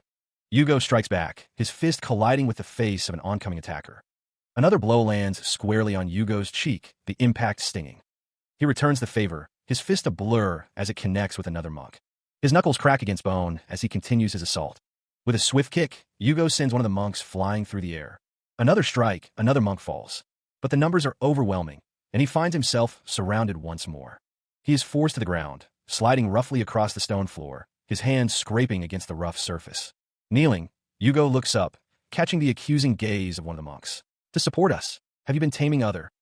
Still kneeling, Yugo surveyed the assembled monks, a wry smirk playing on his lips. He challenged them, his voice ringing with defiance. And now you want to try taming me? All right, give it your best shot. The force of the blow contorts the man's face. The bald man manages a choked gasp as he falls back into the crowd. A foot slams down, cracking the stone beneath. Hyangju Bayok's fist connects with another attacker. Another punch flies, landing squarely on the bald man's jaw. The force of the blow snaps the bald man's head back. Hyangju Bayok continues to fight, his movements a blur of motion. Another strike lands, sending a bald man reeling. The ponytail whips around as Hyangju Bayok pivots, delivering another blow. Surrounded, Hyangju Bayok hears a shout of triumph. His eyes narrow, a storm brewing within. Hyangju Bayok continues his assault, undeterred. He found himself surrounded, the air thick with the anticipation of violence. A foot lashed out, aimed at his head with brutal force. The kick connected, sending a jolt through his skull. More opponents closed in, a wall of gray robes pressing against him. A fist slammed into his face, the impact echoing in his ears. Another blow followed, a relentless assault on all sides. He grunted, the pain a sharp reminder of his precarious situation. A fresh attacker prepared to strike, his eyes filled with cold determination. The punch landed squarely, a brutal reminder of the odds against him. A kick sent him staggering, his body reeling from the constant barrage. Despite the pain, Hyangju Bayok looked up, his gaze unwavering. The attackers advanced, their shadows looming over him like a closing cage. He is immediately set upon, a flurry of fists and feet aimed at every vulnerable point. The monks, relentless, press their advantage. It's not too late yet, one of them shouts. Another blow lands, the attackers demanding he kneel before Buddha. Sweat beads on Hyangju Bayok's brow as he grits his teeth, declaring he has no intention of doing that, daring them to make him. A foot comes down hard, aiming to crush his hand. The assault continues, a relentless barrage. Each strike echoes through the chamber. The foot descends, a promise of pain. The face of one attacker, contorted with zeal. Hyangju Bayok, despite the odds, begins to turn the tide, his movements a blur of defiance. He fights with a desperate intensity, each strike aimed to break free. The assassin's strike descends, a brutal chop aimed squarely at Hyangju Bayok. The force of the blow drives him downward, a relentless assault. He is forced to the ground, the impact sending dust billowing around him. A grimace of pain contorts Hyangju Bayok's face as he struggles to withstand the onslaught. The assassin rains down blow after blow, each strike carrying the weight of overwhelming force. Each impact reverberates through his body, a brutal symphony of pain. His eyes squeeze shut, Hyangju Bayok grits his teeth against the agony. Finally, he crashes to the ground, defeated. One of the observing fighters shouts in surprise. A voice wonders aloud what could be happening. Another fighter calls out to their teacher in disbelief. The long-haired fighter watches with a grim expression as Hyangju Bayok falls. Han Chun's expression was stern as he stated, "I told you." An unseen voice declared that the injured party was to be treated with care. Another voice apologized, explaining that the smell of blood was overwhelming. The monks were preparing to bring Hyongju Bayok in after washing his body, but the situation was tense. A voice dismissed the situation, stating to forget it. Another voice declared they would apologize for their disciples' imprudence. Hyongju Bayok stood among the monks, Han Chun watching him. Hyongju Bayok scoffed, his expression unreadable. An unknown voice expressed surprise. I didn't know this is how you treat your guests. An urgent command echoed. Take care of him. A question hung in the air. Do you plan on having a bad relationship with Shaolin? Han Chun chuckled, dismissing the concerns. He stated that he was well aware of the fears of the punishments, implying that Hyongju Bayok was only acting this way because of them. Han Chun affirmed, that's right. He then questioned, is that so? Hyongju Bayok considered the situation, thinking that Shaolin lacked righteousness or mercy in times of conflict. It would become just another sect to confront. Even though a petition was sent, it was unjust, Hyongju Bayok thought, because it overlooked the integrity of the prospective candidate. Moreover, your attempt to cleanse wrongdoing with narrow-mindedness shows a lack of mercy, Han Chun mused before asking, are you not an assassin? Wouldn't that be a privilege for lowly people like me? Hyongju Bayok wondered. Even if I can't do that, those who follow Buddha should, Han Chun thought. Han Chun then asked if Hyongju Bayok knew about Myeonbyuk-gunyeon, believing it's about facing a wall for 9 years of meditation, and what did he think he should try it out? It will have a great impact on your life, Han Chun stated. Did you call me here to recommend training in Shaolin? Hyongju Bayok asked. That's right, Han Chun confirmed. Then we have no other reason to talk. Han Chun asked if Hyongju Bayok knew what it means to reject Hinayana. Of course, Hyongju Bayok replied, I do not plan on helping someone without reason. Han Chun took another sip of his tea. The grip tightens, knuckles whitening as Huang Yung is asked if he is confident. He turns, offering a parting farewell. A voice responds with a simple goodbye. The sound of a door closing echoes through the room. As tea is poured, the question hangs in the air. Was Boon Winchawal after him? Han Chun shakes his head, lamenting the lack of evidence and someone's advancing age. Han Chun mentions that there is a person named Jiangyan by the seal. The conversation turns to Jiangyan, questioning who in Hunan doesn't know him, and if there is anyone else besides him. It's added that there is also Baek Chion, who teaches younger students in Zhejiang province. The order is given, send a disciple to Zhejiang province. The older man drinks, lamenting that they couldn't subdue even one assassin. The question is posed, has the 18 Arhut training been lacking these days? It's suggested that this might seem like an excuse, but Zhang Lichu's martial arts skills are outstanding. The group considered the implications of an assassin walking among them, one who could potentially cause great harm to Murim in the future. If he couldn't be controlled, the best course of action would be to eliminate him before he grew too strong. As the sun began to set, concern grew over the absence of the one they awaited. Anxiety mounted with each passing moment, the possibility of his failure to return weighing heavily on their minds. One among them hoped that their efforts would not be in vain, having already decided to entrust the rest of their life to this cause. The conversation turned to cases where people were called to, a somber reminder of the gravity of their situation. Another voice expressed frustration, already burdened with worry and finding no solace in the current discussion. Suddenly, a shout pierced the air. He was coming. The cry went up. The leader had finally arrived. A cry of leader erupts as the figure on horseback approaches, surrounded by a throng of followers.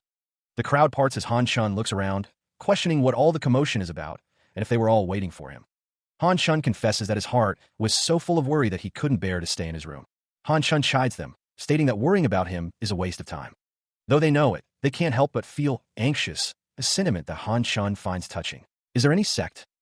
The sect members expressed their worry, revealing that they were prepared to destroy Shaolin if Han Chun didn't return. Han Chun's expression is one of disbelief and gratitude. The sect members exclaimed their relief at Han Chun's return, finding it very reassuring. Feeling good, Han Chun suggests they go inside and have a drink, a suggestion met with enthusiastic agreement. The words "SECT leader" are exclaimed. The sect members follow Han Chun. Han Chun walks forward. A figure plummets through the air, crashing through the trees and into the water below. The heavenly sect surveys the scene, their expressions grim as they take in the aftermath. What could have caused such a grievous wound? The search continues, but one of the investigators mutters, "It's not there." One of the men shouts, "Stop this instant. What are you doing in front of someone's house?" "TSK, we have no choice." "Retreat." One of them barks, "Damn it." One of the men asks, "Shall we go after them?" Another replies, "Forget it. There's no. Dites secte leader." A voice echoes, "Did you come looking for me? For what reason?" The man holds out his hands, revealing, this, the death heavenly sect's seal." The fallen man lies still, the death sect's seal now revealed. He lay prone, the cold stone biting into his cheek. A discarded script fluttered to the ground beside him, the single word script, escaping the bubble above. A hand, clad in gray, carefully lifted a blood-stained document. The words "read at freakcomic.com to support us" were emblazoned across the bottom. A small gathering poured over the document, the text reading Yukian, 9th month of the full moon. One spoke, relaying the message. The full moon of the 9th month, the third watch. Another added Yukian, black bamboo forest. The figure, eyes narrowed, paused before speaking. It seems the Death Heavenly Sect is in danger. The sprawling complex of the Death Heavenly Sect sits nestled amongst the trees. A voice echoes, stating that they know the leader of the sect well. Born as Baekhyung's son, he grew up surrounded by the smell of blood. Because he'd always been extraordinary, he was always called a genius. The voice urges others to support them. He first entered the Death Heavenly Sect at the age of 12 and ended up climbing to the position of sect leader. Han-chan remarks that he's really something. A voice recalls having met him before because they had to make a deal. In payment for that deal, he asked for them to put their sex. Sis assumed he was regarding them as some sort of insurance. Han-chan wonders what existence can possibly be a danger to the Death Heavenly Sect. The Death Heavenly Sect is described as a huge organization that has the majority of assassins, so to be able to be a threat to them. However, the people trying to stop the messenger were also part of the Death Heavenly Sect, Sis realizes. Han-chan wonders if that means the Death Heavenly Sect is going through an inner power struggle. A hand carefully writes with a brush, the ink flowing onto the page. Sis sits at the table, pen in hand. Hyung Jabayok stands nearby, suggesting it might have been too early to let go of Boon Winchawal's hand. The old man simply replies, no. Hyung Jabayok holds up a letter, a worried expression on her face. Go visit Cheon Mangju. Han-chun pores over a document, his brow furrowed in concentration. The Death Sect has finally started moving, Hyung Jabayok explains. She suggests they should help, but Sis wonders if it will be all right. Sis asks if Hyung Jabayok is worried, given that she asked for help last time. Hyung Jabayok replies that it's different this time, as they're talking about the Death Heavenly Sect. Han-chun declares that he's not doing this for the Death Sect. It's for their sect leader. Elsewhere, a figure adjusts a large wheel mechanism, the gears grinding. Another figure stands on a ladder, working on a large map, the sound of their brush echoing in the room. The younger man looks up from the table. HM, what are you looking for? He asks. He responds, senior. This here, the black bamboo forest. The younger man sighs. How unfortunate. If the black bamboo forest had a better leader, it would have been prosperous. Wait a moment. The senior finds something of interest. That's it, here it is. The map details the black bamboo forest. The senior asks, here, how does this look? He smiles, pleased with himself. Senior, seriously. Hyung Jabayok asks, what? You respect me like crazy now? Han-chun descends the ladder, carrying the map. The senior instructs, you make 17 copies of that. Elsewhere, a messenger arrives. Someone is here from the lower sect. We greet the sect leader. I go by Dong Chanjo. Jin Mudong introduces himself. My name is Jin Mudong. We have been investigating the Death Heavenly Sect as ordered by Cheon Mangju. I see. Have you found out what has happened? The sect leader acknowledges the report with a simple affirmation. The news is delivered. It's a rebellion. Hyung Jabayok and another react with shock at the declaration. Word spreads of a new power rising against the Death Heavenly Sect leader. He's being called the Red Swordsman. The sect leader cared for him like a son, trusting him above all others. Everyone believed he would be the next head. The speaker wonders what made him so impatient. In a single night, 5 wives, 6 sons, and 11 daughters of the Death Heavenly Sect were killed. He's a heartless man, the speaker declares, as the scene of carnage is revealed. All those who supported the Death Heavenly Sect head are either dead or cornered and trying to escape. As expected, they're asking to be rescued from the Black Bamboo Forest. They ask to hide within the Death Sect until everything is over. The sect leader dismisses the messenger, asking that his thanks be sent to Cheon Mangju. The manager is instructed to serve them well before sending them on their way. The manager confirms. The injured men report that their identities have been exposed in the Death Heavenly Sect, but they manage to escape. They beg the sect leader, though everything is chaotic right now, when the situation is over, the lower sect will be held accountable. Han-chun's gaze drifted, lost in thought. He wondered why they wouldn't simply join forces, given the circumstances. Hyung Jabayok tilted her head, seeking clarification. If they claimed affiliation with the Death Sect, wouldn't that shield them from the Death Heavenly Sect's interference? The older man's expression was unreadable, but he pledged utmost loyalty if they were accepted. His companion echoed the sentiment, promising to do anything asked of them. Han-chun instructed them to be taken to their sleeping quarters after their meal, and to summon a physician as well. Hyung Jabayok offered to lead the way, gesturing for them to follow. The woman paused, reflecting on the trustworthiness of the newcomers. However, she seemed to have doubts. Hyung Jabayok questioned whether they should intervene, considering the circumstances. Even if the Death Heavenly Sect leader was rescued, They would become enemies with the sect that the Red Swordsman had taken over. Another figure sat in contemplation, a promise weighing heavily on their mind. Hyangju Byok's resolve hardened, knowing that she would put her life on the line for him. Han Chun slammed his hand on the table, declaring that they didn't need to argue about it anymore. The rebellion was something they shouldn't intervene in. An order rang out: gather the Death Sect's assassins. He holds the map. Its details a roadmap to their perilous destination. The leader's gaze sweeps over the terrain marked on the map. Hyangju Byok stands close, her expression unreadable. Leader, this is... The leader confirms that it's the Black Bamboo Forest. He instructs them to memorize the terrain and check over everyone's location. One of the men wonders if this seems like a commission. Another man confirms that they're going to rescue the Death Heavenly Sect leader tonight. The group is shocked by this revelation. The leader explains that this could start a war with the Death Heavenly Sect. The leader commands everyone to prepare themselves, his gaze intense. He emphasizes that it's a life or death situation for them all. Later that night, the full moon hangs heavy in the sky, casting an eerie glow over the land. The carriage rumbles through the dense bamboo forest, the sound of the wheels echoing in the night. The leader instructs the driver to wait there until he comes back. He tells him that in case it gets dangerous, just leave the carriage and run away. The driver agrees. The leader steps out of the carriage, disappearing into the bamboo forest. He walks deeper into the forest, the bamboo stalks towering over him. He continued deeper into the black bamboo forest, the dense foliage casting long, eerie shadows. Below, Huang Yung looked up, a sense of foreboding washing over him. A sudden realization struck Han Chun as he came upon a gruesome scene. Bodies lay scattered amidst the bamboo, a testament to a recent struggle. The lifeless eyes of one of the fallen stared blankly into the sky, a silent scream frozen on his face. The air hung heavy with the metallic tang of blood, the silence broken only by the rustling of leaves in the wind. He paused, his senses on high alert. A voice echoed through the bamboo, a sharp command cutting through the stillness. Stop! Han Chun's eyes narrowed, his voice resonating with a steely resolve. I don't know who you are, but if you treasure your life, then leave this instant. The air crackled as a projectile hurtled towards him, a silent declaration of hostile intent. Instinct took over, his hand snapping up to meet the attack. A figure fell to the ground. His grip tightened on his weapon, the polished metal gleaming in the dim light as he prepared for the inevitable clash. He shifted into a defensive stance, the sounds of steel on steel echoing through the bamboo as the fight began. The grip on the weapon tightened, knuckles white as the battle intensified.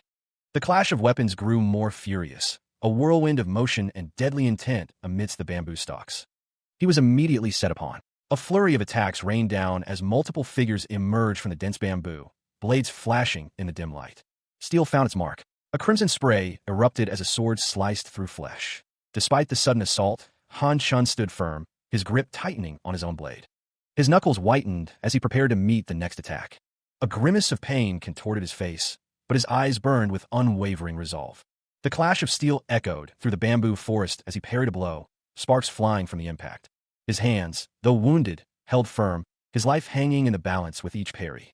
He stood his ground, a solitary figure against the tide of assassins, his gaze unwavering. The swords lowered, the attack momentarily ceasing. Han Chun fixed his gaze on the newcomer. Sect leader, he rasped, so it was you. I knew you would come. Jin Mudong, his face etched with age and weariness, responded, I came to keep my promise of putting my life on the line for you. The sect leader shook his head, a sad smile playing on his lips. Though I knew you were someone to keep your promises, how foolish. Han Chun, ignoring the sect leader's words, urged, we have to get out of here. Your wound looks pretty bad. Are you able to move around? He dismissed the severity of his condition, despite the blood staining his bandages. It was nothing, Han Chun insisted, just that his intestines were sticking out a bit. Jin Mudong, his expression grim, countered the old man's nonchalance. There were assassins everywhere, he warned, his hand resting on the hilt of his sword. Han Chun knew this already. Jin Mudong declared that he would take the lead, urging the old man to follow. The forest path stretched before them, a gauntlet of shadows and unseen dangers. Deeper into the woods they ventured, the silhouette of a building barely visible through the dense trees. Jin Mudong's gaze remained sharp, ever vigilant. Han Chun, though wounded, kept pace, his expression unreadable. Steel flashed in the dim light as the assassins descended, blades aimed to kill. The blade descended, a silver arc cutting through the air with lethal intent. Steel clashed against steel as the forest floor became a whirlwind of motion. The dance of death had begun. His knuckles whitened around the hilt, every muscle coiled, ready to unleash a storm of steel. Amidst the chaos, two figures met in a flurry of sparks, their blades locked in a deadly embrace. He gazed down at the fallen, the tip of his sword dripping with the price of victory. With a guttural cry, the swordsman swung, his blade a blur against the dim light of the forest. The steel pierced flesh, a crimson bloom erupting as the life drained from his eyes. His eyes darted to the side, a flicker of unease crossing his face as the battle raged on around him. A whirlwind of steel and fury, he danced between his foes, each strike a desperate bid for survival. He looked up, the glint of steel a terrifying promise of death from above. The sword fell like a thunderbolt, a final, decisive strike against the chaos. He stood amidst the fallen, a lone figure silhouetted against the bamboo, the victor of a brutal dance. A pained grunt escaped him as blood splattered from his lips. The taste of iron filled his mouth, a grim reminder of his failing strength. His legs buckled beneath him, sending him crashing to the ground in a cloud of dust. A ragged cough tore through his chest. The woman with the long ponytail watched him, her expression unreadable. Gasping for air, Han Chun looked up at her, his voice a strained whisper. "Why, you bastard? How could you do this to me?" His face contorted in a mix of pain and desperation. He continued, his voice cracking. "I have no choice. Please understand. I have to go with." The words, the flow, echoed in the air, a chilling reminder of the forces at play. He lay defeated, the cold ground pressing against his cheek. The scent of damp earth filled his nostrils. Jean Mudong stood over him, her gaze unwavering. "Are you all right?" she asked, her voice soft but firm. Supported by Jean Mudong, Han Chun limped through the bamboo forest, the rustling leaves whispering secrets in the wind. Suddenly, she stopped, her senses on high alert. The air grew heavy, charged with an unseen threat. Han Chun, his voice trembling, pleaded, "See, can you help me?" They were surrounded again. Over 20 pairs of eyes glowed in the darkness, watching, waiting. The Death Sect leader, his face etched with worry, insisted there was no other way. He urged the other to leave him and run. Jean Mudong knelt beside him, his voice firm despite the dire circumstances. He swore he'd put his life on the line, reminding the leader that he had already done everything he could, simply by coming here. A hand tightened around the hilt of his sword, the grip firm and ready. Jean Mudong rose, his gaze fixed on the unseen threat lurking in the bamboo forest. He would not abandon the Death Sect leader. The sound of rustling bamboo grew louder as the hidden figures began to close in, their movements silent and deadly. They moved with a practiced stealth, each step carefully placed to avoid detection. The bamboo swayed gently in the breeze, masking the approach of the assassins. A glimpse of a face, eyes narrowed in concentration, revealed the deadly intent of the approaching figures. The assassins moved like shadows, their forms barely visible in the dim light of the forest. The sharp bamboo spikes, a natural defense, added to the danger of the ambush. The forest floor was littered with the deadly spikes, a silent warning to those who dared to trespass. The assassins were closing in, their faces grim and determined, ready to strike. The gaping wound in the man's chest pulsed, a testament to the brutal exchange that had just occurred. His face contorted in agony, each breath a ragged struggle. The air crackled with the echoes of the recent clash. Another man coughed, the sound harsh against the backdrop of the bamboo forest, while a comrade stood guard, spear in hand. The coughing continued, a chorus of pain and exhaustion. Han Chun, his face etched with concern, watched as Jean Mudong struggled to regain his composure, each breath a painful reminder of the battle. Han Chun hacked, his body racked with coughs. Another warrior crawled through the dirt, his strength failing. The coughing echoed again as the spearman remained vigilant. The crawling warrior continued his desperate struggle. The Scar Man reported, "We've taken care of the north side." Standing over a fallen body, another man confirmed, "Great. The south is also taken care of."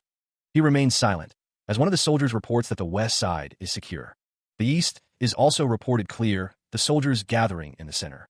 One of the soldiers informs their leader that they've opened a path. The leader commends everyone for their good work. The order is given to quickly move to the manor. A driver stands ready with a horse-drawn carriage. A soldier keeps watch. 2 soldiers help Han Chun, who groans in pain, to move. Another soldier urges everyone to hurry, emphasizing the need to leave as soon as possible, declaring that they are departing now. The horses are spurred on. The driver shouts to the horses. The carriage speeds away. Inside the carriage, a medic tends to Han Chun's wounds, asking if the carriage was brought because he knew he wouldn't be able to ride a horse. He carefully tended to the wounds, his expression grim. "I knew you'd be safe, but not without injuries." Jean Mudong continued his work, his brow furrowed in concentration. Han Chun Vin said slightly, "I've just done some emergency care. Please hold on. There will be a physician waiting at our destination." The old man simply responded, "Yes." Jean Mudong secured the bandage. "The terrain to get there is rough. We'll be okay. If it's hard for the ones being chased, wouldn't it also be hard for the ones chasing?" Han Chun chuckled softly, a hint of amusement in his eyes. "Oh, this guy." For a moment, Jean Mudong's gaze drifted, his mind lost in the past. He recalled a painful memory. I used to have a hyung who worked as a store owner. At the age of 12, he was beaten to death by a drunkard. That drunkard was an assassin from the Death Heavenly Sect. Han Chun listened intently, his expression softening with sympathy. Something like that happened. Jean Mudong's eyes hardened, a fierce determination burning within them. I made up my mind then, that I'll destroy the Death Heavenly Sect. Han Chun paused, a strange look on his face. But I'm saving that sect's head right now. Ha ha. Jean Mudong lowered his head slightly. I apologize. I sincerely apologize. Han Chun's expression turned serious. I didn't say that to get an apology. Just that. I found the situation funny. How can you care for every single action of every assassin in your sect? Han Chun closed his eyes, his voice soft with reverence. I pray that your hyung rests in peace. Jean Mudong wonders how long it has been.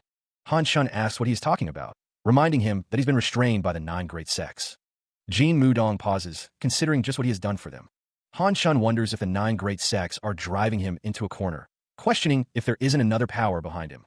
Jean Mudong stammers, asking if Han Chun would believe him if he said it's been since the very founding of the Death Heavenly Sect. Han Chun explains that no matter how big an assassin group gets, they're all in the 9 great sects' palm. They won't get rid of every assassin in case they need them. However, they try to keep them in their control. Han Chun wonders if the Red Swordsman really made such a fuss to drive him into a corner. And if they think things aren't going their way, they either change the sect head, like now, or kill them all. They completely get rid of everyone. Han Chun sighs, saying he's getting tired, and that they have a long way to go, so they should get some sleep. Han Chun states that there's only one group who can escape all these restrictions. Assassin's Dream. The sound of the carriage wheels echoes through the night. The Death Sect. The sound of wood creaking echoes in the air. A range of mountains pierces the horizon, their peaks kissed by the setting sun. Han Chun, his brow furrowed, acknowledges the long journey. He then inquires about the state of their preparations. The old man grimaces, a sharp pain shooting through him. He mutters that they should be able to hide here for at least a year. Hyang Jabayok steadies Han Chun, asking if he is all right. Hyang Jabayok assures him that he is fine, then announces their arrival and asks those within to come out. The pair stand together, awaiting a response. Elsewhere, the carriage sits before a small village nestled amongst the towering rocks. Han Chun's destination, a place to hide for the time. A man with a neatly trimmed beard offers a formal welcome. 2 figures support Han Chun, one remarking on the amount of blood he has lost and marveling that he has made it this far. They assure him that a physician is on standby and urge him to come this way. The man supporting Han Chun finds the situation predictable. The welcoming man expresses his surprise, questioning if Han Chun is really the great leader of the Death Heavenly Sect, betrayed by a subordinate and forced to hide in a place like this. A subtle smirk plays on Han Chun's lips, a hint of amusement dancing in his eyes. A lone figure stood silhouetted against the stark, mountainous landscape. The man offered a simple, "Thank you." The man in white watched as the other walked away. A voice echoed, stating that he was in a similar position as the Death Heavenly Sect's head, adding that misery loves company. The man in white robes admitted he didn't know the head of the Death Sect was so young. He hoped the other was well. The man in gray wondered if they had met before, explaining that the people from the Death Soul Agency became his parents. The man in white robes exclaimed, realizing that the small boy was Han Chun. Han Chun confirmed it was him. The man in white robes looked on. The man in gray expressed surprise, asking if the other had been well. The man in white robes responded affirmatively, apologizing for hearing about how the head was doing, stating that person must. He clasped his hands tightly, the weight of the situation pressing down on him. He seemed to be blaming himself again. Hyang Jabayok stood before Han Chun, her expression unreadable. She acknowledged that she had not forgotten the grace he had shown her. Han Chun, his hands still clasped, considered the situation. Cheon Mangju had commissioned a contract with the current head of the lower sect, so the Death Sect would deal with the extermination decree. Take your place back. Just removing the extermination decree wouldn't solve everything. What else did he need? The lower sect was a coalition of 5 different groups, including Beimun, Gumin, Mamun, Kimin, and Domin, which is why everyone tries to take the place of head whenever they have the opportunity. They're at a point where they can't even keep the same head for 3 days. To try and prevent the constant rebellion, an organizational system, different from other organizations, was created to manage and maintain them. The 10 Silverblades. To put simply, they're a group of 10 messengers. They're tasked with notifying each area if there is a problem with the delegation. Those messages not only contain simple information, but also the final order regarding the sect head. They're called the rebellion is a failure, since that means, are they protectors of, they were not recognized by the lower sect and ultimately get pulled down. That's why you have to find the 10 Silverblades. As expected of the lower sect, valuing hierarchy above all else, they had created a management system designed to quell any rebellions. Hyang Jabayok turned to Han Chun, seeking clarification. The question hung in the air. If the 10 silver blades existed during his tenure as sect head, what exactly had happened to them? Han Shun revealed that around the same time, all 10 silver blades had been murdered. He emphasized that he was the only one who knew this, as he was the one who had appointed them. The news that they were alive to deliver news of him suggested that the extermination decree might not even exist. Han Shun stated that he alone didn't have the power to do it. The implication was clear. There must be someone behind it all. If just one of them. Chu corrected himself, clarifying that the beggar's sect had merely provided the information. He should actually be referring to the 9 great sects. It must have been a punishment for them interfering. Jin Mudong inquired if there was anyone in the lower sect who wanted Han Shun to return. Receiving confirmation, he proposed gathering them in the death sect to find the 10 silver blades, instructing them to investigate and send anyone they suspected to him. Han Shun declared that he would look for the 10 silver blades himself. Hyangju Bayak acknowledged, understanding that this plan would fail if news of them looking for the 10 silver blades got out. Han Shun, his gaze hardening, vowed to give it back to them. The sentiment echoed, a bitter reminder of past wrongs. Elsewhere, a subordinate inquired about the sect head's progress. The response came back, terse but reassuring. He was doing well. Zhongli Chu gathered his people, explaining that the death sect had begun fulfilling their contracts. A murmur of disbelief rippled through the room. Han Shun, his expression grim, knew what had to be done. He declared that they would gather those who shared their convictions, and then they would begin. The order went out. The search for the 10 silver blades was to begin immediately. Han Shun's gaze hardened, a silent vow etched on his face. He released the carrier pigeons, each carrying a vital message. Sealed orders were prepared with meticulous care. Hyangju Bayak oversaw the distribution of the directives. The directives were stacked high, ready to be dispatched. The sign above lists the lower sect's 10 silver blades, each name meticulously inscribed. Hyangju Bayak stands before it, contemplating the list. At her desk, Hyangju Bayak reviews documents, a furrow in her brow. Just who are they? She wonders, her gaze intense. She leans back, a sigh escaping her lips. A knock echoes through the room. Come in, she calls out, her voice weary. The door slides open, and Chu enters, carrying a tray of food. He approaches, concern etched on his face. Mother, why are you still awake? A plate of dumplings sits steaming, a welcome sight. Chu explains, I came here to live with you, but it's still so hard to see your face. I thought you might be hungry, so I brought you some snacks to eat while working. Chu's mother admits, I really was getting hungry. He smiles gently. You should eat with me, mother. Hyangju Bayak waves off his concern. If you don't worry about me, and just eat. Chu nods, accepting her words. All right, thank you for the meal. Chu sits down to eat, clearly enjoying the food. Whoa, as expected of mother's cooking. A board displays the names of the lower sect's 10 silver blades.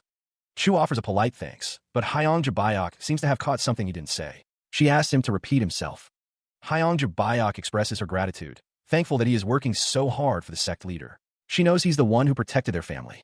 Chu acknowledges his duty, stating that he should pay him back. Hyangju Bayak wants to return him to his seat as fast as she can. Chu asks her to repeat herself, but Hyangju Bayak clarifies that it's not easy because of the 10 silver blades. She confirms that he knows them, right? Hyangju Bayak explains that if they don't deal with the 10 silver blades first, they won't be able to get rid of the extermination decree or return the sect leader to his position. Chu reveals that he's found 9 of them, but one is missing. He's not sure which one out of those 2 is in the 10 silver blades. Hyangju Bayak states that it's not him, prompting Chu to ask her to repeat herself. Hyangju Bayak recalls that this man liked drinking and women ever since she was in Kimin. He's someone who is always talked about, since he can't keep anything to himself. Hyangju Bayak insists that no matter how desperate they are, they would never put him into the 10 silver blades. Chu chuckles, telling his mother that's enough now. The moon cast long shadows across the traditional rooftops. The plan was finally set to move forward. A quiet acknowledgement was given. A list was presented, bearing the names of those marked for elimination. The instructions were clear: strike simultaneously, leaving no chance for warning. One of the assassins affirmed that they would take care of the targets between night and dusk. The leader emphasized the stakes. Failure meant the entire plan would collapse if even one target survived until sunrise. The group acknowledged the gravity of the situation. With the plan solidified, the assassin gave the order to move out. The assassins rode out on horseback, the sound of hooves echoing in the night. Meanwhile, a close-up revealed a fierce rooster, its eyes gleaming with primal instinct.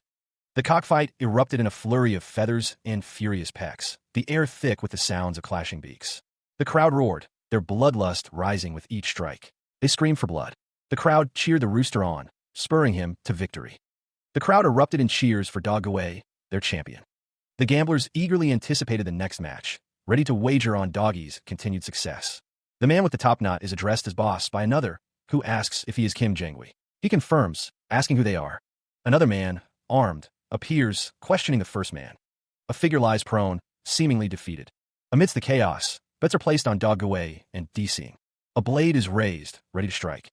The blade connects, the sound of impact echoing. Someone is running, their purpose unknown. Again, the blade descends. A face contorts in agony. A fist clenches, knuckles white with tension.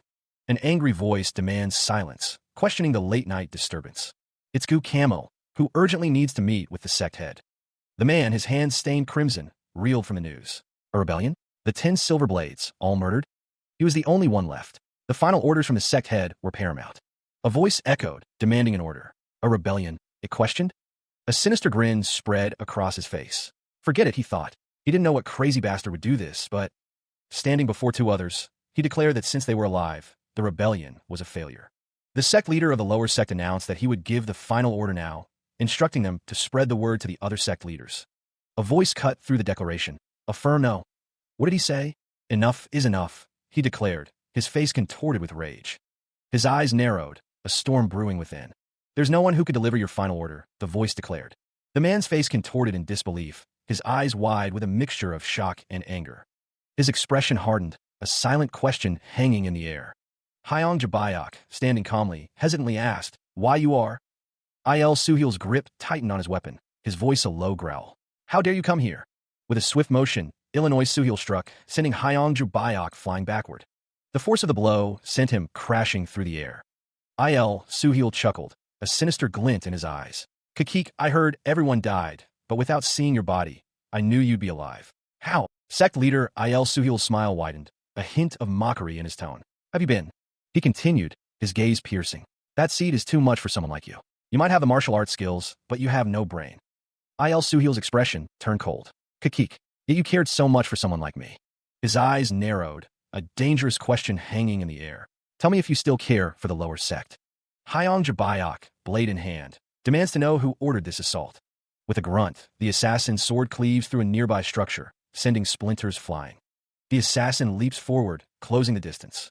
Hyong Jabayok prepares to meet the attack head-on, his sword raised in defense. The assassin grips the hilt of his sword, ready to strike. Steel clashes against steel as the 2 warriors engage in a deadly dance. The assassin and Hyong Jabayok lock eyes, their blades a hair's breadth apart. The sound of metal echoes through the air as the fight intensifies. The assassin, face contorted in rage, screams, "Just die." The swords continue to meet, each strike carrying deadly intent. The assassin thinks to himself that he was able to live until now while thinking of someone. The battle rages on, neither warrior willing to yield. The fight resumes. The assassin's feet shuffle on the wooden floor, the sound echoing in the room. Hyong Jabayok remains bound to the chair, helpless against the impending assault. The assassin brings his sword down in a swift, brutal arc. The blade cleaves through the chair, splintering the wood with a resounding crash. With ruthless efficiency, the assassin follows up, delivering a brutal kick. The force of the blow sends Hyong Jabayok reeling, a sickening thud echoing through the room. He is sent flying, crashing to the ground. The assassin advances, sword raised, ready to deliver the final strike. Elsewhere, a stern-faced man with a neatly trimmed mustache observes the scene. Hyong Jabayok lies defeated, bloodied, and broken. A woman's voice cuts through the silence. "SECT head." She begins, her expression grim. She continues, her voice firm with resolve. "Gather every SECT leader from each branch. We will reorganize the lower SECT immediately." The elder man, his face etched with concern, listened intently. His companion stood silently, hands clasped, as the gravity of the situation settled between them. The elder man acknowledged, understood. The night hung heavy over the traditional rooftops, the silence broken only by the whisper of the wind. Deep in slumber, a figure lay nestled beneath the covers, their face peaceful in the dim light. A soft exhale escaped their lips as they continued to dream, oblivious to the world outside. A woman stood near the doorway, her silhouette framed by the soft light filtering through the paper screen. "You're finally back?" she asked, a hint of relief in her voice. A small ache escaped her lips. In the bed, another stirred, their eyes fluttering open. "You're awake?" she whispered, concern etched on her face. "Sorry, I was being careful in case I woke." The woman near the door approached the bed. "Don't apologize for that," she murmured, her voice gentle. "I'm the one who's sorry for falling asleep without waiting." The woman on the bed looked up, her expression soft. "You must be tired," she observed. Extending a hand, she beckoned. "Hurry and come here." A soft giggle filled the room as the two women settled back into the bed together. One of the women asked softly, "So did everything end well?" The other replied, "Of course." They embraced, a sense of peace settling over them. "Very well. That's good," one murmured. "I'm so tired." Under the starlit sky, the ancient buildings stood silent, a testament to the passage of time. "Good work," a voice echoed in the night. "Today, too." A somber mood hangs in the air. He shields his face, overcome with emotion. The crowd awaits their leader's address. A wave of congratulations washes over him as he returns. The hall erupts in cheers, celebrating his return. "Hanshun declares, I am happy."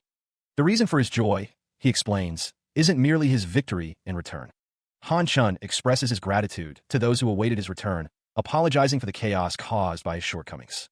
He vows to restore the old lower sect, urging them to trust and follow him. Han Chun announces that he has something to share. He turns, revealing another figure standing nearby. Han Chun reveals that a member of the Wu-Tang clan is here, and he has brought him to the waiting room.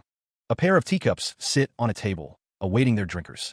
Han Chun's expression is unreadable as he sits in contemplation. He begins, apologizing for his humble status. Han Chun continues, stating that there is a God in every human body.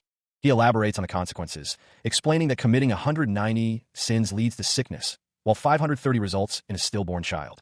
The old man continues, stating that 720 sins will only allow one to give birth to daughters, and 820 will cause blindness or deafness. Han Chun further explains that at 1,080 sins, one will face a disaster, and at 1,200, they will be attacked by a mob. He continues to list the repercussions, stating that at 1,600 sins, one will have no more descendants, and 1,800 is Sikh. The consequences of sin, Han Chun warns, will cause unhappiness for 5 generations of descendants. The tea sits untouched. Han Chun notes that the other man's tea is getting cold. The old man reveals that he heard Gu Camel received help from the Death Sect. Gu Camel listens intently as Han Chun warns him, his voice grave. The old man explains that the 9 great sects are keeping a close watch on the Death Sect. Han Chun continues, advising that if Gu Camel has any connection to the Death Sect, it would be best to sever all ties. Gu Camel offers a simple, "Thank you." The two men sit across from each other at the table, the tension palpable as Han Chun acknowledges the advice given. Han Chun presses on, reminding Gu Camel that he has been through similar situations before, so he should understand the implications. The old man warns that if such a situation were to happen again, it would not end with just his replacement. Han Chun's expression hardens, the gravity of the situation weighing heavily on his face. The sect is in danger. Han Chun's words hang in the air. Keep that in mind. The sound of a door closing echoes as Gu Camel and Han Chun stand in the room. The door shuts with a soft thud. From above, the two figures are seen sitting at the table. The forest stood silent, the trees a dense tapestry of green and gray. A pheasant burst through the canopy, its wings beating a rapid rhythm against the still air. With a final flap, the bird disappeared into the distance. The crackling fire cast dancing shadows on Han Chun's face as he looked up, a flicker of curiosity in his eyes. The sound of rustling leaves drew his attention. Hyang Jubayok stood nearby, a question mark hanging in the air above her head. Hyang Jubayok approached, her white robes flowing gently around her as she walked. Her expression was soft, a hint of concern etched on her features. Han Chun's eyes widened slightly, a silent question forming on his lips. Hyang Jubayok paused a short distance from the fire. "May I warm myself for a bit next to the fire?" she asked. Han Chun extended a hand, his expression softening. "Komisit." Hyang Jubayok sat beside him, a quiet "thank you" escaping her lips as she settled in. A pheasant slowly roasts over the open fire, its skin crackling with rendered fat. The smell of cooked meat hangs heavy in the air. Han Chun remarks that one must enjoy hunting. He adds that there's nothing like it when you have a lot on your mind. The old man holds up the pheasant, commenting that it makes his hands tingle. Han Chun offers some of the pheasant to Hyang Jubayok, noting how delicious it tastes. He admits that he was starting to get hungry because of the smell. Hyang Jubayok accepts the offer, thanking him. Han Chun then offers a drink, saying it goes well with pheasant meat, though it's quite strong. Hyang Jubayok says she'd love to, accepting the offered drink. Closing her eyes, Hyang Jubayok savors the taste of the strong liquor. Standing side by side, Han Chun comments on how nice it is, calling it the beauty of life. He offers to make it last as long as she wants. Tears well in Hyang Jubayok's eyes, a silent sorrow etched on her face. The woman declares that it's not possible. She reveals that she came here to kill him. Hyang Jubayok stands before Han Chun, the air thick with unspoken tension. Han Chun's gaze pierces through her, questioning if she is, in fact, an assassin. He watches, waiting for her response. Han Chun voices his disbelief, wondering how someone like Hyang Jabayok could be capable of such actions. She simply agrees with him. Hyang Jabayok's thoughts drift to the path her life has taken, a path where her hands are perpetually stained with blood. She admits she is weary of it all. Han Chun's expression hardens, a grim resolve settling over his features. Hyang Jabayok's hand moves towards the hilt of her sword. The time has come. Han Chun wonders if she hails from the Death Heavenly Sect or the Death Sect itself. Hyang Jabayok declares that their fate is sealed. One of them must die. She adds that she can only be killed by an assassin. With a fluid motion, Hyang Jabayok draws her sword, the steel glinting in the dim light. Han Chun commands her to draw her sword. Her hand tightens around the ornate hilt, preparing for the inevitable clash. He continued, trying to reason with Hyang Jabayok, telling them it wasn't too late to change their mind and start a new life. But the assassin countered, explaining that if they quit being an assassin, their family would die. Hyang Jabayok explained that if they died as an assassin, their family would not have to worry about food for the rest of their lives. Han Chun, face contorted with determination, declared that he would protect them. Hyang Jabayok, looking concerned, responded that he would bring trouble to Han Chun and his family if he got involved with them. Hyang Jabayok insisted that Han Chun end it quickly, stating that was the only way he could help them. Han Chun gasped, exclaiming that it was too early to give up. His eyes widened in disbelief. Han Chun stood directly behind Hyang Jabayok, close enough to touch. With a swift motion, Hyang Jabayok drew their sword. Han Chun, in shock, could only utter, "Gee God, damn it." Hyang Jabayok lunged forward, sword aimed at Han Chun. Elsewhere, birds scattered into the sky, fleeing the sudden violence. The night sky hangs heavy, a silent witness to the events unfolding below. The words echo, hanging in air like a challenge. 3 holy paths. Han Chun's expression is unreadable, his gaze steady. Han Chun demands, "How do you know me when I don't know you?" Hyang Jabayok replies, "Someone gave me the details." With a cold resolve, Hyang Jabayok draws his sword, declaring his deadly intention, to kill you. Han Chun's eyes narrow, a flicker of understanding crossing his face. Hyang Jabayok closes the distance, his footsteps a prelude to violence. The blade flashes, a silver arc cutting through the air as Hyang Jabayok brings his sword down. The strike lands, sending Han Chun reeling. "How dare you?" he cries out, the words laced with disbelief and pain. Han Chun collapses, Hyang Jabayok standing over him, the sword a looming threat. The sword rises again, poised to deliver the final blow. A close-up reveals the cold, unforgiving steel, ready to end a life. The sword descends, a silver arc cutting through the air towards Han Chun. The force of the blow sends the old man sprawling to the ground. A strangled scream tears from his throat as pain lances through him. His feet scramble uselessly against the dirt, unable to find purchase. Hyang Jabayok's blade finds its mark, striking Han Chun's head with a sickening thud. Han Chun coughs, a wet, rattling sound as agony contorts his face. The assassin raises his sword once more, preparing to deliver another blow. Steel clashes against something, the sound echoing in the air. The sword bites deep, the sound of rending flesh filling the air. "Act!" Han Chun cries out, the pain almost unbearable as Hyang Jabayok continues his relentless assault. His grip tightens on the hilt, knuckles white with effort. Hyang Jabayok continues his brutal attack, showing no mercy. The aftermath painted a grim tableau, bodies strewn across the ravaged ground, silent testament to the ferocity of the recent clash. A hand, gaunt and pale, reached out from beneath a fallen comrade, fingers twitching weakly in a desperate plea. He walked away from the carnage, his back turned to the fallen. Each step echoed with a hollow finality. Han Chun's face contorted in a mask of fury, his eyes blazing with a barely contained rage. "You should be embarrassed," he spat. His expression shifted, a flicker of shame crossing his features. "That's right. I am embarrassed," he admitted, the words laced with a bitter self-awareness. A chilling laugh escaped his lips, a sound that promised madness and despair. "Kiki," echoed. His gaze hardened, a dangerous glint returning to his eyes. "Is that good enough?" he challenged, his voice a low growl. A sharp intake of breath, a gasp of pain. "Ack, ugh." The sounds of a body pushed beyond its limits. His face, etched with exhaustion, found a moment of peace. His eyes closed, a fragile serenity washing over him. A voice, tinged with a hint of pride amidst the devastation, observed, "At least they were able to fight back." Han Chun's lips curved into a faint smile, a glimmer of satisfaction in his weary eyes. "It's a relief that my teachings didn't go to waste." He requested someone look into who hurt his disciples, his expression stern. Han Chun muttered that he would personally take revenge, adding that he had his suspicions. A voice declared that they've been running around, not knowing what to be scared of. Sect leader Han Chun receives the gathered information, nodding slowly as he absorbs the details presented to him. He instructs the messenger to leave it there. Han Chun wonders aloud if there is a special occasion today, noting how festive the whole garden seems. He confirms that it is indeed a festive day. Han Chun encourages everyone to enjoy themselves for all their hard work, urging them to attend even if they are tired. A voice responds affirmatively, confirming that everything is ready.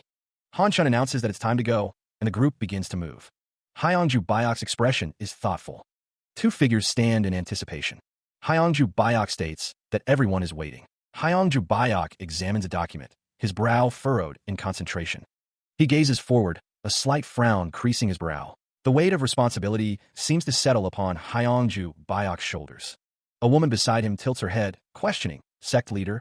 Her confusion is palpable. "Huh, first time we came here." The woman's words hang in the air, unanswered as they continue walking. Hyangju Bayok stands before a table laden with documents, his expression unreadable as he surveys the scene. A feast is laid out, a testament to the hard work and dedication of those gathered. Amidst the clatter of plates and the murmur of conversation, one man raises his cup. "Of course we remember." Hyangju Bayok addresses the crowd, his arms outstretched. But that manner became this lively. The words echo with a dark undercurrent. "We've grown to the point where everyone knows who the Death Sect are." A man raises a cup, his voice filled with gratitude. "I've arranged this event to praise their hard work." Hyangju Bayok offers a small smile, his gaze sweeping over the assembled crowd. "Good work, everyone." A man's voice cuts through the celebratory atmosphere, laced with concern. "Leader, what are you saying? You're talking like someone who's about to leave." Hyangju Bayok chuckles nervously. "Did I? Haha dash." Another man clenches his fist, his eyes burning with zeal. "This is just the beginning for the Death Sect." The crowd cheers, fists raised in support of the Death Sect. Their voices boom with enthusiasm, celebrating the sect's achievements. A hand gently pushes open a door. Hyangju Bayok enters a room, his expression unreadable. He pores over documents, his brow furrowed in concentration. He studies a document posted on the wall, his gaze intense. Startled, Hyangju Bayok is caught off guard.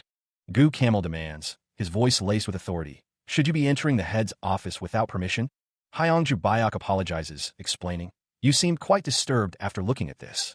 He continues, "So, I wanted to know what it is. I knew it wasn't right, but I couldn't sleep because I was curious, so I ended up..." Gu Camel acknowledges him as head chief, and then states, "Yes, sect leader, from now on." Gu Camel's words hung in the air, a stark command. "Put a halt on all killings." Hyangju Bayok could only respond with a questioning, "Pardon?" The head chief continued, seated and unyielding. "We can keep receiving information. However, stop all activities. Refrain from accepting any further assassination requests." He added, a hint of practicality in his tone, "You know it takes a lot of money to run an external library for information." Gu Camel elaborated, his expression grim. "However, ceasing all activities and refraining from taking requests is..." He then shifted the focus. "Go to the old man tomorrow. He has 90,000 yang that I refused a while back." The head chief's instructions were clear. "Try to get that." Hyangju Bayok acknowledged the order, referring to him as sect leader. Hyangju Bayok, his brow furrowed, questioned the directive. "What are you trying to do?" He then added, relaying information from a report. Among the reports that the chief saw, there was a story about 3 disciples who died. The sect leader's subordinate confirmed, "Yes, I saw that too." He then inquired, holding a document, "But what about it?" Gu Camel elaborated on the significance of the 3 disciples. More than a decade ago, the Death Soul Agency was wanted just for killing the swordmaster of the 9 great sects. The 3 disciples had an influence similar to that swordmaster. The head chief's expression hardened, his eyes narrowed. They will use all the power they have. Now, that Murim is at its peak. Hyangju Bayok, his face etched with concern, stated, "The 9 great sects won't act ignorant anymore." The head chief paused, then declared, "I'll head to the elder as soon as the day breaks. It's a dangerous time. I'll tell Yoksik." So, Gu Camel issued a final order, "Accompany him." The subordinate, his eyes wide with worry, stammered, "Talking about? Does that make sense? It hasn't even been 3. The architecture of the manor loomed, its tiled roofs a silent witness to the unfolding drama. The words hung in the air, a heavy accusation.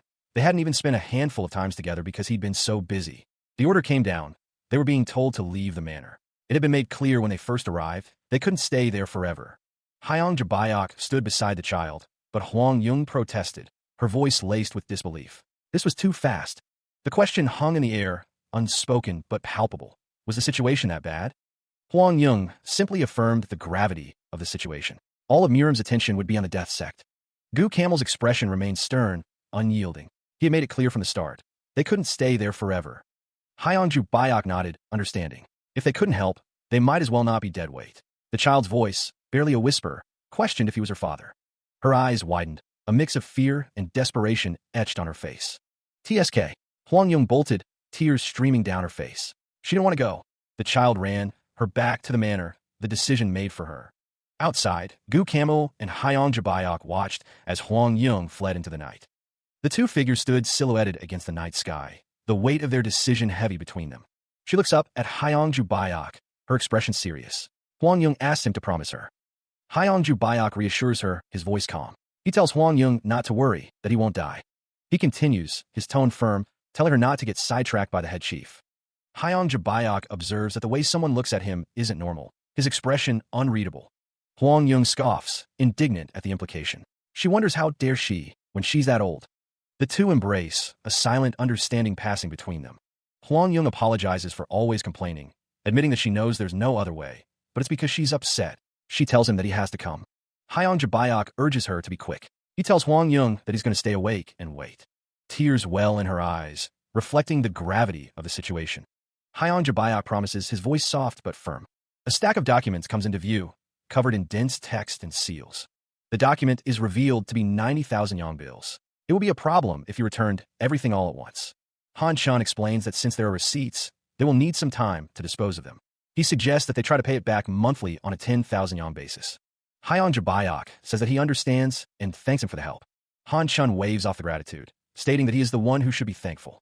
Huang Yung listens intently. Han Chun asks why it would be strange for him to be thankful. He chuckles, admitting that could be the case, but insists that he is serious. Han Chun leans forward, explaining that it's because of saving money. He continues, saying there were a lot of things he wanted to see, and asks if there are any assassins who are truly free. Hyang Jabayok responds negatively. Han Chun states that he wanted to see that, and believes there is. He mentions Sogo, or Zhang Lichu. A belief echoes, a conviction that one of the two will find freedom. Han Chun acknowledges that the reason he is involved is because the other is in trouble, and he is grateful that he reached out.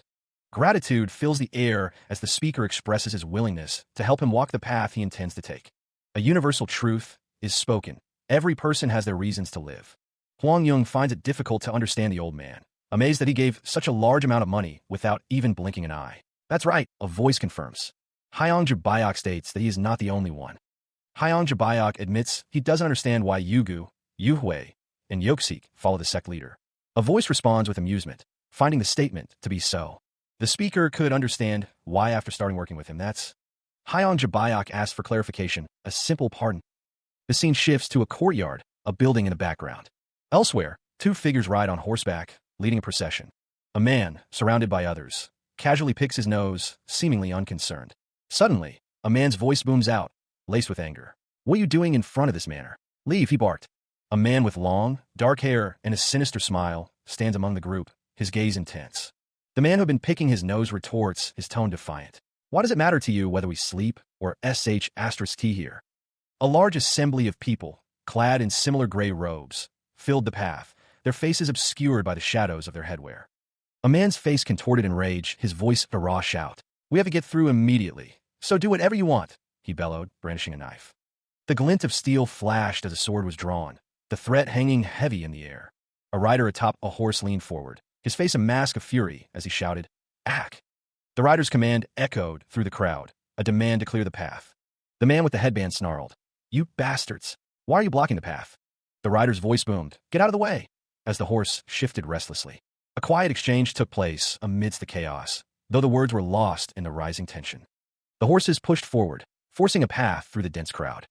An older man with a long gray beard spoke with urgency. "We've gathered everything important so you can burn anything else." The older man continued, "Do not come out of the street, and move until you've completely left the area." A younger man replied, "We'll keep that in mind. See you soon." A lone figure, burdened with supplies, ventured into the forest. "Let's go," he muttered. He emerges from the hidden entrance, pulling himself out of the darkness. The sect leader makes his way through the narrow, wooden passage. His footsteps echo through the confined space as he heads deeper inside.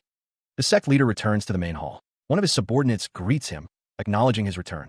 Inside, the subordinate confirms the receipt of 90,000 yang from the elder. More importantly, people are camping out in front of the manor. The sect leader's expression hardens, his thoughts unreadable. An order rings out, "Gather all the assassins together." Elsewhere, the discussion turns to the identity of their attackers. It's too early to determine whether it was the death sect or not. Just looking at it from an outside perspective, it's not the death sect. Han Shun leans on his staff, adding that only they are capable of doing something like this.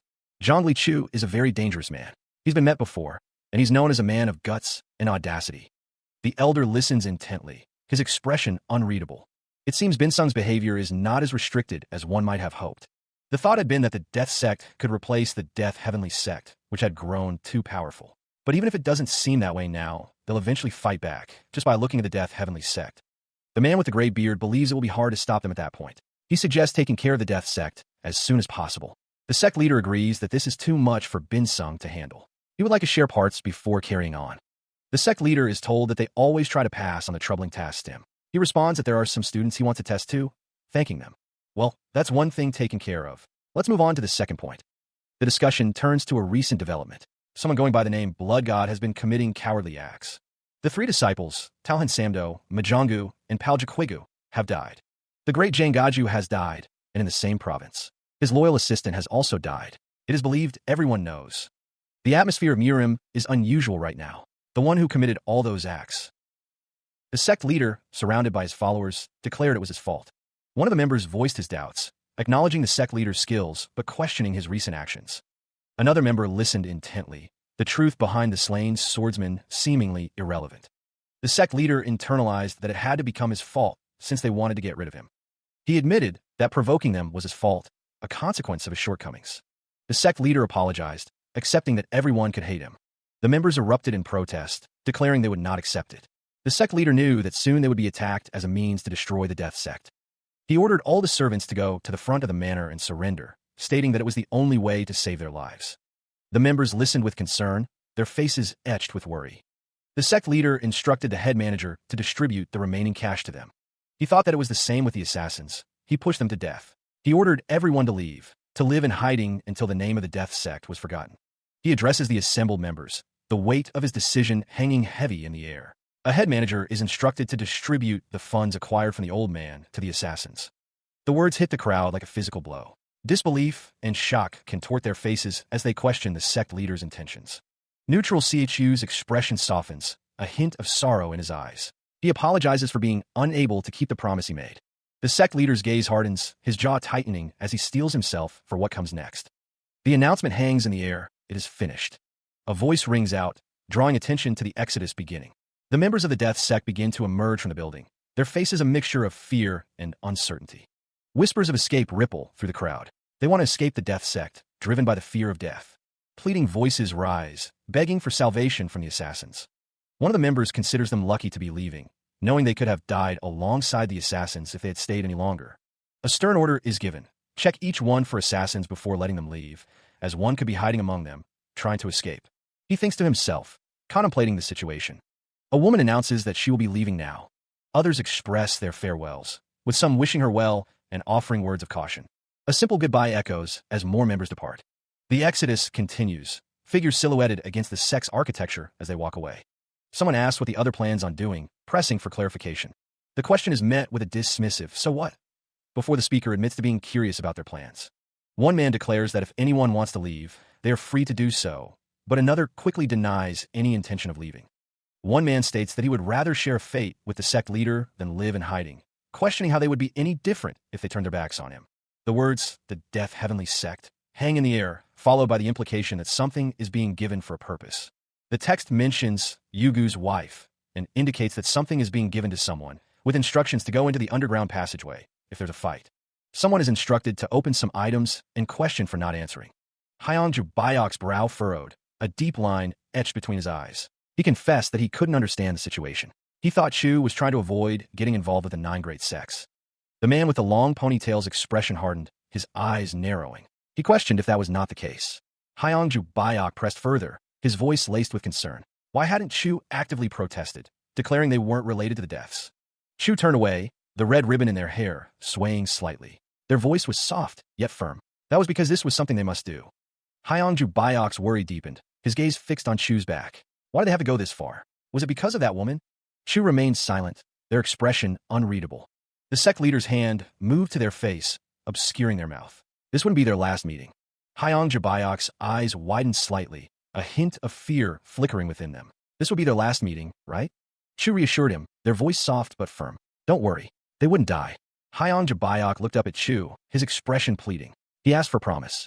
Elsewhere, a voice called out from beyond the door. Sect leader, it's me, Yugu. A pause, then a request. Come in. Yugu, a scarred man with roughly styled gray hair, stood in the doorway. He asked if they had found him, then confirmed that he had brought him here. The old man, neutral Han Chun, offers a simple greeting. Footsteps echo as someone races forward, shouting about the arrival of swordsmen before the manor. A hand presses against a wooden door, a silent signal of impending action. A figure gazes out at a gathering crowd, the air thick with anticipation. The words Death Sect are uttered, a declaration of allegiance and intent. The workers and servants are out in force. Within the manor, there are 17 assassins, along with 1 or 2 caretakers, making for about 20 people in total. Someone observes that holding out in this situation shows a lack of tact. Another voice chimes in, remarking that it's not as if they can run away from here. There's no reason to wait any longer. A hand gestures, eager to get this over with and return before nightfall. Someone shouts, pointing out that their leader is coming out. They've come to support them. The figure announces himself, Zhang Lichu, the Death Sect leader. Zhang Lichu demands to know what about them was so bothersome that they came all this way to destroy them. As someone who's now powerless, Zhang Lichu states he should just disappear as they wish. However, he stood before his assembled forces, a grim determination etched on his face. Zhang Lichu's voice boomed across the ranks, a rallying cry against the impending storm. Keep this in mind. Even if we die today, we won't go down without a fight. The air crackled with anticipation as Zhang Lichu's words ignited a fire in the hearts of his followers. Until my last dying breath, I will kill to drag down to hell with me. His eyes narrowed, a chilling intensity radiating from his gaze. The threat hung heavy in the air, a promise of merciless retribution. Into the manor means you want to die. A sneer twisted his lips, revealing a glimpse of the ruthless killer beneath the surface. Zhang Lichu's voice dripped with disdain. So come if you don't value your life. The assembled men stood firm, their faces a mixture of apprehension and resolve. They were ready to follow their leader into the jaws of death. With a determined stride, Zhang Lichu began to move, his men falling into step behind him. The air thrummed with the anticipation of violence. The sound of splintering wood echoed through the air as the doors to the manor were shattered, signaling the beginning of the assault. From within the manor, a voice dripped with venom. You really are a murderer who just wants to kill people. The faster we get rid of him, the better it'd be for this world. A figure stood poised, sword drawn, ready to meet the invaders head-on. The steel glinted ominously in the dim light.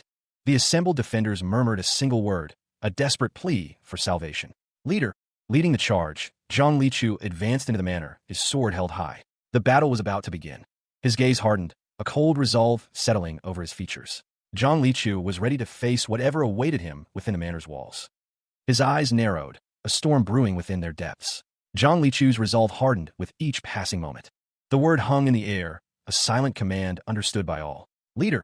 The words were a grim reminder of the stakes. Death Sect. His gaze intensified, a silent promise of unwavering commitment to the coming battle. A voice cut through the tension, sharp and commanding. Get in position, to your places. With a surge of motion, the forces surged forward, a tide of gray and blue steel. The air crackled with anticipation as they moved as one, their purpose clear. The shout echoed through the ranks, a rallying cry. Nam Jiao! The order rang out, a challenge and a command. Lead the way. The response was immediate. Yes. The commander gestured, his voice filled with urgency, directing the charge. The command was given, a final push to break through. Open the door, clear a path. Follow it. The sounds of splintering wood and clashing steel filled the air as the assault began in earnest. They charged forward, a wave of soldiers surging towards the manor, their intent clear, breach the defenses. One soldier, using another as a stepping stone, demanded, his voice tight with urgency, "What's the situation inside the manor?" Another scaled the walls, seeking a vantage point to assess the enemy's strength. From atop the roof, a lone scout peered into the courtyard, his eyes scanning for any sign of resistance.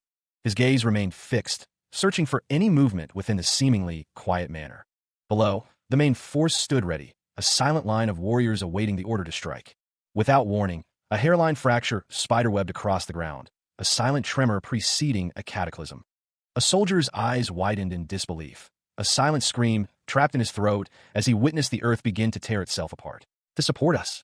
The fissure deepened, energy crackling from its depths, a raw display of destructive power.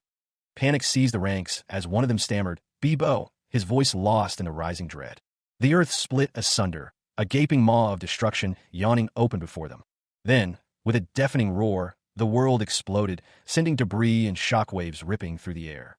The force of the blast ripped through the air, the sound echoing like a death knell. Debris rained down as the manor crumbled, the shockwave sending tremors through the very ground. His eyes wide with shock, a man struggled to regain his bearings amidst the chaos. Dust and sweat mingled on his face as he fought to understand the devastation around him. From a distance, a group of onlookers stared in disbelief at the ruins. The scale of the destruction was almost incomprehensible, their faces etched with horror. Through the settling dust, figures emerged, their forms blurred and indistinct. They moved with purpose, their intentions unknown amidst the wreckage. Amidst the destruction, Muzanjum stood firm, his gaze unwavering. The air around him swirled with dust, but his resolve remained unbroken. Nearby, a man observed, noting with grim satisfaction, "At least the door is open now." Elsewhere, steel flashed as a sword arced through the air, the sound of its passage a sharp, deadly whisper. With a savage roar, the warrior urged his comrades forward. "Go!" he bellowed, his voice cutting through the din of battle. Chaos erupted as the combatants clashed, the sounds of steel on steel filling the air. A cacophony of shouts and screams rose above the din. From above, the battle raged, a swirling vortex of violence consuming all in its path. The fate of the manor hung in the balance. A furious cry echoed through the ranks as one warrior charged forward, his face contorted in rage. "Va!" he screamed, his voice filled with fury. On the rooftops, the fighting intensified, each clash a desperate struggle for survival. The fate of the battle, and perhaps the world, rested on their shoulders. A warrior's face contorts in rage, his grip tightening on the hilt of his sword as he raises it high. A guttural yell tears from his throat, a promise of violence about to be unleashed. The blade descends, meeting its mark with brutal force. A pained cry echoes as the other warrior is struck. Steel sings against steel, a shower of sparks erupting as the swords clash in a desperate struggle. His eyes wide with shock, the warrior plummets backward, the ground rushing up to meet him. The fight continues, a whirlwind of blades and desperation as each warrior fights for survival. The first warrior swings his sword in a wide arc, aiming to cleave his opponent in two.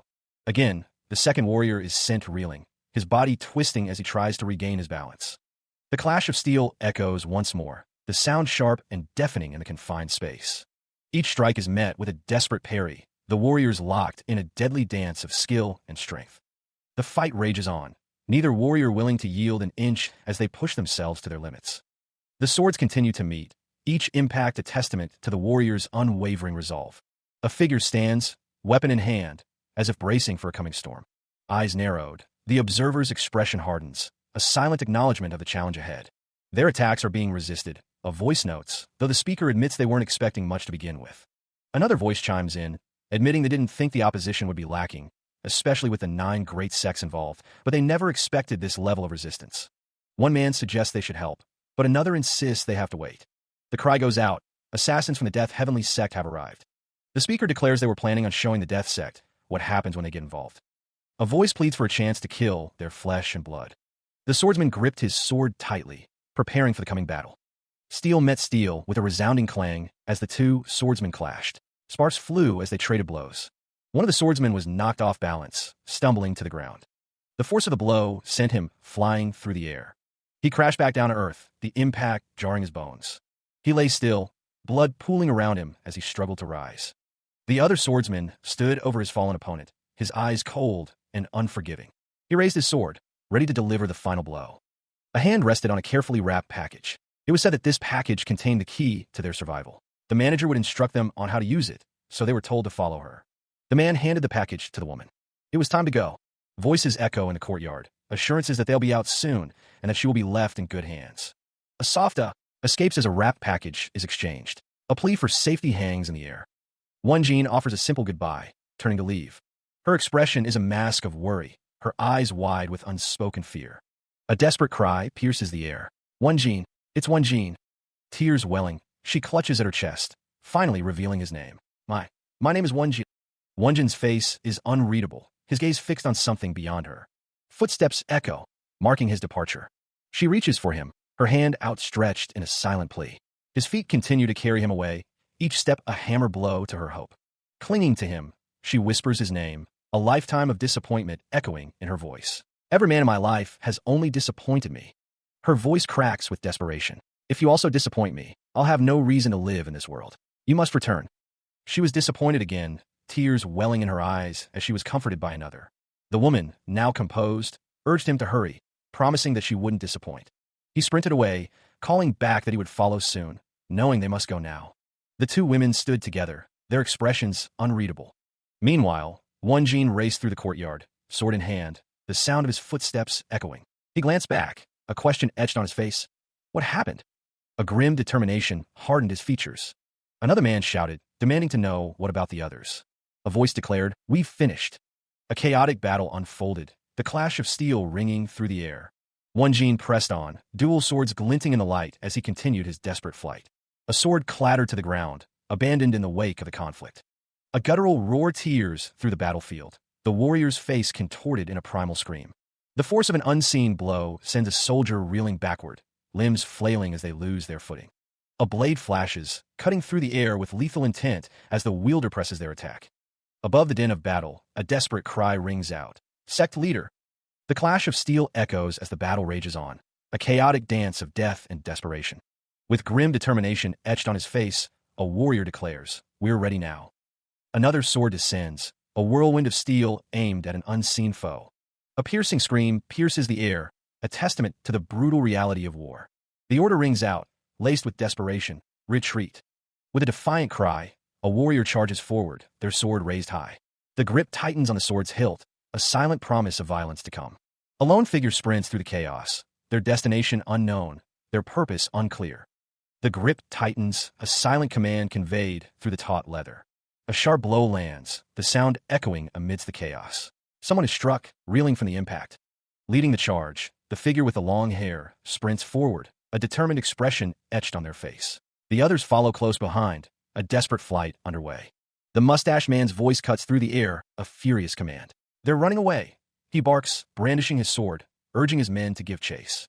The pursuers surge forward, their footsteps a thunderous rhythm. Don't let them escape, the order rings out, fueling their relentless pursuit. From above, the village becomes a maze of rooftops and narrow streets, the escapees scattering like mice before a hawk. With a daring leap, the figure jumps from the rooftop, closing the distance between hunter and prey. Steel sings as the man draws his sword, his eyes narrowed with grim determination. The clash of steel echoes, a desperate struggle erupting amidst the chaos of the escape. A cry of pain pierces the air as someone is struck down, the escape becoming increasingly perilous. Wonjin's gaze remains fixed ahead, his jaw tight, focused on the path to freedom. The gate looms ahead, a symbol of hope and escape, but the pursuers are closing in. The group found themselves surrounded, escape seeming impossible. One of the men sneered, muttering about the foolishness of their quarry. The pursuers doubted there was any way to escape these mountains. The leader of the group questioned where their confidence from before had gone. Tension filled the air as the escapees exchanged worried glances. With a swift kick, one of the escapees sent a pursuer sprawling. The pursuers pressed closer, their faces contorted with rage. Desperate, the group threw themselves against the gate, splintering the wood. Another escapee followed, adding his weight to the assault. One of them screamed for the others to run. A guttural cry echoed through the mountains as the gate began to give way. With the gate finally breached, the group sprinted towards freedom. The structure buckles, unable to withstand the force. Bodies are flung through the air, tossed like ragdolls amidst the splintering wood and collapsing stone. A lone figure plummets, a sword clutched tightly in their grasp as they fall. A collective gasp escapes the onlookers, their faces etched with disbelief and horror. Another explosion rocks the area, the shockwave rippling outwards. The destruction continues, the once grand manor now reduced to rubble. They're personally destroying the manor. One of them observes, while another mutters, "Those bastards, they're reckless." Amidst the chaos, figures move through the wreckage, their purpose unclear. One of the figures warns, the next blast will be in that hall. Wonjin cautions, "Be careful since the soldiers will be spread out." A sudden strike, and a pained cry echoes through the air.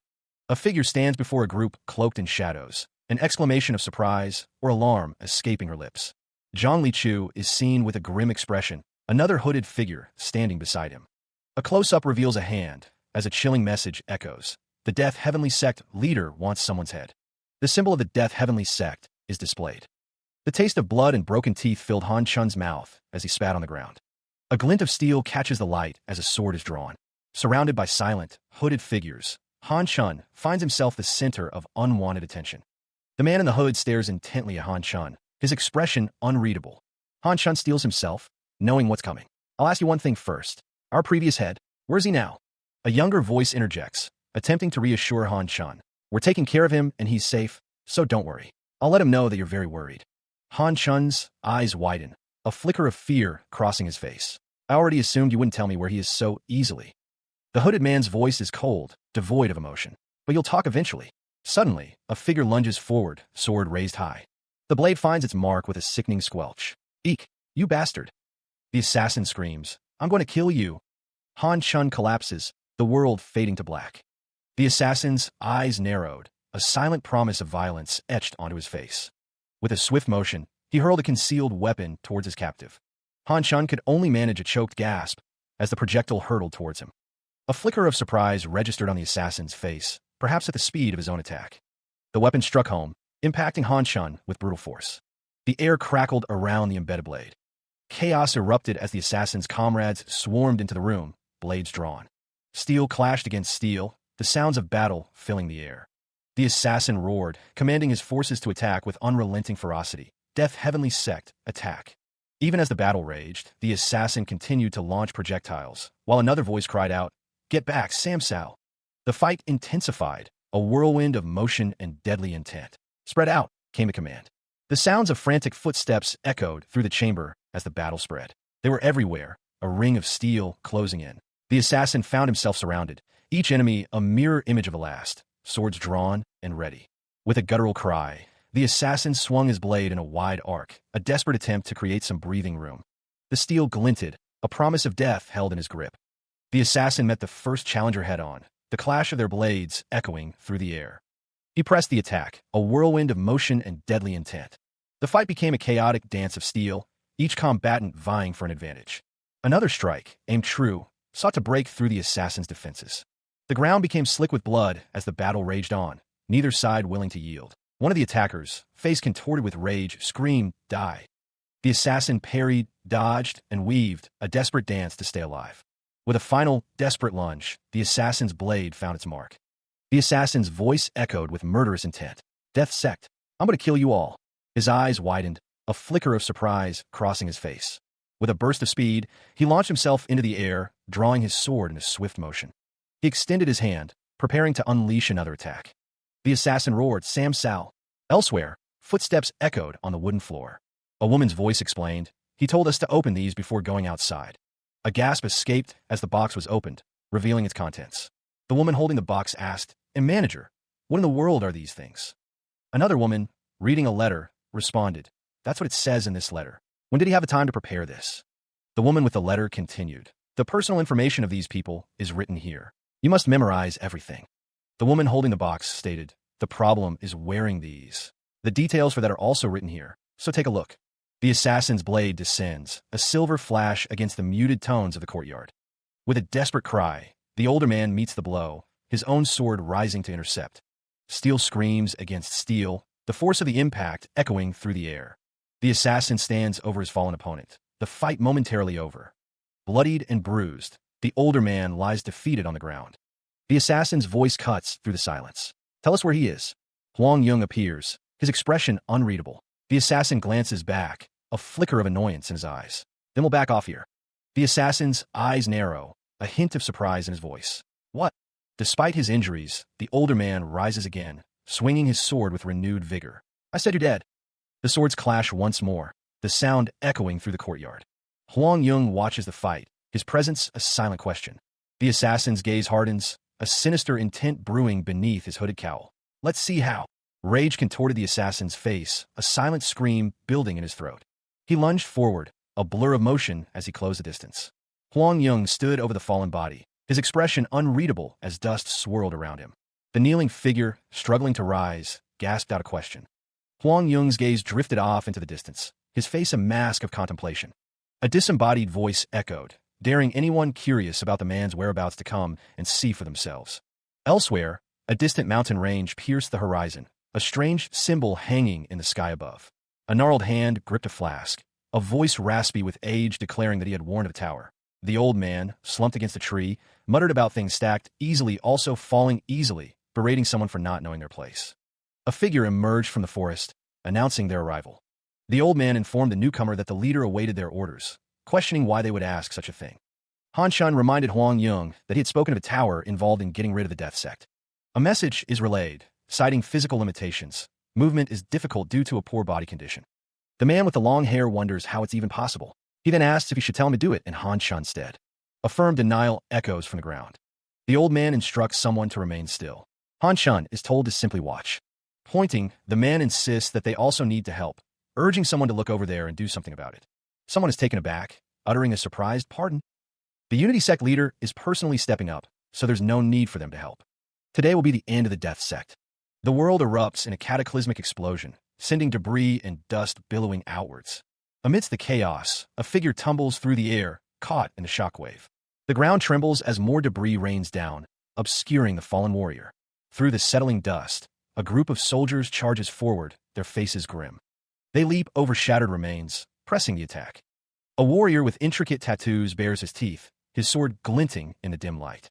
Another raises his hands defensively, bracing for the onslaught. Spears clash against swords in a whirlwind of steel, the battle joined in earnest. The dance of death continues, each strike a desperate gamble. A face contorts in a silent scream, eyes wide with terror. The spearman prepares to thrust, his gaze locked on his unseen foe. The battle rages on, a brutal symphony of clashing steel and desperate cries. The blade finds its mark, slicing through the air before impacting its target. A storm of steel descends upon the battlefield as combatants clash in a desperate struggle for survival. The blow lands, eliciting a pained grunt as the warrior reels from the force. Eyes wide with shock, he stares up at his attacker, the taste of blood filling his mouth. A desperate cry echoes across the battlefield. "S senior brother." The remnants of a once proud structure lay in ruins, a testament to the ferocity of the battle. From behind the shattered remains, a figure peers out, his expression grim. Two figures stand amidst the destruction, one questioning, "Is this the end?"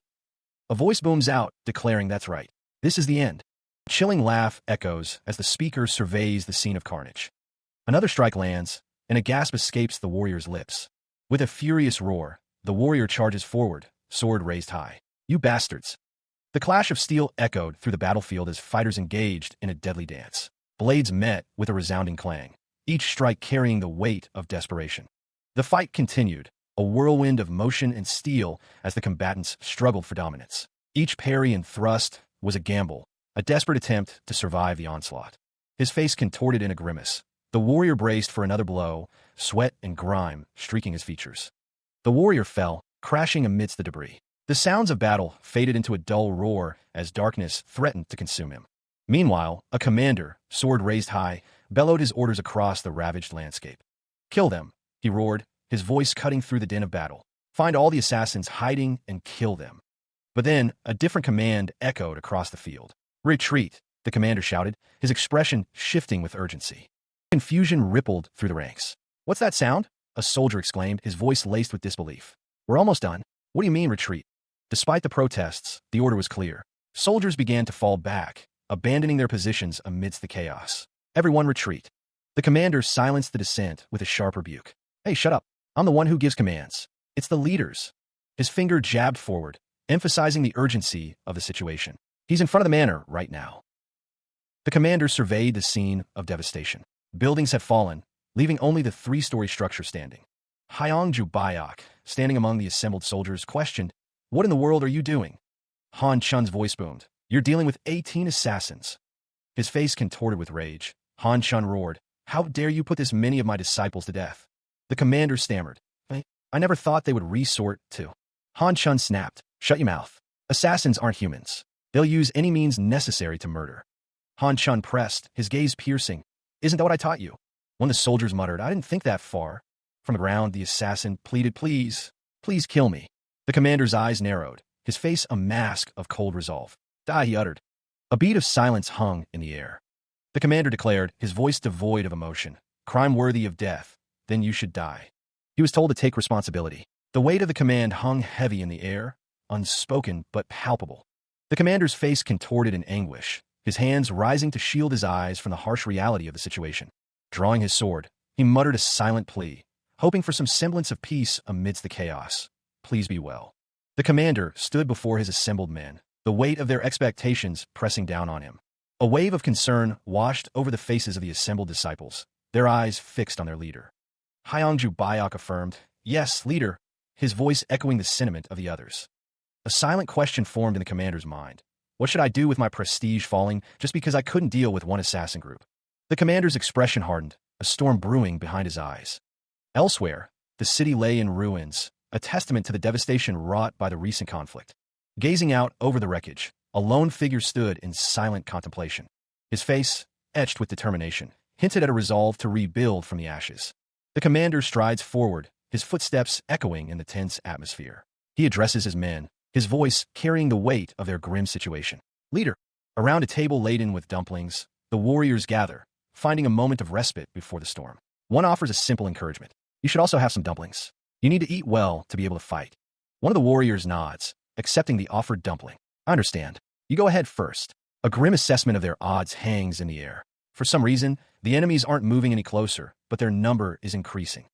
The reality of their situation settles heavily upon them. They won't stop until we're completely wiped out. I understand now that this won't end until all of us are dead. The commander considers the implications of their dwindling numbers and the relentless enemy. However, it's unfair for the Death Sect to disappear here, which is why I'm saying this. A flicker of hope sparks in the face of one warrior, a desperate gamble in the face of certain doom. Not every one of us has to die. What about having some of us escape? Senga's expression hardens, his eyes narrowing as he considers the options before them.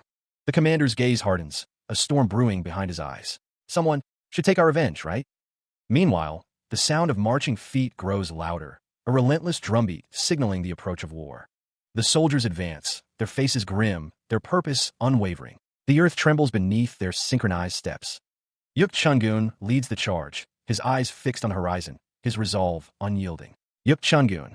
The commander's voice cuts through the tension, a final question before the inevitable clash. "Is everyone ready?" A chorus of voices answers with unwavering conviction. "Ready whenever." The group, swords at their sides, stood before the imposing structure. One of them declared, their voice firm, "We're going in." However, the gravity of the situation hung heavy in the air, each member aware of the immense effort it took to build the Death Sect. Han Chun's expression hardened as he listened. The others insisted they were just as passionate, but the Death Sect was disappearing, and it felt unfair to all of them. That feeling, the weight of their impending doom, wouldn't fade, even if they died here. Then, the question arose, how would they decide who stayed and who left? For now, it was suggested that Yugu, Yoksik, and Yui should leave, as they were like family. Other than that, the even numbers should stay while the odd numbers leave. Was there a reason why the even numbers should stay? 2 reasons came to reply. First, the 4 brothers who had already died earlier were coincidentally even numbers.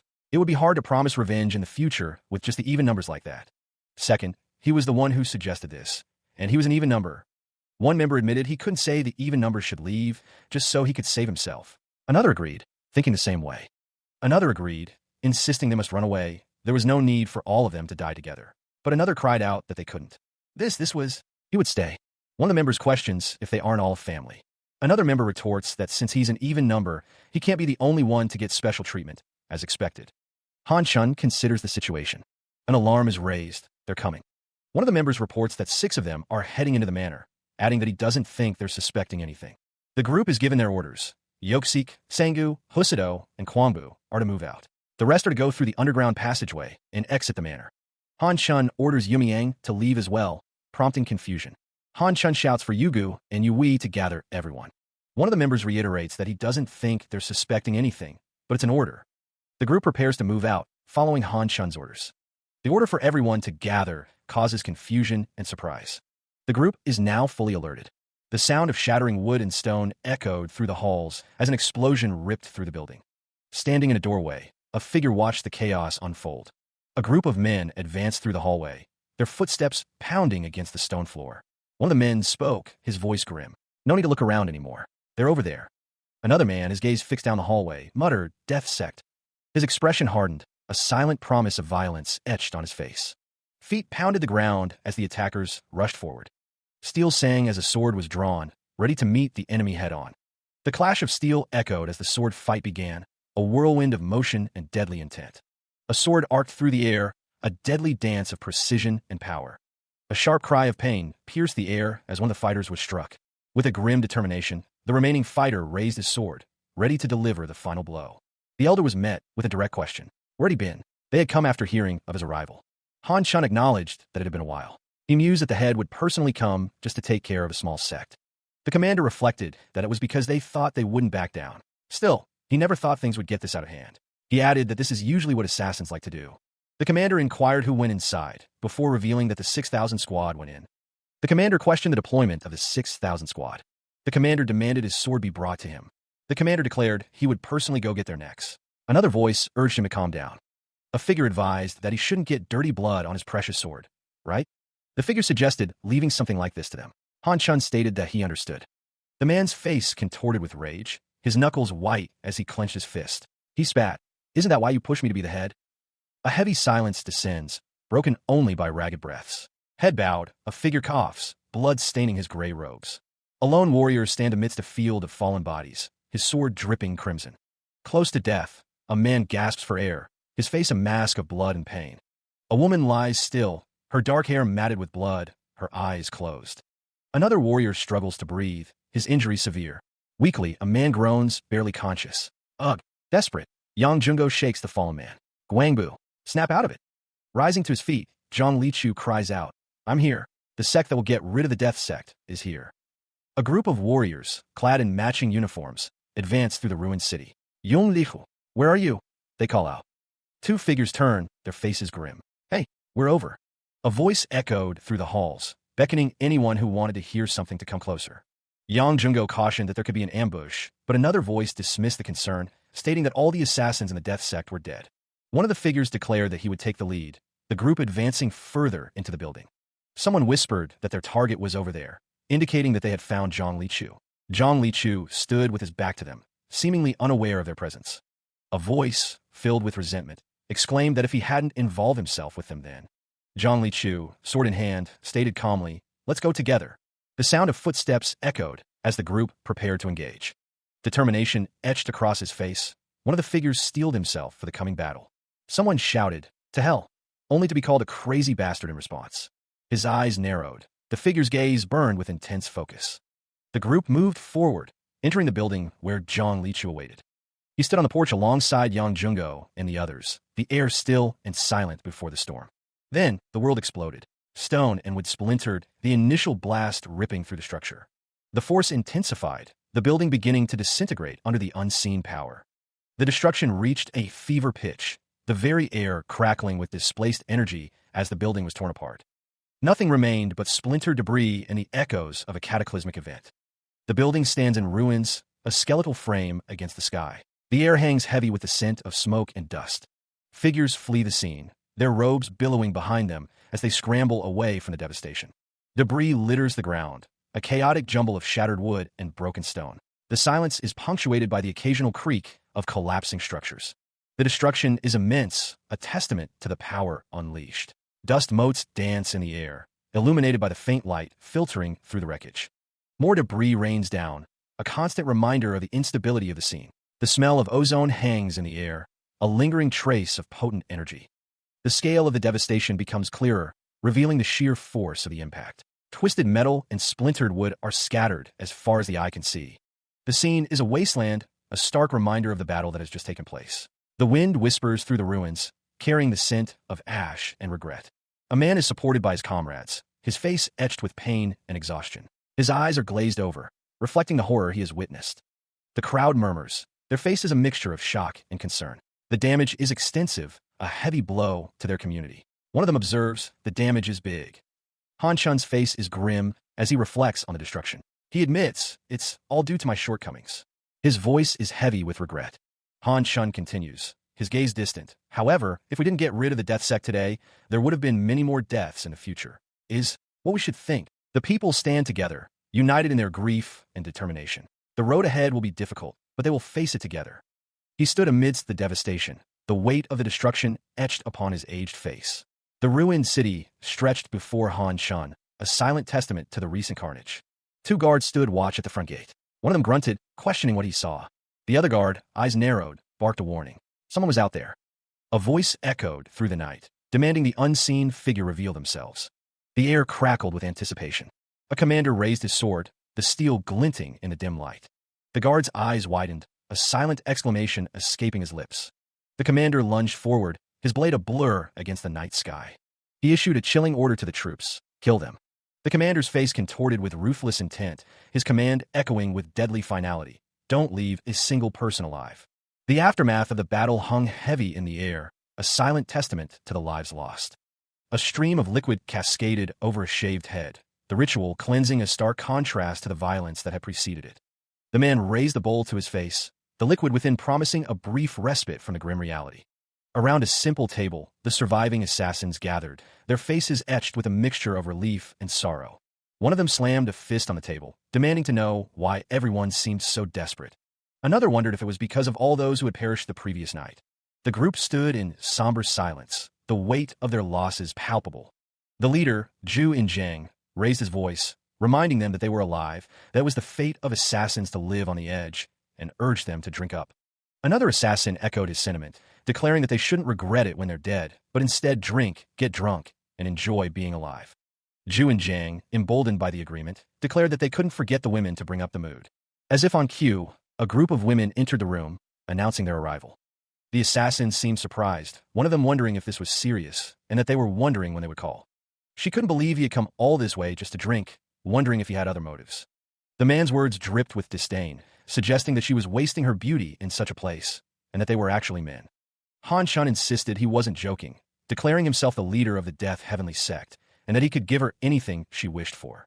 The assassin tilted her head, having heard that all the branches of the Death Heavenly Sect had died the previous night, and wondered if he truly had the power to do that. Her patience snapped, the assassin's eyes narrowed as she spat out a curse, demanding to know what he was talking about. Han Chun's face contorted in a mix of shock and fear. He raised a hand, defensively, bracing for the inevitable. The assassin struck, her blow landing squarely on his face. The scene was one of utter carnage, the end of the Death Heavenly Sect. The message was clear: the Death Sect was exterminated. There were quite a few sacrifices along the way, more than 80 people, including those who went missing and those whose bodies couldn't be found. A funeral was approaching, and the monk considered attending to offer comfort. He would find out the details, even as the Death Sect was being dealt with. Han Chun acknowledged the significant shift within the assassin system. The Death Heavenly Sect had been overthrown by a new group. Han Chun's brow furrowed as he contemplated the implications. The Dark Moonlight? He had never heard of them before. How could he have been unaware of a group capable of dismantling the Death Heavenly Sect so easily? It seemed they had planned meticulously to eliminate the sect in one fell swoop. What kind of person was their leader? Han Chun hummed, lost in thought. Someone was instructed to tell her to visit. This was a place where they worshipped Buddha. The sword would be returned upon their departure. He led the way, his long white hair swaying with each step. The monks followed closely behind, their faces solemn. The group moved through the temple grounds, the silence broken only by the soft rustle of their robes. He paused before an elder, the air thick with unspoken anticipation. "I've been waiting," the elder intoned, his voice a low rumble. The sound of approaching footsteps echoed through the courtyard, growing louder with each passing moment. His hands tightened into fists, the knuckles white against the gray fabric of his sleeves. He prepared himself. He stood his ground, facing the approaching monks, his expression unreadable. The monks encircled him, their movements precise and coordinated. "Cleanse your body," one of them bellowed. He adjusted the ties of his cloak, his gaze unwavering as the monks closed in. A subtle shift in his stance, a barely perceptible tightening of his grip. The air crackled with anticipation. He lowered into a fighting stance, ready to meet their assault head-on. His foot shifted slightly, testing the ground. Humph. His eyes narrowed, a storm brewing within their depths. The fight was about to begin. The figure, framed from the chest up, issues a bold invitation. "Come at me if you can." The image of the death god appears, the characters, sing, hanging in the air. The declaration echoes through the courtyard, the sound bouncing off the temple walls. A sea of bald heads turns towards the source of the outburst, the monk's expressions unreadable. Han Chun raises a hand, his voice calm but firm. "That's enough now." The elder's robes hang loosely on his frame, his long white beard swaying slightly as he speaks.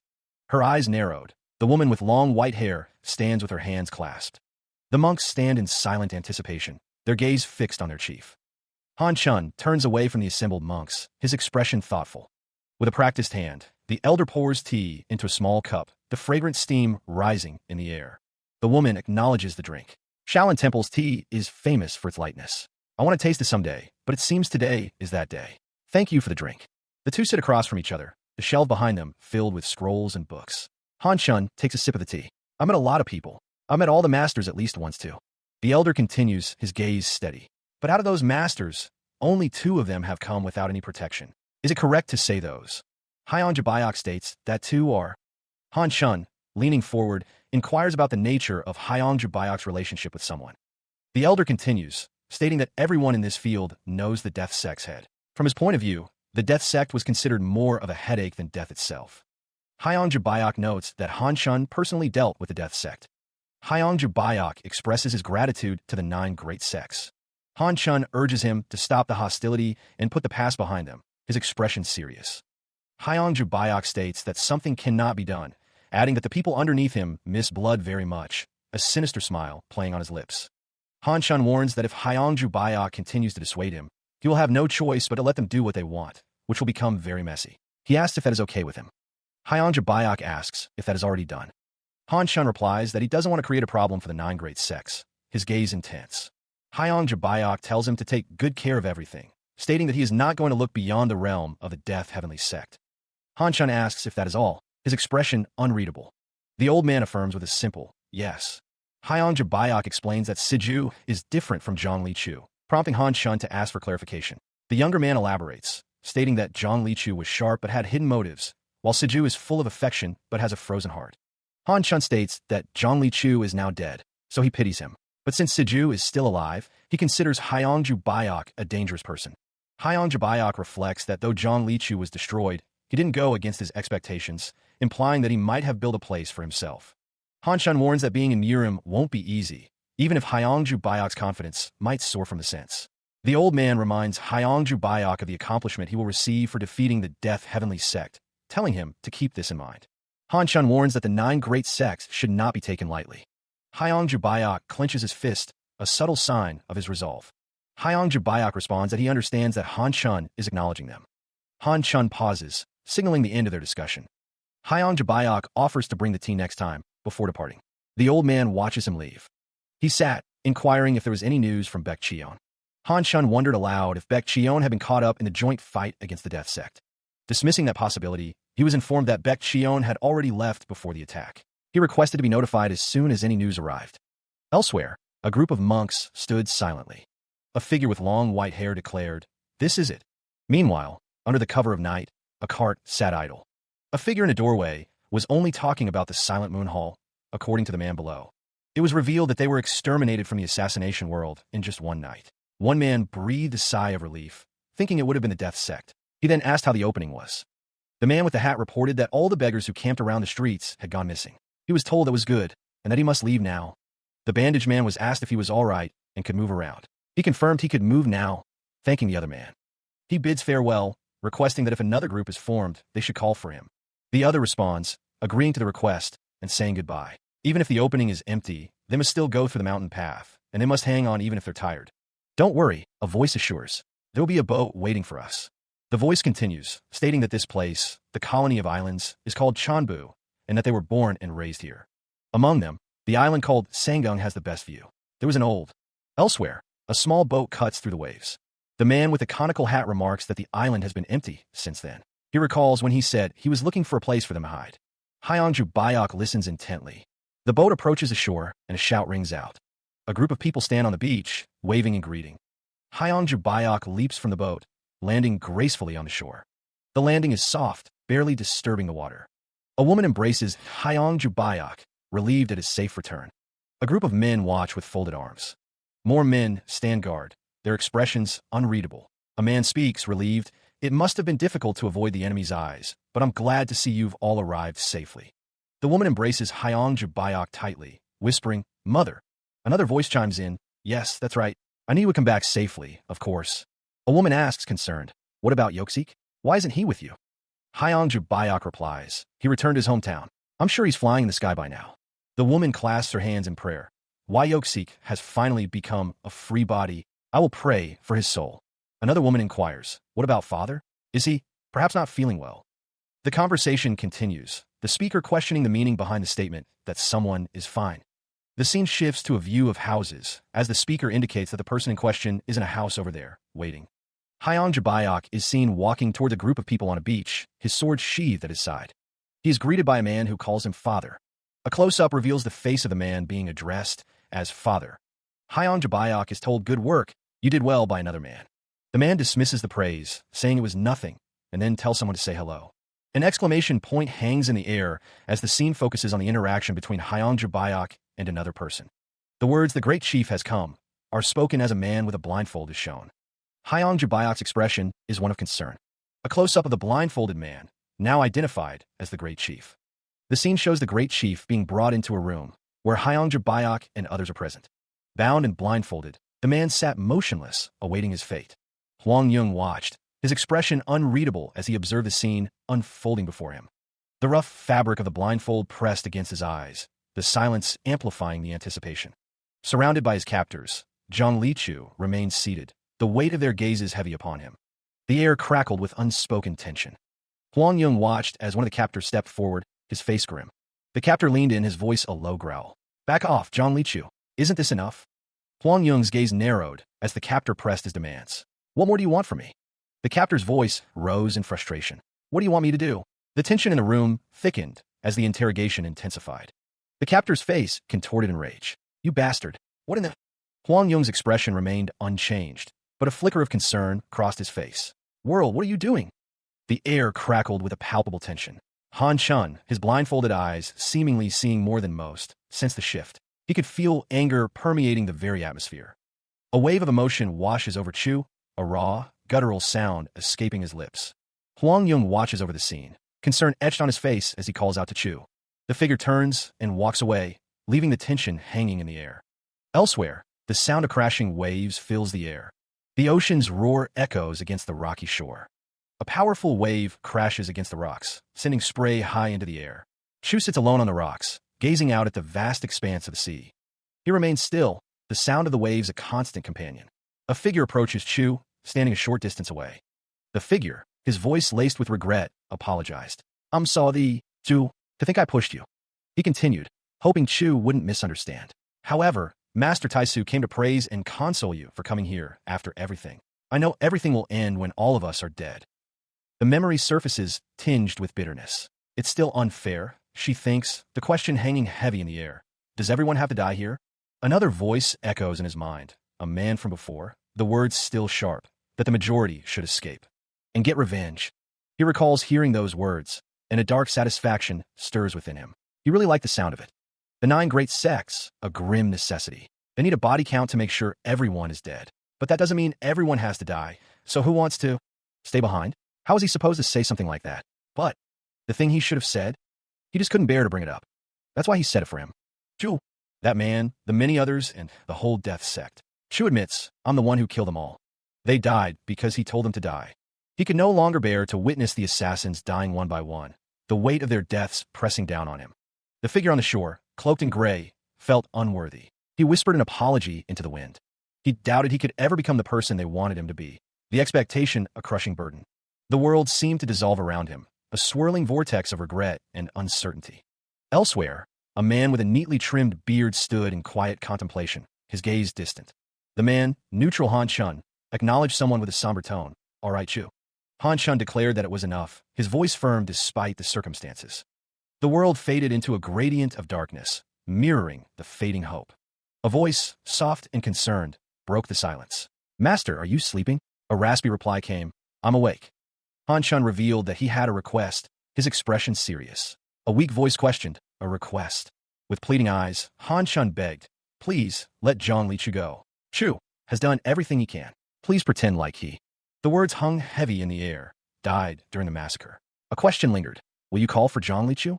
He stood alongside 2 others, the weight of the moment heavy in the air. Han Chun declared that he was here. Zhang Lichu lay prone, his face obscured by a blindfold. Han Chun spoke of pointless deaths.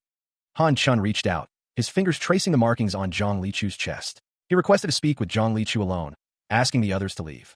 Han Chun looked down, his expression unreadable. He stated that he wouldn't stop Zhang Lichu if he decided to leave near him because of this, but urged him to keep something in mind. Zhang Lichu remained still, the blindfold hiding his reaction. He heard Han Chun say that he knew the death sect was destroyed and his subordinates had died. The camera focused on the markings etched into Zhang Lichu's skin. Han Chun continued, saying that he also used to lead a sect, so how could he not know how Zhang Lichu was feeling? Zhang Lichu lay silent, the weight of Han Chun's words settling upon him. Han Chun's gaze intensified, his voice firm as he declared that the sacrifices made until now would only shine if Zhang Liqiu got his revenge. If he didn't, then those deaths would become useless, a stupid fallacy. Han Chun stood over Zhang Liqiu, the air thick with unspoken expectations. He told him that it was up to him whether he wanted to make their deaths useless or not. Han Chun's feet were planted firmly on the ground, his resolve unwavering. He was just telling Zhang Liqiu his options. Zhang Liqiu remained still, the silence stretching between them. Han Chun continued, saying that everyone had worked to follow their dreams and get this far, and that he'd like it if Zhang Liqiu could help them achieve their dreams. Han Chun looked down at Zhang Liqiu, his expression a mix of hope and expectation. He concluded that those were the expectations he had of him, but in the end, it was up to Zhang Liqiu. As for the appearance of a new sect in Murim, he didn't think Zhang Liqiu was lacking anything compared to them. He is implored to become the next general. If he were to combine powers with everyone else, he would become the top of the assassins, the next general. It's frustrating, as Zhang Liqiu has just been staring at the ocean like that for the past few days. Han Chun knows words of comfort don't always work, and he guesses that's the case now. All he can do is wait. Han Chun asks Yugu where the rest of the Death Sect assassins are. They're inside the house, but he doesn't think they're awake yet. They don't know what orders the head might give them, but to think they're just lazing around. The commander orders everyone outside, declaring that they'll begin some training. A document is held. The assassin can't. The commander can't believe they're still bringing him information in a situation like this. The assassins are training. And the families, they're taking care of the assassins rather than the servants. Those who have been driven out from foreign lands and managed to survive are continuing to live their lives. If you look back, you'll see that the Death Sect will always be there. The Death Sect will always be here. The assassin looks off into the distance, contemplating the future. A group of people walks on the beach, their destination unknown. The group prepares for battle, their swords drawn and ready. The assassin's face is filled with determination. A hand holds a note with the words Blood Demon on it. 10 killed. Death Sect. The group looks surprised, their faces filled with shock. Death Sect. The group will be returning to Murim. There are many things to prepare before that, including intensive martial arts training and military weapons. They're already looking for weapons that suit them, and it's time to finish that up. Yugu and Yui are instructed to look for a post that was made by the Sichuan head. Han Chun confirms that they will get the manufacturing techniques too. Han Chun states that in Taepyeong, they have to get a man named Gue Yongbangpian and bring him here. Han Chun says that they need to get a man in Gangseo. Han Chun continues, saying that they need to bring Yang Zhonggo to the mountains on Hakwang Island. Han Chun confirms that they need to bring the swordsman from Nanjing. Han Chun recalls a saying, when pushed back into a corner, the higher the chance you'll have of coming back 10 times stronger.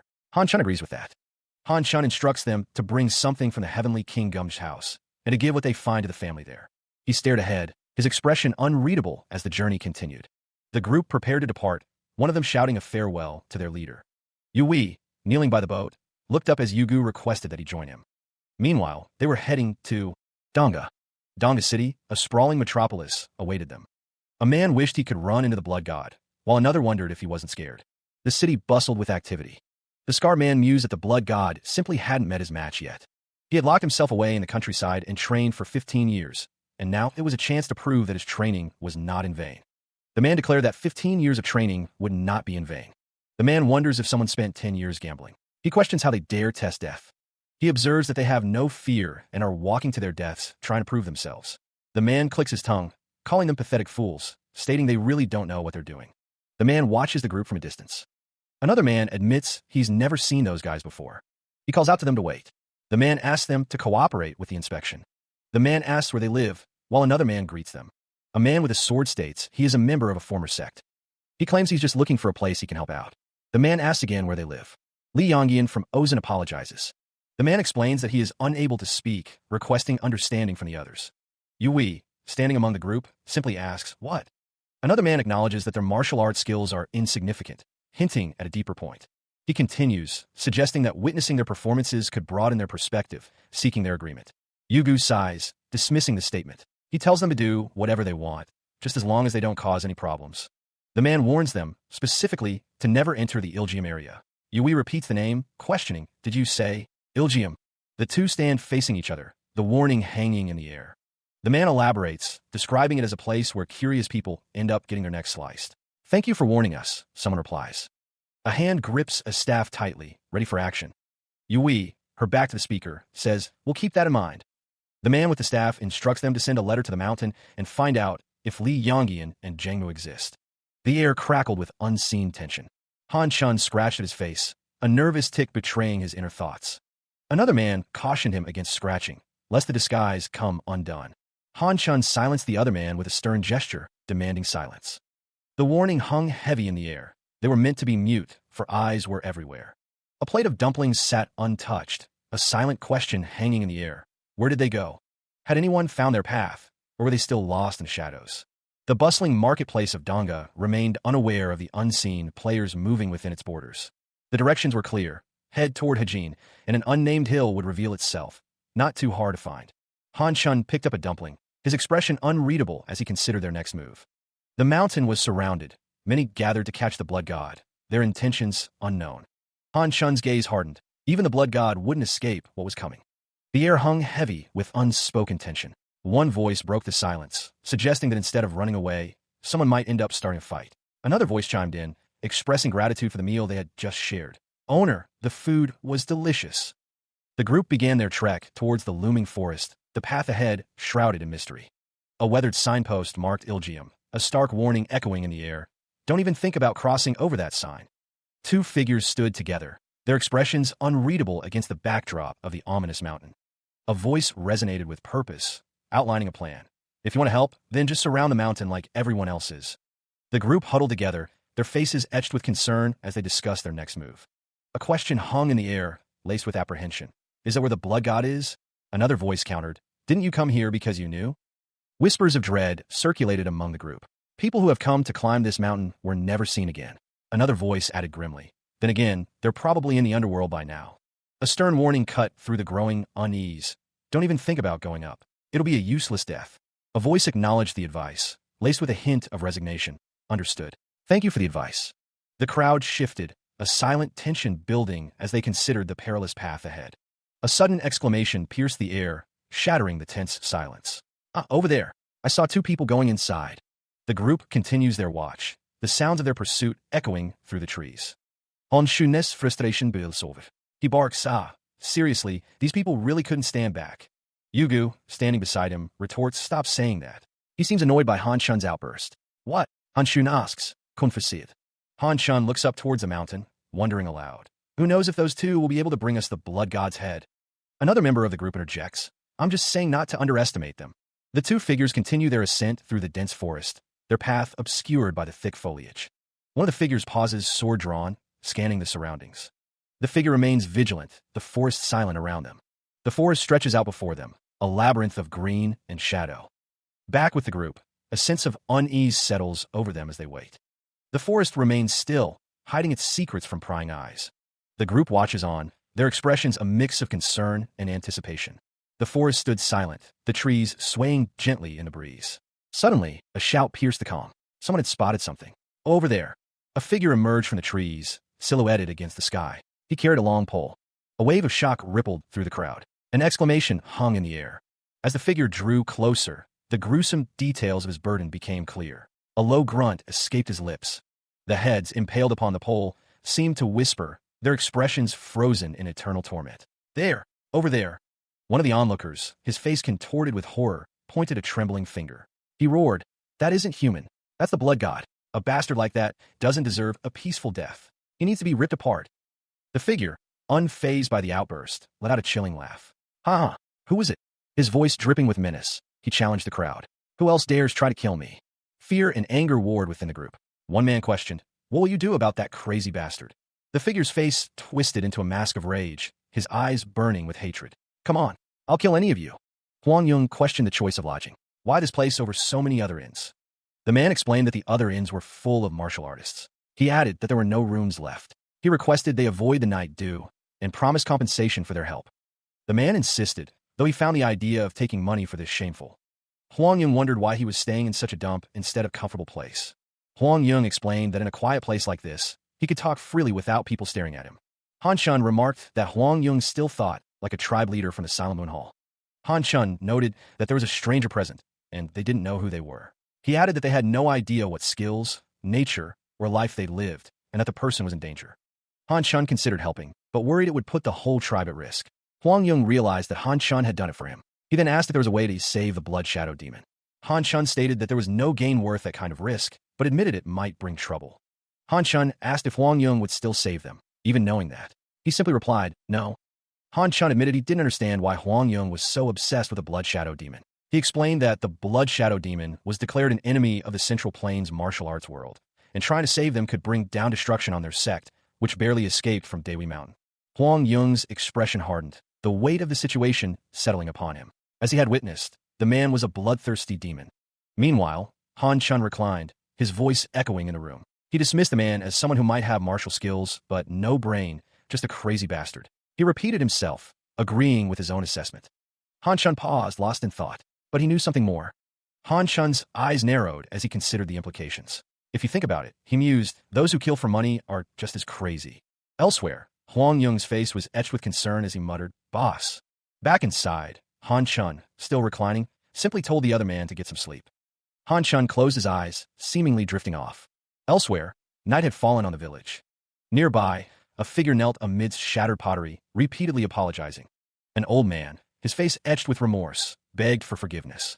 Elsewhere, one man grimaced, recoiling from the stench emanating from his clothing. He lamented that he had just bought this new outfit yesterday, wondering what he should do now. Back at the scene of the broken pottery, one of the men standing over the kneeling figure demanded to know what was going to happen now, while the kneeling figure continued to apologize. The man's face hardened, his eyes narrowed as he demanded recompense. Don't just say sorry, compensate me. 10 silver coins. The old man recoiled, his face etched with disbelief. What? Where am I going to get that kind of money? Give me a break. Actually, wasn't it you who bumped into me? The man's expression twisted into a snarl, his voice laced with menace. What did you say? Without warning, the man's fist shot out, connecting with the old man's face with a sickening thud. The old man crumpled to the ground, a pained cry escaping his lips. Why are you trying to blame me? Ouch. Art. The man, fueled by rage, spat out. Fine, I won't take the money. Two figures intervened, grabbing the man's arms. But let's say 1 punch per coin. Hold on, bro. Let go. Let me go. You're gonna kill this. The man, momentarily subdued, relented slightly. Old man. Wait. Hey. A voice, filled with concern, echoed. Is he dead? The old man lay motionless on the ground, his eyes closed, a faint groan escaping his lips. The sound of the brush echoes in the room as he carefully cleans the wound on the other man's head. The injured man groans softly. The other asks what he is doing. The injured man wonders aloud why he was doing this so early in the morning, guessing he was tired. The injured man is startled by something. The man prepares to change the bandages. The man tending to the wound asks who the injured man is. The man tending to the wound tells Mojina to calm down. The injured man tells someone to come here. The man says he'll change this for him, wondering when he got this and that he didn't even hear him leave. Elsewhere, a human says to get out of here before the landlord sees them, asking who he is. He is known as the Bloodwall Blade, the youngest of the 3 Bloodblade masters from the Hahu family of Doman. Hahiriang asks if he is the boss, stating that he is the eldest. Hahiriang asks how he has been. Another man states that with the 3 Bloodblade masters here, the Blood Shadow Demon is as good as dead. Hahiriang is met with kind words. Han Chun says that he just came to lend a little help, and then asks about the second brother, wondering if he didn't come with him. Someone comments on how slow the second brother is, but assures that he is running hard and will be there soon. One of the men asks what it makes them if they're calling Hugwang slow. Another man apologizes, saying he didn't mean it like that, and is sorry if it sounded that way. Han Chun jokes, then asks when Hahiriang is going to keep his promise to buy him a drink. It's stated that they're under the 10 Forgettings order, so a drinking session wouldn't be appropriate now. Han Chun is informed that the Wudong's wise scholar, who's leading the 10 Forgettings against the Blood Shadow Demon, has arrived. He is told that this should be wrapped up today. Someone exclaims that it's great news. Since the wise scholar is here, he must greet him personally.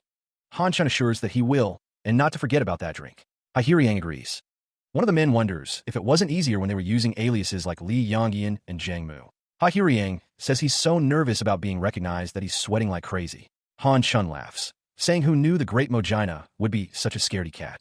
It's stated that the more you show yourself, the less suspicious you'll be. A group of men stand around a table.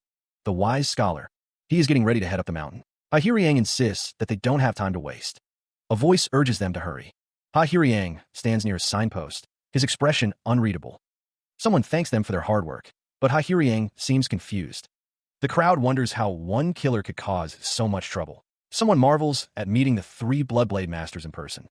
The wise scholar stands among the group, stating that they should endure a bit more, for he has come to put an end to the 10 Forgettings. Hahiriang mutters that they should be there, then expresses his confusion. A woman alerts the group, saying she thinks she saw something move between the trees. Hahiriang replies that he didn't see anything. Yang declares that they should check it out in case the Blood Shadow Demon is trying to escape and orders Mina to go. Yang runs forward, leading the charge. Someone shouts for them to be careful. The clash of steel echoed through the forest as the fighters moved with blinding speed. Each strike was met with a parry. Each block is set up for a counter, their footwork a whirlwind of motion. From the sidelines, observers marveled at the display. As expected of the three Bloodblade masters, one breathed. Their footwork is incredible. One of the fighters, face contorted in urgency, called out, "Mojina, wait here." Elsewhere, the commander, his gaze sharp, issued a command. "Keep an eye on the Wudong clan. If it looks like they're going to attack, give a signal." A subordinate acknowledged the order with a curt, "Yes, boss." With a determined stride, the fighter with the staff advanced, the sound of his footsteps echoing through the trees. Meanwhile, the forest canopy provided a silent, watchful perspective on the events unfolding below. The aerial view revealed the intensity of the battle, the combatants a blur of motion amidst the dense foliage. The fight reached its brutal conclusion as one of the warriors lay defeated, sprawled amongst the fallen leaves. The victor stood over his fallen foe, the sound of his heavy breathing the only testament to the fierce struggle. The aftermath of the battle was stark, a lone figure standing amidst the carnage, swords glinting in the dim light. The commander's face was grim, his expression unreadable as he surveyed the scene. In the distance, the prisoners remained bound to the trees, their fate hanging in the balance. The figure sat amidst the trees, a sword resting beside them. Their expression was unreadable. The words echoed in the void, "Blood Shadow Demon." A voice cut through the silence, posing a stark question. "Do you want to die?" The bearded man's gaze was intense, his expression unyielding. The figure in white robes continued, their words laced with a strange pity. "Even after receiving the 10 forgettings order, if you're just standing here waiting to be killed, it seems like you have no will to live." The man's face was stern, his eyes narrowed as he offered choice. "But if you want to live?" The figure in white offered a painless end, while the bearded man watched. "If you really want to die, I can kill you painlessly. I can let you live." The shirtless man, kneeling on the ground, looks up at the assassin and asks if he will save him or kill him. The assassin responds with a simple, "Yeah," followed by a sinister chuckle. The kneeling man remains hunched over, his long black hair obscuring his face. He then asks which option would be easier. The assassin, with a hand to his chin, states that there are unexpected variables. The kneeling man retorts that the assassin can't save him then. The assassin responds, "All right, you know why? Because you can't kill me." The assassin swings his sword down towards the kneeling man. The kneeling man raises his own sword to block the incoming attack. The assassin continues his downward swing. The swords meet, sparks flying as the kneeling man successfully blocks the blow. The two continue to fight, their swords clashing in a flurry of motion. The sound of hurried footsteps echoes as someone sprints across the ground. A warrior, blade clenched between his teeth, prepares for battle. The warrior pivots, his sword a blur of motion. His gaze is intense, focused on the unseen enemy. A desperate plea echoes in the void. "Save me." A hand rises, signaling others to gather up. The call to arms rings out. "Wudong, assemble." Someone peers through the foliage, observing the scene. The Wudong is moving, a silent observer notes. He races forward, a thought echoing in his mind. "He wasn't testing if you could kill me." The Scar Man reflects. "He was seeing if you could save me. My life is in your hands now." One asks, "Got a plan?" The reply comes, "Of course, I wouldn't come unprepared." Yang stands with another man, assuring him that the approaching forces are allies. A figure rushes forward, shouting that they are coming. The messenger warns that Wudong is getting into formation. One of the men remarks that they will be here soon, noting that the timing is perfect. Someone demands the infamous mask package. It's relayed that there's no time to put on the mask. Yang is told to stall them for as long as he can. A voice stammers, questioning how, but is told to just do it. The assassins move swiftly through the forest. They continue their advance. One of the assassins looks ahead, determined. An object is thrown into the air. The group of pursuers spread out, their eyes scanning the dense forest. The commander barked, "Chase them," as the group surged forward, their swords glinting between the trees. The flag, adorned with grotesque masks, fluttered ominously. The forest canopy provided little respite as the pursuers continued their relentless pursuit. Deeper into the woods they ventured, the sounds of their pursuit echoing through the trees. "Block the right side," the commander ordered, his voice sharp and commanding. The flag, a macabre standard, led the charge through the dense undergrowth. The flag bearer pressed on, his gaze fixed on the path ahead. He gripped the pole tightly, his expression grim. One of the pursuers shouted, "There!" pointing towards a break in the trees. They changed direction, a voice exclaimed, followed by another. The blood aura disappeared. "Hurry!" someone urged, the group picking up their pace. An exclamation pierces the air as the soldiers halt their advance, their eyes darting around the dense forest. A discarded cloak and spear lie abandoned on the forest floor, a silent testament to the trap they've stumbled into. The commander's voice cuts through the tension. Looks like they lured us with a blood aura. He barks, prepare for an ambush. He finishes his command ringing out. Search the area. The rustling of leaves intensifies as the soldiers brace themselves. The commander's face is set in a grim line, his eyes narrowed as he surveys his men. Drawing his sword, the commander scans the surrounding trees, his senses on high alert. The sound of rustling leaves echoes through the forest as the soldiers begin their search, their swords drawn and ready. The rustling intensifies, a symphony of paranoia as each soldier anticipates an attack from the shadows. The commander's gaze is sharp and focused, his grip tightening on his sword as he peers into the dense foliage. A sudden gust of wind whips through the trees, adding to the already heightened tension as the soldiers remain vigilant. A soldier cries out in alarm, the sound echoing through the trees as the search intensifies. The commander turns towards the source of the commotion, his expression hardening. "Oh, you're with Wudong," he observes before demanding. "Did you see the blood shadow demon escape this way?" The commander's face tightened. They had followed the blood aura to this point, but now it had vanished, leaving them without a trace. He wondered where the blood shadow demon could be hiding. They had been worried since they hadn't heard from the 3 Bloodblade Masters after they went up the mountain. It seemed the blood shadow demon had been running away from them, always one step ahead.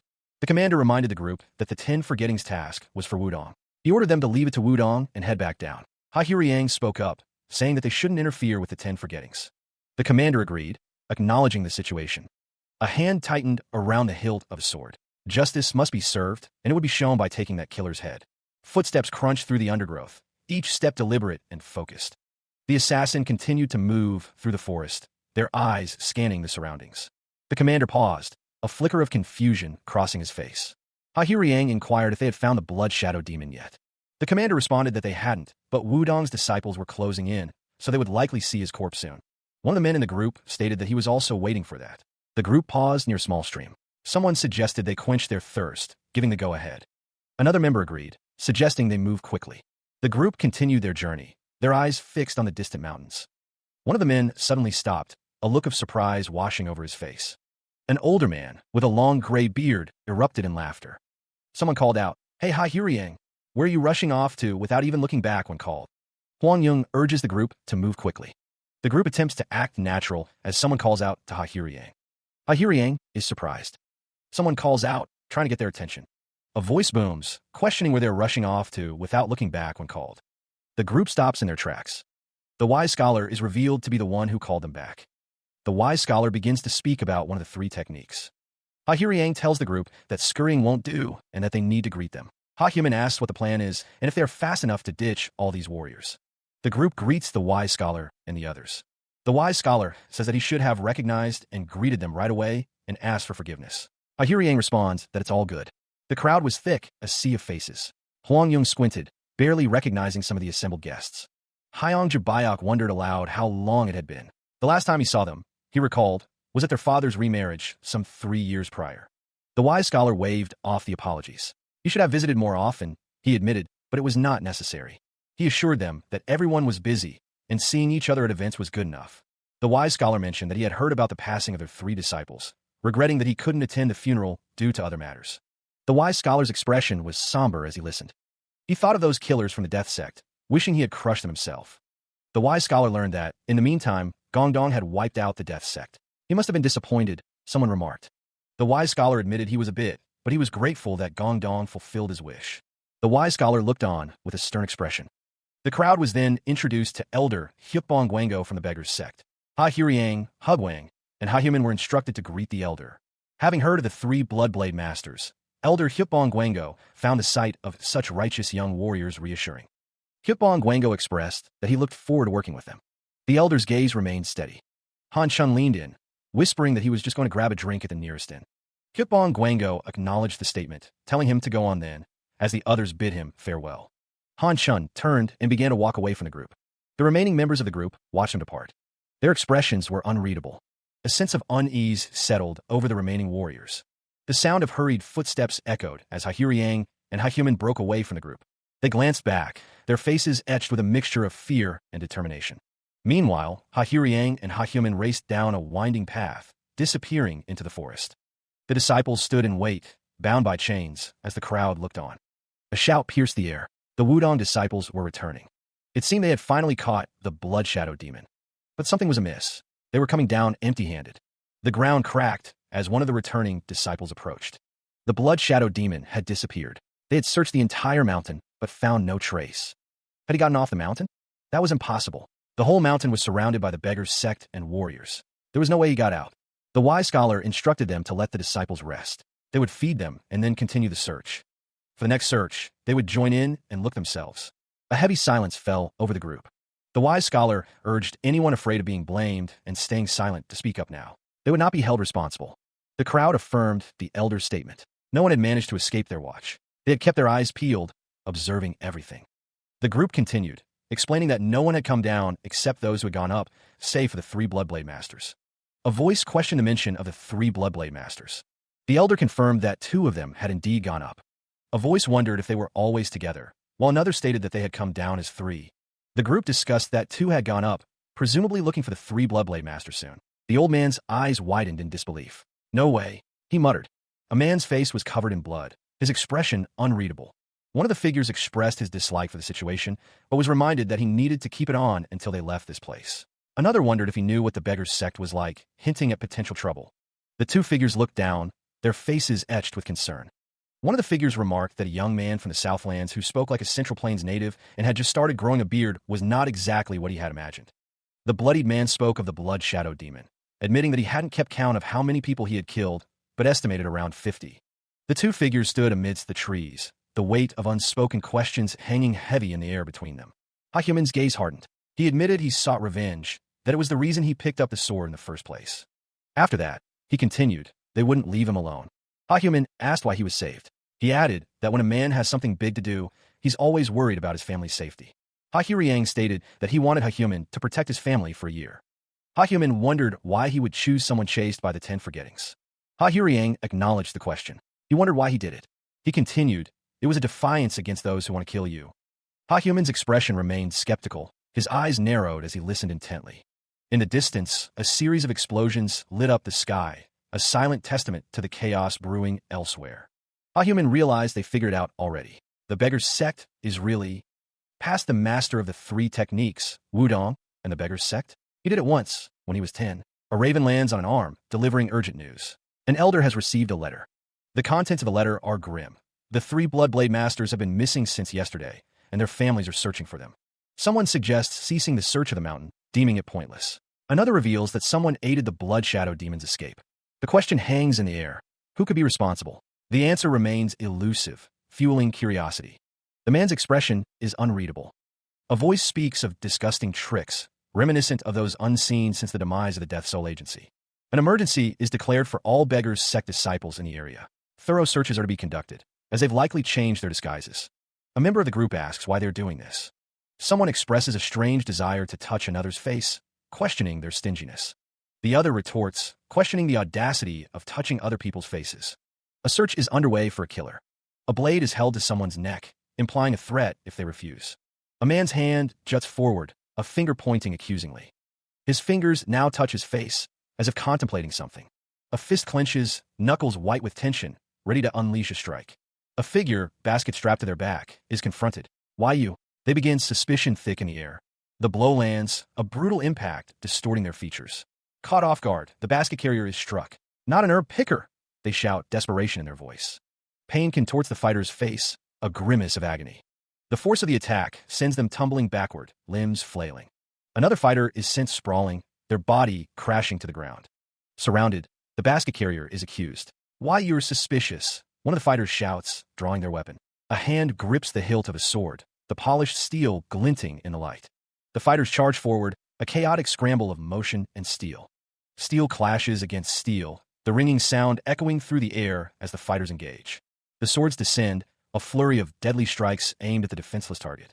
The clash of steel echoed as multiple figures engaged in a brutal dance of death, their swords meeting in a shower of sparks and spraying blood. One fighter, realizing the true skill of his opponent, snarled, "I knew it. You're not just some ordinary guy." The fighter grunted, a sudden pain lancing through him, followed by a look of startled realization. The deadly exchange continued. each movement precise and lethal as the fighters sought an opening. A close-up revealed the agony etched on one fighter's face, his teeth bared in a grimace of pain. His hand, bloodied and battered, stretched out towards the unforgiving ground. A curse escaped his lips as he desperately reached for his fallen sword, his last hope for survival. His eyes widened in terror as his opponent loomed over him, the shadow of death falling upon him. One of the fighters knelt, tending to the wounds of another, the battle's toll evident in their weary postures. A grim smile played on the lips of the victor, the taste of victory bittersweet in the face of such carnage. The sword dripped crimson, a testament to the brutal efficiency of the battle. The battlefield lay silent, littered with fallen bodies, a stark reminder of the cost of conflict. A group of men stand together, their faces grim as they survey the scene before them. One of the men sighs, the weight of the task ahead heavy on his shoulders. One of the fallen begs for his life, but is quickly silenced. He is told that if he wants to live, he should keep his mouth shut. Another man claims they didn't see anything. The order is given, go. The men are instructed to move the bodies into the woods. The response is a simple, yes, boss. They're told to hurry up and strip their clothes. One of the men questions the order. Clothes? The men begin to carry out their grim task, moving the bodies deeper into the forest. 3 Wudong disciples are found, their clothes gone. The men continue their work, the rustling of leaves and the snapping of twigs the only sounds in the otherwise silent forest. It's not just their clothes that are missing. The speaker considers the implications. Their faces, too, might be used. The man with the long white beard explains that they're going to disguise themselves as Wudong disciples. The voice wonders if that's really the plan. The man with the long white beard asks if the others mean that they didn't take the faces to use them as masks. The voice states that it means they have to suspect each other now. The man with the goatee looks off into the distance, considering the implications. The speaker says that they're really getting their competitive spirit up. The town sits nestled among the mountains. A figure sits on the ground, wearing a straw hat. Someone calls out to Changa, asking if he waited long. A group of people stand together. Someone tells Changa that they were about to leave without him. Another explains that a companion got diarrhea from sneaking some food and had to stop many times on the way, which was disgusting. Changa is asked if they managed to acquire the blood shadow. The order is given to prepare a boat immediately, as the waterway is the easiest route to transport the demons safely. Someone promises to have a boat ready at Ansenbek Sangho within the hour. The group is told they will get it quickly and are instructed to grab some food from nearby, stand in the meantime. Han Chun changes the subject, wondering when the last time was. He asks if they had a proper meal. Someone is shown eating heartily. One of the men comments that it's a good thing they came to eat, before calling out to someone. Someone jokes that they might eat the bowl too at this rate. Han Chun is alerted to the presence of the beggars' sect. Han Chun confirms that he sees them as well. It's noted that they're gathering in the alley as well. It looks like they're getting ready. He finished his meal, a satisfied sigh escaping his lips. Though tempted by another bowl, time was of the essence. Changa suggested they split up. It was too dangerous for all 3 of them to move together in the crowded market. They would meet at Ansenbek Sangho. Changa instructed them to head to the restroom one by one.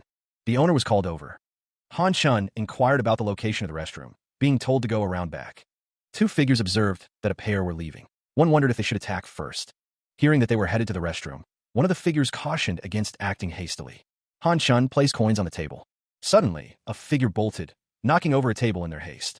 The crowd reacted, pointing and shouting that the figure was running away. 2 figures gave chase. One of the pursuers yelled about the restroom. His face contorted in a grimace. The man pushed himself onward, driven by an unseen urgency. Feet pounding against the ground, he sprinted away, the sound echoing in the confined space. With a burst of raw power, his fist crashed through the wooden wall. Splinters exploded outwards, a testament to the force unleashed. Changa stood over a fallen figure, swords glinting in the dim light. "Where do you think you're going?" he demanded. The running figure paused, a flicker of confusion crossing his face. "Blood Shadow Demon," he wondered. He looked up bewildered. "What are you talking about? You're not." Changa's voice hardened, the question laced with suspicion. "Then who the hell are you?" The figure crashes to the ground, a cloud of dust rising around them. The impact echoes through the air. Swords strapped to his back, the figure pauses, his voice laced with challenge. "Where do you think you're going?" The other man, his face partially obscured, wonders if his opponent is a blood shadow demon. The swordsman's eyes narrow. "You're not." He demands to know who the other man is. He presses, asking what the man will do if he finds out. The swordsman scoffs, questioning if knowing will help him beg better. The man with the ponytail tells him to cut the crap. He demands that the swordsman take off his mask. The swordsman repeats the demand, his voice rising. Changa and his group give chase, declaring that they've got their target now. The group questioned if they should pursue the other 2. He barked at the others to go after the fleeing pair, declaring he would handle the swordsman. Changa's eyes narrowed, a predatory glint in their depths. The swordsman swung his blade downwards with a whine sound. The sword continued its arc, the sound of pang echoing. A hand reached out, fingers outstretched. The grip tightened around the sword's hilt. Another swing, the sound of Toto filling the air. The blade was drawn with a sharp toit. The swordsman struck, the sound of Jayok accompanying the blow. Changa mused, expressing a newfound curiosity to know the swordsman's identity. The group asked if he was all right, cautioning that curiosity killed a cat. The pursuers shout for their target to get lost. Their feet pound against the ground as they give chase. One of the pursuers expresses a burning desire to unmask their target and see their face. His grip tightens around the hilt of his weapon. The swordsmen clash, steel ringing against steel. The grip on the sword tightens. His face contorted in rage. The fight continues, neither giving ground. The swordsman taunts his opponent, asking how it feels to be chewed up by a rat. The other swordsman can only muster a confused what. The pursuer continues to press the attack. The swordsman asks if his opponent knows him. He is immediately met with a fierce attack. The swordsman in white presses his advantage, blade aimed to kill. The blow lands, drawing a pained cry as blood splatters from a wound. Despite the injury, he manages to parry the next strike, the clash of steel echoing through the courtyard. Returning the favor, he counters with a swift strike of his own. The swordsman in white is caught off guard, blood now flying from his own wound. Elsewhere, the rooftops of a distant city shimmer under a cloudy sky. A tranquil lake reflects the sky, framed by lush greenery. Meanwhile, the swordsman's sandals pound against the stone path as he flees the scene. He sprints through the undergrowth, the sounds of pursuit fading behind him.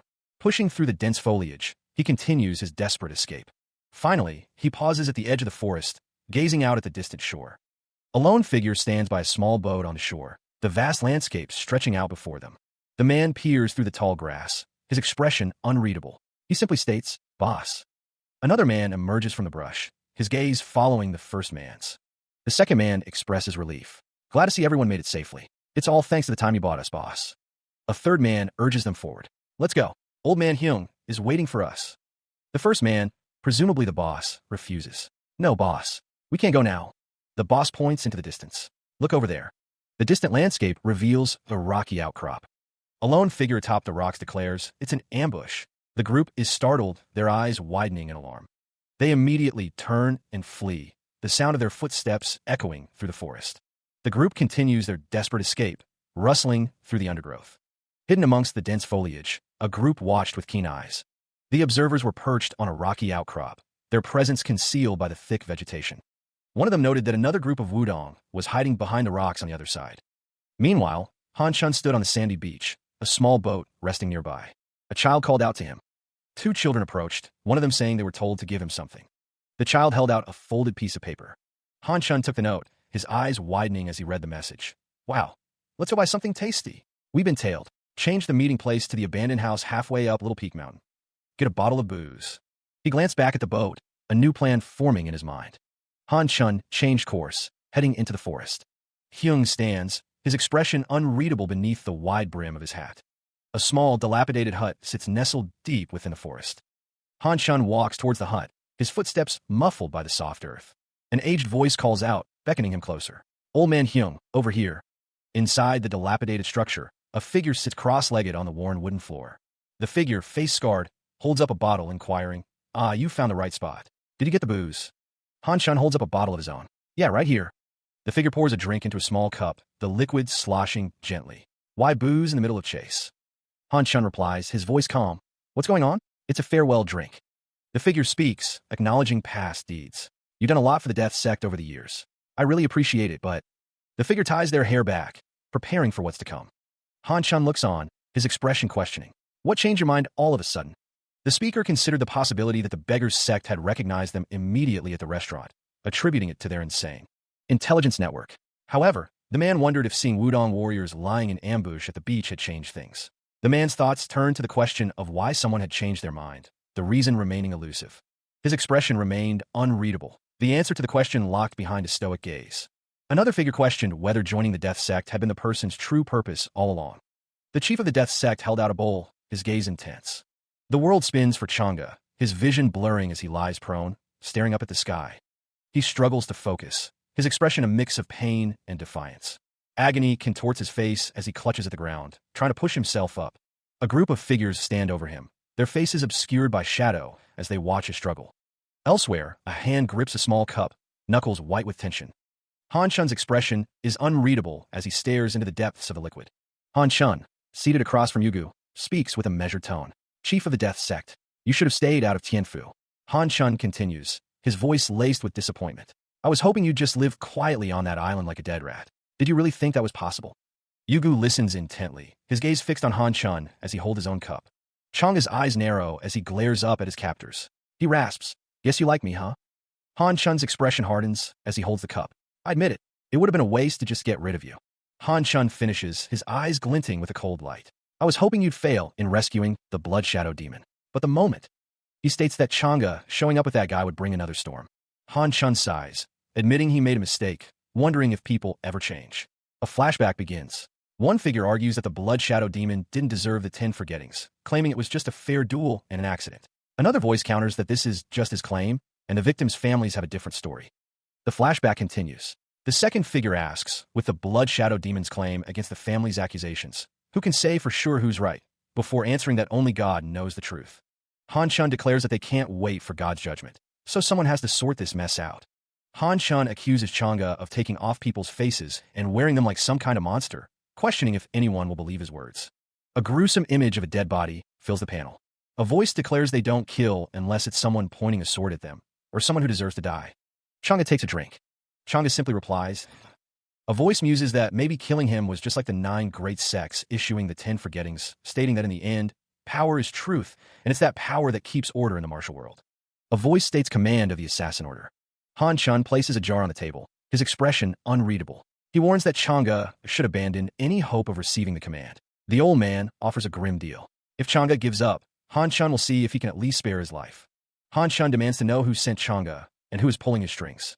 Changa's expression is unreadable as he thinks to himself that it was supposed to. Han Chun presses, demanding to know where Changa is from, stating that his life is in his hands. Changa reveals his origins. Shaolin. Han Chun simply scoffs. Changa refers to someone as that old bastard. Han Chun warns him to watch his mouth, reminding him that this person could kill him or let him live. Han Chun continues, stating that even the lives of those assassins who went out to get weapons. Changa is startled by something. Han Chun demands his surrender. Han Chun questions whether Changa gave away the assassin's location. The old man demands that Changa hand over the Blood Shadow Demon, and Changa remains silent, unimpressed by Han Chun's demands. The threat having failed, Huang Yung's pursuers were not deterred. Han Chun, his face etched with concern, confirmed that they were indeed being followed. Huang Yung cautioned against underestimating their enemies, despite their apparent lack of subtlety. The group considered whether their pursuers would be so bold as to chase them openly, agreeing that they likely would. Han Chun and Huang Yung exchanged a look, a silent understanding passing between them. Han Chun revealed that Wudong would arrive in about 30 minutes. Until then, they would prepare. Han Chun took a long drink, steeling himself for the coming fight. He slammed the bowl down, the sound echoing in the dilapidated building. With a grunt, Han Chun hurled the ball at the wall, testing its structural integrity. He followed up with a powerful kick, further weakening the already fragile barrier. Huang Yung, with a surge of strength, lifted a large section of the wall. The wall collapsed, creating a gaping hole and a makeshift trap for their pursuers. Changa, face contorted with rage, spat out a curse.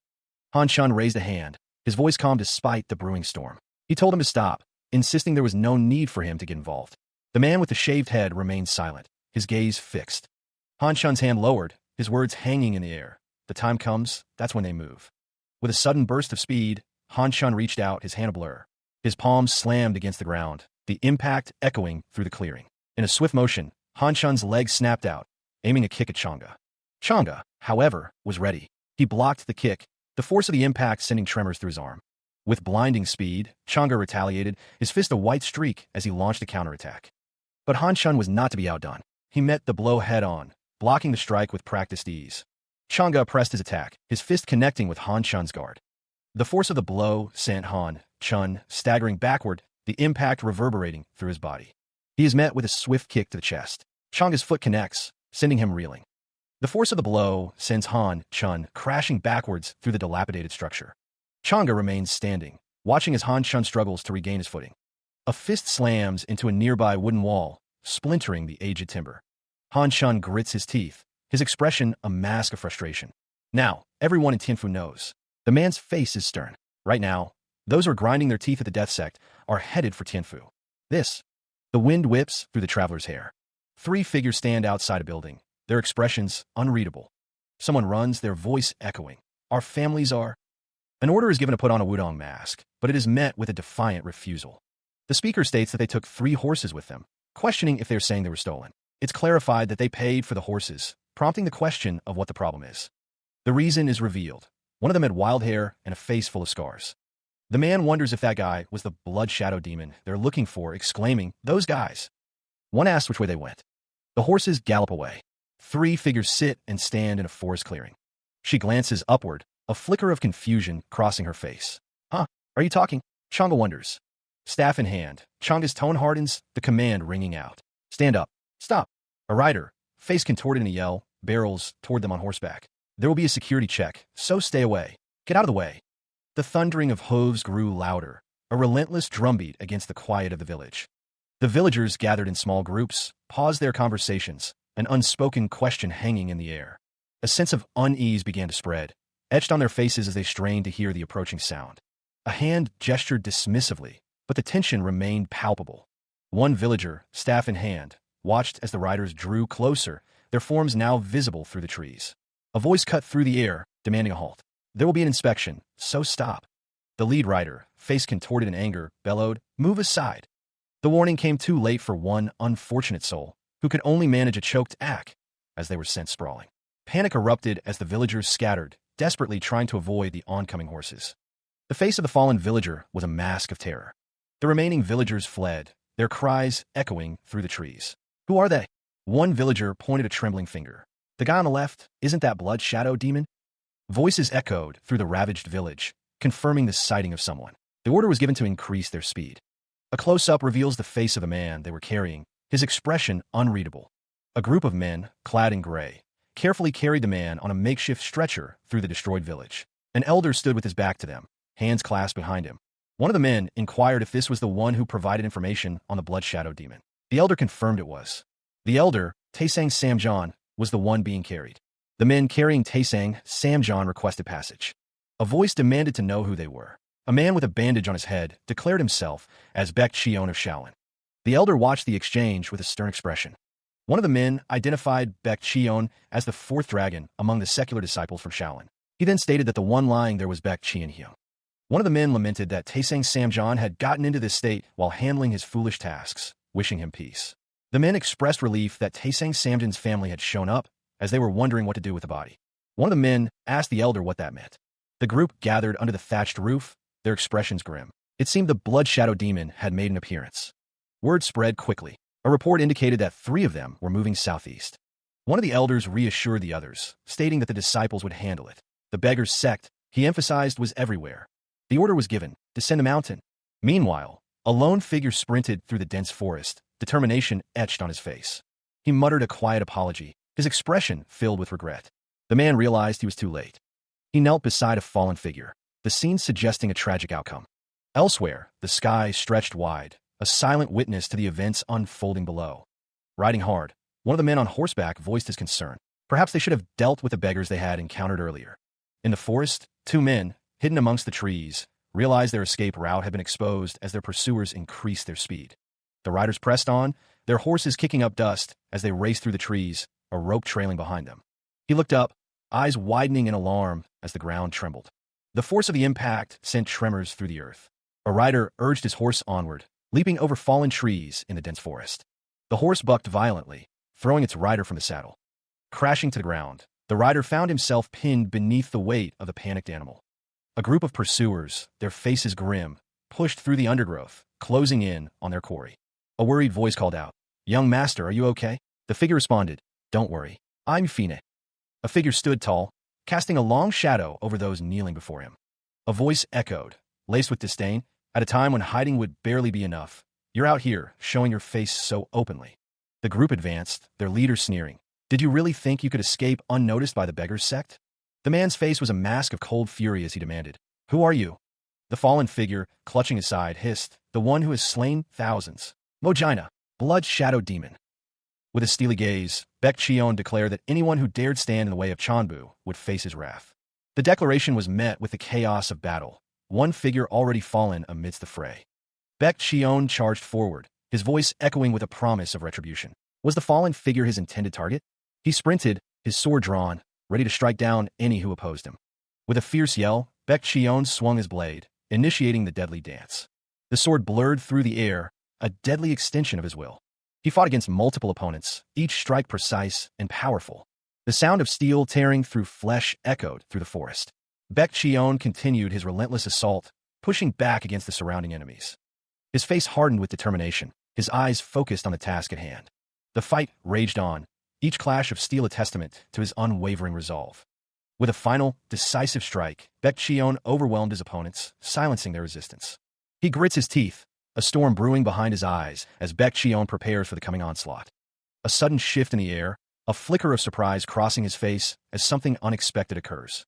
With a fierce cry, he raises his weapon, ready to meet the challenge head-on. He leaps forward, a blur of motion as he closes the distance between himself and his adversaries. The glint of steel flashes, a promise of swift and decisive action.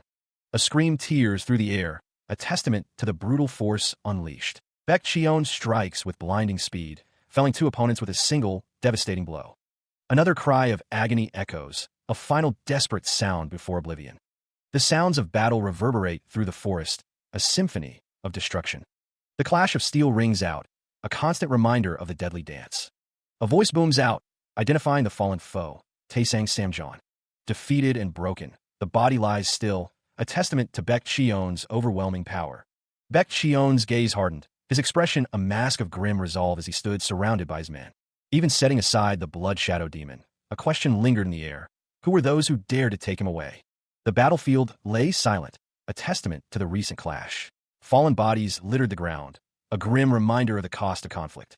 Elsewhere, driven by an unseen urgency, a figure sprinted towards the distant shore, each footfall kicking up sand and spray. The figure pressed on, their breath clouding in the frigid air as they ascended the snow-covered hill toward the small village. They burst into the village, the sound of their frantic footsteps echoing between the humble dwellings. With a desperate slam, their hands struck the wooden wall of a nearby building, the impact reverberating through the structure. Their face, etched with worry and desperation, betrayed the urgency of their plight. Each footfall struck the wooden planks with a resounding thud, the sound echoing in the otherwise quiet village. He sprinted from the beach, leaving the small fishing boat behind, his eyes scanning the horizon for any sign of his family. The boy scrambled up the embankment, his breath coming in ragged gasps as he pushed himself onward. He tore through the village, the thatched roofs and familiar pathways blurring into a single, desperate image. With a crash, he threw open the door, the wood splintering under the force of his hand. His eyes widened, a knot of worry tightening in his stomach as he took in the scene before him. He stepped inside, the interior of the building offering no answers, only more questions. He burst back out into the village, his frantic search intensifying with each passing moment. His gaze fell upon a table set with untouched bowls, a chilling sign that something was amiss. His voice cracked as he cried out, "Mother! Father!" The sound swallowed by the vast emptiness. His face was etched with worry, the fear of the unknown gripping his heart. A voice called out to Huang Yung, addressing him as young master. The call of Chu echoes through the empty village, but only silence answers Huang Yung. Villagers approach, their faces etched with concern. One asks when he arrived, another noting his early arrival. The villagers question Huang Yung's appearance, wondering if something happened to him. Huang Yung's expression is a mix of worry and determination. The gravity of the situation settles in. Chanbu is no longer safe, and they must leave again. Acknowledging the danger, one of the men agrees that they must leave, but wonders where they can go to avoid their pursuers. For now, the best course of action is to head to where the Death Heavenly Sect Master is. The man with the beard notes that the place is too far from the Central Plains, though it would be perfect for hiding.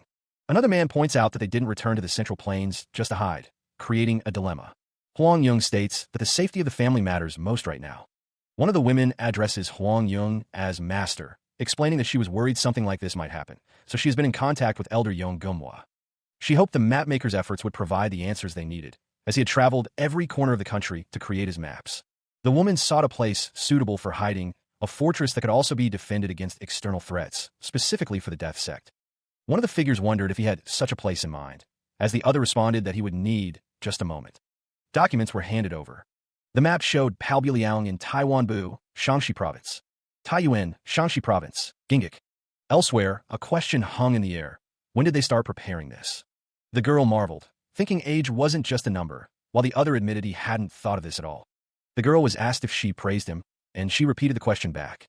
She was told that she should tell him he did a good job, as he worked hard and deserved a reward. He knew they would be on a long journey again, so he thought they should get some rest. The girl asked where he was going, and he responded that he was going to find a ship, as the one they came on was too small to reach Yazoo. Huang Yung wonders aloud how long they've been home. Han Chun states that they need to leave as soon as possible, promising to return. Huang Yung complains again, though his words are cut off. Han Chun holds a scroll, explaining that he has copied the assassin's destination in a sketch of Pao Biliao. He admits it wasn't easy to draw accurately. Huang Yung insists that it's not time to rest, as Han Chun confirms that the silver is for purchasing a ship. Han Chun says that without Huang Yung, he doesn't know what would have happened to the death sect. Huang Yung acknowledges the gratitude. Han Chun urges them to go on now. Mojina says all right, as Hyoline Shima looks on. Han Chun places something down, promising to take care of the family until he returns. Someone assures him not to worry, that they'll handle it. A boat sails away. Someone says there's something they need to tell the assassins who left to gather weapons, warning them that there are people targeting them, so they should be extra careful. He cautioned that certainty was elusive, and it was always better to err on the side of caution. The map of the area where the assassins had ventured, along with the map of Pao Biliao, their next destination, were spread before them.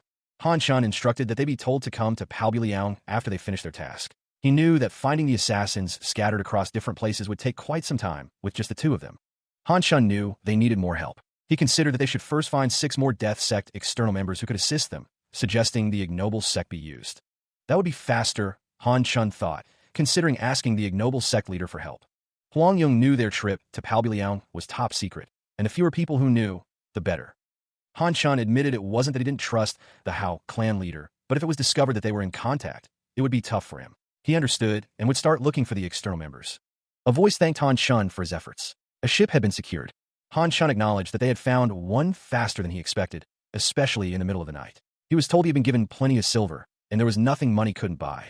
Han Chun trusted him to handle things, wishing him to travel safely. After they delivered the message, they would follow. Elsewhere, the ones who took Hyoline Shima are from. A tense atmosphere fills the hall as the elders gather.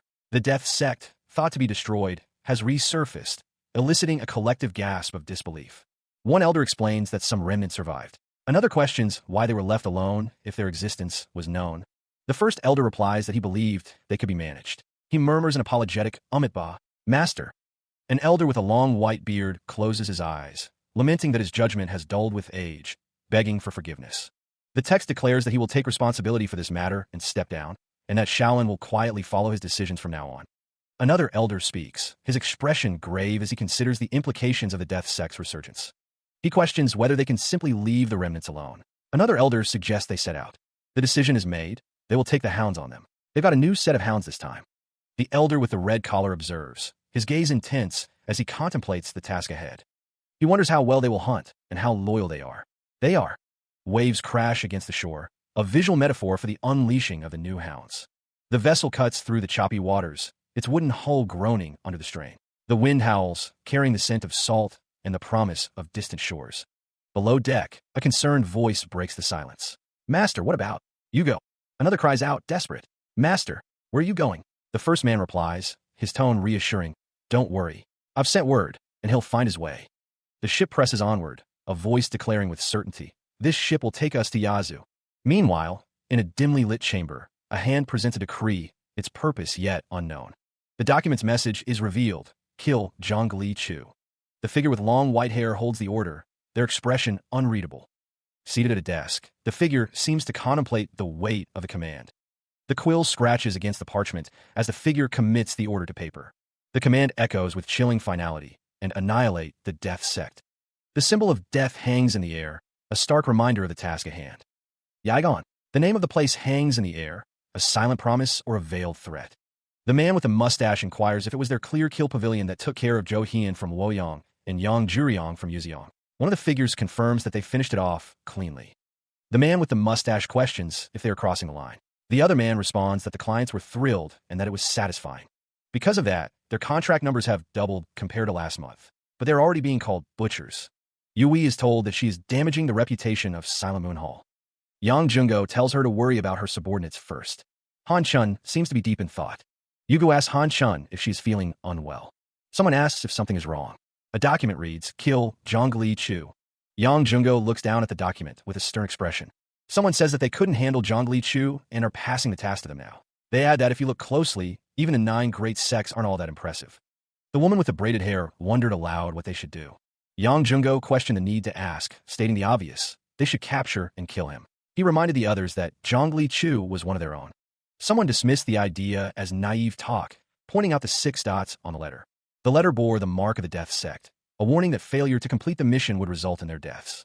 Yang Jungo snapped, demanding that the others not act as if they didn't know the stakes. He insisted that the one who needed to die was Zhongli Chu, not him.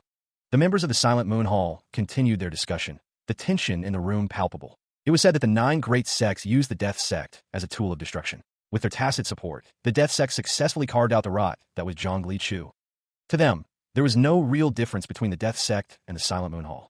They were an independent assassin group, free from the grasp of the 9 great sects. Yugu declared that it was enough, stating that he didn't expect the process to be easy. Yugu acknowledged that this time, they were facing a real obstacle. Yu Hui, with a sigh, placed her hands on her head, overwhelmed by the situation. Someone wondered if they should still be relieved, as neither they nor the 9 great sects knew where Zhongli Chu was right now. An order is given to bring someone in. The speaker adds that they've finally tracked their movements. Han Chun walks forward, seemingly surprised by something he sees. The man recounts that after Palbakium died, a man named Song Jun appeared, claiming he had finally avenged his enemy. He identified Song Jun as a death sect assassin. The master demands to know where Song Jun is. The disciples are protecting him, fearing retaliation from Palbakium's followers. The order is given ahead to Yazoo immediately. The master is informed that traces of the death sect have been found. Yui acknowledges the information, stating that they know about Palbuliao. Yui reveals they received another letter from the 9 great sects, seemingly surprised by something. A letter is crumpled with a distinct ripping sound. The 9 great sects want the Silent Moon Hall to lead them to Palbuliao and wipe out the death sect. Someone questions if they mean the whole group. Yui states that they have contracts to fulfill, questioning how the 9 great sects can expect them to do this. Yu Hui's expression is unreadable. An order rings out, summon all the division heads. The Silent Moon Hall is heading to Palbuliao. The elder is greeted, acknowledged to have had a tough journey to arrive. The question hangs in the air. Where is he? A man demands to know why they're doing this, only to be told that the speaker only knows where to submit the contract. Another voice rises, questioning the problem since they paid for the contract. They are reassured that the group is not there to cause harm, and they shouldn't be afraid. The group gathers, their intentions still unclear. The question lingers. How would anyone know where they are? The response is simple. Exactly. The speaker reiterates that they only know where to submit the contract, and that the contract agent won't appear. The desire to know hangs heavy in the air. It's revealed that there's a sitting Buddhist statue in Daribong, Palbuliao, and the contract must be negotiated in front of that statue. The rules are laid out. Be careful. No more than 2 people can go, and they must go alone without carrying any weapons. These are just a few of the rules posted on a sign at the entrance, so make sure to read it. Han Chun instructs everyone to stay there, reasoning that if they all go, they'll hide even further, so he'll go up alone. He trudged up the winding path, the determination etched on his face. Han Chun muttered his intentions, focused on the task ahead. He would capture the contract agent. A voice echoed from behind, offering a simple blessing for the journey. Go safely. The rules were clear, etched in stone. When 2 or more people are present, only one may enter. Warriors must remove their swords. Debating right and wrong is forbidden. Failure results in immediate execution. Han Chun stood before the sign, the ancient characters a stark reminder of the hall's rigid protocols. He continued onward, a thought bubble betraying his inner frustration. Why were there so many conditions just to submit a contract? His expression was a mix of annoyance and resolve. A companion stopped, offering encouragement. Go on up, he said. I'm done here. Han Chun glanced back, a flicker of concern in his eyes, before turning to face the path ahead. He stood before the massive Buddhist statue, a silent sentinel guarding the path to the Silent Moon Hall. Han Chun declared his purpose, his voice echoing in the stillness. I'm here to submit a contract. The statue loomed, an impassive witness to his declaration. He stands amidst the trees, the silence broken only by the rustling of leaves. Han Chun declares that there's a man called Samjil Jin in the Hunan martial arts world. Before the looming Buddhist statue, he inquires about the payment. It's 10,000 silver niang, Han Chun reveals. Half up front, he clarifies, the rest after the job is done. The old man's expression remains unreadable. A hand presents a promissory note from Moonmon. Han Chun accepts the contract. He is told to leave. He pauses, a flicker of unease in his eyes. Han Chun muses that they must be watching him closely from nearby, yet he can't sense their presence. He wonders if they are underground. A chill runs down Han Chun's spine. He walked through the forest, the ancient stone statue looming in the background. A sigh escaped Han Chun's lips, his expression unreadable. He continued down the path, deeper into the woods. Han Chun frowned, disappointment etched on his face. It was disappointing that he couldn't catch the contract agent. He approached a covered object, a thought crossing his mind. If he submitted another contract and carefully observed the ground beneath. Han Chun paused, noticing a figure sitting nearby. Ahem. The figure spoke, accusingly. Despite the sign saying to leave weapons behind, he hadn't followed the rule. Han Chun's expression shifted to arrogance, handing over a blank piece of paper as a promissory note and arrogantly submitting a contract on himself. The figure's face was revealed, a stern expression on his face. And yet, our master still accepted the contract. Han Chun's face contorted in anger. Found you, you bastard. The old man sat in the forest, the words echoing in his mind. Even though it was written, leave your weapons behind, you didn't follow it. Presenting a scrap of paper without a single word as a promissory note, and the arrogance to subcontract yourself. The man's long white hair swayed slightly in the breeze as he considered the situation. Nevertheless, Han Chun's master accepted. Elsewhere, a grizzled man with a stern expression declared, Found you, you bastard. There's no hiding place in the martial world for guys like you. We're gonna find and slaughter all you. A hand tightened around the hilt of a sword, the promise of violence hanging heavy in the air. Death Sect assassins hiding your heads up in Pao Biliao. That's the wish, and at least you won't see it. Meanwhile, Han Chun drew his sword, the steel glinting in the dim light of the forest. He stood ready, the blade held firm in his grip. The old man faced his unseen opponent, the air thick with anticipation. A smirk played on his lips. 'Cause you're gonna die soon. His face a mask of grim determination. The old man's eyes narrowed, focused on the unseen opponent before him. A flurry of motion erupted as one of the swordsmen lunged forward, blade aimed at his target. The force of the blow connected, sending the other figure staggering back, the sound of impact echoing through the training grounds. Han Chun watched the exchange, his expression unreadable as he assessed the situation. With a sneer, Han Chun declared that his opponents were nothing without a surprise attack. A foot slammed into the ground, the force of the impact cracking the earth beneath. Steel sang as Han Chun drew his sword, the blade gleaming in the light. The swordsman cried out as the blade found its mark, pain etched across his face. Han Chun raised his sword high, taunting his opponent that his back was wide open. The sword descended, a blur of steel and fury. His face contorted in rage. Han Chun's eyes burned with a fierce intensity. Han Chun stood over his fallen foe. The battle concluded, at least for now. The fallen man lay still, his face contorted in a silent scream. Nearby, a sword stood planted in the ground, a grim marker of the recent struggle. The wind whispered through the desolate mountain pass, carrying the scent of pine and the metallic tang of blood. Far off, a group of men waited anxiously. Elder, one muttered, his voice barely audible above the wind. Isn't Master taking too long? The others exchanged worried glances, their faces etched with concern. Han Chun, accompanied by another, ascended the rocky path. We need to go up and check it out, he declared. Let's go. The sound of their footsteps echoed through the otherwise silent landscape. Their feet crunched on the loose gravel and fallen leaves as they made their way up the incline. They arrived at the scene, the sort of stark warning of what had transpired. Pinned to the sword was a contract, its details obscured by blood and grime. The contract bore a grim message. Contractor, Samjil Jin. Contract target, Samjil Jin killed. Contract completed. The fallen man was Samjil Jin, a victim of his own contract. A guttural roar tears from his throat, veins bulging as pure rage contorts his features. The unseen warrior's fury echoes across the landscape. You Death Sect bastards. Grasping his staff, the man vows, I'll make you pay with your lives. Elsewhere, a somber procession winds its way through the forest, the weight of their burden heavy on their shoulders. Leading the way, a man with a stern gaze guides the solemn group. Meanwhile, from a distance, a small group watches the procession pass, their expressions unreadable. Elsewhere, a lone figure sprints down a hillside, urgency etched into every stride. One man reports, Master Moon. Another asks, yeah, did you find out? The man states, Samjil Jin was hit by the Death Sect. So, my disciples are moving his corpse back to his hometown. The woman reveals, Samjil Jin has deep ties with Kapalbang. One of the men explains, Zhongli Chu made things bigger. Another adds, we can't just pretend to follow along. The woman asks, what? The text states, the opening started to surround all over Pao Biliao. They had even come to Manhwa. It likely wouldn't be the end if they couldn't finish off the Death Sect this time. It seemed other clans were gathering, thinking the prestige of Gopalbang had been crushed. That's why. The Silent Moon Hall had ordered their whole organization to mobilize. Zhongli Chu was addressed directly. There was nothing they could do, no. The Silent Moon Hall must take the lead in wiping out the Death Sect. It was too early to give up, Nana insisted.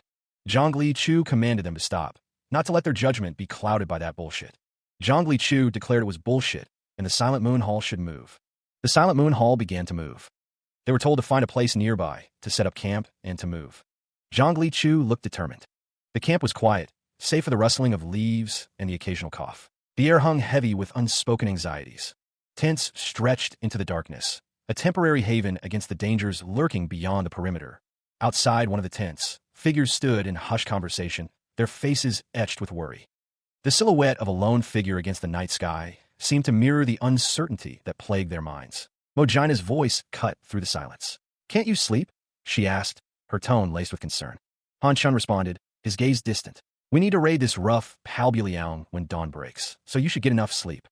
Mojina's expression hardened, a question forming on her lips. "Do we have to kill Zhongli Chu after all?" Han Chun sighed, his shoulders slumping slightly. "No matter how much I think about it, I can't come up with a plan to save him."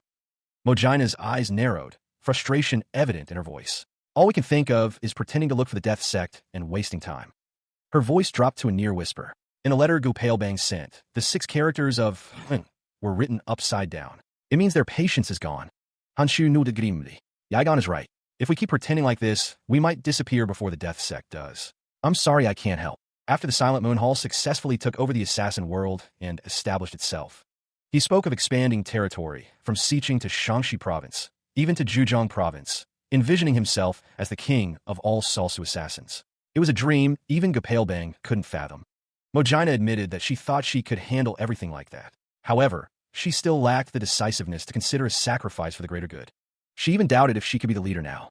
Mojina confessed that sometimes she's jealous of Yagon, who can even throw away human relationships for profit. The Silent Moon Hall controls half of the assassin world and is still watching out for Gopal Bang. After seizing the rest, they fought hoping to escape their clutches. But Han Chun knew what? Han Chun noted that Zhongli Chu is fighting Gopal Bang with less than 10 assassins. Not to mention, he's never even tried to understand their mood. Suddenly, that thought came to Han Chun. Zhongli Chu maybe? Was he an office manager from the start? But Mojina knew what? Elsewhere, a red flag bearing a flower emblem flutters in the wind. 2 guards stood watch outside a tent. One of them wondered, before another voice commanded, "Stop." A figure demanded that the person reveal who they are. The other responded that they came to see Elder Wasan. A figure, cloaked in shadow, demanded the other reveal himself. The man responded, declaring his name, Hyan Mujil from Gonrian. Hyan Mujil, his face scarred and stern, stated he had information regarding the Silent Moon Hall, requesting it be passed on. A flag bearing a complex floral design flutters in the wind. 2 figures stand guard outside a building. One of them pauses, questioning the newcomer. The guard demands that the approaching figure identify himself. He states that he is there to see the elders of Manhwa. The figure announces that he has information about Silent Moon Hall. Hyun Mugil from Kunlun introduces himself. Akjin of Mount Hua introduces himself, followed by Mubal Sinka from the Beggar's Sect. Han Chun states that he was just chatting with Akjin and asks if he can join the conversation. He is told that it would be an honor. The group is invited to have a seat. Han Chun is asked to share what he knows about Silent Moon Hall. Han Chun confirms that Silent Moon Hall is currently in Palbuliang. Mubal explains that they were ordered to lead the attack on the Death Sect, but he doesn't know who made that decision in the 9 great sects, adding that it was a mistake. When asked why, Han Chun reveals that Silent Moon Hall wiped out the Death Sect in one night and took control of the assassin world. Meanwhile, the Death Sect remains hidden, mocking the 9 great sects by disrupting their plans, the man with the scar observes. These 2 forces are not to be underestimated, he thinks. And now, she's trying to join hands with Zhongli Chu.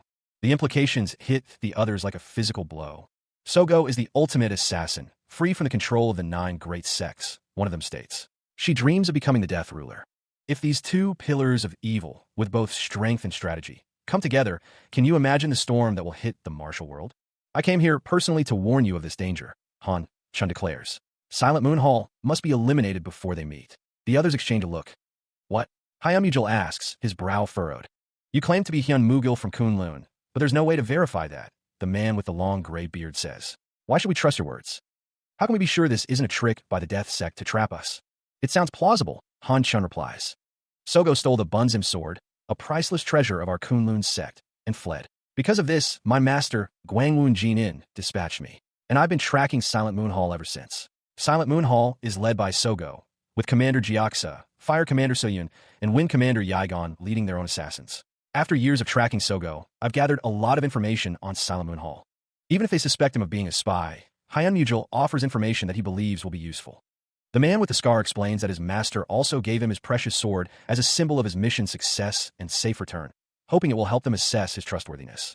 Akchin calls out, asking if anyone is outside. One of the men responds, confirming his presence, and is ordered to bring Hyunmujul's sword that they've been holding. The sword is brought forth. The sword bears the inscription, Buns him Bunkwang. Another inscription reads, Action leads to complete failure, followed by Gwangwon. Akchin tells Hyunmujul to tell them more about Silent Moon Hall, adding that they were already planning to deal with them, as they seem to have little regard for human life. Mubel wonders aloud if he should start by telling them how he choked the life out of Yigon, the Wind Commander of Silent Moon Hall. Elsewhere, the Master is calling, ordering all the commanders to be informed. The message spreads through the trees. A commander prepares to leave. The group was preparing to head towards Palbiliao, but someone had something to say. Yes, sister, but Yui wondered where Yigon was. The commander barked, Tell the Wind Commander to get over here immediately. Akchin remained silent. Akchin thought to himself that he would meet with Zhongli Chu first and tell him. Yui stated that they had no choice. Someone shouted for the commander. The commander was told that Yigon was not there. He was told to tell them himself. Someone explained that last night, Yigon had a stomachache and went down to the village to see a doctor. The commander was informed that he hadn't returned since. Hyunmujul was shocked. Akchin thought to himself, that damn Yigon. The commander's face tightened with displeasure. He believed Yigon wasn't sick, but rebelling because his opinion was ignored. The commander insisted that for his transgression, Yigon must be severely punished. With Yigon gone, the question arose, what about the Wind Commander's assassins? The group stood in silent agreement, the weight of Yegan's actions hanging heavy in the air. The commander declared that, for now, Jiaksa would take command. He ordered the group to move out. Elsewhere, the group began their trek through the dense forest, the sounds of their footsteps echoing in the stillness. The forest grew silent as they pressed on. The group continued their march, their figures shrouded in the mist. Yui voiced her concern. The fog was thick, and she wasn't sure they were heading in the right direction. Their boots crunched on the fallen leaves, the only sound besides their breathing. Hyunmujul raised his staff, halting the group's advance. He warned that there was a cliff up ahead. The group stopped abruptly, the danger now clear. He stands with the group on a small rise. One of the men expresses his gratitude, saying they could have had a serious accident if it weren't for him. Another comments that he seems to know the area well. Hyunmujul explains that he lived at the foot of Palbiliang before joining the Clear Kill Pavilion, adding that he spent his childhood running around this area. He offers to guide the way, and the commander agrees. The commander states that he will take the lead, and Hyunmujul replies, this way. The group continues to move through the foggy forest. The morning fog in Palbiliang is really thick. It doesn't start clearing until the sun is high. The group continues through the thick fog. The group continues through the forest. The commander stops, noticing something ahead. Yui extends her hand, sensing something. The commander asks what it is, and Yui replies, over there.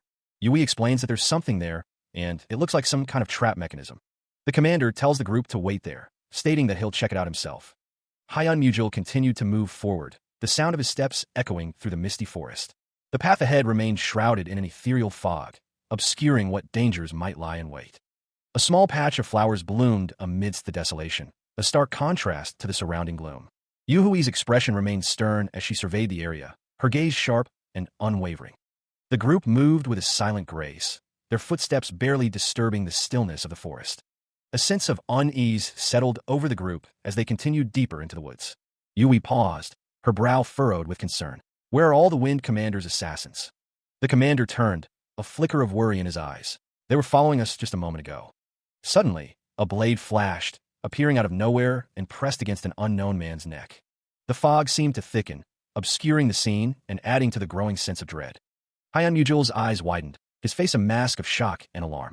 A desperate cry pierced the silence. Run! Everyone, get out of here! A storm of arrows descends, each point aimed with deadly precision.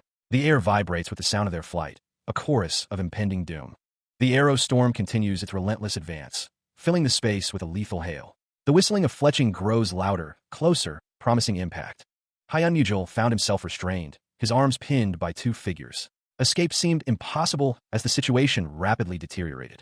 A deafening roar filled the air, the sound of impending doom.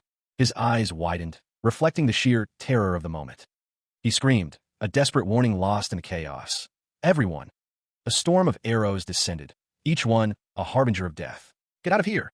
The air crackled with the deadly projectiles, a rain of iron and malice. Mojina watched with growing dread, her face etched with worry. I reflected the horror unfolding before them. The sound of arrows slicing through the air was deafening. The crowd braced themselves against the onslaught, a desperate struggle for survival. Fear gripped their faces as the arrows rained down upon them. Hyunmujul, breaking free from his captors, stood ready to face the deadly barrage, his eyes blazing with determination. He is held back, restrained by unseen hands. Hyunmujul grits his teeth, a low growl escaping his lips as the pressure mounts. Panic sets in as a woman's scream pierces the air, the crowd around her a sea of terrified faces. A figure with stark white hair, bow drawn and ready, shouts a desperate warning, "Run!" The air fills with the deadly whisper of arrows as they begin to rain down. The deadly projectiles continue their descent, each one a harbinger of pain and chaos. The arrow storm intensifies, the sky darkening with their numbers. A man looks up, his face etched with terror as the arrows plummet towards him. The arrows strike, a devastating barrage tearing through the crowd. Screams of agony erupt as the arrows find their marks, bodies falling amidst the chaos. An archer, bow drawn tight, demands to know who dares to interfere, his voice ringing out. "Who is it? Who's there?" The archer releases his arrow, his shout echoing across the battlefield. "Show yourself." Amidst the carnage, a voice urges retreat, declaring that fighting back is useless, but another refuses to abandon those left behind. The air filled with a deadly rain, each arrow finding its mark with brutal efficiency. The soldiers cried out as the projectiles pierced through flesh and bone. The archers, a unified force of destruction, maintained their relentless barrage. Bowstrings sang as they unleashed another volley, ensuring no escape from the storm of arrows. A face contorted in a silent scream, the realization of impending doom etched into every line. The archers' assault was relentless. The battlefield became a graveyard, littered with fallen bodies and the silent testament of war. Arrows protruded from the lifeless forms, marking the end of their struggle. The arrows continued their deadly descent, each one a harbinger of death. The air crackled with the sound of their passage. The arrows continued their deadly descent, each one a harbinger of death. The air crackled with the sound of their passage. The wind whispered through the trees, carrying the echoes of the dying. The forest seemed to mourn the carnage. A chilling smile spread across his face as he savored the sounds of human suffering. "Hearing human screams always gets my heart racing," he mused. One man turned to another, a grim understanding passing between them. "What a world we live in," he began. Who would have thought that clear kill pavilion from the outskirts would rise to such prominence? The voice echoed with a sinister satisfaction. "Silent Moon Hall wiped out the Death Sect, and now we've wiped out Silent Moon Hall, and all without lifting a single finger. Ha ha ha." Doubt crept into the conversation. Still, should we really continue to follow Wind Commander Yigon? The question hangs in the air. Why? Why should they trust this man? Doubts linger about the kind of person he truly is, one who betrayed his master and led his comrades to their deaths. The man's face is set, his expression unwavering as the accusations of leading others to deaths without loyalty echo around him. The murmurs continue. Why should they take orders from someone like that? Then, a sinister smirk spreads across the face of one of the men, a silent agreement forming in the shadows. A chorus of voices rises in agreement. "All right, let's do it." "Agreed. I'm in favor." The plan is laid out. Head over to the Clear Kill Pavilion and tell the master what they discussed. Tell him to take down the remaining 17 elders guarding Silent Moon Hall and seize the estate. After that, the world will be theirs. One of the men nods, declaring he'll head there right away, brothers. The others respond that they'll follow soon. The sound of footsteps echoes as the man hurries away, the plans set in motion. The sound of something being cut rings out. The faces of the conspirators are grim, their expressions a mixture of determination and apprehension. The man continues to run, disappearing into the distance. The man who agreed to head to the Clear Kill Pavilion is now injured, blood dripping from his neck as he clutches his throat. A warrior, caught off guard, grunts as an unseen force strikes. A surge of warriors descends, their faces grim, their intent clear. The onslaught continues, a relentless tide of blades and bodies. Panic sets in as one of the warriors cries out, questioning the sudden turn of events. Steel flashes as a warrior clashes with an unseen foe, the sound of metal on metal echoing through the chaos. Another warrior cries out, his strike met with a dark, ominous energy. The ambushers reveal their motive, declaring their role in luring the Silent Moon Hall into this deadly trap. A pair of swords are drawn, ready to cut down any who stand in their path. A warrior, bloodied and enraged, lets out a guttural scream as he faces his attackers. A chorus of screams rises as the battle intensifies, the sound of shattering wood adding to the cacophony. Fear grips the faces of those caught in the crossfire, their eyes wide with terror. Amidst the chaos, a figure with long white hair emerges, their expression a mask of cold determination.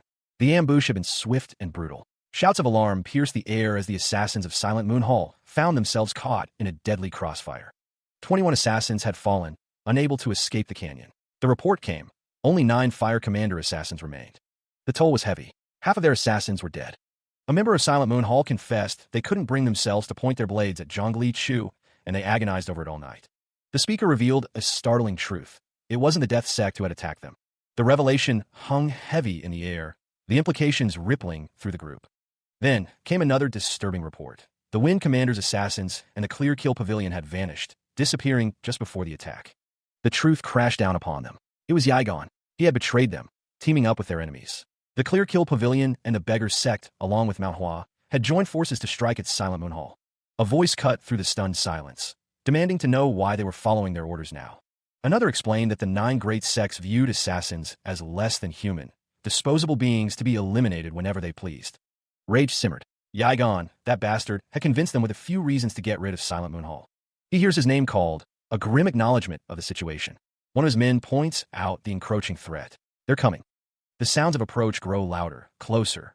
The report comes in. They are surrounded, enemies approaching from every direction. The declaration echoes through the ranks. They are completely surrounded. Yigon reflects on his desire to avoid this conflict, wishing he had waited until his forces were stronger. But now, with no other choice, he grips his sword, preparing for the inevitable clash. He hears the taunts of the enemy, declaring that their foolish master has led them to their doom. Yigon shouts back, ordering his troops to survive. Yagan's face contorts in fury. He vows that Silent Moon Hall will beg for forgiveness at their graves. His rage boils over, a primal scream escaping his lips. The order is given. Prepare for battle. A cacophony of war cries erupts as Yagan's forces charge forward. The battle begins, a chaotic clash of steel and fury. He lets out a desperate cry as he's sent hurtling skyward. The world spins around him as he tumbles, completely inverted. His silhouette is now visible within a strange, crimson sphere. A wave of soldiers charged forward, their battle cries echoing through the trees. More soldiers surged ahead, their voices joining the cacophony of war. Another soldier added his voice to the roaring advance. The relentless charge continued, the soldiers' determination unwavering. Yagan's gaze hardened, a grim acceptance settling over his features. Even without becoming the Death Ruler, he would die like one who aspired to be. The soldiers pressed forward, one of them snarling, "You butcher scum, offer up your necks." Yigon stood his ground, his expression resolute. Like a man, he thought, steeling himself for the onslaught. The soldiers continued their relentless advance, their cries filling the air. Yagan's eyes narrowed, his voice a low growl. Fight to the death. His hand tightened around the hilt of his weapon, knuckles white with strain. With a furious roar, Yigon swung the weapon in a wide arc. The weapon crashed into the ranks of the charging soldiers, the sound of impact echoing through the battlefield. His face a mask of fury and desperation, Yigon prepared for the onslaught. The first wave of soldiers fell before him, their bodies crashing to the ground. He fought with a savage grace, each movement precise and deadly. The commander's eyes narrowed, a grim determination etched on his face as he surveyed the battlefield. With a battle cry, more soldiers surged forward, their swords raised high. Yigon, born assassin, knew he was doomed to a violent death. He roared, "I'll kill as many as I can before my last breath," as the sounds of battle intensified. Leaping into the fray, he became a whirlwind of steel and fury. His grip tightened on the hilt of his sword, knuckles white with strain. Swords clashed, the air thick with the scent of blood and the clang of steel. The battle raged on, a chaotic dance of death and desperation. With a final, desperate lunge, Yigon struck down another foe, his eyes burning with defiance. He parries a blow, the force of the impact reverberating through his arm as he struggles to maintain his footing amidst the onslaught. A soldier's face contorts in a mask of rage, his teeth bared as he prepares to strike.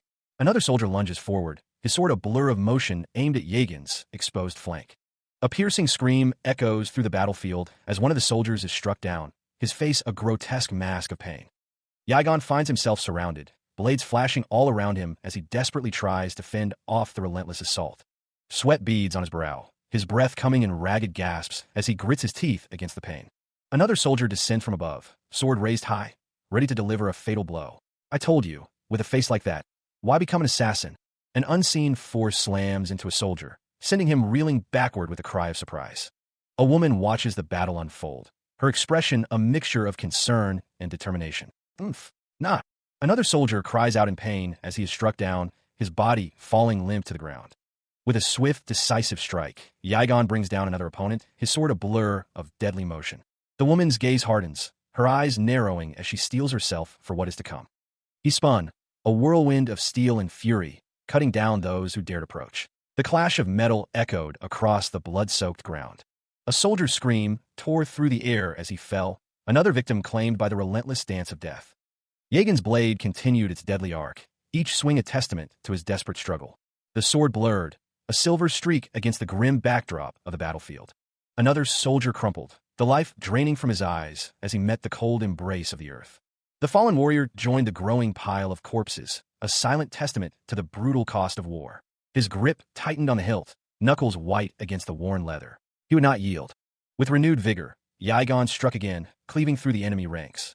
Each swing was a desperate prayer, a defiance against the encroaching darkness. Another foe fell, joining the grim tapestry of death that painted the battlefield. From the rear, the commander's voice boomed, laced with fury. "It's shameful to even breathe the same air as you." He roared, "Kill them. Show no mercy when ending their lives." He grits his teeth, his eyes narrowed as he faces the overwhelming odds. Yigon clashes his sword against another, the sound of steel ringing through the air. He steps down hard on a fallen foe, crushing their hopes of rising again. The commander sneers, "You must be the leader of Silent Moon Hall." Yegan's gaze hardens, his resolve unwavering despite the taunt. Again, the clash of blades, a dance of death amidst the chaos. A voice echoes, calling him a clueless greenhorn. The commander's face twists with mockery. "Ah, Death Ruler? In your dreams. Ha, ridiculous." Surrounded, Yigon spins, a whirlwind of steel against a sea of enemies. The commander's expression hardens, his eyes filled with disdain. Yegan's eyes narrow, his determination unyielding. The mass of soldiers watches, a silent audience to the unfolding battle. The ominous crackling of the fire filled the air, a sound that promised destruction. Panic flared as one of the men shouted, his voice raw with terror. "Fire!" The mountain was ablaze, a wildfire raging in weather that should have offered respite. Another man, his face etched with worry, exclaimed that he knew something was off about the foul smell in the fog. The flames continued to advance, surrounding them, as another voice cried out that they were trying to burn them all alive. The fire was getting closer, one of the men warned, but another insisted that it hadn't reached them yet. Hope flickered as one of them declared that if they hurried, they could get out. A man, brandishing a blade, commanded them not to panic, insisting that dealing with Silent Moon Hall came first. Silence fell over the group, the weight of their situation pressing down on them. The flames roared, a stark reminder of the danger that surrounded them. A voice cut through the tension, urging everyone to retreat. The group stood together, their faces a mixture of fear and determination as they prepared to face the encroaching inferno. The order to retreat from Manhwa echoes through the ranks, a desperate attempt to escape the encroaching inferno. The commander of Silent Moon Hall, face contorted with urgency, bellows for everyone to get out. A wall of steel rises to meet them, the clang of blades a deafening promise of resistance. The soldiers stand firm, a bulwark against the tide of fleeing figures, their voices a unified roar. Stand back. The defenders' close ranks, a grim determination etched on their faces. There will be no escape. A soldier, eyes blazing with fury, steps forward, bellowing for the fleeing to step aside. Another leaps into the fray, blade raised high, a desperate cry for escape echoing in the smoke-filled air. With a snarl, a defender prepares to strike, dismissing their hopes as foolish dreams. Steel clashes against steel, a desperate dance of survival amidst the chaos. The commander, face grim, calls out to Jiaxa, a desperate plea for a breakthrough. A warrior, eyes narrowed, vows to smash through the wall of swords, a promise of violence hanging in the air. With a defiant cry, the remaining assassins charge forward, a desperate attempt to break through the lines. A guttural growl rumbles from deep within, teeth grinding together in a display of raw desperation. The inferno rages, licking at the edges of their dwindling sanctuary. A voice cries out a final, sorrowful farewell as the flames draw ever closer. The fire roars, a consuming wave of heat and destruction. Trapped, they huddle together, the fire a relentless cage. The realization dawns. They're truly trapped, with no escape in sight. We're trapped with no way out. A face, etched with worry, contemplates their grim fate. A voice echoes in their mind, a lament of disbelief. I never imagined we'd end up in this situation. Is this my limit? The commander stands firm, his gaze unwavering despite the encroaching doom.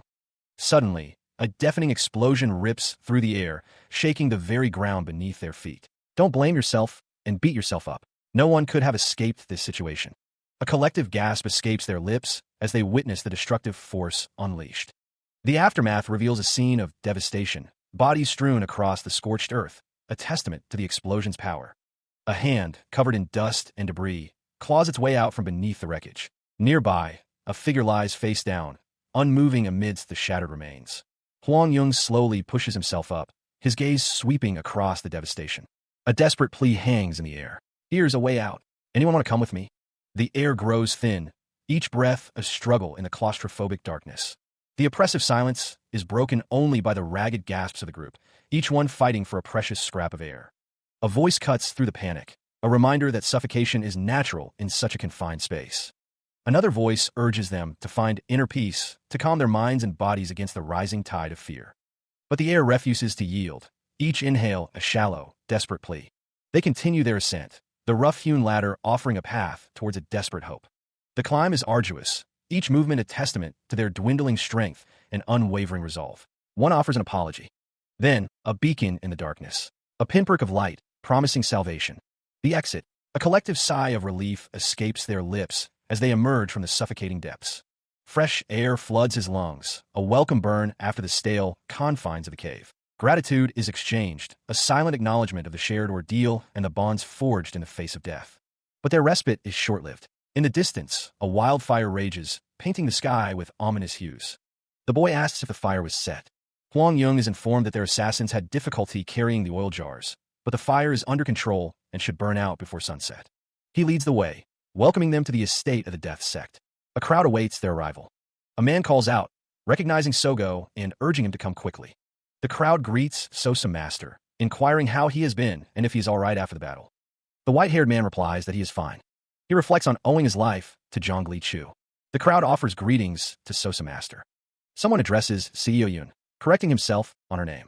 The man notes that Sogo has grown well, understanding why. They remark that her elders must feel proud before asking where Yigon is. He stands among the group, his expression grim. The order is given. Don't bother looking for Yigon, the scoundrel. Hyun Mujul's face is tight with anger as he recalls the betrayal. Yigon led them into a trap, into the jaws of death itself. The weight of the betrayal settles on Hyun Mujul's shoulders. How could this have happened? A voice calls out, directing the others to prepare a place for the weary travelers to rest and tend to the wounded. The accommodations are humble, to say the least. An apology is offered for the poor conditions, a regret that a better place could not be provided in this remote location.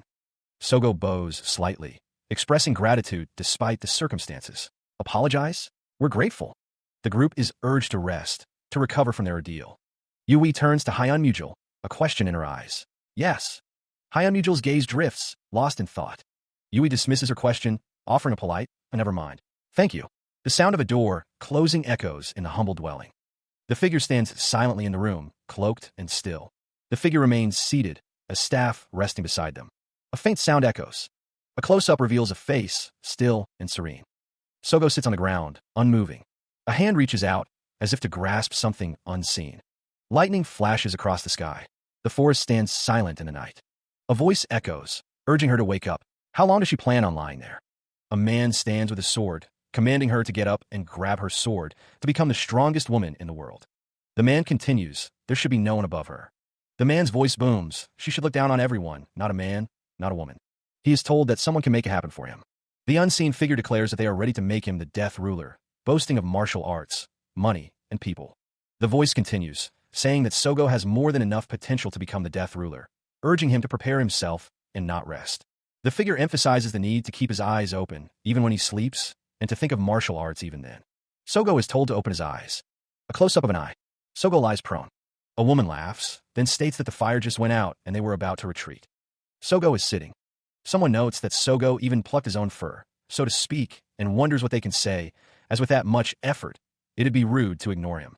The crowd agrees that they are right, absolutely. The silent Moon Hall assassins are called down to feast together, as they have enough to eat until their stomachs burst. One of the men suggests that boar meat wouldn't be complete without some liquor. Another man exclaims that Commander Bayuk is the best. A woman asks if one drink should be fine. A man responds, sure, why not? Someone calls out for everyone to listen up, stating that despite the party atmosphere, there's something they must do before they celebrate. They announce that today is the day many silent Moon Hall assassins died. An assassin reflects that assassins never know when their lives will end. A voice suggests taking a moment to pray for them, hoping their souls of blood do not wander the earth and find peace in heaven. Sogo's expression is unreadable. Han Chun stands nearby, watching Sogo. Sogo reflects that they haven't even thanked the other for saving them. Sogo offers their thanks, identifying themselves as the master of the death sect. Han Chun asks what for, and Sogo responds that they'll leave at dawn. Han Chun warns that the Silent Moon Hall's estate is in danger, and even the elders are on alert, though they are guarded by the 28 elders. It's not safe yet. The information reached Sogo. It wasn't just Manhwa and the Beggar's Sect, but martial artists from all over were gathering. The voice continued, explaining that they were mainly targeting them, but if Silent Moon Hall showed itself, they'd attack right away. For now, there was no way to safely escape Palbuliang, but to wait a little longer. Commander Bayuk offered to guide him to the Elder, and from there, he could follow the water route to Hunan safely. The commander's words hung in the air as Sogo looked at him, a silent question forming on his lips. Why? Commander Bayuk asked if Sogo knew why Silent Moon Hall came here, pressing him to admit it wasn't by choice. Was it? Sogo wondered what Commander Bayuk would have done, had he demanded it, as the master of the death sect. A smile played on Sogo's lips as he realized the guest was coming, and he needed to meet them before he left. The forest stood silent, the bare trees reaching into the overcast sky. A small stream cut through the undergrowth, its dark waters reflecting the gloom above. The group moved cautiously through the woods, their faces grim. One of the group called out to the elder, reporting that several bodies were missing. Another voice echoed the call, drawing attention to something nearby. One of the group pointed out a pit, noting its suspicious appearance. Someone observed that it looked like the pit had been dug up recently. The possibility of a tunnel being dug for escape was raised, a grim question hanging in the air. The order came down, dig it up. A question hung in the air, followed by a firm directive. If there were doubts, they should check immediately. One of the men stated that if they dug, they would find out what was going on. The digging began, the sound of metal striking earth echoing through the silent forest. The axe bites deep into the earth, each strike echoing in the silent forest. The digger notes that the ground is loose, making the task surprisingly easy. The shovel strikes something solid, and the man realizes someone had previously dug here and then covered it up. A shout goes up as the group realizes they've found tunnel. Is it really a tunnel? The group speculates that this tunnel might be the clue to their whereabouts. Time to break through. Inside the hole, the digger finds a pile of rocks blocking the way. It looks like they were prepared for a chase. He continues to clear the rocks, working deeper into the earth. His hand reaches out, feeling the cool earth. He strains, pushing against the heavy stones. A man holds up a piece of flint, questioning if it is what he thinks it is. Flint? Sparks fly as the flint is struck, illuminating the darkness. Jars, marked with strange symbols, are revealed in the flickering light. A ripple of alarm spread through the crowd. Someone cursed under their breath, while another voice, laced with confusion, questioned what was happening. A man's face contorted in terror as he screamed, his voice cracking with the realization. It was a bomb. The world erupted in a deafening roar as the explosive detonated, sending a shockwave through the mountains. Nearby, two men were caught off guard, their expressions a mix of shock and disbelief as they felt the ground tremble beneath their feet. Earlier, the gathering had been peaceful, a scene of shared food and quiet conversation before the chaos. Unbeknownst to them, a deadly device lay hidden amongst them, waiting to be triggered. Meanwhile, one of the men commented that the Beggar's Sect never left any detail unchecked. The white-haired figure remarked that Sosa Master even taught Zhongli Chusa mechanics. Hyun Mujul dismissed the notion, stating that it wasn't something he knew much about. The white-haired figure wondered if he had figured it out on his own. Hyun Mujul simply stated that he only did what he was told. A man in a hat complimented someone on connecting the fuse to the flint perfectly, admitting he honestly thought it might misfire. Someone internalized that they seemed to have underestimated the master's skills. The white-haired figure laughed, asking if the explosion woke him up. An invitation hangs in the air. Breakfast is ready. Yugu declines, explaining that he's going back to sleep, admitting he only got up because his bladder was about to burst. A question arises. Why is Elder Samhyun present? It's revealed that he's been assisting them since the destruction of Daewoo Mountain Estate. Preparations are underway, setting up mechanisms around Palbuliang, as the Death Sect assassins alone cannot defend the place. A grim determination hardens his features. A vow echoes. They will not leave the martial world entirely until they are dead. The bandaged figure speaks, revealing his name, Chong Hai. His body, it is said, was torn to pieces. It's revealed that they survived thanks to Chong Hai's body acting as a shield. The man with gray hair is glad to hear it. Yugu expresses his relief at seeing him alive. The bandaged man warns that there are probably more mechanisms set up around Palbuliang, and the gathered warriors might set them off without realizing it. He was instructed to surround Palbuliang and seal it off. The elder's command was met with a respectful affirmation. Hyun Mujul stood silently, his gaze fixed on something beyond the assembled group. Jiaxa scoffed, dismissing the elders of the 9 great sects as pathetic fools. The man's face contorted in rage. The silent moon hall had survived, much to his displeasure. A gentle massage was requested, the touch easing the pain. Fingers pressed and kneaded, working out the knots. Yugu confirmed that the spot was indeed the right one, inquiring if it felt better. A simple affirmation was given. The fatigue was easing up, bringing a sense of refreshment. But the question of when the guests would leave hung in the air, the cooking for them proving exhausting. A hushed warning followed, cautioning against being overheard. Mojina announced her return to the young master. She was met with a question of whether something had happened, as she had taken longer than expected. Besides the beggars SECT and Manhwa, other martial artists had gathered beneath Palbuliao. They were a bit late because they had to avoid them. The question lingered. How many were there? The return of Mojina weighed heavily on their minds. The group now facing twice as many threats as before with the blood shadow demon still at large. The immediate concern, however, was simply getting out of their current predicament. Hyun Yujul's gaze hardened, his expression a mask of determination as he considered their options. A sharp rap echoed through the room, the sound of knuckles against wood. Changhai called out, inviting whoever was outside to enter. Mojina, standing beside him, questioned their next move. A weary voice groaned, lamenting a sore back. Yang Jungo, arriving with Jiaxa, questioned if this was Zhongli Chu's new hideout. A voice called out, addressing someone as elder. Yang Jungo greeted the arriving elder with a hearty laugh, asking how he had been. Mojina observed the elder, noting that he must be tired from his long journey, but also that he looked healthier. The elder remarked that Mojina's complexion was glowing, acknowledging that she might harbor some bitterness toward him. Changhai interjected, finding the situation a bit much.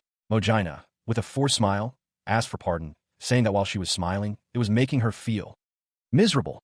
A flag bearing a unique emblem flutters in the wind as a voice calls out, questioning the purpose of their arrival. The speaker declares they came to see the elder. Standing before several figures dressed in traditional robes, the visitor is asked to identify themselves. One of the figures clicks his tongue, muttering about pitiful brats and how they should have been informed first. Another figure agrees, then asks who they should say is asking for the elder.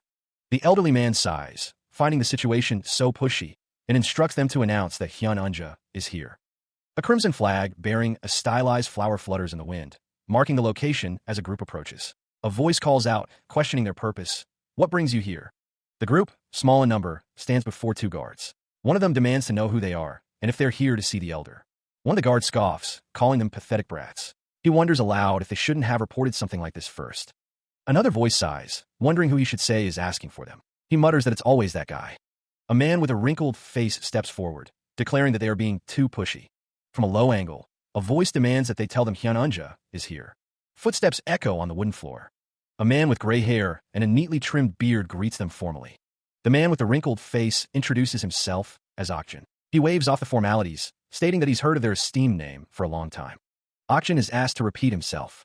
Akjin insists that he is exhausted from coming all the way here and could collapse any second. He demands a room so he can sleep. The sound of loud snoring fills the air. The rhythmic snoring of someone fills the tent as a few men stand guard. Outside the tent, one of the men asks who the grumpy old man is. The elder is considered an expert in mechanics. Having him come all this way feels like gaining 1,000 soldiers on their side. The elder states that it is his tent and orders to be notified when he wakes up. Someone touches the sleeping man's arm. A voice asks how he got here, stating that they heard he was in a difficult situation. The sleeping man thinks that he couldn't just sit still if he needed encouragement. Hyun Unja looks down at the sleeping Zhongli Chu. Hyun Unja's expression is one of concern. Hyun Unja asks if he didn't consider that seeing him like this might actually make it harder for him. Zhongli Chu thinks that it's just a single stumble and it's not over. They still have surviving assassins, the 28 elders in the estate, and Elder Chion's funds. They can start over. Hyun Unja offered encouragement. He could do it too. Honestly, a dry chuckle escaped Zhongli Chu. Looking at Zhongli Chu, Hyun Unja couldn't help but think of his estate being blown up. Sogo. Hearing about Zhongli Chu's actions, Hyun Unja realized how remarkable he truly was. Actually, Hyun Unja thought he knew that too, which is why he was so angry. The fight was just beginning. The weight of the situation settled heavily. He was looking forward to seeing who ultimately comes out on top, who will become the Death Ruler. He didn't realize when they entered the tunnel, but now that he looked around, this place really was an impregnable fortress. It was perfect for hiding. Haha, how did Zhongli Chu find a place like this? He didn't find it.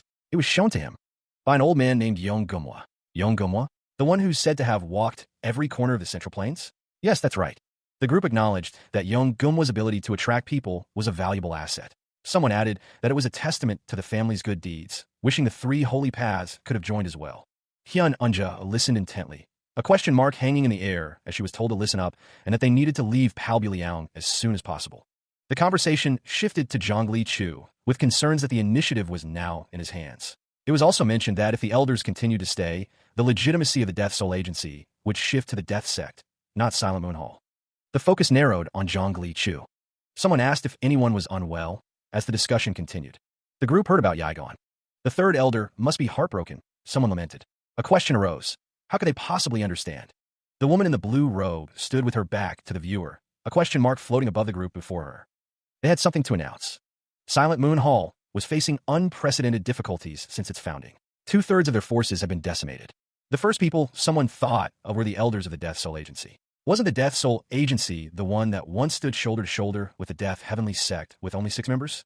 Hyun Unja believed that if the elders offered their guidance, Silent Moon Hall could rise again. He then announced to everyone present that he had something to announce. He was sure they all felt it. Silent Moon Hall and the Death Sect were taking different paths. Hyun Unja made a promise to everyone. Where Silent Moon Hall stood, the Death Sect would not be. A voice from the assembled group wondered what that meant. Another member of the group thought of his father, recalling that the 5 masters of the Death Soul Agency, Jiakjin Insa, made 3 pledges to their supreme. Someone called out to their master, as the narration continued, describing a pledge as ruler and subject, and a pledge as elder and younger brother, and a pledge to share life itself. The man paused, his expression unreadable. Another voice chimed in, stating that they too made a pledge to Sogo as ruler and subject, and to replace the pledge of elder and younger, they entrusted her with the Death Sect. Finally, the last pledge that can be exchanged for life is surrender, an eternal surrender. The narration continued, describing a pledge as ruler and subject, a pledge as elder and younger brother. Hyun Unja promised that as long as he lived, Silent Moon Hall need not guard against the Death Sect. Where Silent Moon Hall stood, the Death Sect would not be, and if Silent Moon Hall came to dominate the Central Plains, the Death Sect would disappear. Jiaksa remained silent, listening intently. 2 men and a woman look on with concern. Their expressions remain troubled. Jiaksa's face is partially obscured by a blindfold as he utters his own name. Tears stream down a man's face. A village lies nestled in the darkness, its inhabitants preparing to leave. A voice promises to help them escape Palbuliao. An old man peers through the foliage, his expression unreadable. His gaze remains fixed, unwavering. A man races through the trees, a grappling hook clutched in his hand. Before a crowd of people, the man states the obvious, a hook. He holds up the tool, simply stating here. With a mighty heave, he throws the hook. The grappling hook flies, a metallic thwack echoing in the otherwise silent forest. The hook's sharp points dig into the target, securing a line. Han Chun peers through his telescope, his brow furrowed in concentration. A sharp crack echoes through the trees, the sound of something breaking under immense pressure. Behind a formidable gate of sharpened spikes, a group stands ready, their faces grim. Han Chun states that he knows the craftsman responsible for such crude creations. The elder instructs someone to mark a specific location on the map. Hyun Unja confirms the order, then asks how many more mechanisms the elder believes remain. Han Chun believes that finding them one by one will reveal that they all lead to a single place. That, he says, is where the moles are hiding. In the distance, the distinct sound of a mechanism activating echoes through the forest. 1 or 2 more attempts, and they'll... Hyun Unja, his expression grave, states that they're coming. The old man peered intently through the makeshift pipe, his brow furrowed in concentration. A faint sound echoed through the forest. With a sudden ooh, spiked logs detached from their hidden perches, beginning their deadly descent. The heavy logs swung down with increasing momentum, the sound amplifying the danger. The spiked logs hurtled downwards, threatening to crush anyone caught beneath their path. A chilling resonated through the trees. The group watched with growing unease as the traps sprung to life around them. One of the men, his brow furrowed, wondered aloud how many more mechanisms lay hidden in the forest. Another voice admitted they had no idea, but reasoned that as they found each trap, they would inevitably be led to a single, central location. The old man, Han Chun, his gaze hardening, declared that this location was where the moles were hiding. The distinct sound of a mechanism activating echoed through the trees. A voice questioned if that was the sound of another mechanism activating. One of the figures, his expression grim, stated that he believed they were coming. The other, his face etched with doubt, wondered if they were truly worth this much effort, given the number of martial artists gathering around them. The man with the long black hair seemed confident. There's a plan in place, and they would see if it went as expected. One thing was for sure. Since he was saying so, the others felt reassured. The courtyard was quiet, save for the rustling of leaves. The man apologized, his voice low. I'm sorry, Zhongli Chu. He assumed Zhongli Chu was just stepping on Silent Moon Hall to rise to power. A faint smile played on his lips. He wondered if Zhongli Chu no longer thought that way. The air hung heavy with unspoken questions. The man's expression was unreadable, his thoughts hidden behind a veil of composure. The man with the long black hair turned to another, his voice laced with curiosity. Which one is it? He had been curious why, despite possessing the martial skills to lead a clan, Zhongli Chu was still bound to Silent Moon Hall. The crowd in the background seemed to fade into insignificance. The woman with long white hair spoke, her voice soft but firm. It seems it's not simply because you were conditioned from a young age to be loyal to Sogo. She pressed, her gaze intense. Who is it for? Or Soyoyan? The man with the long black hair looked away, a hint of a smile playing on his lips. He finally responded, his voice carefully neutral. I'd rather not say. Even someone who sees through everything, it was said, should still have some mysteries left to solve. A silent understanding passed between them. The weight of their mission settled upon their shoulders. Han Shun declared that these two would guide them out just as they were instructed. Jiaxa was told that they knew the terrain of Palbuliang well, so they should be trusted. He had one request. If they encountered any martial artists, do not engage, just run. He urged them to go. Han Shun urged them that no matter what happens, just keep running. They were told to do that, and they'd safely leave Palbuliang. The group listened intently, their faces etched with determination. A voice called out, a farewell to their brothers. Others called out, wishing them to stay healthy. The group was told to take care. Meanwhile, the group began their journey, disappearing into the forest. A group of figures made their way along a narrow, wooden path, disappearing into the dense foliage. One of the figures turned back, calling out, all right, we'll be back soon. A voice responded, yes, take care. From above, the order was given, let's go. The group moved swiftly through a dark, enclosed tunnel. The view of the mountains was frustrating. One of the men questioned, why are we just surrounding them and not attacking? Another responded, isn't this Palbuliang? The man with the mustache retorted, it's a warning not to charge in recklessly and get yourself shredded to pieces. Why complain so much? He paused, adding, just wait. Master Hyununja is dismantling the mechanisms as we speak. Another voice cut in, asking, so when will we strike the death sect? A man responded, what? How should I know? Footsteps echoed. The sound of footsteps continued to echo. Hyununja's expression was unreadable. A palpable tension hangs in the air as the group presses forward, their faces etched with grim determination. The group continues their march, their backs turned, a silent procession moving with purpose. One man observes the approaching figures. He wonders aloud if they are from the Beggar's Sect, then questions who they could be. The answer comes, they are from the Hahu family.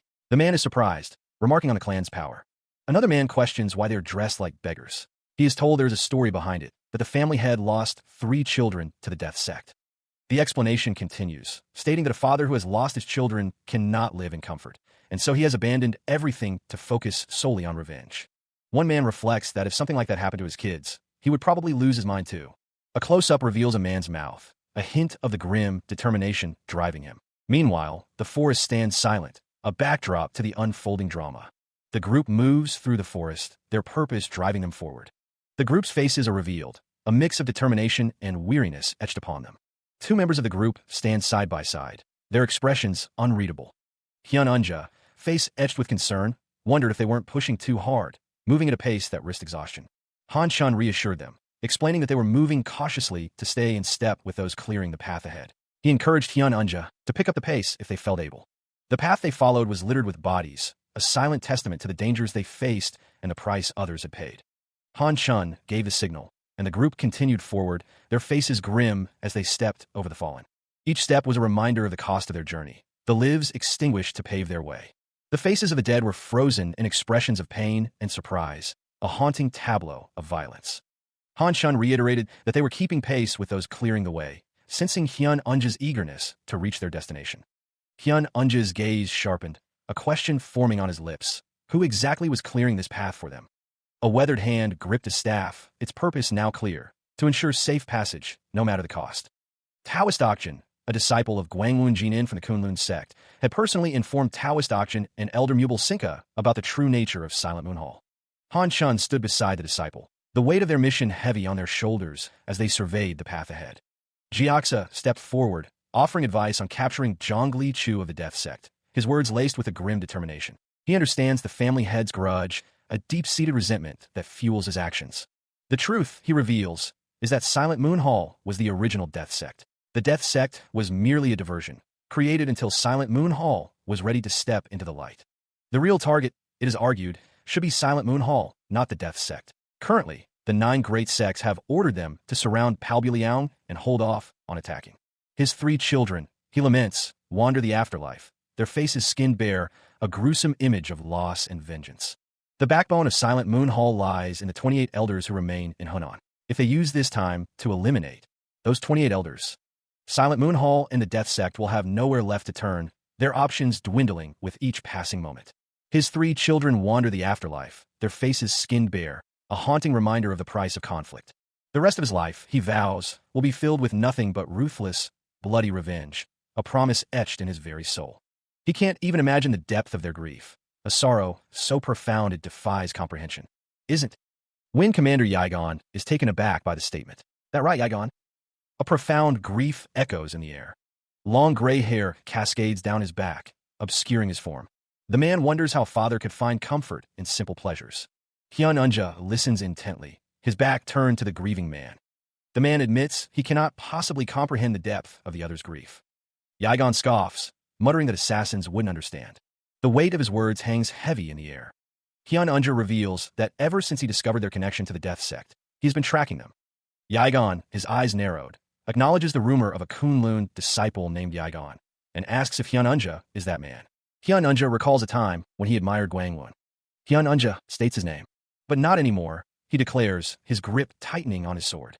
His face contorted in disgust, Hyun Unja spat out, questioning how anyone like Gwangwon could accept someone like Yigon as a disciple. The implication hung heavy in the air. Such a person was not worthy of respect.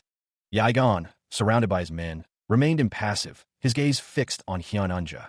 His eyes narrowed, a storm brewing behind them.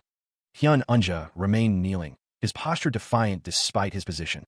The two faced each other, the tension palpable between them. Yegan's voice cut through the silence, laced with a hint of mockery. What's that? Are you begging for your life? Hyun Unja, still kneeling, corrected him. It's not begging. It's a request. He tilted his head back, a sardonic smile playing on his lips. Do you think I couldn't escape if I wanted to? His face pressed against the ground. Hyun Unja continued, his voice low. But even if I did manage to run, what would be the point? Yegan's tone hardened. So you're choosing to die? He paused, then added, just give me 5 days. Yigon revealed a startling truth, his voice devoid of emotion. Did you know that Silent Moon Hall is the successor of the Death Soul Agency? Hyun Unja spoke of the Death Soul Agency, the name hanging heavy in the air. The assassins, it was said, had extinguished the Gyujishin sword and were branded with the 10 forgettings a decade prior. Sogo, Zhongli Chu, Jiaxa, Xian, and even Han Chun himself were among them, raising their successors. Han Chun's expression darkened. This wasn't the life he had chosen, though he couldn't match Hyun Unja's desire for vengeance. A deep-seated grudge simmered within Yujium, a burning resentment for those who had stolen his life. Han Chun's gaze remained fixed, his expression unreadable. Tears welled in Yujium's eyes, a silent testament to his pain. A voice questioned whether they should target the 28 elders. Han Chun knelt, alongside Yujium, offering himself as a sacrifice. Most of Silent Moon Hall's forces that came to Palbuliang had been wiped out by attacks from the Beggars Sect and Manhwa. If they struck the remaining 28 elders now, Sogo would lose even the last straw she was clinging to. Yujium realized, his voice rising in a shout. The clan leader's summons cut through the air. He was ordered to gather his disciples and immediately head to Hunan. The command was absolute. Eliminate the 28 elders of Silent Moon Hall. The response was immediate and unquestioning. Boots hit the ground, each step echoing the weight of the order. The advance halted, a silent pause before the coming storm. The group moved as one, a dark tide flowing towards an unknown shore. The landscape stretched before them, an empty canvas for the violence to come. Meanwhile, Hahu Mayong, the Hahu clan leader, remembered the humiliation. He was not a man to let such disrespect go unpunished. His face contorted with rage. Hahu Mayong vowed that they would pay for making him kneel, and they would pay with their lives. He rarely indulged, but on his dear friend's wedding day, Hahu Mayong couldn't refuse a drink and ended up drunk. But he wasn't so drunk that he couldn't. He could feel the murderous intent closing in, a palpable darkness that promised pain. The mistake, he thought, was in believing he would be easy prey simply because he was staggering. Poor guy, he would end up losing his head.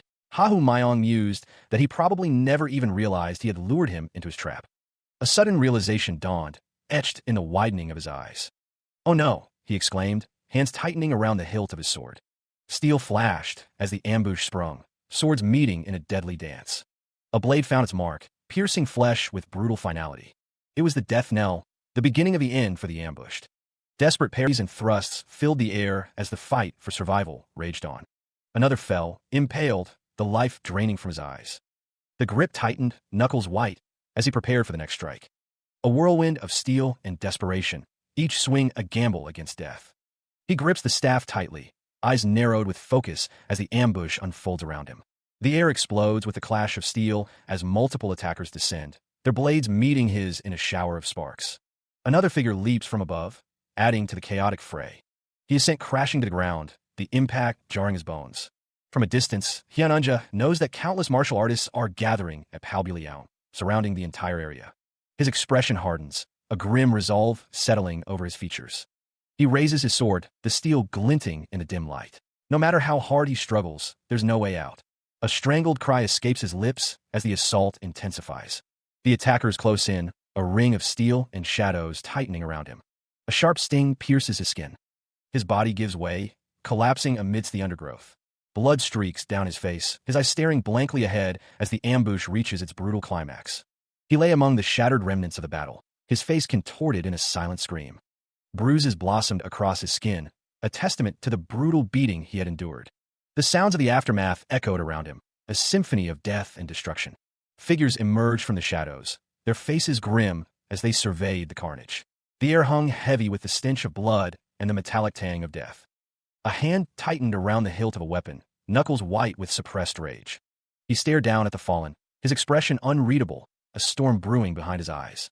The weapon descended, a swift and merciless strike against the chaos. The fallen lay scattered like broken dolls, their faces frozen in expressions of agony. His eyes stared blankly at the sky, unseeing, unblinking, forever silenced. They stood vigil over the fallen, a silent promise of vengeance etched on their faces. Jiaxa stated flatly that the one clearing the path is Zhongli Chu. The other figure confirmed that was right. Zhongli Chu raises a hand, signaling the group to halt.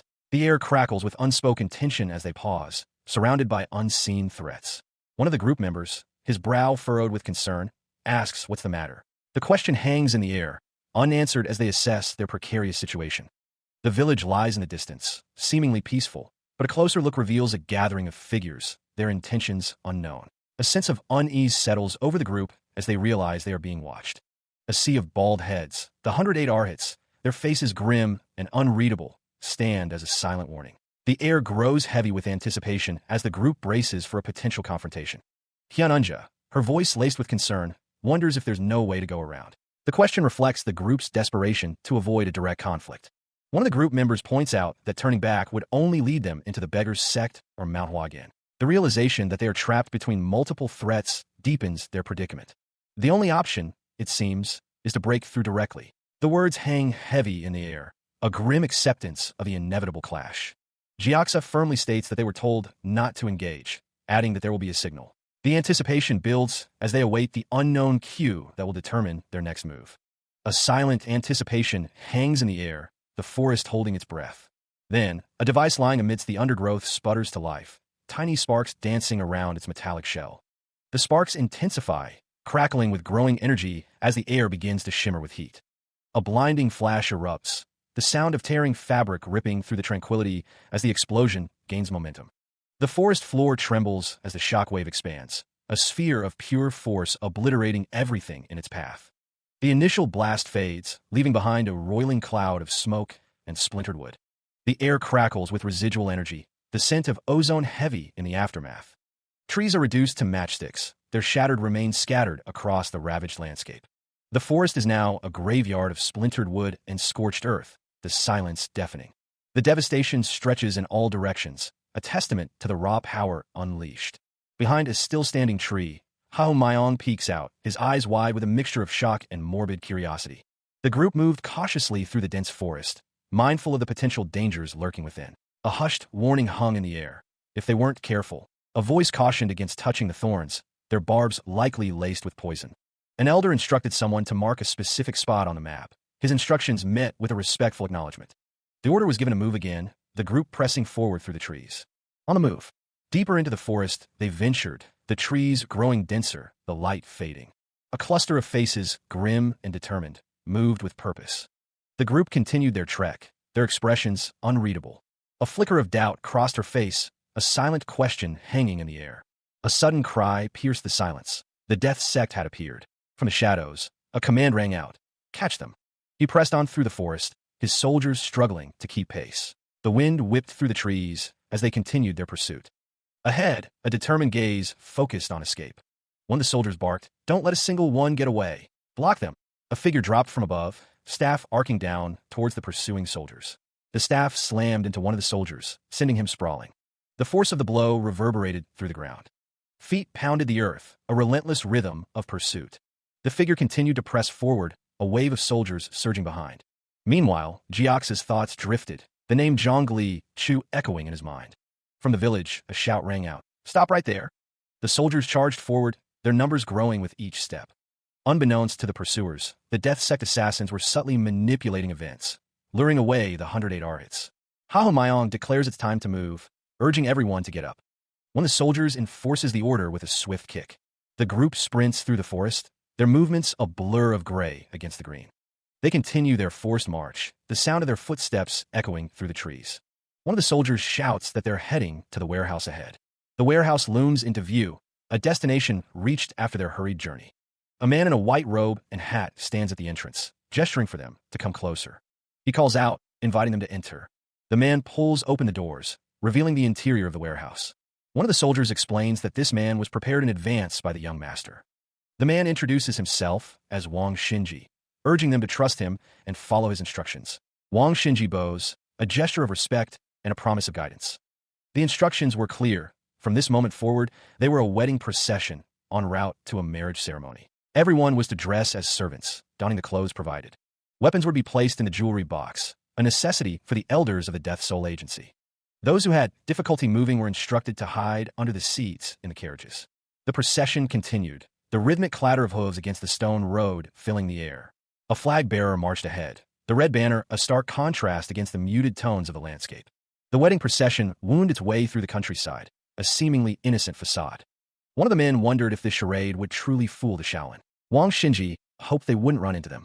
He considered them sneaky little rats. Meanwhile, in the distance, a group emerged from the forest. One of the monks confirmed that he saw them too. At least they had driven them back into the mountains, so no one escaped. Good enough. The lead monk urged his followers to stay calm.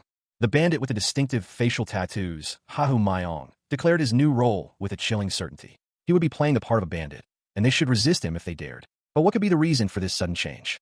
The wedding procession was immediately set upon. A bandit, brandishing a blade, demanded everything of value. "Hand it over. Give me everything you've got, or else," he snarled.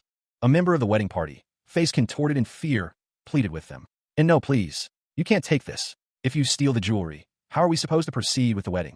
The bandits paid no heed to the pleas, continuing to ransack the wedding procession. Monks watched in disbelief, wondering what these fools were doing. Hahumayong, his expression unreadable, warned someone to be careful on their way. Another bandit, sword in hand, clicked his tongue, declaring that they were lucky. He then took off running. Meanwhile, Hahumayong and Wang Xinji fled the scene, their robbery in broad daylight a brazen act of defiance. Their escape was swift, the sound of their footsteps echoing in the wake of their crime. The monks, finally spurred into action, shouted for the bandits to halt, but their words were lost in the chaos. A member of the wedding procession could only watch in stunned silence as the bandits made their escape. The bandits, having successfully robbed the wedding procession, make their escape. A woman watches the bandits flee, her face etched with concern. Monks arrive on the scene, weapons in hand.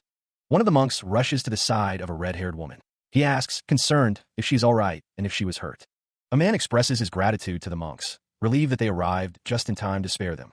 The monk waves off the thanks, saying it was nothing. He observes that it looks like a joyous occasion and asks which family's wedding it is. The monk waits patiently for an answer, his hands clasped together. A voice exclaims that it is the second daughter of Song Dan. The monk acknowledges the information, stating that he understands. The monk asks if it would be all right if they inspected the carriages, explaining that they are monitoring everyone leaving Palbuliang right now, even though it is rude. A man gestures for them to go ahead, and the monk asks to be excused for a moment as he opens a door. The monk glances to the side as he opens the door, his expression unreadable. The bald man stood before her, the back of his head the only visible part of him. Before him stood a woman adorned in a red and gold robe, her white hair styled beneath an elaborate headdress. Her expression was stern, her eyes narrowed as she stared forward, the ornate earrings dangling from her ears. The scene opens, the air thick with unspoken requests. The second daughter of Song Dain's expression is unreadable. Han Chun's gaze is steady, unwavering. The monk seems surprised by something the noblewoman has said. Han Chun clasps his hands together, bowing slightly. He apologizes for their rudeness, citing the need to inspect the carriage to prevent assassins from escaping. The second daughter of Song Dain assures him that he was only doing his duty, so no one would blame him for it. She then adds that fate has brought them together, and she has a small request to make. The noblewoman's expression is expectant as she awaits the monk's response. The second daughter of Song Dain asks if Han Chun would bless her wedding, stating it would be an honor for him and for her. Han Chun's expression is apologetic. Han Chun explains that he currently has blood on his hands and worries that his presence may bring misfortune to such a sacred occasion, so he must respectfully decline. The noblewoman's expression is one of disappointment. The second daughter of Song Dain says that she understands his reasoning and won't pressure him further, thanking him for cooperating with the inspection. Monks and attendants mill about outside the building, their expressions unreadable. Two figures watch as one of the monks departs. "Thank you very much, monk," one of them offers. The monk's footsteps fade into the distance. Do they suspect anything? The second daughter of Song Dain sits in her chambers, considering the situation. They'll likely verify if there's an actual wedding, she muses, but they'll soon hear confirmation that it's real. Sogo approaches. Sogo presents a letter. This letter is from the master of the Death Sect. The second daughter of Song Dain reads the letter, her expression hardening. Her eyes narrow, a single tear tracing a path down her cheek. The second daughter of Song Dain relays the information. After a meeting between the Hahu family head and Yaigon, this sudden action was taken. She gives the order. "This is directly what I've observed and reported. Let's move out. We must hurry, quickly." She knew they couldn't risk revealing themselves. To do so here would be suicide. The resources managed by the 28 elders and Elder Chion were being targeted. If something were to happen to them, Silent Moon Hall would have no future. The Hahu family warriors had already entered Hunan. Even if they risked exposure and rode as fast as they couldn't outrun them. Silent Moon Hall and the Death Sect had begun a war with the entire martial world. Soldiers and generals could die, and war would still continue, but if the king died, the war was over. Elsewhere, a group of travelers made their way down a winding path. "But Sogo, you must survive." Meanwhile, the camera's eye peered through the dense forest canopy. A lone soldier sprinted through the undergrowth, his breath ragged. More soldiers followed, their faces grim, weapons at the ready. It seemed they were no longer being chased. Was that so? The forest stands silent, the trees a dense barricade against the sky. From behind a thicket of leaves, Sogo and the second daughter of Song Dain peer out, their expressions tense. Sogo ducks lower, the sound of pursuit echoing through the trees. He breaks cover, sprinting through the undergrowth, his thoughts grim, persistent. The pursuers give chase, their voices rising in a unified cry. "We can't let them escape. We must capture them to uncover the Death Sect's base." The second daughter of Song Dain follows close behind, the command ringing in her ears. "This way, blood-shadowed demon." Elsewhere, a coil of rope lies near the base of a massive tree, waiting. Sogo grabs the rope, the rough fibers digging into his palm as he prepares to swing. He leaps, the rope tautening as he swings out over the chasm. The sound of the swing echoes through the trees. Sogo's face is a mask of determination as he grips the rope, his body arcing through the air. He swings to safety, the second daughter of Song Dain following close behind. He continued his descent, swinging through the air, the forest floor a distant promise below. Meanwhile, the soldiers reached the cliff's edge, their pursuit momentarily halted by the chasm. The pursuers' boots hit the ground with a thud, their determination unwavering. One of the soldiers turned to the second daughter of Song Dain, concern etched on his face. "Mojina, did Silent Moon Hall make it out safely?" he asked. A silent hope echoed in the minds of those left behind, that they had escaped without issue. One of the soldiers declared, "All right, this is as far as we go." A resigned voice admitted, "We've done all we can." The soldiers realized, their voices rising in frustration. "We've completely lost them.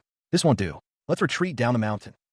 A lone soldier stood amidst the rocky terrain, lost in thought. Another soldier reported, "Young master, they're retreating." A voice declared a decision. "We'll spend the night here." The message was relayed. "Captain Bunta." The man stood, his back turned, bandages wrapped tightly around his head and torso. The situation was progressing smoothly, but Master Hyun Unja's work ethic was proving to be a double-edged sword. He worked for 1 hour, then slept for 2, making progress slower than expected. The bandaged man mused that nothing in this world comes easily. Still, it seemed that the mechanisms had made the Death Sect assassins uneasy. The elder knew this must be resolved quickly. The longer this takes, the higher the death toll will rise. There had been an attempt to escape Palbuliang, but the Shaolin's 108 Arhats intercepted them and forced them back into Baekjiang Valley. The man with the bandages confirmed that the 108 Arhats were indeed in Palbuliang. Senior monk Haigong's heart was troubled. Meanwhile, 23 warriors had died while forming blockades along the Death Sect's escape routes. The elder's expression was grim. A letter was presented. Hao Mayong received the letter. An unknown person wished to meet with him and sent it. A woman looked up, a subtle shift in her expression. The woman was seen in a different setting, her gaze thoughtful. The woman accompanying Commander Bayuk noticed his unease. She inquired, her voice soft, if something troubled him.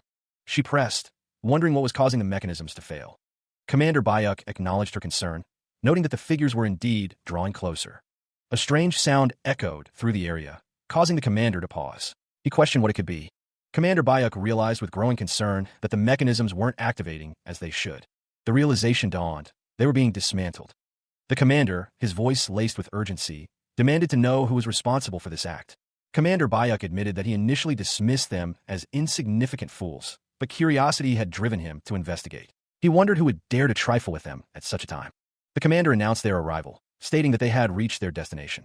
Commander Bayuk, his voice booming, commanded those responsible to reveal themselves. A tense silence hung in the air, punctuated only by the sound of something shifting in the shadows. The wind whispers through the trees, carrying the scent of damp earth and the promise of rain. A group of men stands silently, their faces obscured by shadow. Two figures stand before the assembled group, their voices cutting through the stillness. One demands to know their identities and purpose. Hands clasped, a silent anticipation hangs in the air. One of the figures steps forward, introducing himself. He is Ma Sealsong of the Coil Dragon Unit from Shandong. He says, pleased to meet them.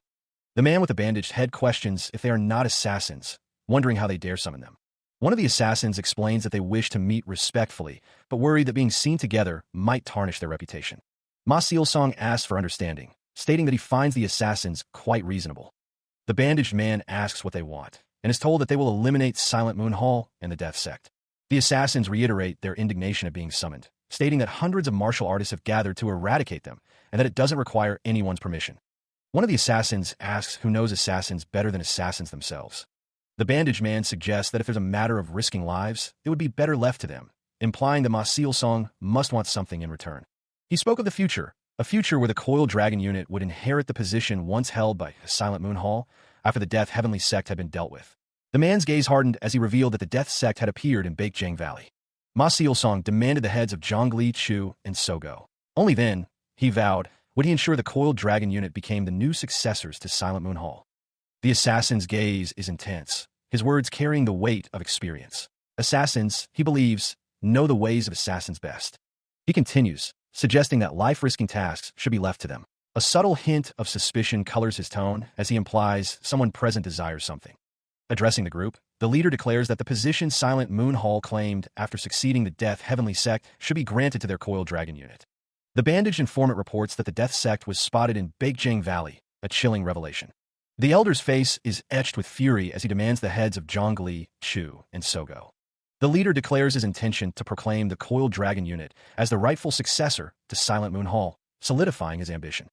The cartwheel creaks ominously, a sound that speaks of journeys and burdens. Elsewhere, the worker pauses from his task, a concerned expression on his face as he calls out, asking if everyone is all right. A figure walks away, pulling a cart laden with goods, disappearing into the distance. The villager's voice rings out, filled with concern. Is everyone all right? Meanwhile, the marketplace bustles with activity, unaware of the power struggles brewing elsewhere. Footsteps echo as someone runs, their purpose unknown, their destination a mystery. A cry pierces the air, the man's voice raw with panic. Murder! A murder has occurred. Another man, face contorted in disbelief, stammers. A murder, you say? His voice cracks as he confirms the unthinkable. Chai Jiaman has been killed. My goodness. Feet pound against the earth, a figure rushing towards the unfolding tragedy. Where? The scene is revealed, a gruesome tableau of death. A horrified voice whispers, how could someone be so cruel? Another voice, filled with rage and despair, asks, what kind of monsters could do this? A grim pronouncement hangs in the air, assassins. The speaker's voice trembles with fury. This can only be explained by deep resentment. They're butchers, human butchers.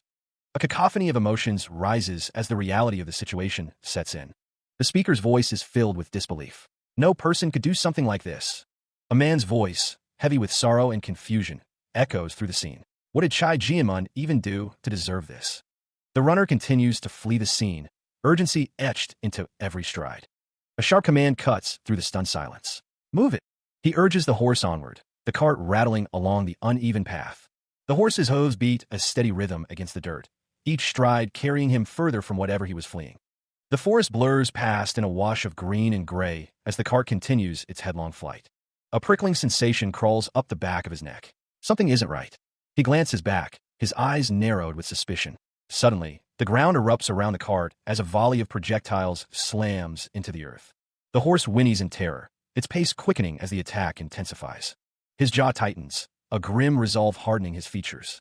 The cart barrels onward, deeper into the forest's embrace, but the path ahead is anything but safe. He reaches beneath the blanket, his fingers closing around the hilt of his sword.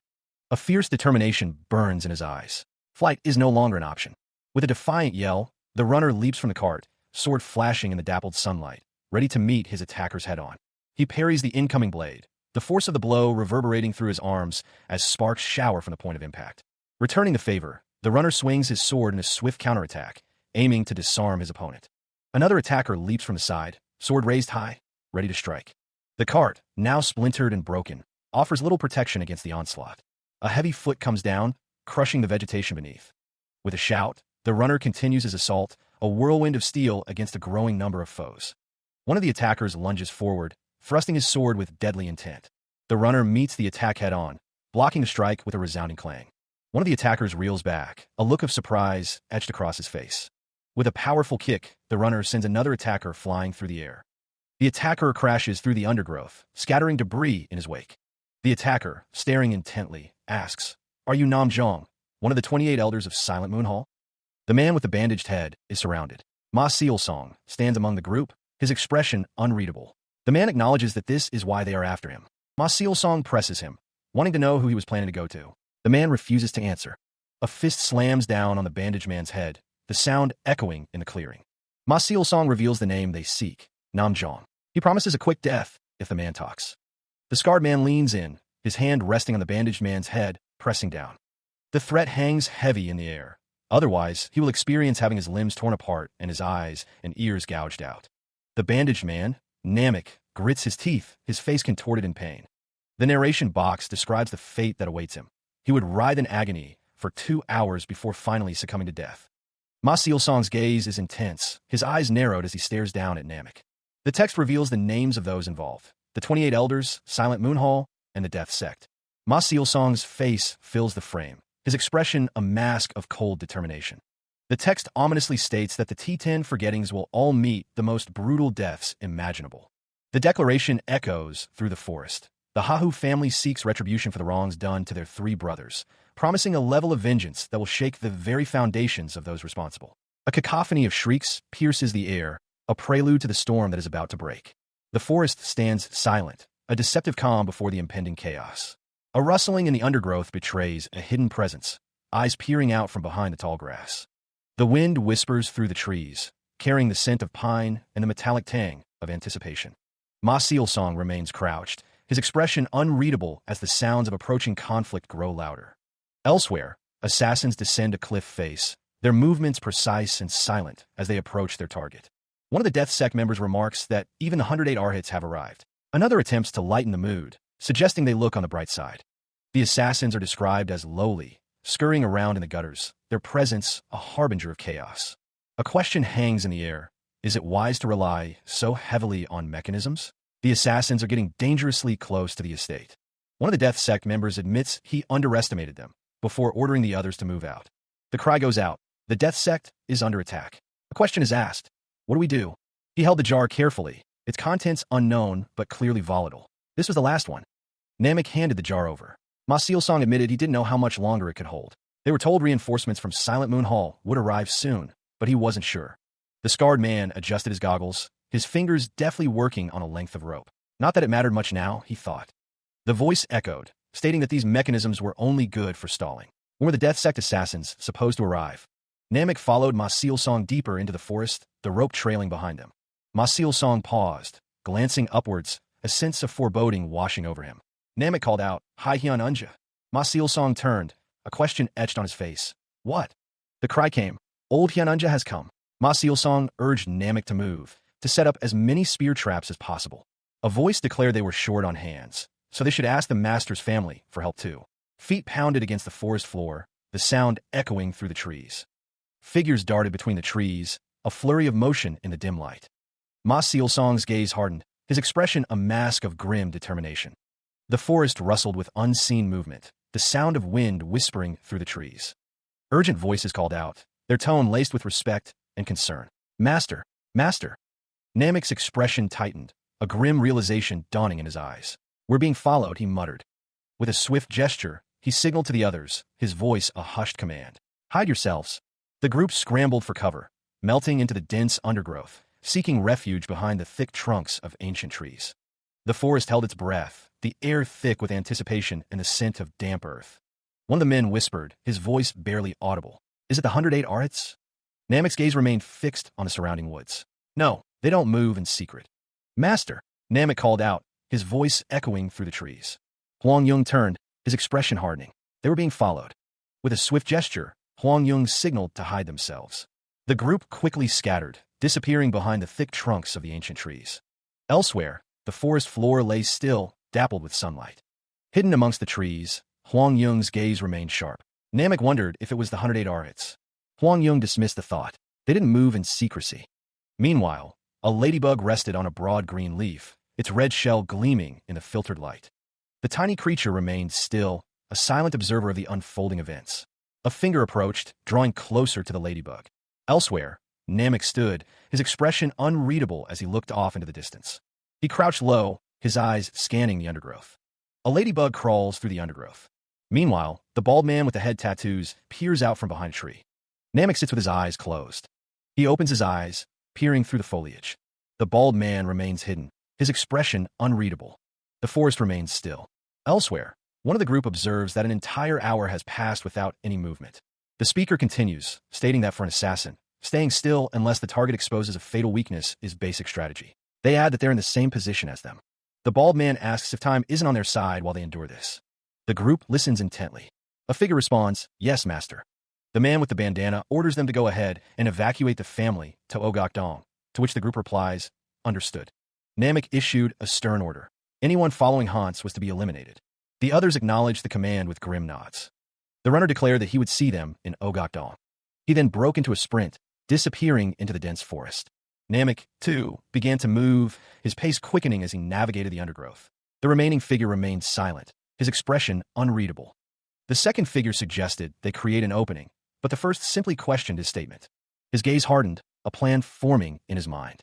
Elsewhere, a figure crouched low, drawing a sword with a metallic shank. He mused that they would see how long their enemies could keep hiding. The two figures exchanged a look, a silent understanding passing between them. The first figure adjusted his grip, preparing for a confrontation. Namek shouted, signaling the attack. The forest remained silent, the only sound the rustling of leaves as they waited. Another one was ordered to go. Go, Yuhui, the tattooed man commanded. 4. Muzanjum dashed through the trees, a blur of motion. Still, the observer remained hidden, watching the forest. The unknown woman continued to watch, her expression unreadable. Ma Sealsong gave another order. Go, Kwangbo. Hai Ulsul. Namek ran, his face set with determination. Jwari. Kiamsu. Yumiang. The group charged forward, a wave of gray robes. The woman's gaze remained fixed on the path ahead. The tattooed man spoke. We've sent everyone. Still no movement. Commander Bayuk ordered, Mojina, you go too. A voice reassured young master. Don't worry and just go. One of the men acknowledged the instructions. He offered a simple, understood, before adding, take care of yourself. The sound of rapid footsteps echoed through the forest as the group moved with haste. The man's gaze was intense, his expression unreadable. He continued to move through the trees, his purpose unknown. Suddenly, Zhongli Chu of the Death Sect called out, his voice echoing through the trees. He demanded to know why they were being attacked, insisting that the Death Sect had done nothing to provoke them. Zhongli Chu issued a stern warning, advising them to leave Palbuliang immediately if they valued their lives. He declared it was their advice. The voice boomed, warning them not to become the 9 great sex dogs because in the end, the sound of wind rushing past filled the air. A group of masked figures advanced, their intentions unclear. The forest blurred as they continued their pursuit. Zhongli Chu's voice echoed once more, finishing his earlier thought. because in the end, they will push you into the abyss of ruin. Ma Sealsong declared that they didn't need anyone else. A soldier's voice pierced the forest's tranquility, the cry of attack, signaling the start of a coordinated assault. The forest floor vibrated as the soldiers surged forward, their movements a blur of gray against the green. One soldier launched himself into the air, boots pounding against the earth as he sought to gain the high ground. Another dropped from the canopy, using the trees as cover before descending upon their target. More soldiers poured down the slope, their numbers seemingly endless as they converged on the same point. From above, another figure plummeted, a dark shape against the sliver of sky visible through the trees. The soldier landed heavily, the impact sending leaves and dirt scattering in all directions. Muzanjum met the onslaught with a swift counter, his blade arcing through the air. Steel clashed against steel, the sound echoing through the trees as Muzanjum parried a blow. He prepared to strike, his eyes narrowed as he focused on his next target. The blade sliced through the air, finding its mark with deadly precision. Muzanjum stood amidst the fallen, a testament to his skill and the futility of their assault. The ground trembles as a coordinated advance begins, boots pounding the earth in a relentless rhythm. Muzanjum, sword drawn, prepares to meet the onslaught, his gaze fixed on the approaching enemy. From above, the sheer number of opponents becomes clear, a swarm of gray-clad figures converging on a single point. The pounding intensifies, each footfall a drumbeat, signaling the imminent clash. A cry of attack shatters the air as the soldiers surge forward, blades glinting in the dim light of the forest. A wave of anticipation washes over the faces of the attackers, a mix of determination and bloodlust fueling their charge.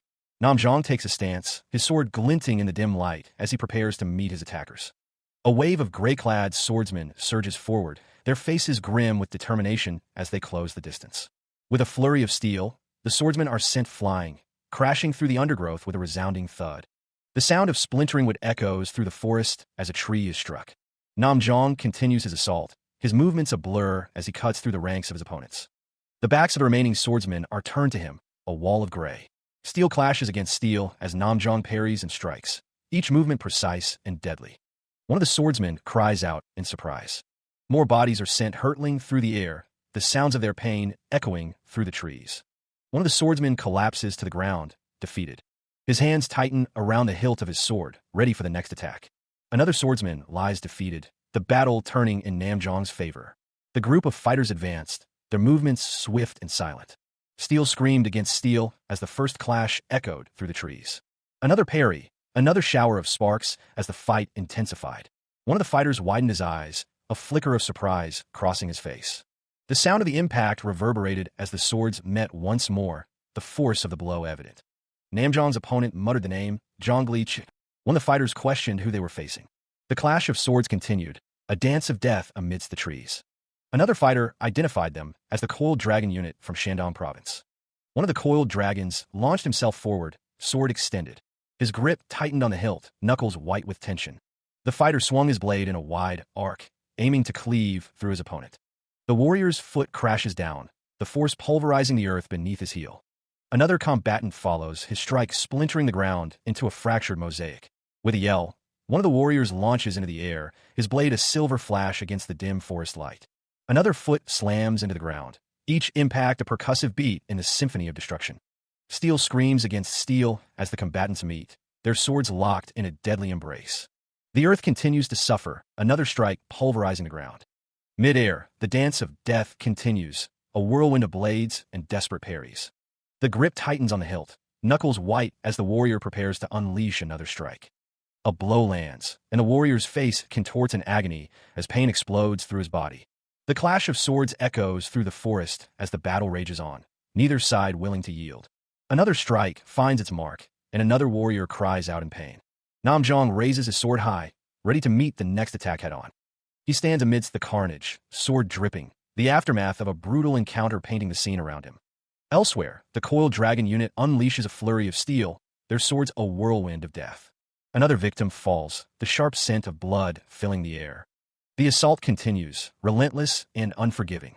A desperate attempt to shield against the onslaught proves futile. The Coiled Dragon unit stands firm, a united front of deadly force. From a high vantage point, one of the men wonders aloud, questioning the identity of their targets. They say they're the Coiled Dragon unit from Shandong province, but what could they possibly want here in Palbiliang that even assassins are crawling in for? Meanwhile, a sudden, violent intrusion shatters the quiet as a door splinters inward. A figure emerges, sword drawn, eyes narrowed with purpose. Elsewhere, a desperate hand reaches for a weapon, a silent plea for defense in the face of unseen danger. Another door falls, the sound echoing like a thunderclap. The runner bursts through the door, sword in hand, only to find the room barren. He barks, "There's nothing here." Elsewhere, the search party fans out across the village, finding each house equally deserted. "There's nothing here either," one of them shouts. The reports come in. The house is completely empty. There's no one here. The search party realizes the truth. Everyone's run away. Namjong, his face etched with concern, acknowledges the obvious. They already figured out they were coming.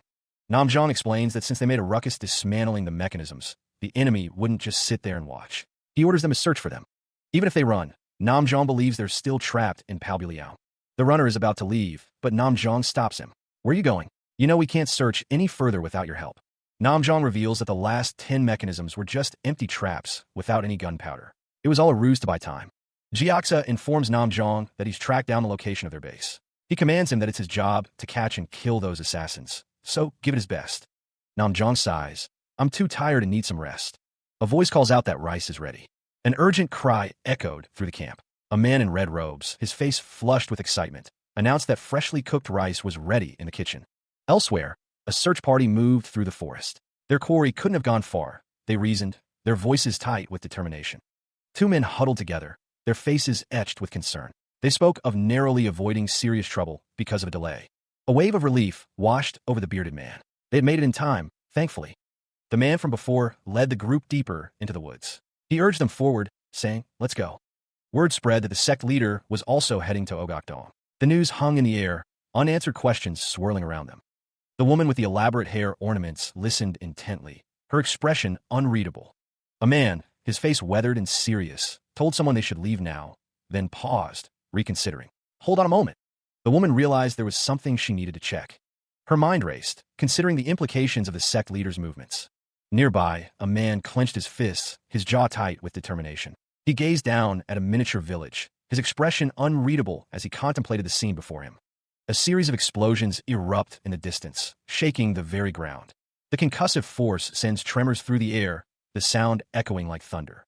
A collective gasp rises from the onlookers, their faces etched with a mixture of shock and fear as they witness the destruction. The explosions continue, each one a deafening roar that tears through the silence. Looking up, the figure in the cap admits to having anticipated this, explaining that they removed all 10 bombs from the mechanisms and relocated them to the manor. A grimace twists the man's lips, a hint of satisfaction in his eyes.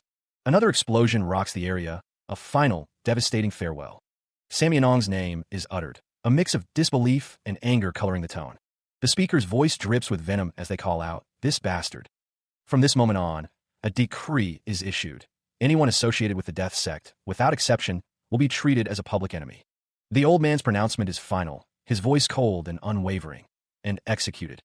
The air crackled with unseen energy, a prelude to the storm brewing on the horizon. The very ground seemed to vibrate with anticipation.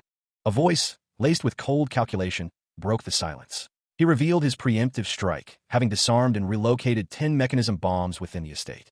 Another voice echoed, this one tinged with finality. Hyununja received a somber farewell, a clear sign of impending conflict. The air thrummed once more, the vibrations growing stronger, a palpable sense of dread settling over the land. A face contorted with rage, the unspoken curse hanging heavy in the air. "This bastard." The declaration rang out, a judgment passed.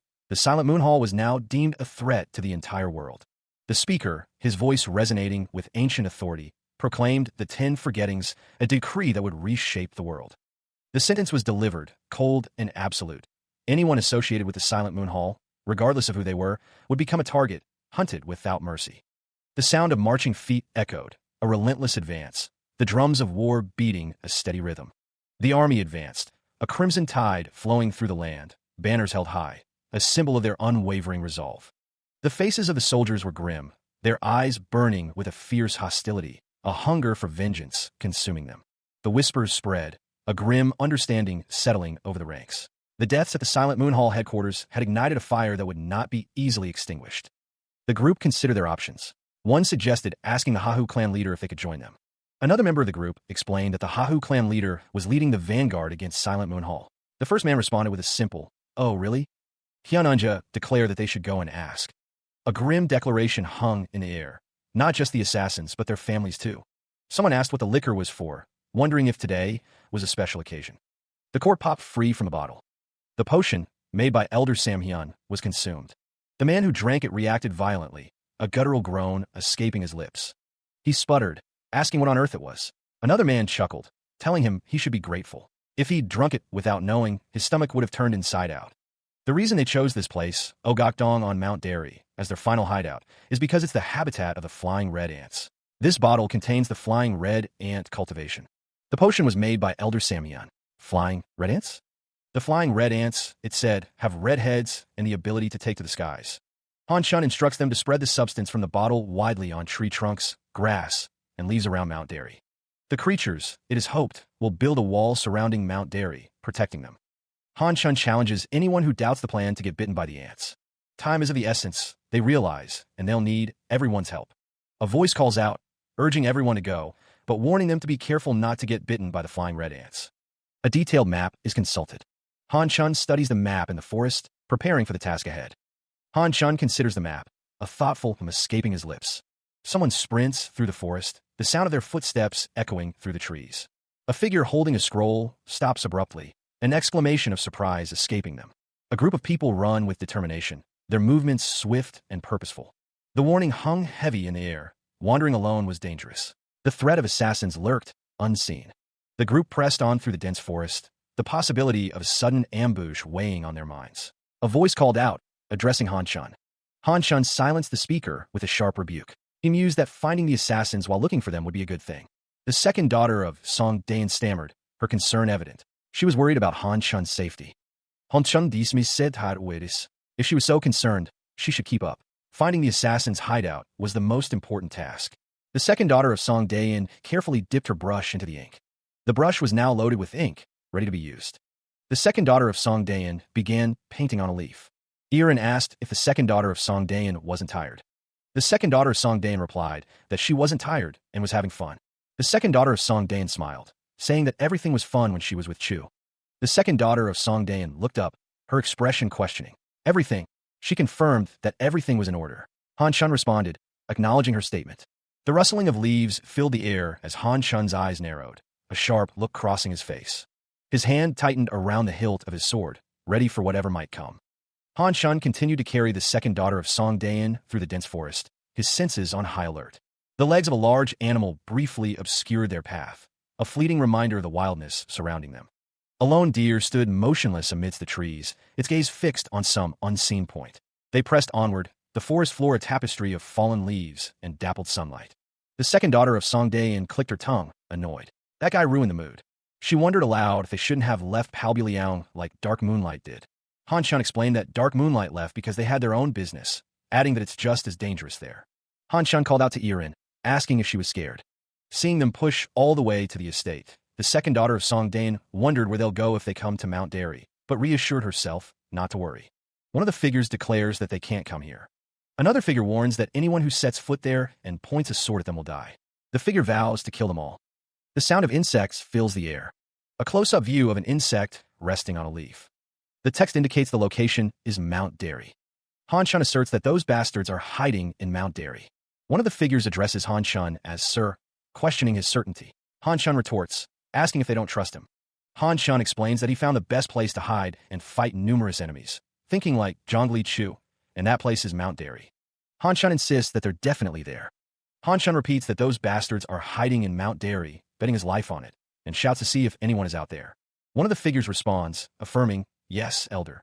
The message is clear. The Hahu clan leader must be informed immediately that Silent Moon Hall is located in Mount Derry. Han Shunis desired for revenge burns fiercely. If Mount Hua holds a grudge, it is no less than his own. He recalls that they agreed to let him lead the vanguard, so he must repay them. He asks if they are ready to crush Silent Moon Hall. The response is immediate and affirmative. The clan leader is ready, and everyone is waiting for his command. With a word, the troops begin their march, a determined force heading towards Mount Derry. An observer watches the vanguard depart, his expression unreadable as they pass by. The observer finds the situation unexpected, his thoughts swirling with uncertainty. Han Shun speaks, his voice laced with disbelief. He had assumed the other would run and hide outside the central plains. The response is sharp, a denial of any intention to run. There was not a single lie in what he had told Han Shun. Han Shun turns to the man, his gaze intense. He demands to know what is happening. The man steps forward, his voice resolute. He wishes to join the Hahu family's campaign, pleading to be allowed to participate. A close-up reveals the intensity in both their eyes, a silent battle of wills playing out between them. The man emphasizes his desire, stating that he told Han Shun he wanted to see the end of Dark Moonlight and Silent Moon Hall. He begs for a chance to fight at the very front.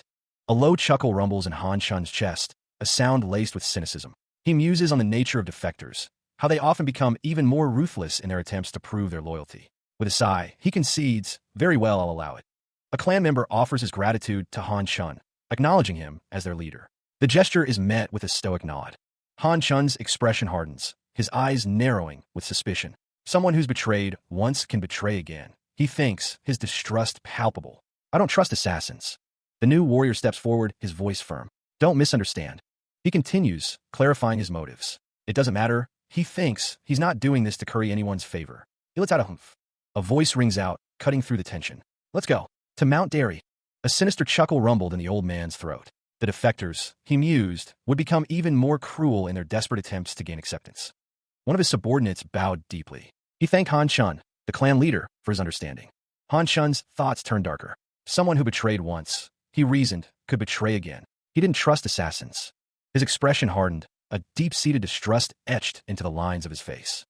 Han Shun spoke, his voice firm. He told them not to misunderstand him. He wasn't doing this to curry favor with anyone. With a dismissive humph, Han Shun declared, "Let's go. To Mount Derry." The group moved out, their footsteps echoing softly through the dense forest. A fist clenched tightly, a sign of building tension or resolve. The group continued their trek, their figures small against the backdrop of towering trees. Someone studied a map intently, their brow furrowed in concentration. The map reader apologized to Han Shun, expressing uncertainty about whether they had found the right place. He stated the obvious, they had found it. Irin looked up from the document, questioning what they had discovered. A sign stood before them, starkly declaring their fate: enter and die. The group murmured amongst themselves, contemplating the ominous message. With a swift strike, the sign was reduced to splinters. Fragments of wood scattered across the forest floor. Irin cautioned that even with Hyun Unja's efforts to disarm the traps, they couldn't be certain of their safety. An ambush was still a possibility. One of the group volunteered to scout ahead, and another declared they would go with 4 swords. Han Shun peered forward, his expression unreadable. The group identified the figure ahead as Hyun Mugil. Han Shun tilted his head, seeking clarification. A member of the group questioned if this was what they had been seeking all along. Another member declared they would take the lead. The crunch of leaves underfoot marked their steady progress through the dense forest. Hyun Mugil, flanked by his companions, scanned the surroundings with a practiced eye, alert for any sign of danger. Unseen, a deadly trap lay hidden beneath the deceptively innocent foliage, a hair-trigger mechanism ready to spring. The group continued their advance, unaware of the peril lurking just ahead. Hyun Mugil's expression remained focused, his senses heightened, but the trap was too well concealed. A sudden cry pierced the air as one of them stumbled, the sound of the trap snapping shut echoing through the trees. Hyun Mugil gasped, his hand flying to his neck as a searing pain shot through him. His eyes widened in disbelief and dawning horror. "What's this? What's wrong?"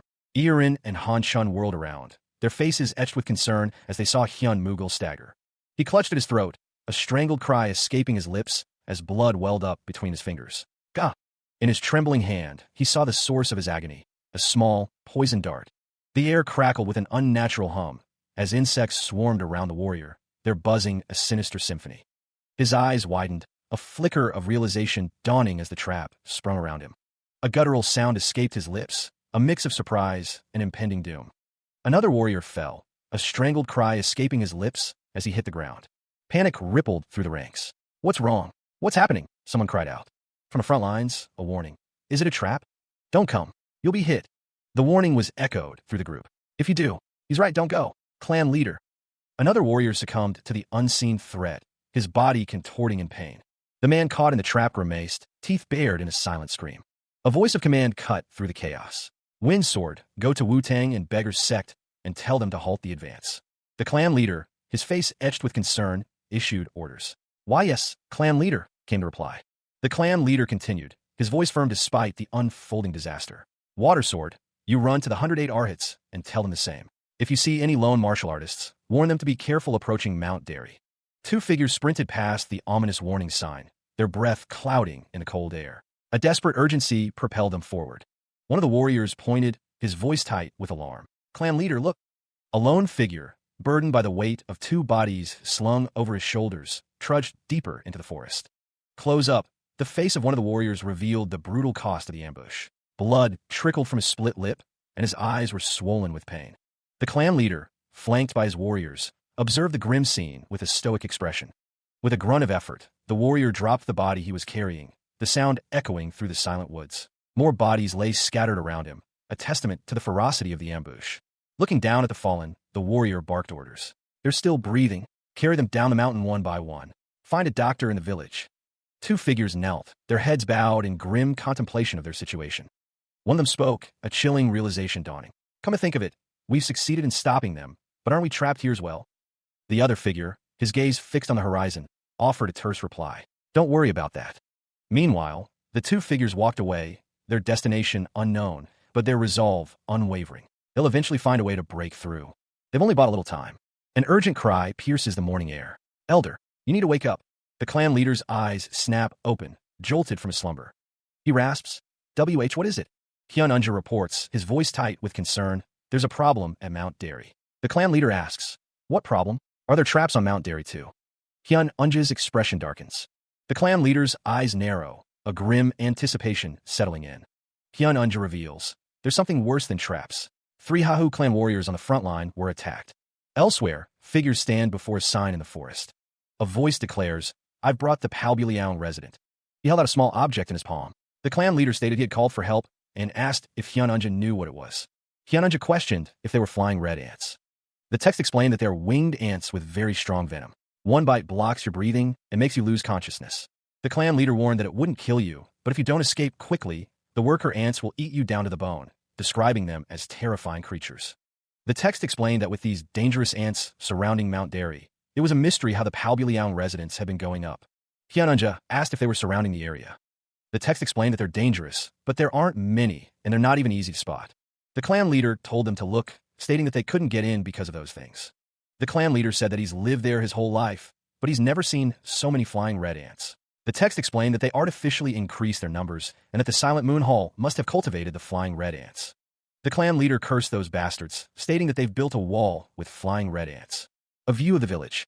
A view of bags hanging. A man lies on his back, his eyes wide open, staring blankly at the ceiling. His expression is difficult to read, a mix of confusion and disorientation clouding his features. He slowly pushes himself up, his hand reaching to his head as if trying to quell a throbbing ache. The room around him is dimly lit, the details blurred and indistinct. A voice calls out, breaking the silence. Hyun Unja peers into the room, concern etched on his face. Ah, you're awake. Hyun Unja steps closer, his gaze fixed on the man. He asks, his voice laced with worry, are you all right? The man looks up at Hyun Unja, a faint smile gracing his lips. I'm alive thanks to you. The topic of conversation, flying red ants? Han Shun and the clan leader discuss the situation. The clan leader wonders if they've been traveling to and from Darrybong all this time. The clan leader explains that their venom is incredibly potent. One bite, and you lose your breath and pass out. He assures Han Shun that he won't die, though. The clan leader warns that if you can't escape quickly, the worker ants will devour you, leaving not even bones behind. The discussion continues, focusing on the dangerous ants surrounding Darrybong. The question is posed, how have the residents of Palbuliang been traveling? Han Shun listens intently as the clan leader speaks. The clan leader notes that they're dangerous. Yes, but there aren't that many of them. They're not easy to spot either. He points out the ants, explaining that because of those things, they can't go inside. Han Shun is assured that time will take care of it. The scene shifts to a camp, where the topic of the ants is still being discussed.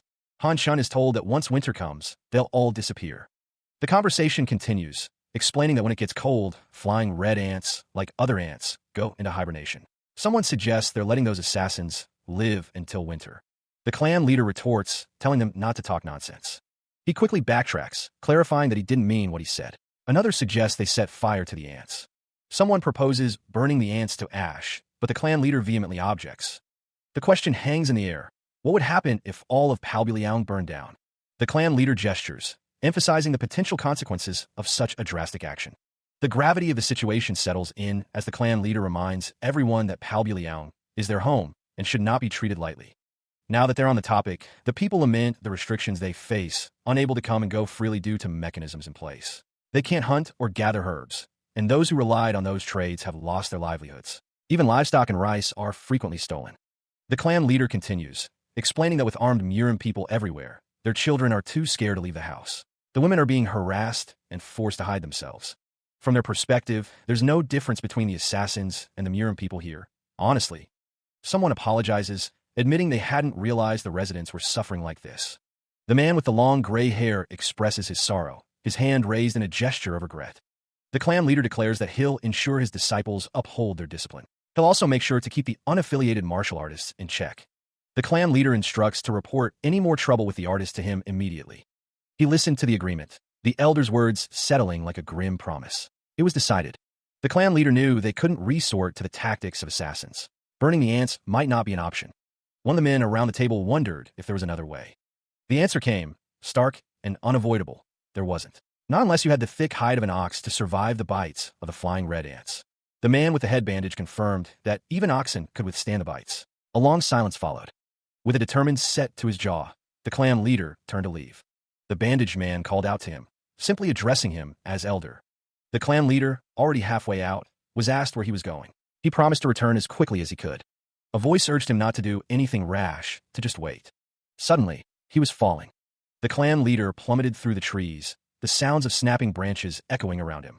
The buzzing of the flying red ants filled the air. The flying red ants have spread everywhere, leaving no safe haven. There had to be a way through, Han Chun thought, even if the enemy had more time to prepare. Han Chun considered that there must be some variable they had overlooked. The two warriors gazed up at the cliff face. Han Chun wondered if this cliff led to Daribong. Yes, that's correct, came the reply. The clan leader held out his sword to Han Chun. Hold this for a moment. Han Chun watched as the clan leader prepared to climb. What are you planning to do? He asked. The clan leader began his ascent. He continued to climb, the sound of his movements echoing against the rock face. Each handhold was carefully tested. The clan leader pressed on, his grip firm, his eyes focused on the path ahead. He continued his ascent, the rough stone biting into his bare hands with each upward reach. Below, Han Chun watched the clan leader's progress, his expression unreadable as he stood silently, sword at his side. Meanwhile, one of the elders remarked that the climb would not be easy. Another elder mused that their enemies would never expect them to climb up there. A voice called out, ordering everyone to gather. A simple welcome greeted those who approached the building. The elders inquired if a way had been found to deal with the flying red ants. Unfortunately, the answer came back, not yet. The monk expressed his frustration at having to watch the assassins and do nothing, but was reminded that Hyununja had told them to wait. A shout went up. Hyununja had returned. The small elder confirmed that it was indeed Hyununja. The crowd cheered as Hyununja returned. Hyun Chun stands holding a crude mask, explaining that he made protective gear out of oxhide. A voice explains that they didn't have enough time or money to make more than 5 sets, but they can take turns wearing them. The oxhide mask is shown up close. A group of people wearing the oxhide suit stand ready. The group stands in the forest, ready for whatever comes next. Flies buzz around the oxhide suit. A fly lands on the eye hole of the mask. The group continues to stand ready, flies buzzing around them. The group stands in the forest. Meanwhile, a man with a mace tells Hans it's his turn. Hans and Hyun Chun stand together. Hans tells him to eat a lot while he can, because soon they won't even be able to have proper meals. The man with the mace laughs and tells Hans to take care. He frowned, the strange sensation of fatigue washing over him. Why was it that eating only seemed to drain his energy rather than replenish it? High above, a figure surveyed the landscape, their gaze fixed on some unseen target. Hans's eyes widened, a sudden jolt of awareness piercing through his sluggishness. He glanced downward, a growing unease settling in his stomach. A silent question formed on his lips. How? Through the dense forest, the figure moved with purpose, their feet barely disturbing the fallen leaves. Each stride was measured, each movement precise, as they closed in on their quarry. Hans's eyes snapped open, a cold dread gripping his heart. A low murmur rippled through the assembled crowd, their faces etched with concern. Hans's expression shifted to one of grim understanding, the pieces falling into place. Elsewhere, a voice cut through the silence of the forest. Hey, assassin. Surprised, he stood amidst the trees, a grim expression etched on his face. Now, I wonder where you'll try to run next. The man with the intricate tattoos on his face glances back, the dense forest offering little in the way of concealment. A cluster of bald men, clad in gray robes, huddle together. One of them grunts, it's hard to put on and even harder to take off. The speaker continues, his voice laced with determination. But if it renders the flying red ants useless, I'm happy to endure this inconvenience. The tattooed man peers from behind a thick tree trunk, his expression a mix of caution and resolve. A sudden realization dawns on him, marked by a sharp intake of breath. Feet pound against the earth as the robed figures advance, their pursuit relentless. The tattooed man is spotted. One of the bald men asks, surprised? The pursuer's thoughts echo with a predatory anticipation. Now, I wonder where you'll try to run next. The man's eyes narrow, a flicker of defiance in his gaze. A hand grips a tool, ready for use. The tattooed man stands his ground, surrounded by his pursuers. He taunts, "Who's running away? Come at me." His expression hardens into a steely glare, daring them to approach. He gripped the staff, knuckles white as he prepared to unleash the first strike. The staff cracked through the air, sending leaves scattering as the attack began. The voice echoed, declaring that the 10 forgettings were being enforced upon the Death Sect assassin. Hans pressed his attack, staff meeting the assassin Jioxa's blade in a flurry of motion. The staff blurred, each strike aimed with deadly precision. The clash of wood and steel rang through the forest as Hans continued his relentless assault. The staff connected, a resounding crack echoing as it struck its mark. The force of the blow reverberated through the staff as Hans maintained his grip. Jioxa was sent hurtling through the air, the impact of the staff throwing him off balance. The tattoos on Jioxa's face seemed to writhe with the force of the blow. Hans prepared to strike again, the staff raised high above his head. The air crackled as the staff descended, ready to deliver another devastating blow. The staff connects, sending a shock through the forest air. Jioxa's eyes narrowed. What the hell? The voice echoed, a disembodied command. Atone for your life in the shadows. With a furious cry, Jioxa lunged forward, blade flashing. The clash of steel and wood reverberated through the trees as the fight intensified. Jioxa's face contorted in rage. The force of the blow sent Jioxa flying backward. Spitting blood, Jioxa roared, "Atone my ass!" Jioxa crashed to the ground. Hans gripped his staff, preparing for another strike. Hans spat, "You bastard!" He lunged, staff raised high. He continued his assault, the staff whistling through the air as it descended. The weapon blurred, a testament to the speed and force behind each strike. The staff connected, and Jioxa grunted in pain. His eyes widened, the pain evident in his expression. Jioxa roared, a desperate cry against the relentless assault. Hans struck again, the force of the blow threatening to overwhelm him. The staff crashed against his head, a sickening thud echoing through the air. His vision blurred, the world tilting on its axis. Hans stood over the fallen Jioxa, the other warriors watching silently. Jioxa lay defeated, the taste of blood filling his mouth. Through the pain, Jioxa muttered about the 10 forgettings commanded by Shaolin. He groaned, the words barely audible. The staff descends, a voice booming with righteous fury. Your life is taken as penance for your evil deeds. Don't resent it. The air screams as the weapon continues its arc. The sound echoes, a brutal symphony of retribution. His face contorts, a mask of agony etched in every line. The blow lands with a sickening thud. The tattooed man's profile, a study in suffering. His features are distorted, the pain almost unbearable. From the crowd, Hans watches with a grim expression. The villagers stand as silent witnesses to the brutal scene. Again, the staff descends. Each strike echoes through the village, a rhythm of punishment. Hans's eyes narrow as the staff continues its relentless assault. Yugu, he exclaims. He flees through the forest, desperate to escape. Stop, Yugu! A voice shouts as someone grabs him from behind. The momentum sends Yugu crashing to the ground. What are you doing? The warrior demands. Get grip, Yugu. Yugu yells. Calm down, the warrior says. First, let's figure out what's going on. You're right, Lord. You're right, someone says as the group approaches. My lord, another calls out, raising a sword. The sword is raised high. Let's go, someone shouts as the group runs forward. A close-up of Yugu's face. Yugu says, Yuhui. A somber farewell echoes, wishing peace in Abhuda's embrace, while a grim assessment tallies the approaching force, nearly 30 strong. Huang Yung is surrounded by the warriors. Peering through the foliage, one of the warriors admits they knew a solution would be found, but the speed of it surprised him. A question hangs in the air. How do they bypass the flying red ants? A presence is sensed. The warriors have arrived. The warrior shouts at antagonist Jioxa, Zhongli Chu, to face the 10 forgettings. A voice promises that if he does, he will grant the subordinates and family a chance to escape. The warrior stares intently. The man's expression was unreadable, his gaze fixed on something unseen. Yuhui muttered, his brow furrowed in thought. One of the monks stated that he saw about 30 of them. The man with black hair, flanked by another with facial tattoos, wondered how they had arrived.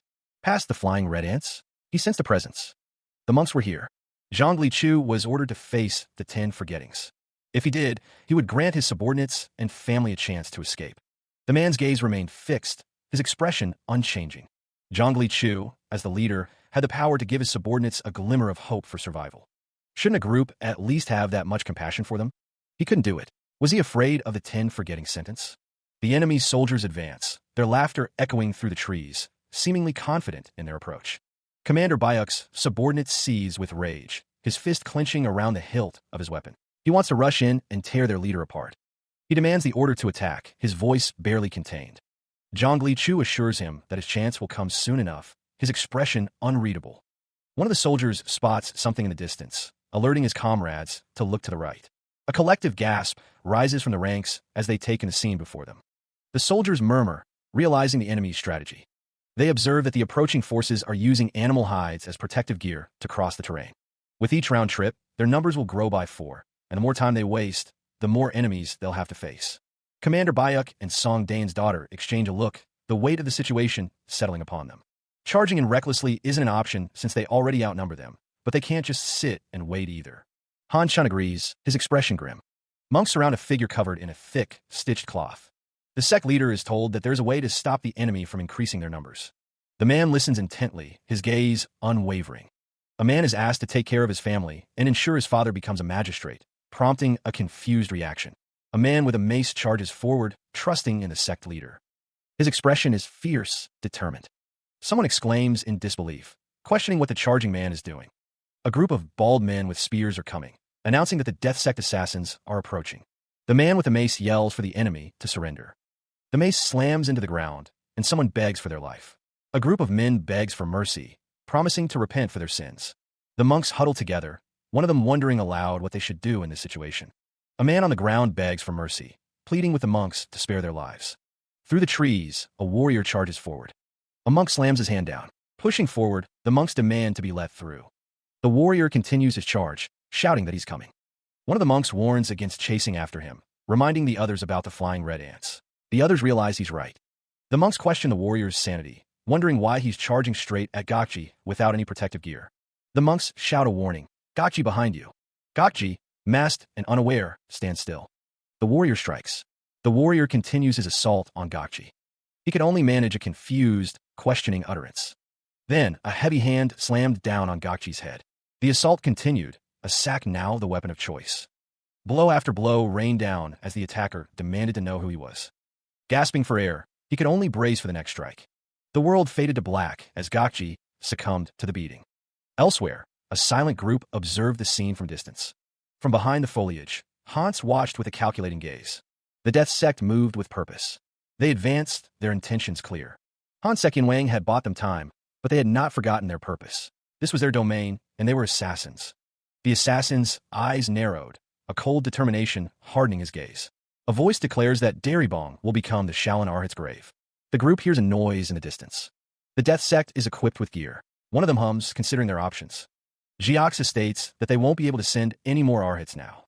Another member of the Death Sect remarks that 36 Arhats are more than enough to annihilate them. One of them declares that the Death Sect is finished, suggesting they wait and see what happens. The sound of footsteps echoes through the forest. The sound of approaching footsteps grows louder. The Death Sect realizes their targets are gone, vanished into the forest. They're gone, the bastards disappeared. One of the Death Sect members comments that he thought they'd blindly charge in for revenge, but instead, they just ran. He adds that because of the flying red ants, they can't even escape Daribong. The leader warns that they're assassins, and ambush is their way of life, so they should stay alert. The sound of something flying through the air cuts through the silence. The group of Shaolin monks continued their trek through the dense forest, their gray robes blending with the muted tones of the surrounding trees. Suddenly, one of the monks pointed skyward, his expression shifting from calm to alarm. "It came from over there," he exclaimed. The monks craned their necks, their eyes scanning the canopy above, searching for the source of the disturbance. The rustling of leaves grew louder. A figure plummeted from the trees, a blur of motion against the dappled sunlight. The ambush had begun. Panic surged through the ranks as the monks scrambled to react. "We can't lose them," one shouted, his voice laced with urgency. Another monk bellowed, "Move," urging his comrades to evade the unseen threat. The attacker, sword drawn, descended upon them. One monk, incredulous, questioned, "Does Shaolin not teach reading these days?" The monk's face was a mask of grim determination. His eyes narrowed as he prepared to face the oncoming assault. The attacker, Jiaksa, poised with his blade, prepared to strike. Why didn't you read the sign that says? The sword flashed, a deadly arc of steel, cutting through the air and descending upon the defenseless monks. The monks pressed forward, their footsteps echoing on the path. We can't lose them, one of them growled, his voice tight with urgency.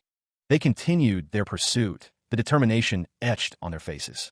Once they slip out of sight, they'll vanish without a trace, another monk exclaimed, his words laced with frustration. One of the monks paused, glancing at something ahead. He wondered aloud, does Shaolin not teach reading these days? Another monk, closer to the front, tilted his head in confusion. He muttered, his brow furrowed. Suddenly, the assassin struck, a blur of motion as the sword arced through the air towards an unsuspecting monk. The blade connected, sending the monk sprawling. The assassin moved with deadly precision. A sign loomed, bearing a stark warning. Enter and die.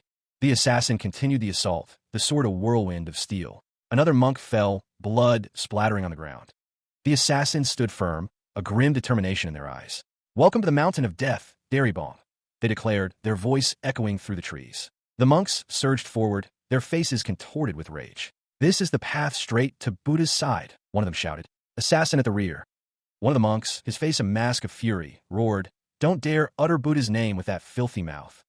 The assassin continued to cut through the ranks of monks, their sword a deadly dance of death. The sound of hurried footsteps echoed through the forest as Huang Yung sprinted through the trees, the leaves crunching beneath his feet. He continued his desperate flight, the wind whipping through the trees as he sought to outpace his pursuers. Suddenly, he lashed out, striking one of the monks who had managed to close the distance. Drawing his sword, Huang Yung prepared to face the remaining attackers. The monks, undeterred, surrounded him, their cries of rage filling the air. The monks roared, their voices echoing through the trees as they pressed their attack. Huang Yung found himself increasingly hemmed in, the monks a relentless tide around him. With a burst of speed, he leaped away from the throng, seeking a moment to reassess his situation as the monks exclaimed in surprise. The monks pointed, shouting, that one. After him, half of you chase down the ones who fired the poison darts. The command rang out. The rest, go after Zhongli Chu. Avoid direct confrontation. Their tactic is to strike and retreat. The forest floor, littered with leaves and debris, became a treacherous landscape. Don't fall for their tricks. One of the monks cried out as he was struck, the attack catching him completely off guard. Several projectiles streak through the air, aimed with deadly precision. The monks are caught off guard as the projectiles strike, eliciting sharp intakes of breath. Eyes narrowed. One of the monks peers out from behind the dense foliage, trying to pinpoint the source of the attack. Throw spears into the bushes, he barks, his voice laced with urgency. They're running. More projectiles fly, continuing the relentless assault. The monks brace themselves, their faces etched with concern as the unseen assailant continues to harry them. Another monk cries out as he struck, the pain sharp and immediate. Panic begins to set in. Damn it, where are they? One of them wonders, his voice laced with desperation. The monks huddle together, attempting to formulate a new plan. We can't keep letting them control the fight. We should just head straight to their base. One of the monks realizes the grim truth. And where exactly is that? We're getting more lost by the second. This is a mistake. We're letting them toy with us. Suddenly, a shout rings out. Assassin on the right. Huang Yung descends, a whirlwind of motion and deadly intent. Throwing stars whizzed through the air, aimed with deadly precision. He dashed through the forest, the monk's spears close behind. The lead monk spat, calling Huang Yung a little rat. His foot slammed against the earth, cracking the ground as he roared for Huang Yung to stop hiding and face them head on. The monks refocused, their eyes fixed on Huang Yung's distant figure. Huang Yung paused, turning his head slightly. Had he heard something? The lead monk's face contorted with rage. He bellowed, declaring they would give Huang Yung what he wanted. With a burst of speed, the monk leader dropped from the trees, closing in on his prey. The other monks looked up, ready to follow their leader's command. Huang Yung, too, descended from the canopy, landing silently amidst the undergrowth. The lead monk's face was a mask of fury as he screamed for the death sect to annihilate their target. The monks surged forward, surrounding Huang Yung in a deadly circle. The first strike lands with brutal force, the sound of splintering bone echoing through the trees. The monk is sent flying backward, a dark spray painting the air. Agony contorts his face, a silent scream trapped in his throat. Another body falls, joining the growing pile of the defeated. The weapon continues its deadly arc, a blur of motion against the backdrop of the forest. Another face, another scream, another life extinguished. The wielder of the staff stands amidst the carnage, a grim sentinel of death. The ground is littered with bodies, a testament to the brutal efficiency of the attack. A voice cuts through the silence. Is it over? The answer comes, a single word heavy with dread. No. He grips the staff tighter, preparing for the inevitable clash. Huang Yung steels himself, ready to face whatever remains. He lunges forward, staff extended, ready to strike. The staff blurs through the air, a testament to his speed. The monk intercepts the blow, meeting the staff with his sword. The impact sends vibrations through both weapons. A deafening crash echoes as the weapons collide. With a swift counter, Huang Yung's foot connects with the monk's chest. The monk is sent hurtling backward from the force of the kick. A figure draws a sword, a voice crying out, "Stop! Mojina!" The defeated monk kneels, head bowed. A voice declares that he will be dealt with under the 10 forgettings. Elsewhere, Yugu is ordered to carry out the sentence. The scarred monk expresses his gratitude. The bald monk looks on, his expression unreadable. The sound of something falling echoes through the trees. The sound continues. A hand emerges, holding aloft a severed head, blood still dripping. The warrior declares what happens to those who dare step foot into Daribon. He snarls that they only want to live in peace, quietly, within Daribon. The warrior emphasizes that this is the price they pay. He hurls the head through the air. The severed head flies, a gruesome projectile. The sound of something falling echoes near a cliff. The warrior walks away, leaving the gruesome message to be delivered. He declared, his voice echoing through the trees, "I've avenged you." The warrior's gaze shifted slightly, a silent acknowledgement of the deed now done. He continued his trek through the dense forest, the weight of his vengeance settling upon him. The ground beneath his feet was uneven, a testament to the rugged terrain. Reaching out, he steadied himself against a jagged rock, his grip firm and unwavering. He stood over the fallen, the aftermath of his vengeance laid bare before him. With his back turned, Muzanjum hears the taunt, a declaration of vengeance. You bastard." From below, Jiox's voice echoes, filled with malice. "Your big brother has avenged you." The wind whistles past Jiox's face, a silent promise of the climb ahead. Jioxa begins his ascent, the slope steep and unforgiving. Each step leaves a mark in the soft earth, a testament to his determination. His hand reaches out, fingers straining for purchase on the edge of the precipice. With a surge of strength, Jioxa pulls himself upward, muscles screaming in protest. He peers down at the figures below, their faces mere blurs in the distance. Jioxa's expression hardens, a storm brewing behind his eyes. A primal roar tears from his throat, a promise of retribution.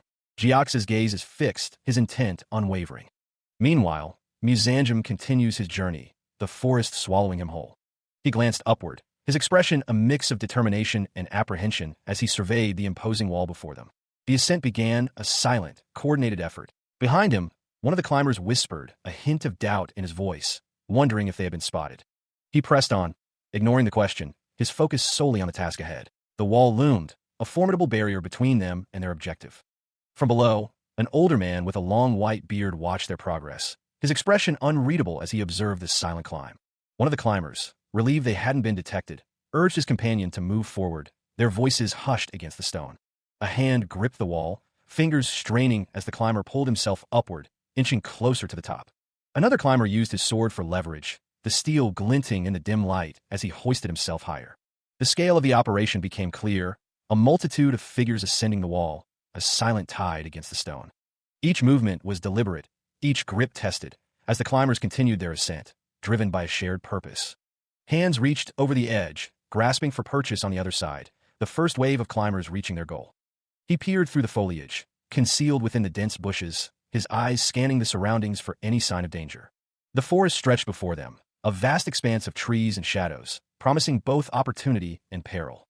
Heaving themselves over the wall, the group finally reached the other side, collapsing onto the overgrown earth. The sound of steel being drawn echoed through the air. "We made it," one of them breathed, relief evident in his voice. The climb had been arduous, but their hideout was just ahead. "Let's go," someone shouted, urging the group forward. A sudden, sharp intake of breath. Something was wrong. They were surrounded. A hail of projectiles rained down upon them. A cry of pain pierced the air. "Have you come here to die, you fools?" A voice snarled. "It's an ambush." The first attack landed, drawing blood. Swords clashed as the ambushers descended. A warrior leaps into the fray, sword raised high. The steel glints, ready to strike. The battle rages. Sword clash, bodies fall. A whirlwind of steel and desperation. A scream pierces the air as one warrior is sent tumbling backward. Gah! Desperate figures scramble up the wall, seeking escape or a better vantage point. The fighting intensifies. Each clash brings another closer to their end. From a high vantage point, an older man barks orders. "There they are. Hurry up and attack." A blade finds its mark. Blood splatters across the battlefield. Another warrior falls, a strangled cry escaping his lips. Aog! The ground rushes up to meet another fallen body. Ah! A new command echoes across the field. Sujium, shoot the arrows. The order is acknowledged. Yes, arrows are drawn, aimed, and ready to fly. The archers prepare to unleash a deadly volley. The archers stood ready, bows drawn, awaiting the signal to unleash their deadly volley. A warrior, sword in hand, slashed through the air, preparing to meet the enemy head-on. An agonizing cry pierced the air as a warrior fell, struck down by an unseen foe. Ugh, he groaned.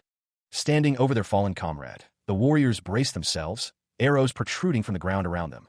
The archers released their arrows, a storm of projectiles hurtling towards their unseen target.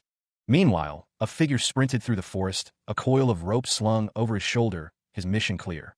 The man with the ropes declared, "We've brought the ropes, as you ordered." The older warrior, observing the enemy's retreat, barked, "They're retreating. Let's go up."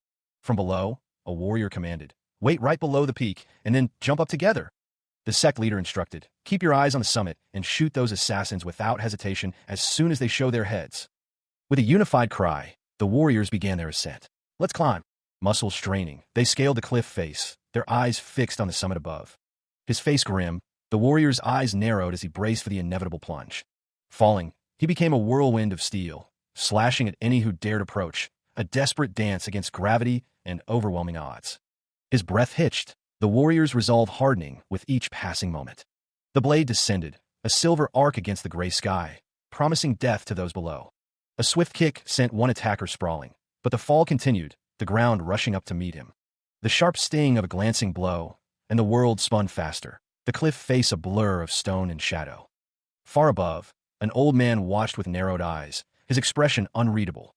Steel screamed against steel as he desperately parried another attack, the impact jarring his already battered body. From below, a desperate cry, "Get down! Get down!" A storm of spears met him, each thrust a threat, each parry a victory against certain death. Deflecting the onslaught, the warrior fought with a ferocity born of desperation, his movements a blur of defiance. Screams echoed as the warrior and his attackers tumbled downwards, a chaotic mass of bodies against the unforgiving stone.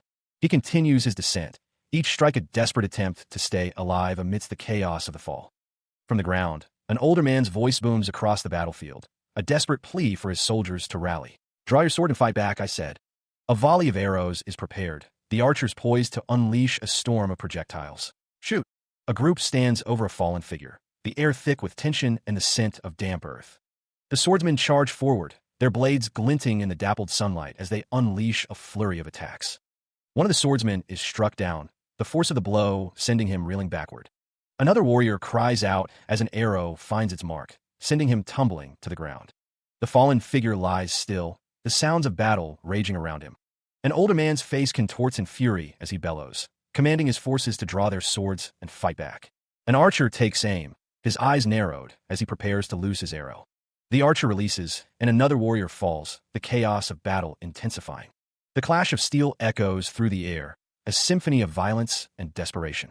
A hooded figure's face is etched with determination, his gaze fixed on the unfolding conflict.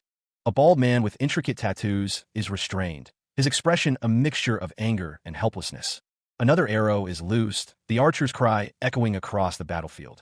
A volley of arrows streaks across the battlefield, each one a deadly whisper in the wind. A swordsman leaps, his blade a silver flash against the gray sky, poised to strike. Another warrior crouches low, his stance coiled with potential energy, ready to unleash a devastating blow.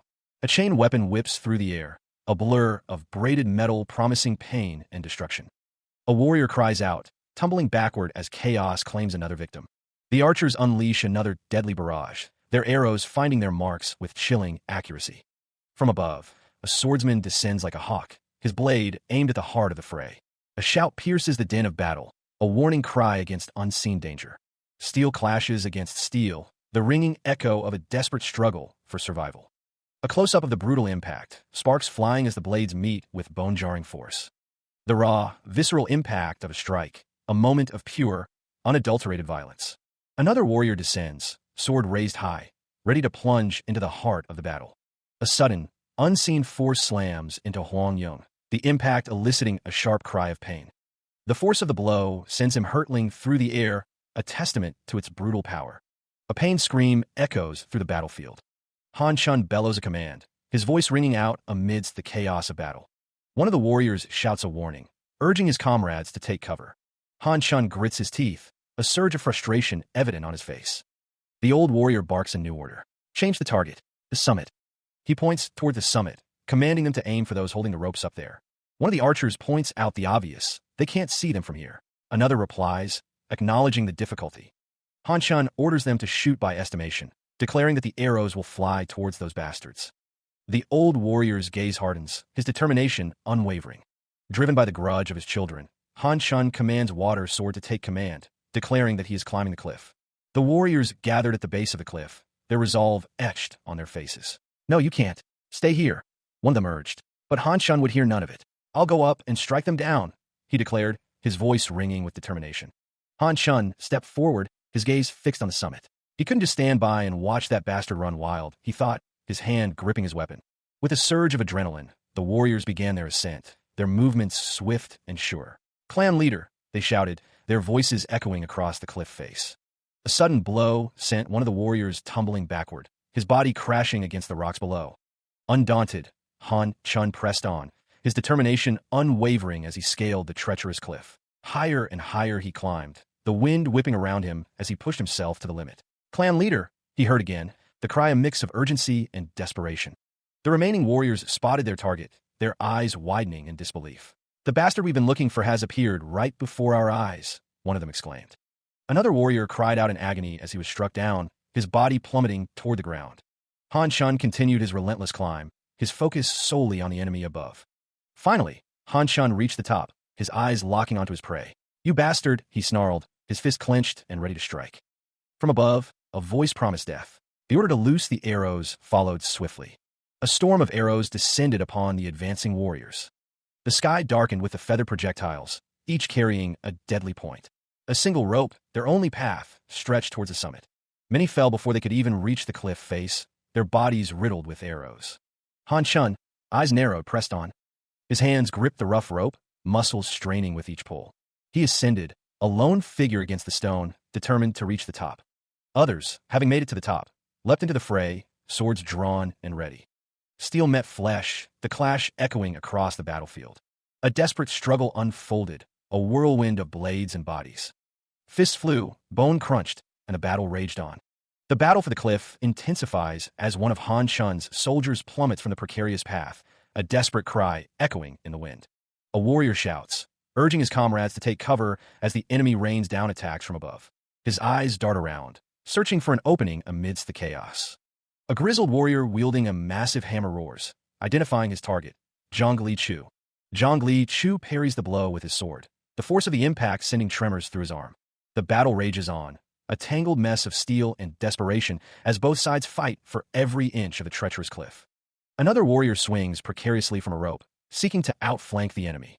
Zhongli Chu, eyes narrowed, prepares to bring his hammer down with devastating force.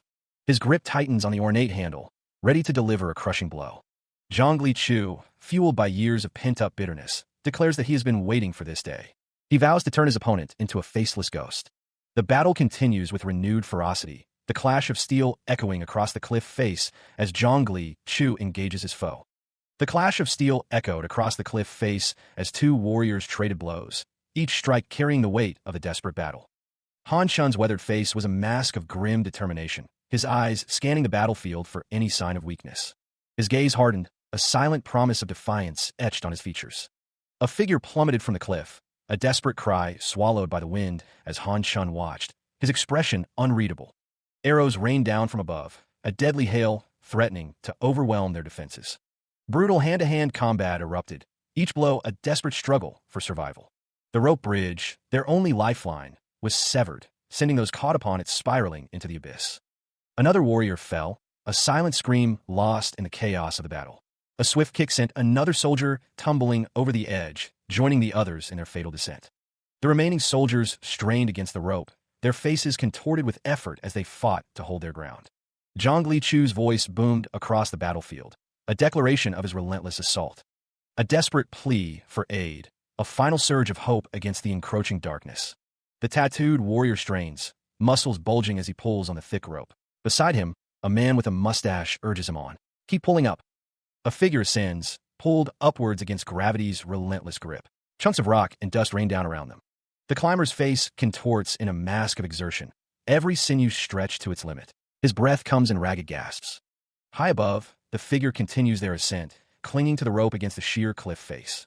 From below, the view is a chaotic mix of rope, falling debris, and the daunting height of the cliff. Elsewhere, a fierce battle unfolds. One warrior, blade in hand, faces off against another. A sword hilt plummets downwards, a sign of defeat or a lost weapon in the heat of combat. The sound of battle echoes. Meanwhile, a desperate cry rings out. Sea clan leader. A serene Buddha statue watches over the scene. Two monks kneel in silent prayer before the Buddha, their faces obscured in shadow. The monks stand, their gaze fixed on something unseen. One responds with a simple affirmation, yes. The elder monk, his face etched with weariness, decreed a retreat. Withdraw. The sudden command sparked a visible reaction from Jiaxa, an exclamation point punctuating his surprise. Jiaxa's voice rose, laced with disbelief. That can't be done, master. Abandoning the 10 forgettings. Han Chun, his gaze heavy with regret, countered. This isn't the only time we've failed the 10 forgettings. We've sacrificed too much. Jiaxa, his resolve hardening, issued a new order. Call them back. Everyone, at some point, encounters an insurmountable obstacle, a wall so high it obscures the path forward. Han Chun, his eyes covered, cautioned that gritting one's teeth and charging ahead out of sense of duty isn't always the wisest course. Another voice chimed in, offering solace. They could always return and rest whenever they needed. Their room would be waiting, untouched. A hand gently rested on Huang Yung's shoulder, a silent gesture of support. Jiaxa urged them to depart. And so, the group began their journey. The group continued on their path. Han Chun's voice echoed, reminding them that the 18 chambers awaited. The elder watched them go. The 108 arhats of Shaolin were withdrawing. The warrior, wrapped in bandages, listened intently. He revealed that they were preparing to leave as well, having received orders to withdraw. Han Chun simply acknowledged the news. The two exchanged a look, the weight of the situation settling between them. Jiaxa explained that continuing the standoff with the flying red ant barrier would only increase casualties. Han Chun noted that they say they'll attack again when the weather turns cold and the flying red ants disappear. He then inquired if there had been any word from Manhwa. Suddenly, a messenger arrived, shouting that he had a message for the elder. Jiaxa stated that, as expected, it was an order to return. Han Chun replied that he thought as much. As they walked away, Han Chun voiced his worry that they'll crawl out somehow. That's why Shaolin is dispatching the 72 Dharma warriors. Jiaxa commented that if the 72 Dharma warriors are guarding, they can rest easy, though it's an order they must follow. Han Chun reflected that his steps felt heavy as mountains as they returned. The fallen disciples were buried halfway up Mount Sumyong. Lying in bed, it pained Han Chun that they couldn't even erect grave markers for them. He was told that he had done well. He was urged to leave without delay before the clan leader's body deteriorated further. Everything was prepared. The group began to move out. Someone yelled, "Wait!" What was going on? Han Chun recalled that while attacking Silent Moon Hall, that bastard Zhongli Chu. It was unbelievable. How could this happen? The clan leader was the one who brought light to his life when he was trapped in darkness. Hands carefully tied the bindings. Who is he supposed to look up to now? May he reach the Pure Land. Please escort him well to his homeland. He grimaced, his face contorted in anger. The warrior spat out the name, Zhongli Chu, with venom. With a curt tone, he ordered them to move out. A pained groan escaped his lips as he clutched his head. His eyes widened in sudden realization, a silent exclamation escaping him. A voice called out, questioning why they wouldn't come with them. The message continued, explaining that Shaolin, Manhwa, and the Beggar Sect were all withdrawing, making it difficult to accomplish anything alone against the flying red ants. The warrior declared that they would sharpen their blades, prepare, and return when winter comes. Debris littered the ground, a testament to the recent devastation. The building stood in ruins, its structure shattered and broken. He had hoped nothing would happen, but the scene before him told a different story. A group of figures stood atop a damaged structure, surveying the aftermath. It looked like a storm had passed through. A lone jar remained intact amidst the destruction, a silent witness to the chaos. He approached the large, sealed jar, a sense of foreboding washing over him. Han Chun cautioned, "This is... Commander, don't touch it." The warning hung in the air, heavy with unspoken danger. There might be poisonous snakes inside, Han Chun added, his voice low. "First kill. Check on the safety of the 18 chambers." A subordinate responded with a simple acknowledgement. "Yes, master."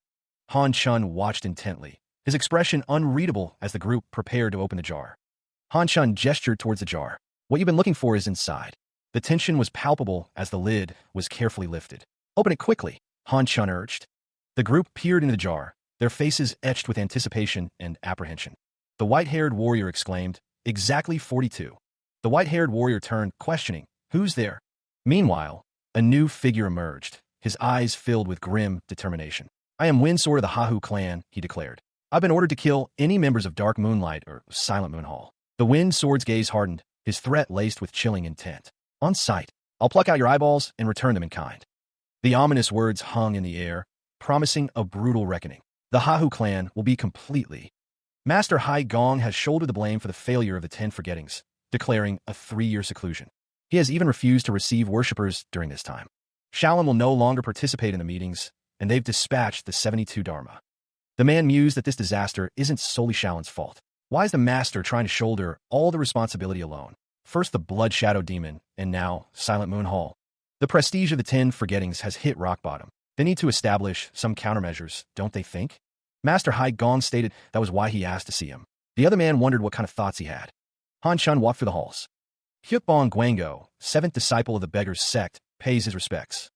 As they all know, the 10 Forgettings of the 9 great sects has maintained order in the martial world for a long time. However, with the emergence of evil practitioners, exploiting the weaknesses in the 10 Forgettings and bringing chaos to the world, sparked a growing unease. A sentiment that things could not continue as they were hung heavy in the air. Master Hai Gong considered the situation, his expression grave. The sacrifice of the martial artists participating in the 10 Forgettings, he thought, was far too great. The master continued, his tone resolute. His thinking was that to deal with such people, they needed to become even more assassin-like than they were. Han Chun, seated across from him, tilted his head, questioning what he meant by that. Was he suggesting that all of the martial artists should walk the path of the evil sects? Of course not, came the reply. Hai Gong elaborated, his gaze intense. He was suggesting they train assassins dedicated to carrying out the 10 Forgettings. Assassins who hunt assassins. The air crackled with the sounds of steel meeting steel. A figure was sent reeling backwards from the force of a blow. A pained cry echoed as the warrior lost their footing. The sound of tearing fabric accompanied the fall. Master Hai Gong clashed swords with the unknown warrior, their fight a whirlwind of motion amidst the gathered crowd. The force of their blows reverberated through the air. Each strike was met with a parry, the dance of blades a deadly ballet. The unknown warrior and Master Hai Gong continued their duel, neither giving an inch. The unknown warrior lunged forward, sword extended. His foot planted firmly on the ground, driving him forward. Master Hai Gong swung his sword in a wide arc, aiming to intercept the attack. The two warriors continued their deadly dance, each seeking an opening. He parries a blow, the force of the impact reverberating through his arms as Master Hai Gong struggles to maintain his stance against the relentless assault. The unknown warrior counters, his blade a blur of motion as he presses his advantage. Hai Gong manages to block another strike, the clang of steel echoing through the battlefield. The force of the blow sends the master staggering backward, his feet struggling to find purchase on the blood-soaked ground. The warrior advances, his voice a low growl, demanding, "Where do you think you're going?" Another strike lands, a spray of blood erupting from the master's shoulder. The force of the blow sends Hai Gong flying through the air. He grits his teeth against the pain, his face contorted in a grimace. The warrior's blade finds its mark once more, drawing another crimson streak across the master's robes. Standing amidst the fallen, the unknown warrior watches as Master Hai Gong struggles to rise, his body battered and bruised. Another strike, and the master stumbles, barely able to keep his feet. His vision blurring, Hai Gong finds himself on the ground, staring up at his relentless opponent. He lay defeated, his body sprawled on the ground. The unknown warrior stood over Master Hai Gong, the victor of their deadly dance. The warrior's grip tightened around the hilt of his sword, the steel gleaming with a sinister light. Hai Gong's face was a mask of pain, his eyes squeezed shut against the inevitable. The sword descended, a flash of silver against the gray sky, promising a swift end. His gray hair scattered like ash in the wind, a final testament to his defeat. The clay pot lay shattered beside him, its contents spilled across the bloodied ground. The small, round marbles rolled away, scattered like fallen tears. The unknown warrior stood his ground, his sword still raised, ready for any further resistance. His face was grim, his eyes narrowed, betraying no emotion as he surveyed the scene. A question hung in the air, unspoken but palpable. Is it over? From the rooftops, a voice called out, declaring the battle won. "Young, we've eliminated them all. Check the..." Hai Gong's face, bloodied and bruised, remained still, his fate uncertain. The aftermath painted a grim picture. 2 fire spirit assassins eliminated, and 3 death spirit assassins slain. He cradled the fallen warrior, desperation lacing his voice. Manhwa, open your eyes. Concern etched itself onto the face of one of the onlookers. Manhwa's head tilted back, a silent scream escaping her lips. The warrior, kneeling beside her, asked with palpable worry, "Sister, are you all right?" The scene was a tableau of exhaustion and loss, the air thick with the metallic tang of blood. A young voice broke the silence, questioning their future. "We're still young, right? And there are elders watching over us from behind." Manhwa's expression was a mixture of pain and doubt. Was this much a failure at all? A new resolve hardened in the warrior's eyes. "Our homeland. Let's return to Wutsai Mountain of the Death Soul Agency. There, we'll start over from the beginning." The sound of a footfall echoed through the debris-strewn battlefield. Each step crunched on the broken remnants of war. The battlefield was a graveyard of shattered hopes and broken dreams. A body lies wrapped in simple cloth, resting on the forest floor. A somber expression crosses the warrior's face. The sect leader is being questioned. "Isn't it improper to just leave Yui like that?" Another responds, explaining, "That's the funeral culture of the Shadow Flame tribe. There's no need to interpret their traditions through our customs. Yui has simply gone to be by the side of the deity Abuta. She was a warrior among warriors, so she's probably receiving Abuta's favor generously right now." One of the warriors speaks. "When we follow later, she'll definitely act territorial, saying she got there first." "That one." Another warrior declares, "Let me make this clear. If you bury me in the ground when I die, I won't let it slide." Zomeona asks, "What about?" The group is startled. "Aunts, it seems the warrior explains. "The Crimson Demon already devoured him, so he could only bring back his clothes and the treasure beneath them." The group prepares to bury the remains. "Let's bury at least this next to Yui. Farewell, Yui." The group stands together, somber. A final farewell is given. "Farewell, Heavenly King Hans." The weight of the decision hung heavy in the air. How much must one agonize before deciding to? The temple stood in silent witness, its ancient stones absorbing the unspoken tension. Closing the gates, he thought, was a rod he was giving himself for past mistakes. It was something that made people point fingers and click their tongues. Han Chun simply replied, "Yes." Master Hai Gong sat across from him, offering a comforting sentiment. "Please don't worry about it. There are always those who slander without knowing the circumstances." Han Chun held the teacup, his gaze distant. How could they know the weight pressing down on the shoulders of a sect leader, bearing difficult decisions and their accompanying responsibilities? "Your understanding lightens this old monk's heart considerably now." Master Hai Gong looked at Han Chun, his expression unreadable. "You won't be retracting that decision, will you?" Han Chun's eyes narrowed slightly. "Even if I beg you to—" Master Hai Gong closed his eyes, his face etched with a deep sorrow. "I pray every—" Han Chun spoke, his voice low and somber. "Mourning for my younger brother's peaceful passage to paradise." He took a sip of the tea. Shaolin's tea is always the finest. The tea was excellent. Han Chun offered his gratitude. "Thank you for everything. May you live long and healthy." He stood, the weight of his decision etched on his face. The other man noted the finality in his tone. Han Chun declared he was leaving. Han Chun clasped his hands, his voice resonating with grim resolve. He intended to take a road from which he could never return. A voice called out, a desperate plea to wait. Han Chun continued his departure, his back turned to the desperate call. He walked away from the building, his steps measured and resolute. Han Chun continued his journey, leaving the familiar behind. The sound of footsteps echoed, marking his departure.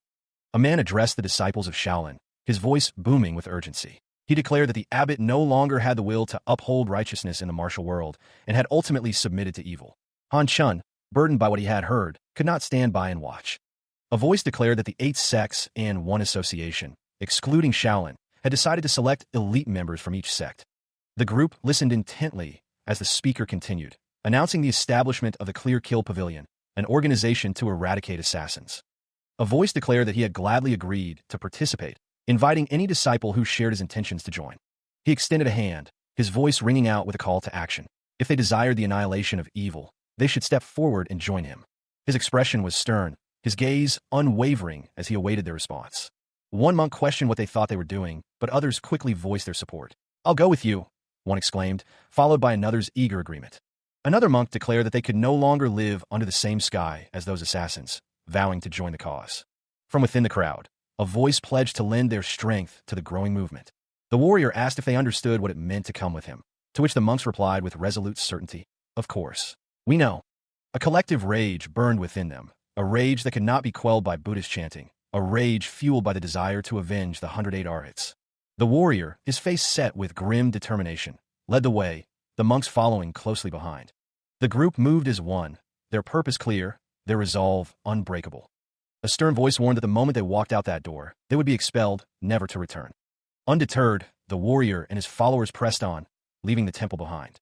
The Crimson Mask Agency stood silent against the night, its dark walls hinting at the secrets within.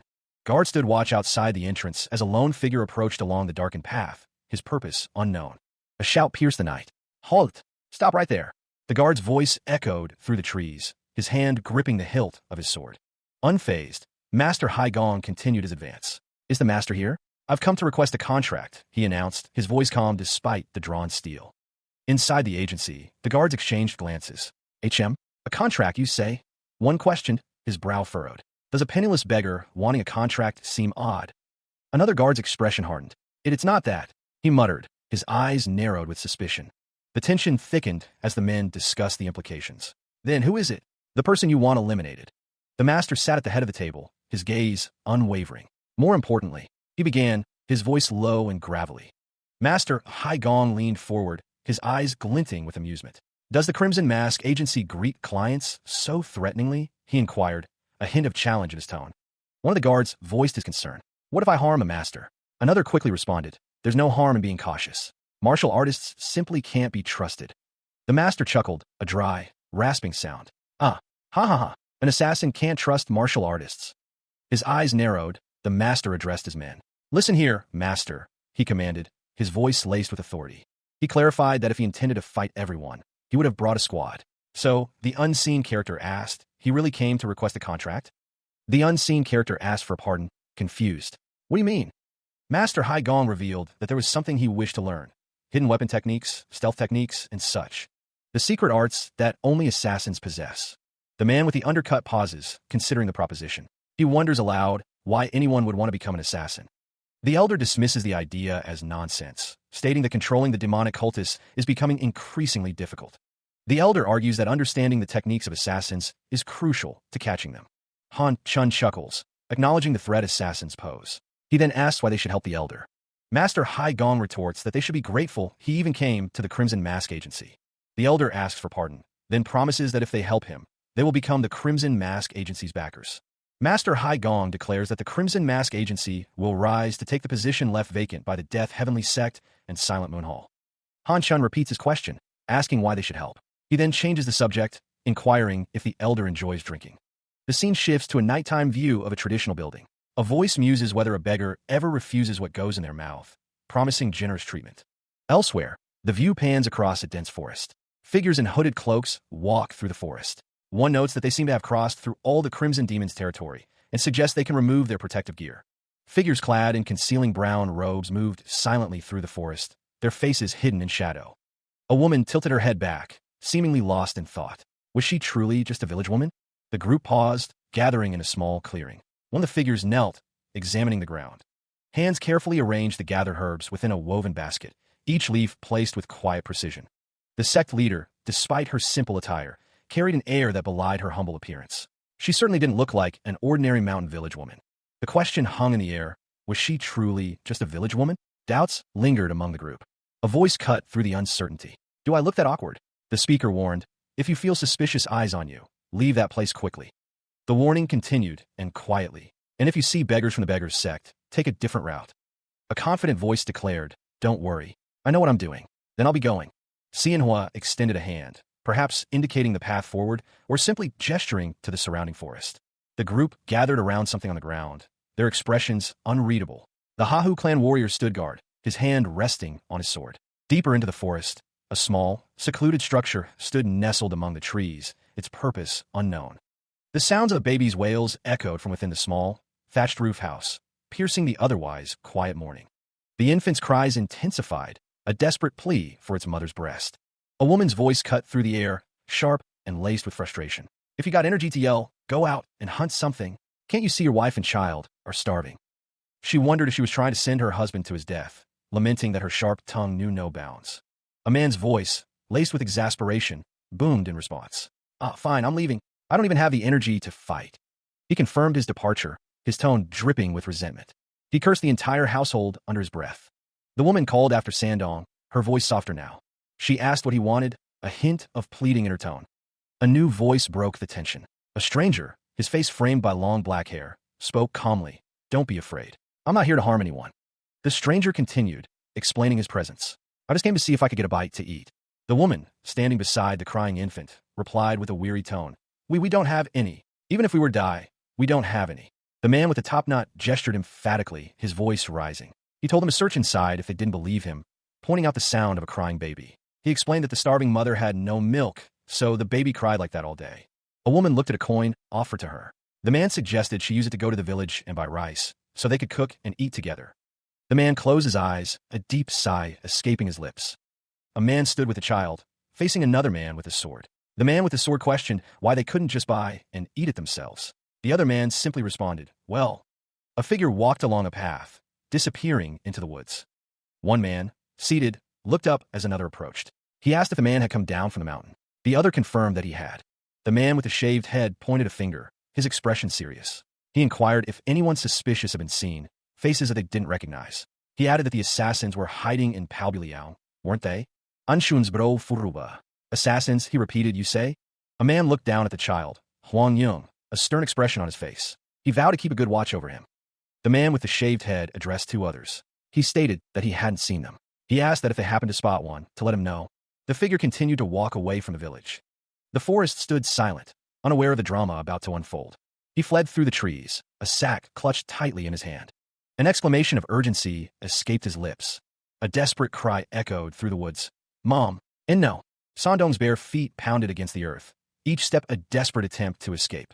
Cornered, Sandong looked up, his face etched with fear as he was called by name. A voice demanded, surrender, quickly. Captured, Sandong squirmed as unseen hands began to tickle him mercilessly. And no, he cried, laughter bubbling through his protests. He surrendered, his face flushed with laughter. His mother greeted him, relieved he was back. Sandong approached, calling out to his dad. The side dishes weren't much, but the warmth of the hearth was inviting. It felt so good to eat warm rice after so long, surrounded by family. He is urged to eat as much as he likes, but Han Shun also encourages Sandong to partake in a meal. The boy is told not to make him talk. Han Shun takes another bite, remarking that he needs to take another bite in the time it takes to answer. Chuckling, Han Shun thanks them for the meal, though he notes that they didn't even serve him properly. Because of them, Han Shun says they could fill their bellies too. He admits there's a favor he'd like to ask. Huang Yung inquires about the favor. Han Shun tells them that there will be no more fighting between them and the martial artists, so they can rest easy now. He urges them to tend their fields and hunt again. Han Shun explains that they put up signs around the Crimson Demon's habitat, so they just shouldn't go inside that area, even if there's another commotion. Huang Yung promises that they won't cause any trouble for the residents of Palbuliao, vowing to protect them. Han Shun offers them money. Huang Yung insists that it's enough, that they don't need to give them any more. Han Shun urges them to use this money to buy pigeons. He confirms when asked if he means pigeons. Han Shun advises that, of course, they must make sure the Shaolin monks at the base of the mountain don't see them. The world fades into view. A voice calls out, wishing them well on their journey. A villager, standing near a traditional home, inquired if anyone had spotted suspicious individuals lurking on the mountain. The other villager admitted he hadn't seen anyone. Whispers carried on the wind, speaking of assassins with human faces but beastly hearts, holed up in Palbuliao. The villager urged the other to report any sightings immediately. The conversation shifted elsewhere. Another villager lamented the loss of their livestock, 12 chickens and a pig, all gone from their house. A question hung in the air. Who could have stolen and devoured them? The answer came, not from assassins, but from the martial artists who had swarmed the area, ostensibly to catch them. A somber apology echoed, offered on behalf of those responsible. One man, his face etched with disdain, declared that to him, the assassin scum and the martial artists were no different. He demanded understanding. The crowd remained silent. The wheel of a cart turned, grinding against the dirt road. The carriage rumbled to a halt, its arrival echoing through the desolate village. The air hung heavy with an unsettling silence. A woman's voice cut through the quiet. Please wait. It won't take long. A hand reached out, taking something unseen. The woman descended from the carriage, her footsteps the only sound in the deserted village. She peered through a window, her gaze searching for any sign of life within the darkened buildings. Her voice echoed in the emptiness. Is anyone here? Silence answered her call. Was there no one home? She continued her search, passing a large, ominous pot, its contents unknown. A sudden sound startled her, her eyes widening in alarm. She paused, her breath catching in her throat as she noticed something. An old man watched her from the shadows, muttering, for a woman to come to such an isolated place. Her thoughts drifted to the previous night. Last night's dream wasn't an ordinary one, was it?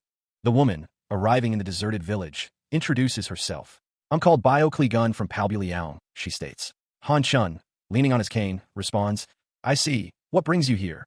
If you come looking for a place to stay, you're most welcome. Bio Gun clarifies her purpose. No, I'm looking for someone. Han Shun Rais and Aibrov. Someone? There's only me here. Wasn't there a man with white hair, long hair, and a beard here? The old man acknowledges the person Bio Gun is looking for. Ah, that fellow, Han Chun rasps. A flicker of resentment crosses Han Chun's face as he thinks to himself. That rude bastard who treated me roughly. Bio Gun, studying the old man, asks directly, is that person? She presses for information. Left? Didn't he say where he was going? Han Chun confirms, of course he told me. The old man's thoughts drift to more personal desires. With empty words? Before I die, if I could smell a young woman's fragrance just once, I'd have no regrets. Bio Gun's expression is unreadable. She pleads, could you ease my regret? A strange tremor runs through Han Chun, his face contorting in a silent scream. The elder erupts in unsettling laughter, a sound that sends a chill down Huang Yung's spine. His face twists further, the laughter turning into a grotesque grimace. The grimace intensifies, his eyes rolling back as spittle flies from his mouth. Huang Yung struggles to support the elder as his body begins to convulse. With a strangled cry, Han Chun collapses to the floor. His body lies still, a stark contrast to the violent spasms that racked him moments before. Kneeling beside him, Huang Yung's face is etched with worry. The elder, he cries out. Elsewhere, a lone figure sits hunched over, seemingly lost in thought. The elder's face is a mask of pain, a low groan escaping his lips. Huang Yung leans closer, his voice laced with concern. Are you okay? Han Chun's eyes flutter open, his words slurred and disjointed. Hunan. He said he's going to Hunan. Hunan. Where? He simply states that he doesn't know, only that he's going to Hunan. Elsewhere, Sandong walks towards an older man who is sitting on the ground. A voice calls out, addressing the boy by name, Sandong. The boy runs towards a man with a sword, who laughs. The man asks if he's been good and if he came. Another man gestures towards a birdcage, inviting him to come this way. The man explains that, as instructed, he brought the bird and kept it hidden from the shallow monk's eyes. The man with the sword says, well done, adding that this one will fly back tomorrow.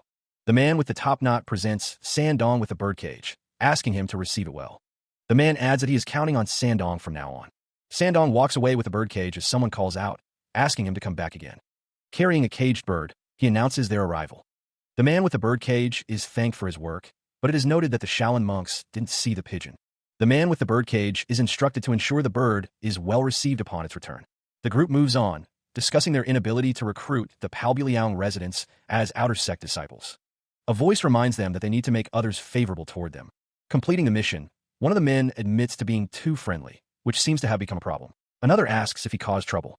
One of the men muses that the daughter from the isolated house down below seems to have taken a liking to him and kept giving him eyes the whole time he was around. A disembodied voice questions if this is a big problem, followed by a sinister chuckle. One of the men suggests that she was holding back laughter after seeing the other's face. The group continues to walk, acknowledging there was trouble. One man calls another pitiful and jealous. The sect leader is asked if he heard Yumyang's nonsense, and someone laments the problem of not getting proper meals. A voice states they need to earn money quickly and buy food, urging patience and promising they'll start taking contracts soon. Elsewhere, a distant view of a traditional village unfolds. The marketplace buzzed with activity, vendors hawking their wares. Shouts of fresh pork and fresh fruit available filled the air as people bustled through the crowded streets. The soft rustle of silk filled the air as a hand carefully selected a bolt of fabric from a neatly stacked pile. A woman, her hair neatly tied back, inquired, "Do you have silk?" The shopkeeper responded without hesitation, "Of course." The shopkeeper, a man with a neatly tied top knot, leaned forward, asking, "Anything particular you're looking for?" The woman from the silk shop was greeted by another, who addressed her as chief, before asking, "Have you been well?" The narration box revealed the dire straits of the Silent Moon Hall. They had become public enemies, trapped in Palbuliang, and their funds were dwindling, leaving them unable to mobilize outer sect disciples. The gravity of the situation became clear. Because of that, one of them explained, "We're not able to accept contracts either." Xianhua's expression was thoughtful as she considered, "The sect leader's will is." One of the men, his face etched with concern, declared, "For everyone to return to the lower sect." The group sat around a table, the tension palpable. "The sect leader is truly incomprehensible," one of them muttered. Another simply responded, "Pardon?" One of the men, stroking his chin, remarked, "For someone who wants to become the death god, why is he so sentimental?" Xianhua mused, The sect leader's will is assumed we'd leave without support. That's rather hurtful, isn't it? She concluded, he is just that kind of person. The speaker at the table admitted that when the idea of the death god first surfaced, he dismissed it as an absurd dream. But watching him lead so few people and facing all those martial artists, he became certain. Han Chun mused that this could work. A voice declared that this person will become the death god and instructed someone to tell the sect leader that they can maintain their position.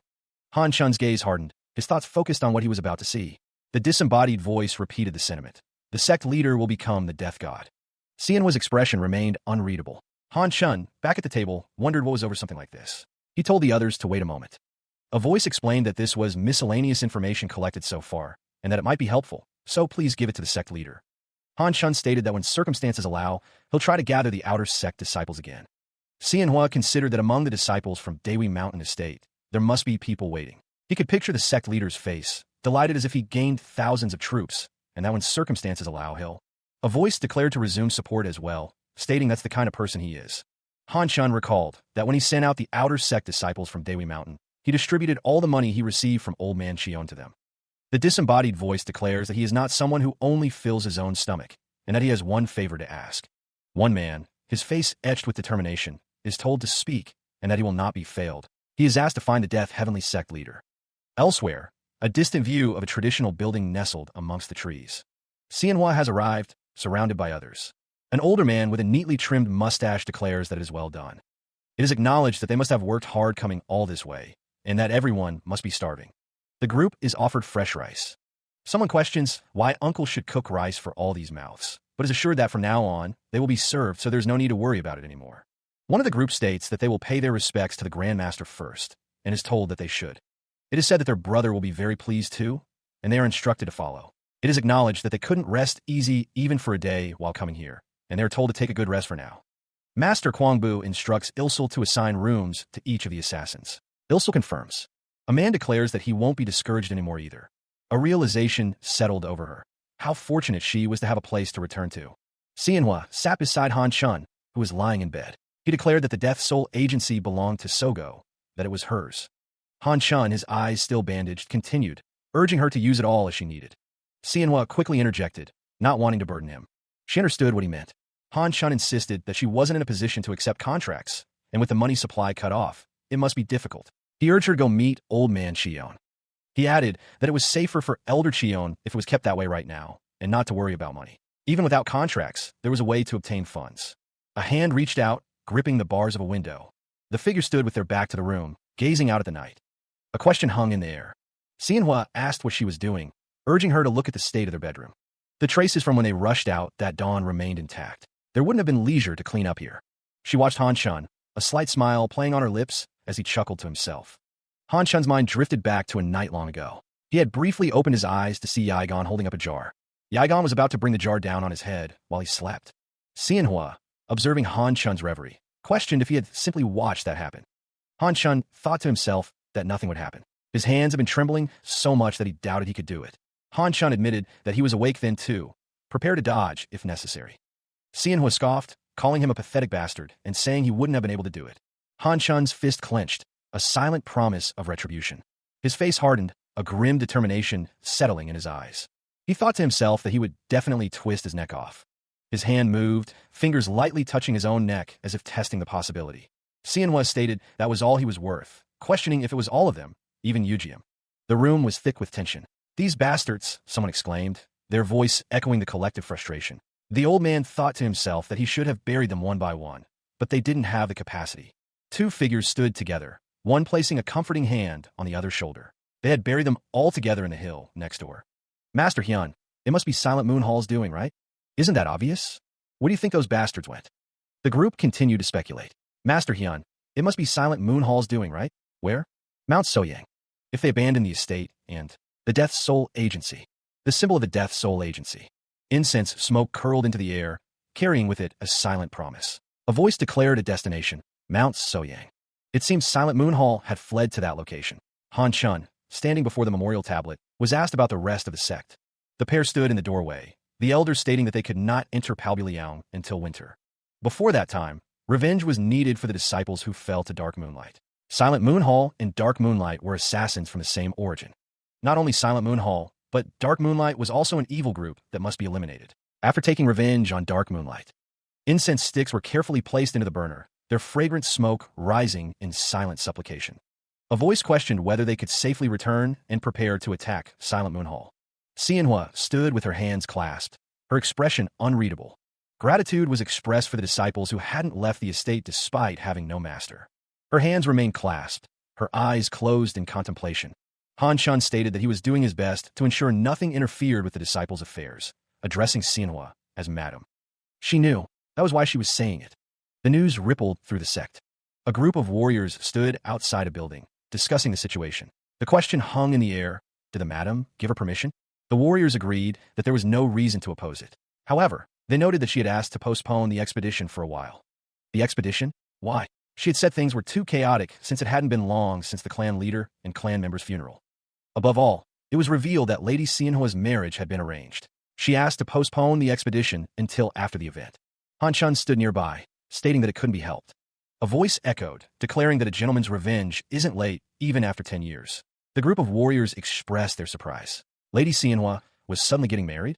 That was out of the blue. Han Shun admitted he couldn't understand it, but reasoned that there must be circumstances.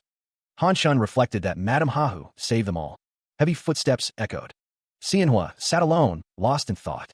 Han Shun glances upward, his expression unreadable. Lost in thought, Xianhua's gaze drifts downward. Han Shun reflects, a hint of regret coloring his thoughts. If he had acted sooner. The man sighs, peering down into the depths of the well. What a waste, he thinks. Xianhua walks away, her shoulders slumped slightly. Han Shun's gaze remains fixed on something below. A rope snakes down into the darkness. Hold on, Hyun Mugil. I'm lowering the rope. Grab it. A desperate hand grips the rough fibers. With a grunt, Han Shun strains against the weight. Pull. The rope tightens, the strain visible in every fiber. Pull. Faces emerge from the well, gasping for air. Just a bit more. A little more. A wave of distress washes over the man's face, his eyes wide with worry. Hands clenched tightly onto the fabric, knuckles white with tension. A group gathers around Xianhua, who lies unconscious. She's unconscious? Someone asks, their voice laced with concern.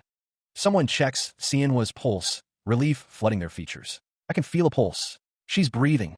The crowd calls out, their voices urgent. Call for a physician. Songhua. Someone approaches, their voice sharp with alarm. What is the meaning of this? Songhua. Elsewhere, the rooftops of the estate stretch into the distance. A group of people stand in a doorway, their expressions somber. One asks, concern etched on their face, how is Lady Songhua? The text relays that fortunately, she has no injuries and will be fine once she rests, adding that it would have been terrible otherwise. One of them mentions that the madam asked to convey her thanks to the great hero. The other replies that it was nothing, anyone would have done the same in that situation. One of them expresses their gratitude. The other says it's hard to believe that Master Hyun was an assassin, and then says that's enough. Han Shun raises a hand, seemingly trying to defuse the situation. He admits that those memories are best left forgotten and apologizes. Han Shun bows, apologizing for his careless thinking. The man questions how Lady Xianhua could do such a terrible thing with a joyous marriage ahead. The reason seems to be because of that. Someone asks about the marriage. The group wonders about Merchant Lord Song. A man is shocked that they would marry his friend's daughter. He is getting a rough idea of the situation. He wonders what the madam was thinking, deciding to give her daughter to Merchant Lord Song. There are circumstances. Someone questions the circumstances. Fortune has declined significantly. The clan leader also owed Merchant Lord Song a lot of money. Even now, it seems difficult to keep them all here without Merchant Song. The assembled clan members considered the situation. They needed Lord Song's help. A man with a stern gaze pondered the weight of their reliance on external forces. The imposing structure of the clan estate stood in silent witness to the turmoil within. Was the marriage to Merchant Lord Song truly so unbearable? The support mother's expression hardened, her voice laced with disbelief. Enough to throw yourself in a well? Xianhua remained silent, her gaze fixed on the ground. The support mother sighed, a hint of resignation in her voice. Yes. The support mother continued, acknowledging the difficulty of accepting a man like her father as a husband. But did Xianhua think she wanted to send her to such a suitor? The support mother's voice grew stern, reminding Xianhua that she thought it was understood without words. Since she seemed unaware, she felt she must tell her. She took her in when she was poor enough to nearly starve to death, treated her as her own daughter, and raised her well all this time. Wasn't it about time she repaid her somehow? The support mother's tone became more forceful, emphasizing the need to keep those martial artists there for revenge for her father and brothers. To do that, they needed money. Not only that, but thanks to the clan leader squandering all the family wealth, they could barely stand to survive on their own now. The support mother gestured emphatically, reminding Manhwa of all the debt they already had. Without even Merchant Lord Song, they'd be out on the streets. She wasn't too young to understand that, was she? Manhwa's expression remained downcast, her voice barely a whisper. She was aware. Did her mother think she didn't understand that? But it was useless, mother. Manhwa's words hung in the air, heavy with unspoken meaning. Even if she married, she'd be thrown out the next day. The support mother's eyes widened in shock. What did she mean, thrown out? The mother's eyes widened, the words hanging in the air. I'm not a virgin. Manhwa could only hope that Merchant Lord Song would understand. She whispered her name. The mother's face contorted in disbelief. She exploded. You, acting so demure all this time, and you. Manhwa recoiled, fear flashing in her eyes. Who was it? Who? What bastard? It was finally freed. Tears streamed down Manhwa's face as she cried out, My brothers did it. The mother's rage intensified. What? Brothers, you say? Of all the dash. Now you're even lying. The mother's hand shot out, grabbing Manhwa by the hair. They weren't brothers, they were demons. When those three died all at once, I was... Manhwa's expression softened, a hint of pity in her eyes. It was finally freed. Even such people were your children, so I just felt sorry for father who abandoned the family in his obsession with revenge. Mother is the... Manhwa's hand trembled. The mother stood over Manhwa, her face a mask of fury. Manhwa could only manage a week. The sign on the door declares this to be Hyun Mugil. The woman's face is etched with concern as she speaks. She tells the unseen person that their presence in a lady's room in the dead of night is not proper etiquette. She'll arrange a separate occasion to thank them for saving Songhwa. So they should leave. Someone has unintentionally learned many things that should have been left buried. By tomorrow, everyone in the neighborhood will be gossiping. The question hangs in the air. Will they be all right with that? The man scoffs, muttering about blackmail. That nature, he believes, will never change. The two women sit at a table, the man from before standing behind them, a silent presence. The mother's expression is sharp as she demands, So what is it? What do you want? The man's face is grim. The clan leader peeled off his assassin skin and let him live a new life. It seems the opportunity to repay that gratitude has finally come. How does she intend to repay it? Lady Songhwa doesn't want to marry Merchant Lord Song, and they need Merchant Lord Song's wealth, don't they? The man kneels and is told to be quiet, lest someone might hear. The man's face is close to the ground as he speaks of after the wedding ceremony. What if Merchant Lord Song passes to the other world on the wedding night? The mother asks what he's talking about now, her eyes narrowed. His fortune. Wouldn't it all become Lady Songhwa's? The man leans in, telling them to listen now. The scar man's face fills the frame, his expression intense as he makes his offer. It was simple, he insisted, contract him for her. Above him, the woman's face is serene, almost resigned. She would accept her final contract, she declared, for he was wrong. The older woman reveals that Merchant Lord Song has a son, and the inheritance will go to him. The younger woman gasps, calling out to her mother in dismay, realizing the implications. From the rooftops, a sinister laugh echoes. The contract, it seems, just added one more person. Lanterns illuminate the night market, their light reflecting off signs advertising mountain ginseng liquor, said to make even Mount Tai's tigers tremble. Just one sip, the sign boasts, will bring back lost youth in a miracle. The night market bustles with activity, vendors hawking their wares under the soft glow of the lanterns. Mirrors for sale, one calls out, white jade mirrors that brightly reflect your face. A dumpling vendor waves his hand, calling out to a passerby. You there, pretty lady, have a dumpling before you go. Another vendor displays his wares, shouting, We have figs, fresh fruit, come taste them. A man looks back in surprise, his eyes widening. Oh my, he kept bad-mouthing me, without realizing I was right behind him. So what did I do? Hot dumplings. The hands of the jerky shop owner must have become jerky themselves. No, I walked up beside him and actually agreed with him. Then he finally turned his head and saw my face. Kiki. A man clutches his stomach, laughing maniacally. We have peaches. Teach this bastard. Kikik. His face turned white and piss started trickling down his legs. Two men sit at a table, laughing. Ha ha ha. To Master Stoneheart Madsword. You must have looked like the Grim Reaper. Who wouldn't pee themselves? Exactly. You must have thought, I'm dead now. A figure stands in the market, thinking, I came here wanted to do business at this night market. Two figures stand in the market, one with an exclamation point above their head. I was told to ask Master Stoneheart Madsword here. Two women stand side by side. One asks, do we come to the right place? The other responds, of course. You come to the right place. Two people stand near a table. So, were you planning to sell? But there aren't any remaining market stalls, are there? The man in the light green robe barked, demanding silence. Another voice, softer, quickly interjected, dismissing his outburst. The woman with braided hair assured them that they were counting on him. She then suggested they visit the Night King together to to secure permission. The building loomed in the night, its sign proclaiming it to be the home of Stoneheart Madsword. A man in a green robe stood at the entrance, gesturing for someone to enter. Another man, seated, inquired as to the nature of the situation. The man in the light green robe responded that there were no remaining stalls left. A woman lying down murmured, "Oh, brother," seemingly in disbelief. The man with the angry expression commented that they were pretty, his tone suggesting a different kind of transaction. The man with the angry expression insisted that market management was someone else's job. The man in the green robe invited them to come in, presenting the ladies. The group stood together, the tension palpable. The man with the angry expression declared that he had something to say to the Night King, as Xianhua looked on. Xianhua's companion calls out, but she cuts him off. She tells Han Shun that it's enough, referring to him as Stoneheart. Han Shun agrees to listen to what she has to say, stating that she is in a position to have a conversation. He then asks who she is. Han Shun is revealed to be the Dark Moonlight leader, Sogo. He muses that the rumor of Dark Moonlight's disappearance was false, and that it was just a rumor. Sogo states that it's true they laid low for a while, but now they've come to restart their work. He adds that it's an honor for the assassin leader to come in. Sogo takes a drink, remarking that since it's come to this, he's curious. He wonders who contacted her. Xianhua declares that she came to take over the night market, her expression cold. A memory flashes. A fist shatters through a wall with brutal force. Another memory surfaces, showing a woman, bandages wrapped around her torso, preparing to fight. She declares that she poured her entire life into this fist. The memory continues, focusing on Sogo's fist. He thinks that if it were a contract, she would come in the dead of night and slit his throat without a soul knowing, shaping this market. Sogo scoffs, telling Xianhua not to make him laugh. He reminds her that what she devoted her life to building was Imyasiju's. He accuses her of stabbing him in the back and devouring it all. Xianhua retorts that what she did and what he's about to do aren't any different, so he shouldn't feel too wronged. She offers him a chance to leave quietly and keep his life. Sogo, enraged, shouts that it's bullshit. He had just declared it was bullshit, and now Xianhua lay prone on the floor, seemingly defeated.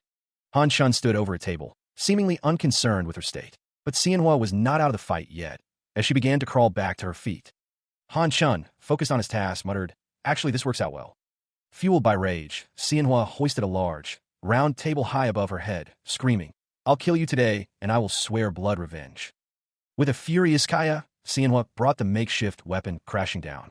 But Han Shun was ready and blocked the blow with ease.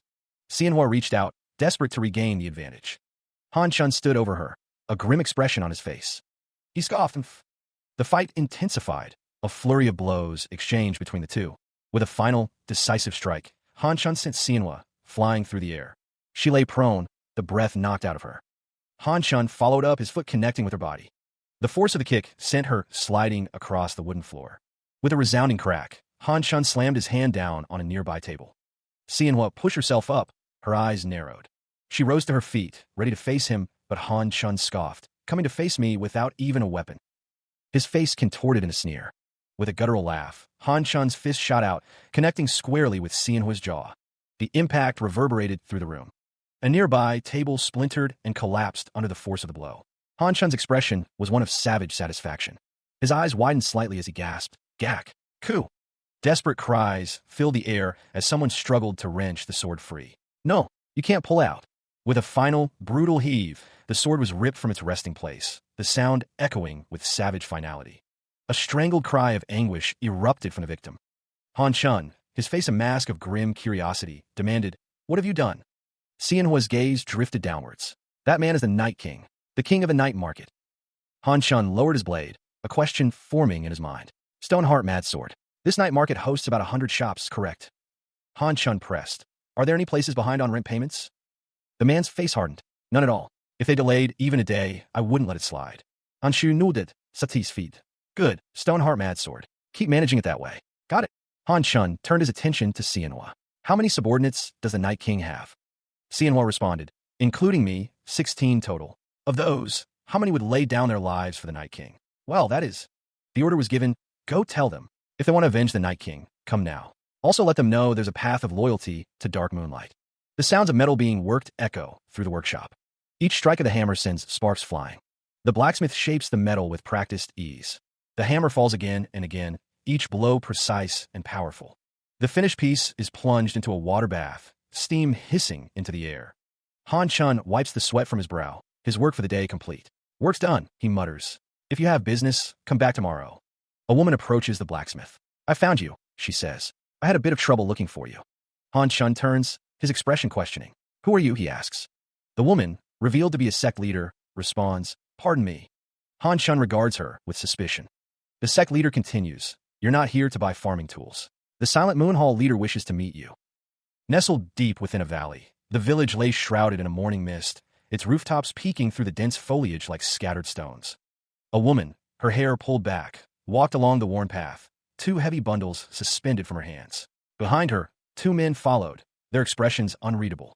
Above, a line of men stood guard, spears held at the ready. Below, a hand reached down, fingers closing around a similar bundle. A silent pause hung in the air as the bundle was lifted, joining the others being carried through the village. The woman continued her trek, the weight of her burden evident in the set of her shoulders as she passed between the buildings. Inside a storage shed, baskets of all shapes and sizes were stacked high, alongside tools and implements of labor. Woven with intricate detail, the baskets spoke of skilled hands and generations of tradition. The baskets were hoisted on his shoulders, the weight distributed as the men moved in unison, their steps measured and steady. Surrounded by guards, the woman continued her journey, the rhythmic thud of her footsteps echoing in the narrow streets. Another woman balanced a large basket upon her head, her gaze fixed on the path ahead, sweat beading on her brow. Elsewhere, a man swung his axe with practiced ease, each strike biting deep into the wood, sending splinters flying. A small child watched from short distance. The child, seated on the ground, looked up as the woman carrying the basket passed by. Dad, look there, he called out. A thought crosses someone's mind, a silent HM hanging in the air. A woman, a large basket overflowing with greenery balanced on her head, is instructed to send a pigeon. An eager voice pipes up, volunteering for the task. Mimi, let me do it. The instructions are laid out. Find a woman with a red cloth, attach a message to the pigeon's leg, and send it on its way. Huang Yung is praised for his quick learning. He beams with excitement, promising to return soon. The forest stands silent, the trees reaching towards the sky. The woman continues her journey, the basket still perched atop her head. A closer look reveals the basket's contents, a collection of leafy greens. The woman from before pauses to rest, the heavy basket now beside her. Another woman approaches, curious about the gathered greens. Who are you gathering all that grass for? She asks. The woman replies, there doesn't seem to be anything people can eat. Are you raising rabbits or something? The two women peer into the basket, examining the strange collection of plants. The boy is greeted, someone calling out to him as leader. The figure asks what brings him here, stating that they came out to greet him since the chief is. The other figure notes that putting on the flying red ant protective gear alone isn't easy. They deny something, then ask how Huang Yung knew they were coming. Han Shun directs Huang Yung's attention upwards. The residents of Palbuliang are reporting all movements, and all the remaining money was spent buying pigeons. Han Shun inquires about the Death Heavenly Sect leader, asking if Huang Yung and the leader met. Huang Yung confirms that they did. Han Shun asks what the Death Heavenly Sect leader said. Huang Yung replies that he said he'd think about it. Han Shun thinks that the leader wouldn't want to get caught up in this whirlwind again. Han Shun exclaims that, fortunately, the residents are helping. He tells Huang Yung to look at this, stating that this isn't for raising rabbits, and that he met Deng Chanzhou and Jin Mudong. Han Shun says that they asked him to pass this to Huang Yung, SECT. Han Shun tells Huang Yung to look. They've been continuously gathering information. Evang Yung Tang San Shun. It feels like something frustrating has. He examines the documents, his brow furrowed in concentration. Han Shun peers over Huang Yung's shoulder, also studying the papers. What could the reason be? From a distance, the pair pores over the documents. Han Shun wonders if Huang Yung will read all of this before leaving. There's nothing particular to do when he returns to Mount Derry anyway. Han Shun leans against Huang Yung, commenting that he is tired and will borrow his shoulder. Huang Yung tells him to take his time reading, asking why he wants to go back quickly. The two sit amongst the trees, the documents spread before them. Han Shun sighs, simply stating just. Han Shun thinks to himself that he wishes they could live like this. Huang Yung wonders what the beggars of the beggars sect wear. Han Shun asks him to repeat himself. The text explains that the clothes are dirty, not from being unwashed for a long time, but made to look like that from start. Huang Yung finds it strange. The document states that the beggars sect placed a group order for clothes at a fabric shop in Hamyong, Shanxi province. Elsewhere, the text states that these rags are sets at that. A man cries out for his father as he is beaten. The man is being beaten. The text says that he clumsily cheated at a gambling table and got beaten, and that he's being called a bastard. He was beaten nearly to death, reduced to a pulp. Huang Yung would have preferred it if he had simply died. The beating left him paralyzed, adding another mouth to feed in their penniless household. A husband and two children. Huang Yung's mother, with no way to feed them, went out with a straw mat to sell her body. When she came back with a handful of rice, Huang Yung was so happy. But that was temporary. When no one wanted his old mother anymore, his 16-year-old sister took the straw mat and went out. That too was brief. Less than 2 months later, she was bleeding and burning with fever, and without even a simple medicine to treat the pain, she suffered for 3 days and finally closed her eyes. This dog of a world. Hwang Yung's mother, driven mad by his sister's death, blocked off his father's heir and killed him. Then she grabbed Hwang Yung's hand and climbed up the mountain. He knew what she was trying to do, so he shook off her hand, and Hwang Yung ran away. Shortly after, he heard a dull thud. But he couldn't bring himself to go look. He just kept running. From that time on, Hwang Yung did anything and everything to avoid starving. Begging, stealing, pickpocketing, robbery. One day, the day Hwang Yung fought with other kids who mocked him as a beggar, he heard he could earn big money that. He knew that killing someone would let him live idly for years. Hwang Yung followed without hesitation. That's how he became an assassin. Now Hwang Yung had even come to run an organization. It had been quite tumultuous. The man then asked the elder how he had been. The elder was asked if he was all right. The elder dismissed the question, saying it was nothing. Someone shouted for the elder to look, exclaiming that they were coming. The figure pointed in the direction of the approaching threat. A group of soldiers marched down the path. A group marches forward, their destination, Clear Kill Pavilion. The faces of the approaching group are grim, their purpose unknown. They continue their advance, the sound of their footsteps echoing in the distance. The group arrives, their numbers significant. One of the group addresses Han Shan, asking if he isn't the heavenly wandering dragon. One of the men reflects on the elder's proclamation and his decision to help, however meager his contribution. Another questions if he has been acting rashly these days. One of the men thinks to himself that he is not the same as before, having gained one more knot. Another member of the group calls out to Han Shan, addressing him as Baek Cheon. The group discusses the unexpected arrival of Shaolin disciples, questioning if the master permitted it, and stating that these are those who came against. It is explained that the master closed Shaolin's gates, but these men judged they must follow the greater. A man addresses a crowd, his expression serious as he speaks of cause. The elder, staff in hand, declares that they will fill Shaolin's quota. As day breaks, the news arrives that someone died in the same way as the night before. The situation is likened to roosters announcing the morning. In a world where human lives are treated so cheaply, what effort is the 9 sects and 1 association making to eliminate the root cause? The elder speaks of forgettings, maintaining the pavilion. The lawless Central Plains have existed until now, but has evil truly disappeared? Has evil vanished without a trace? Human lives are treated like flies, still running rampant. The Clear Kill Pavilion will replace the 10 forgettings and subjugate evil. Once this is done, they will take over the assassin world under their protection. An opportunity that comes once in a lifetime has arrived, and they can't let it slip. He walked forward, representing the Zhongnan, Kongdong, Dinsong, Hainan, Beggar sect, and their Shaolin friends. The elite of each sect had given up the smooth road to becoming sect leaders. They chose this arduous path solely to uproot the origins of evil. Though they become people who can never return to their sects, that sacrifice will never be in vain. Being a member of the Clear Kill Pavilion will be more prideful than anything. The world will look upon them with awe. The hand gestures a promise of unity. The crowd roared, "Long live!"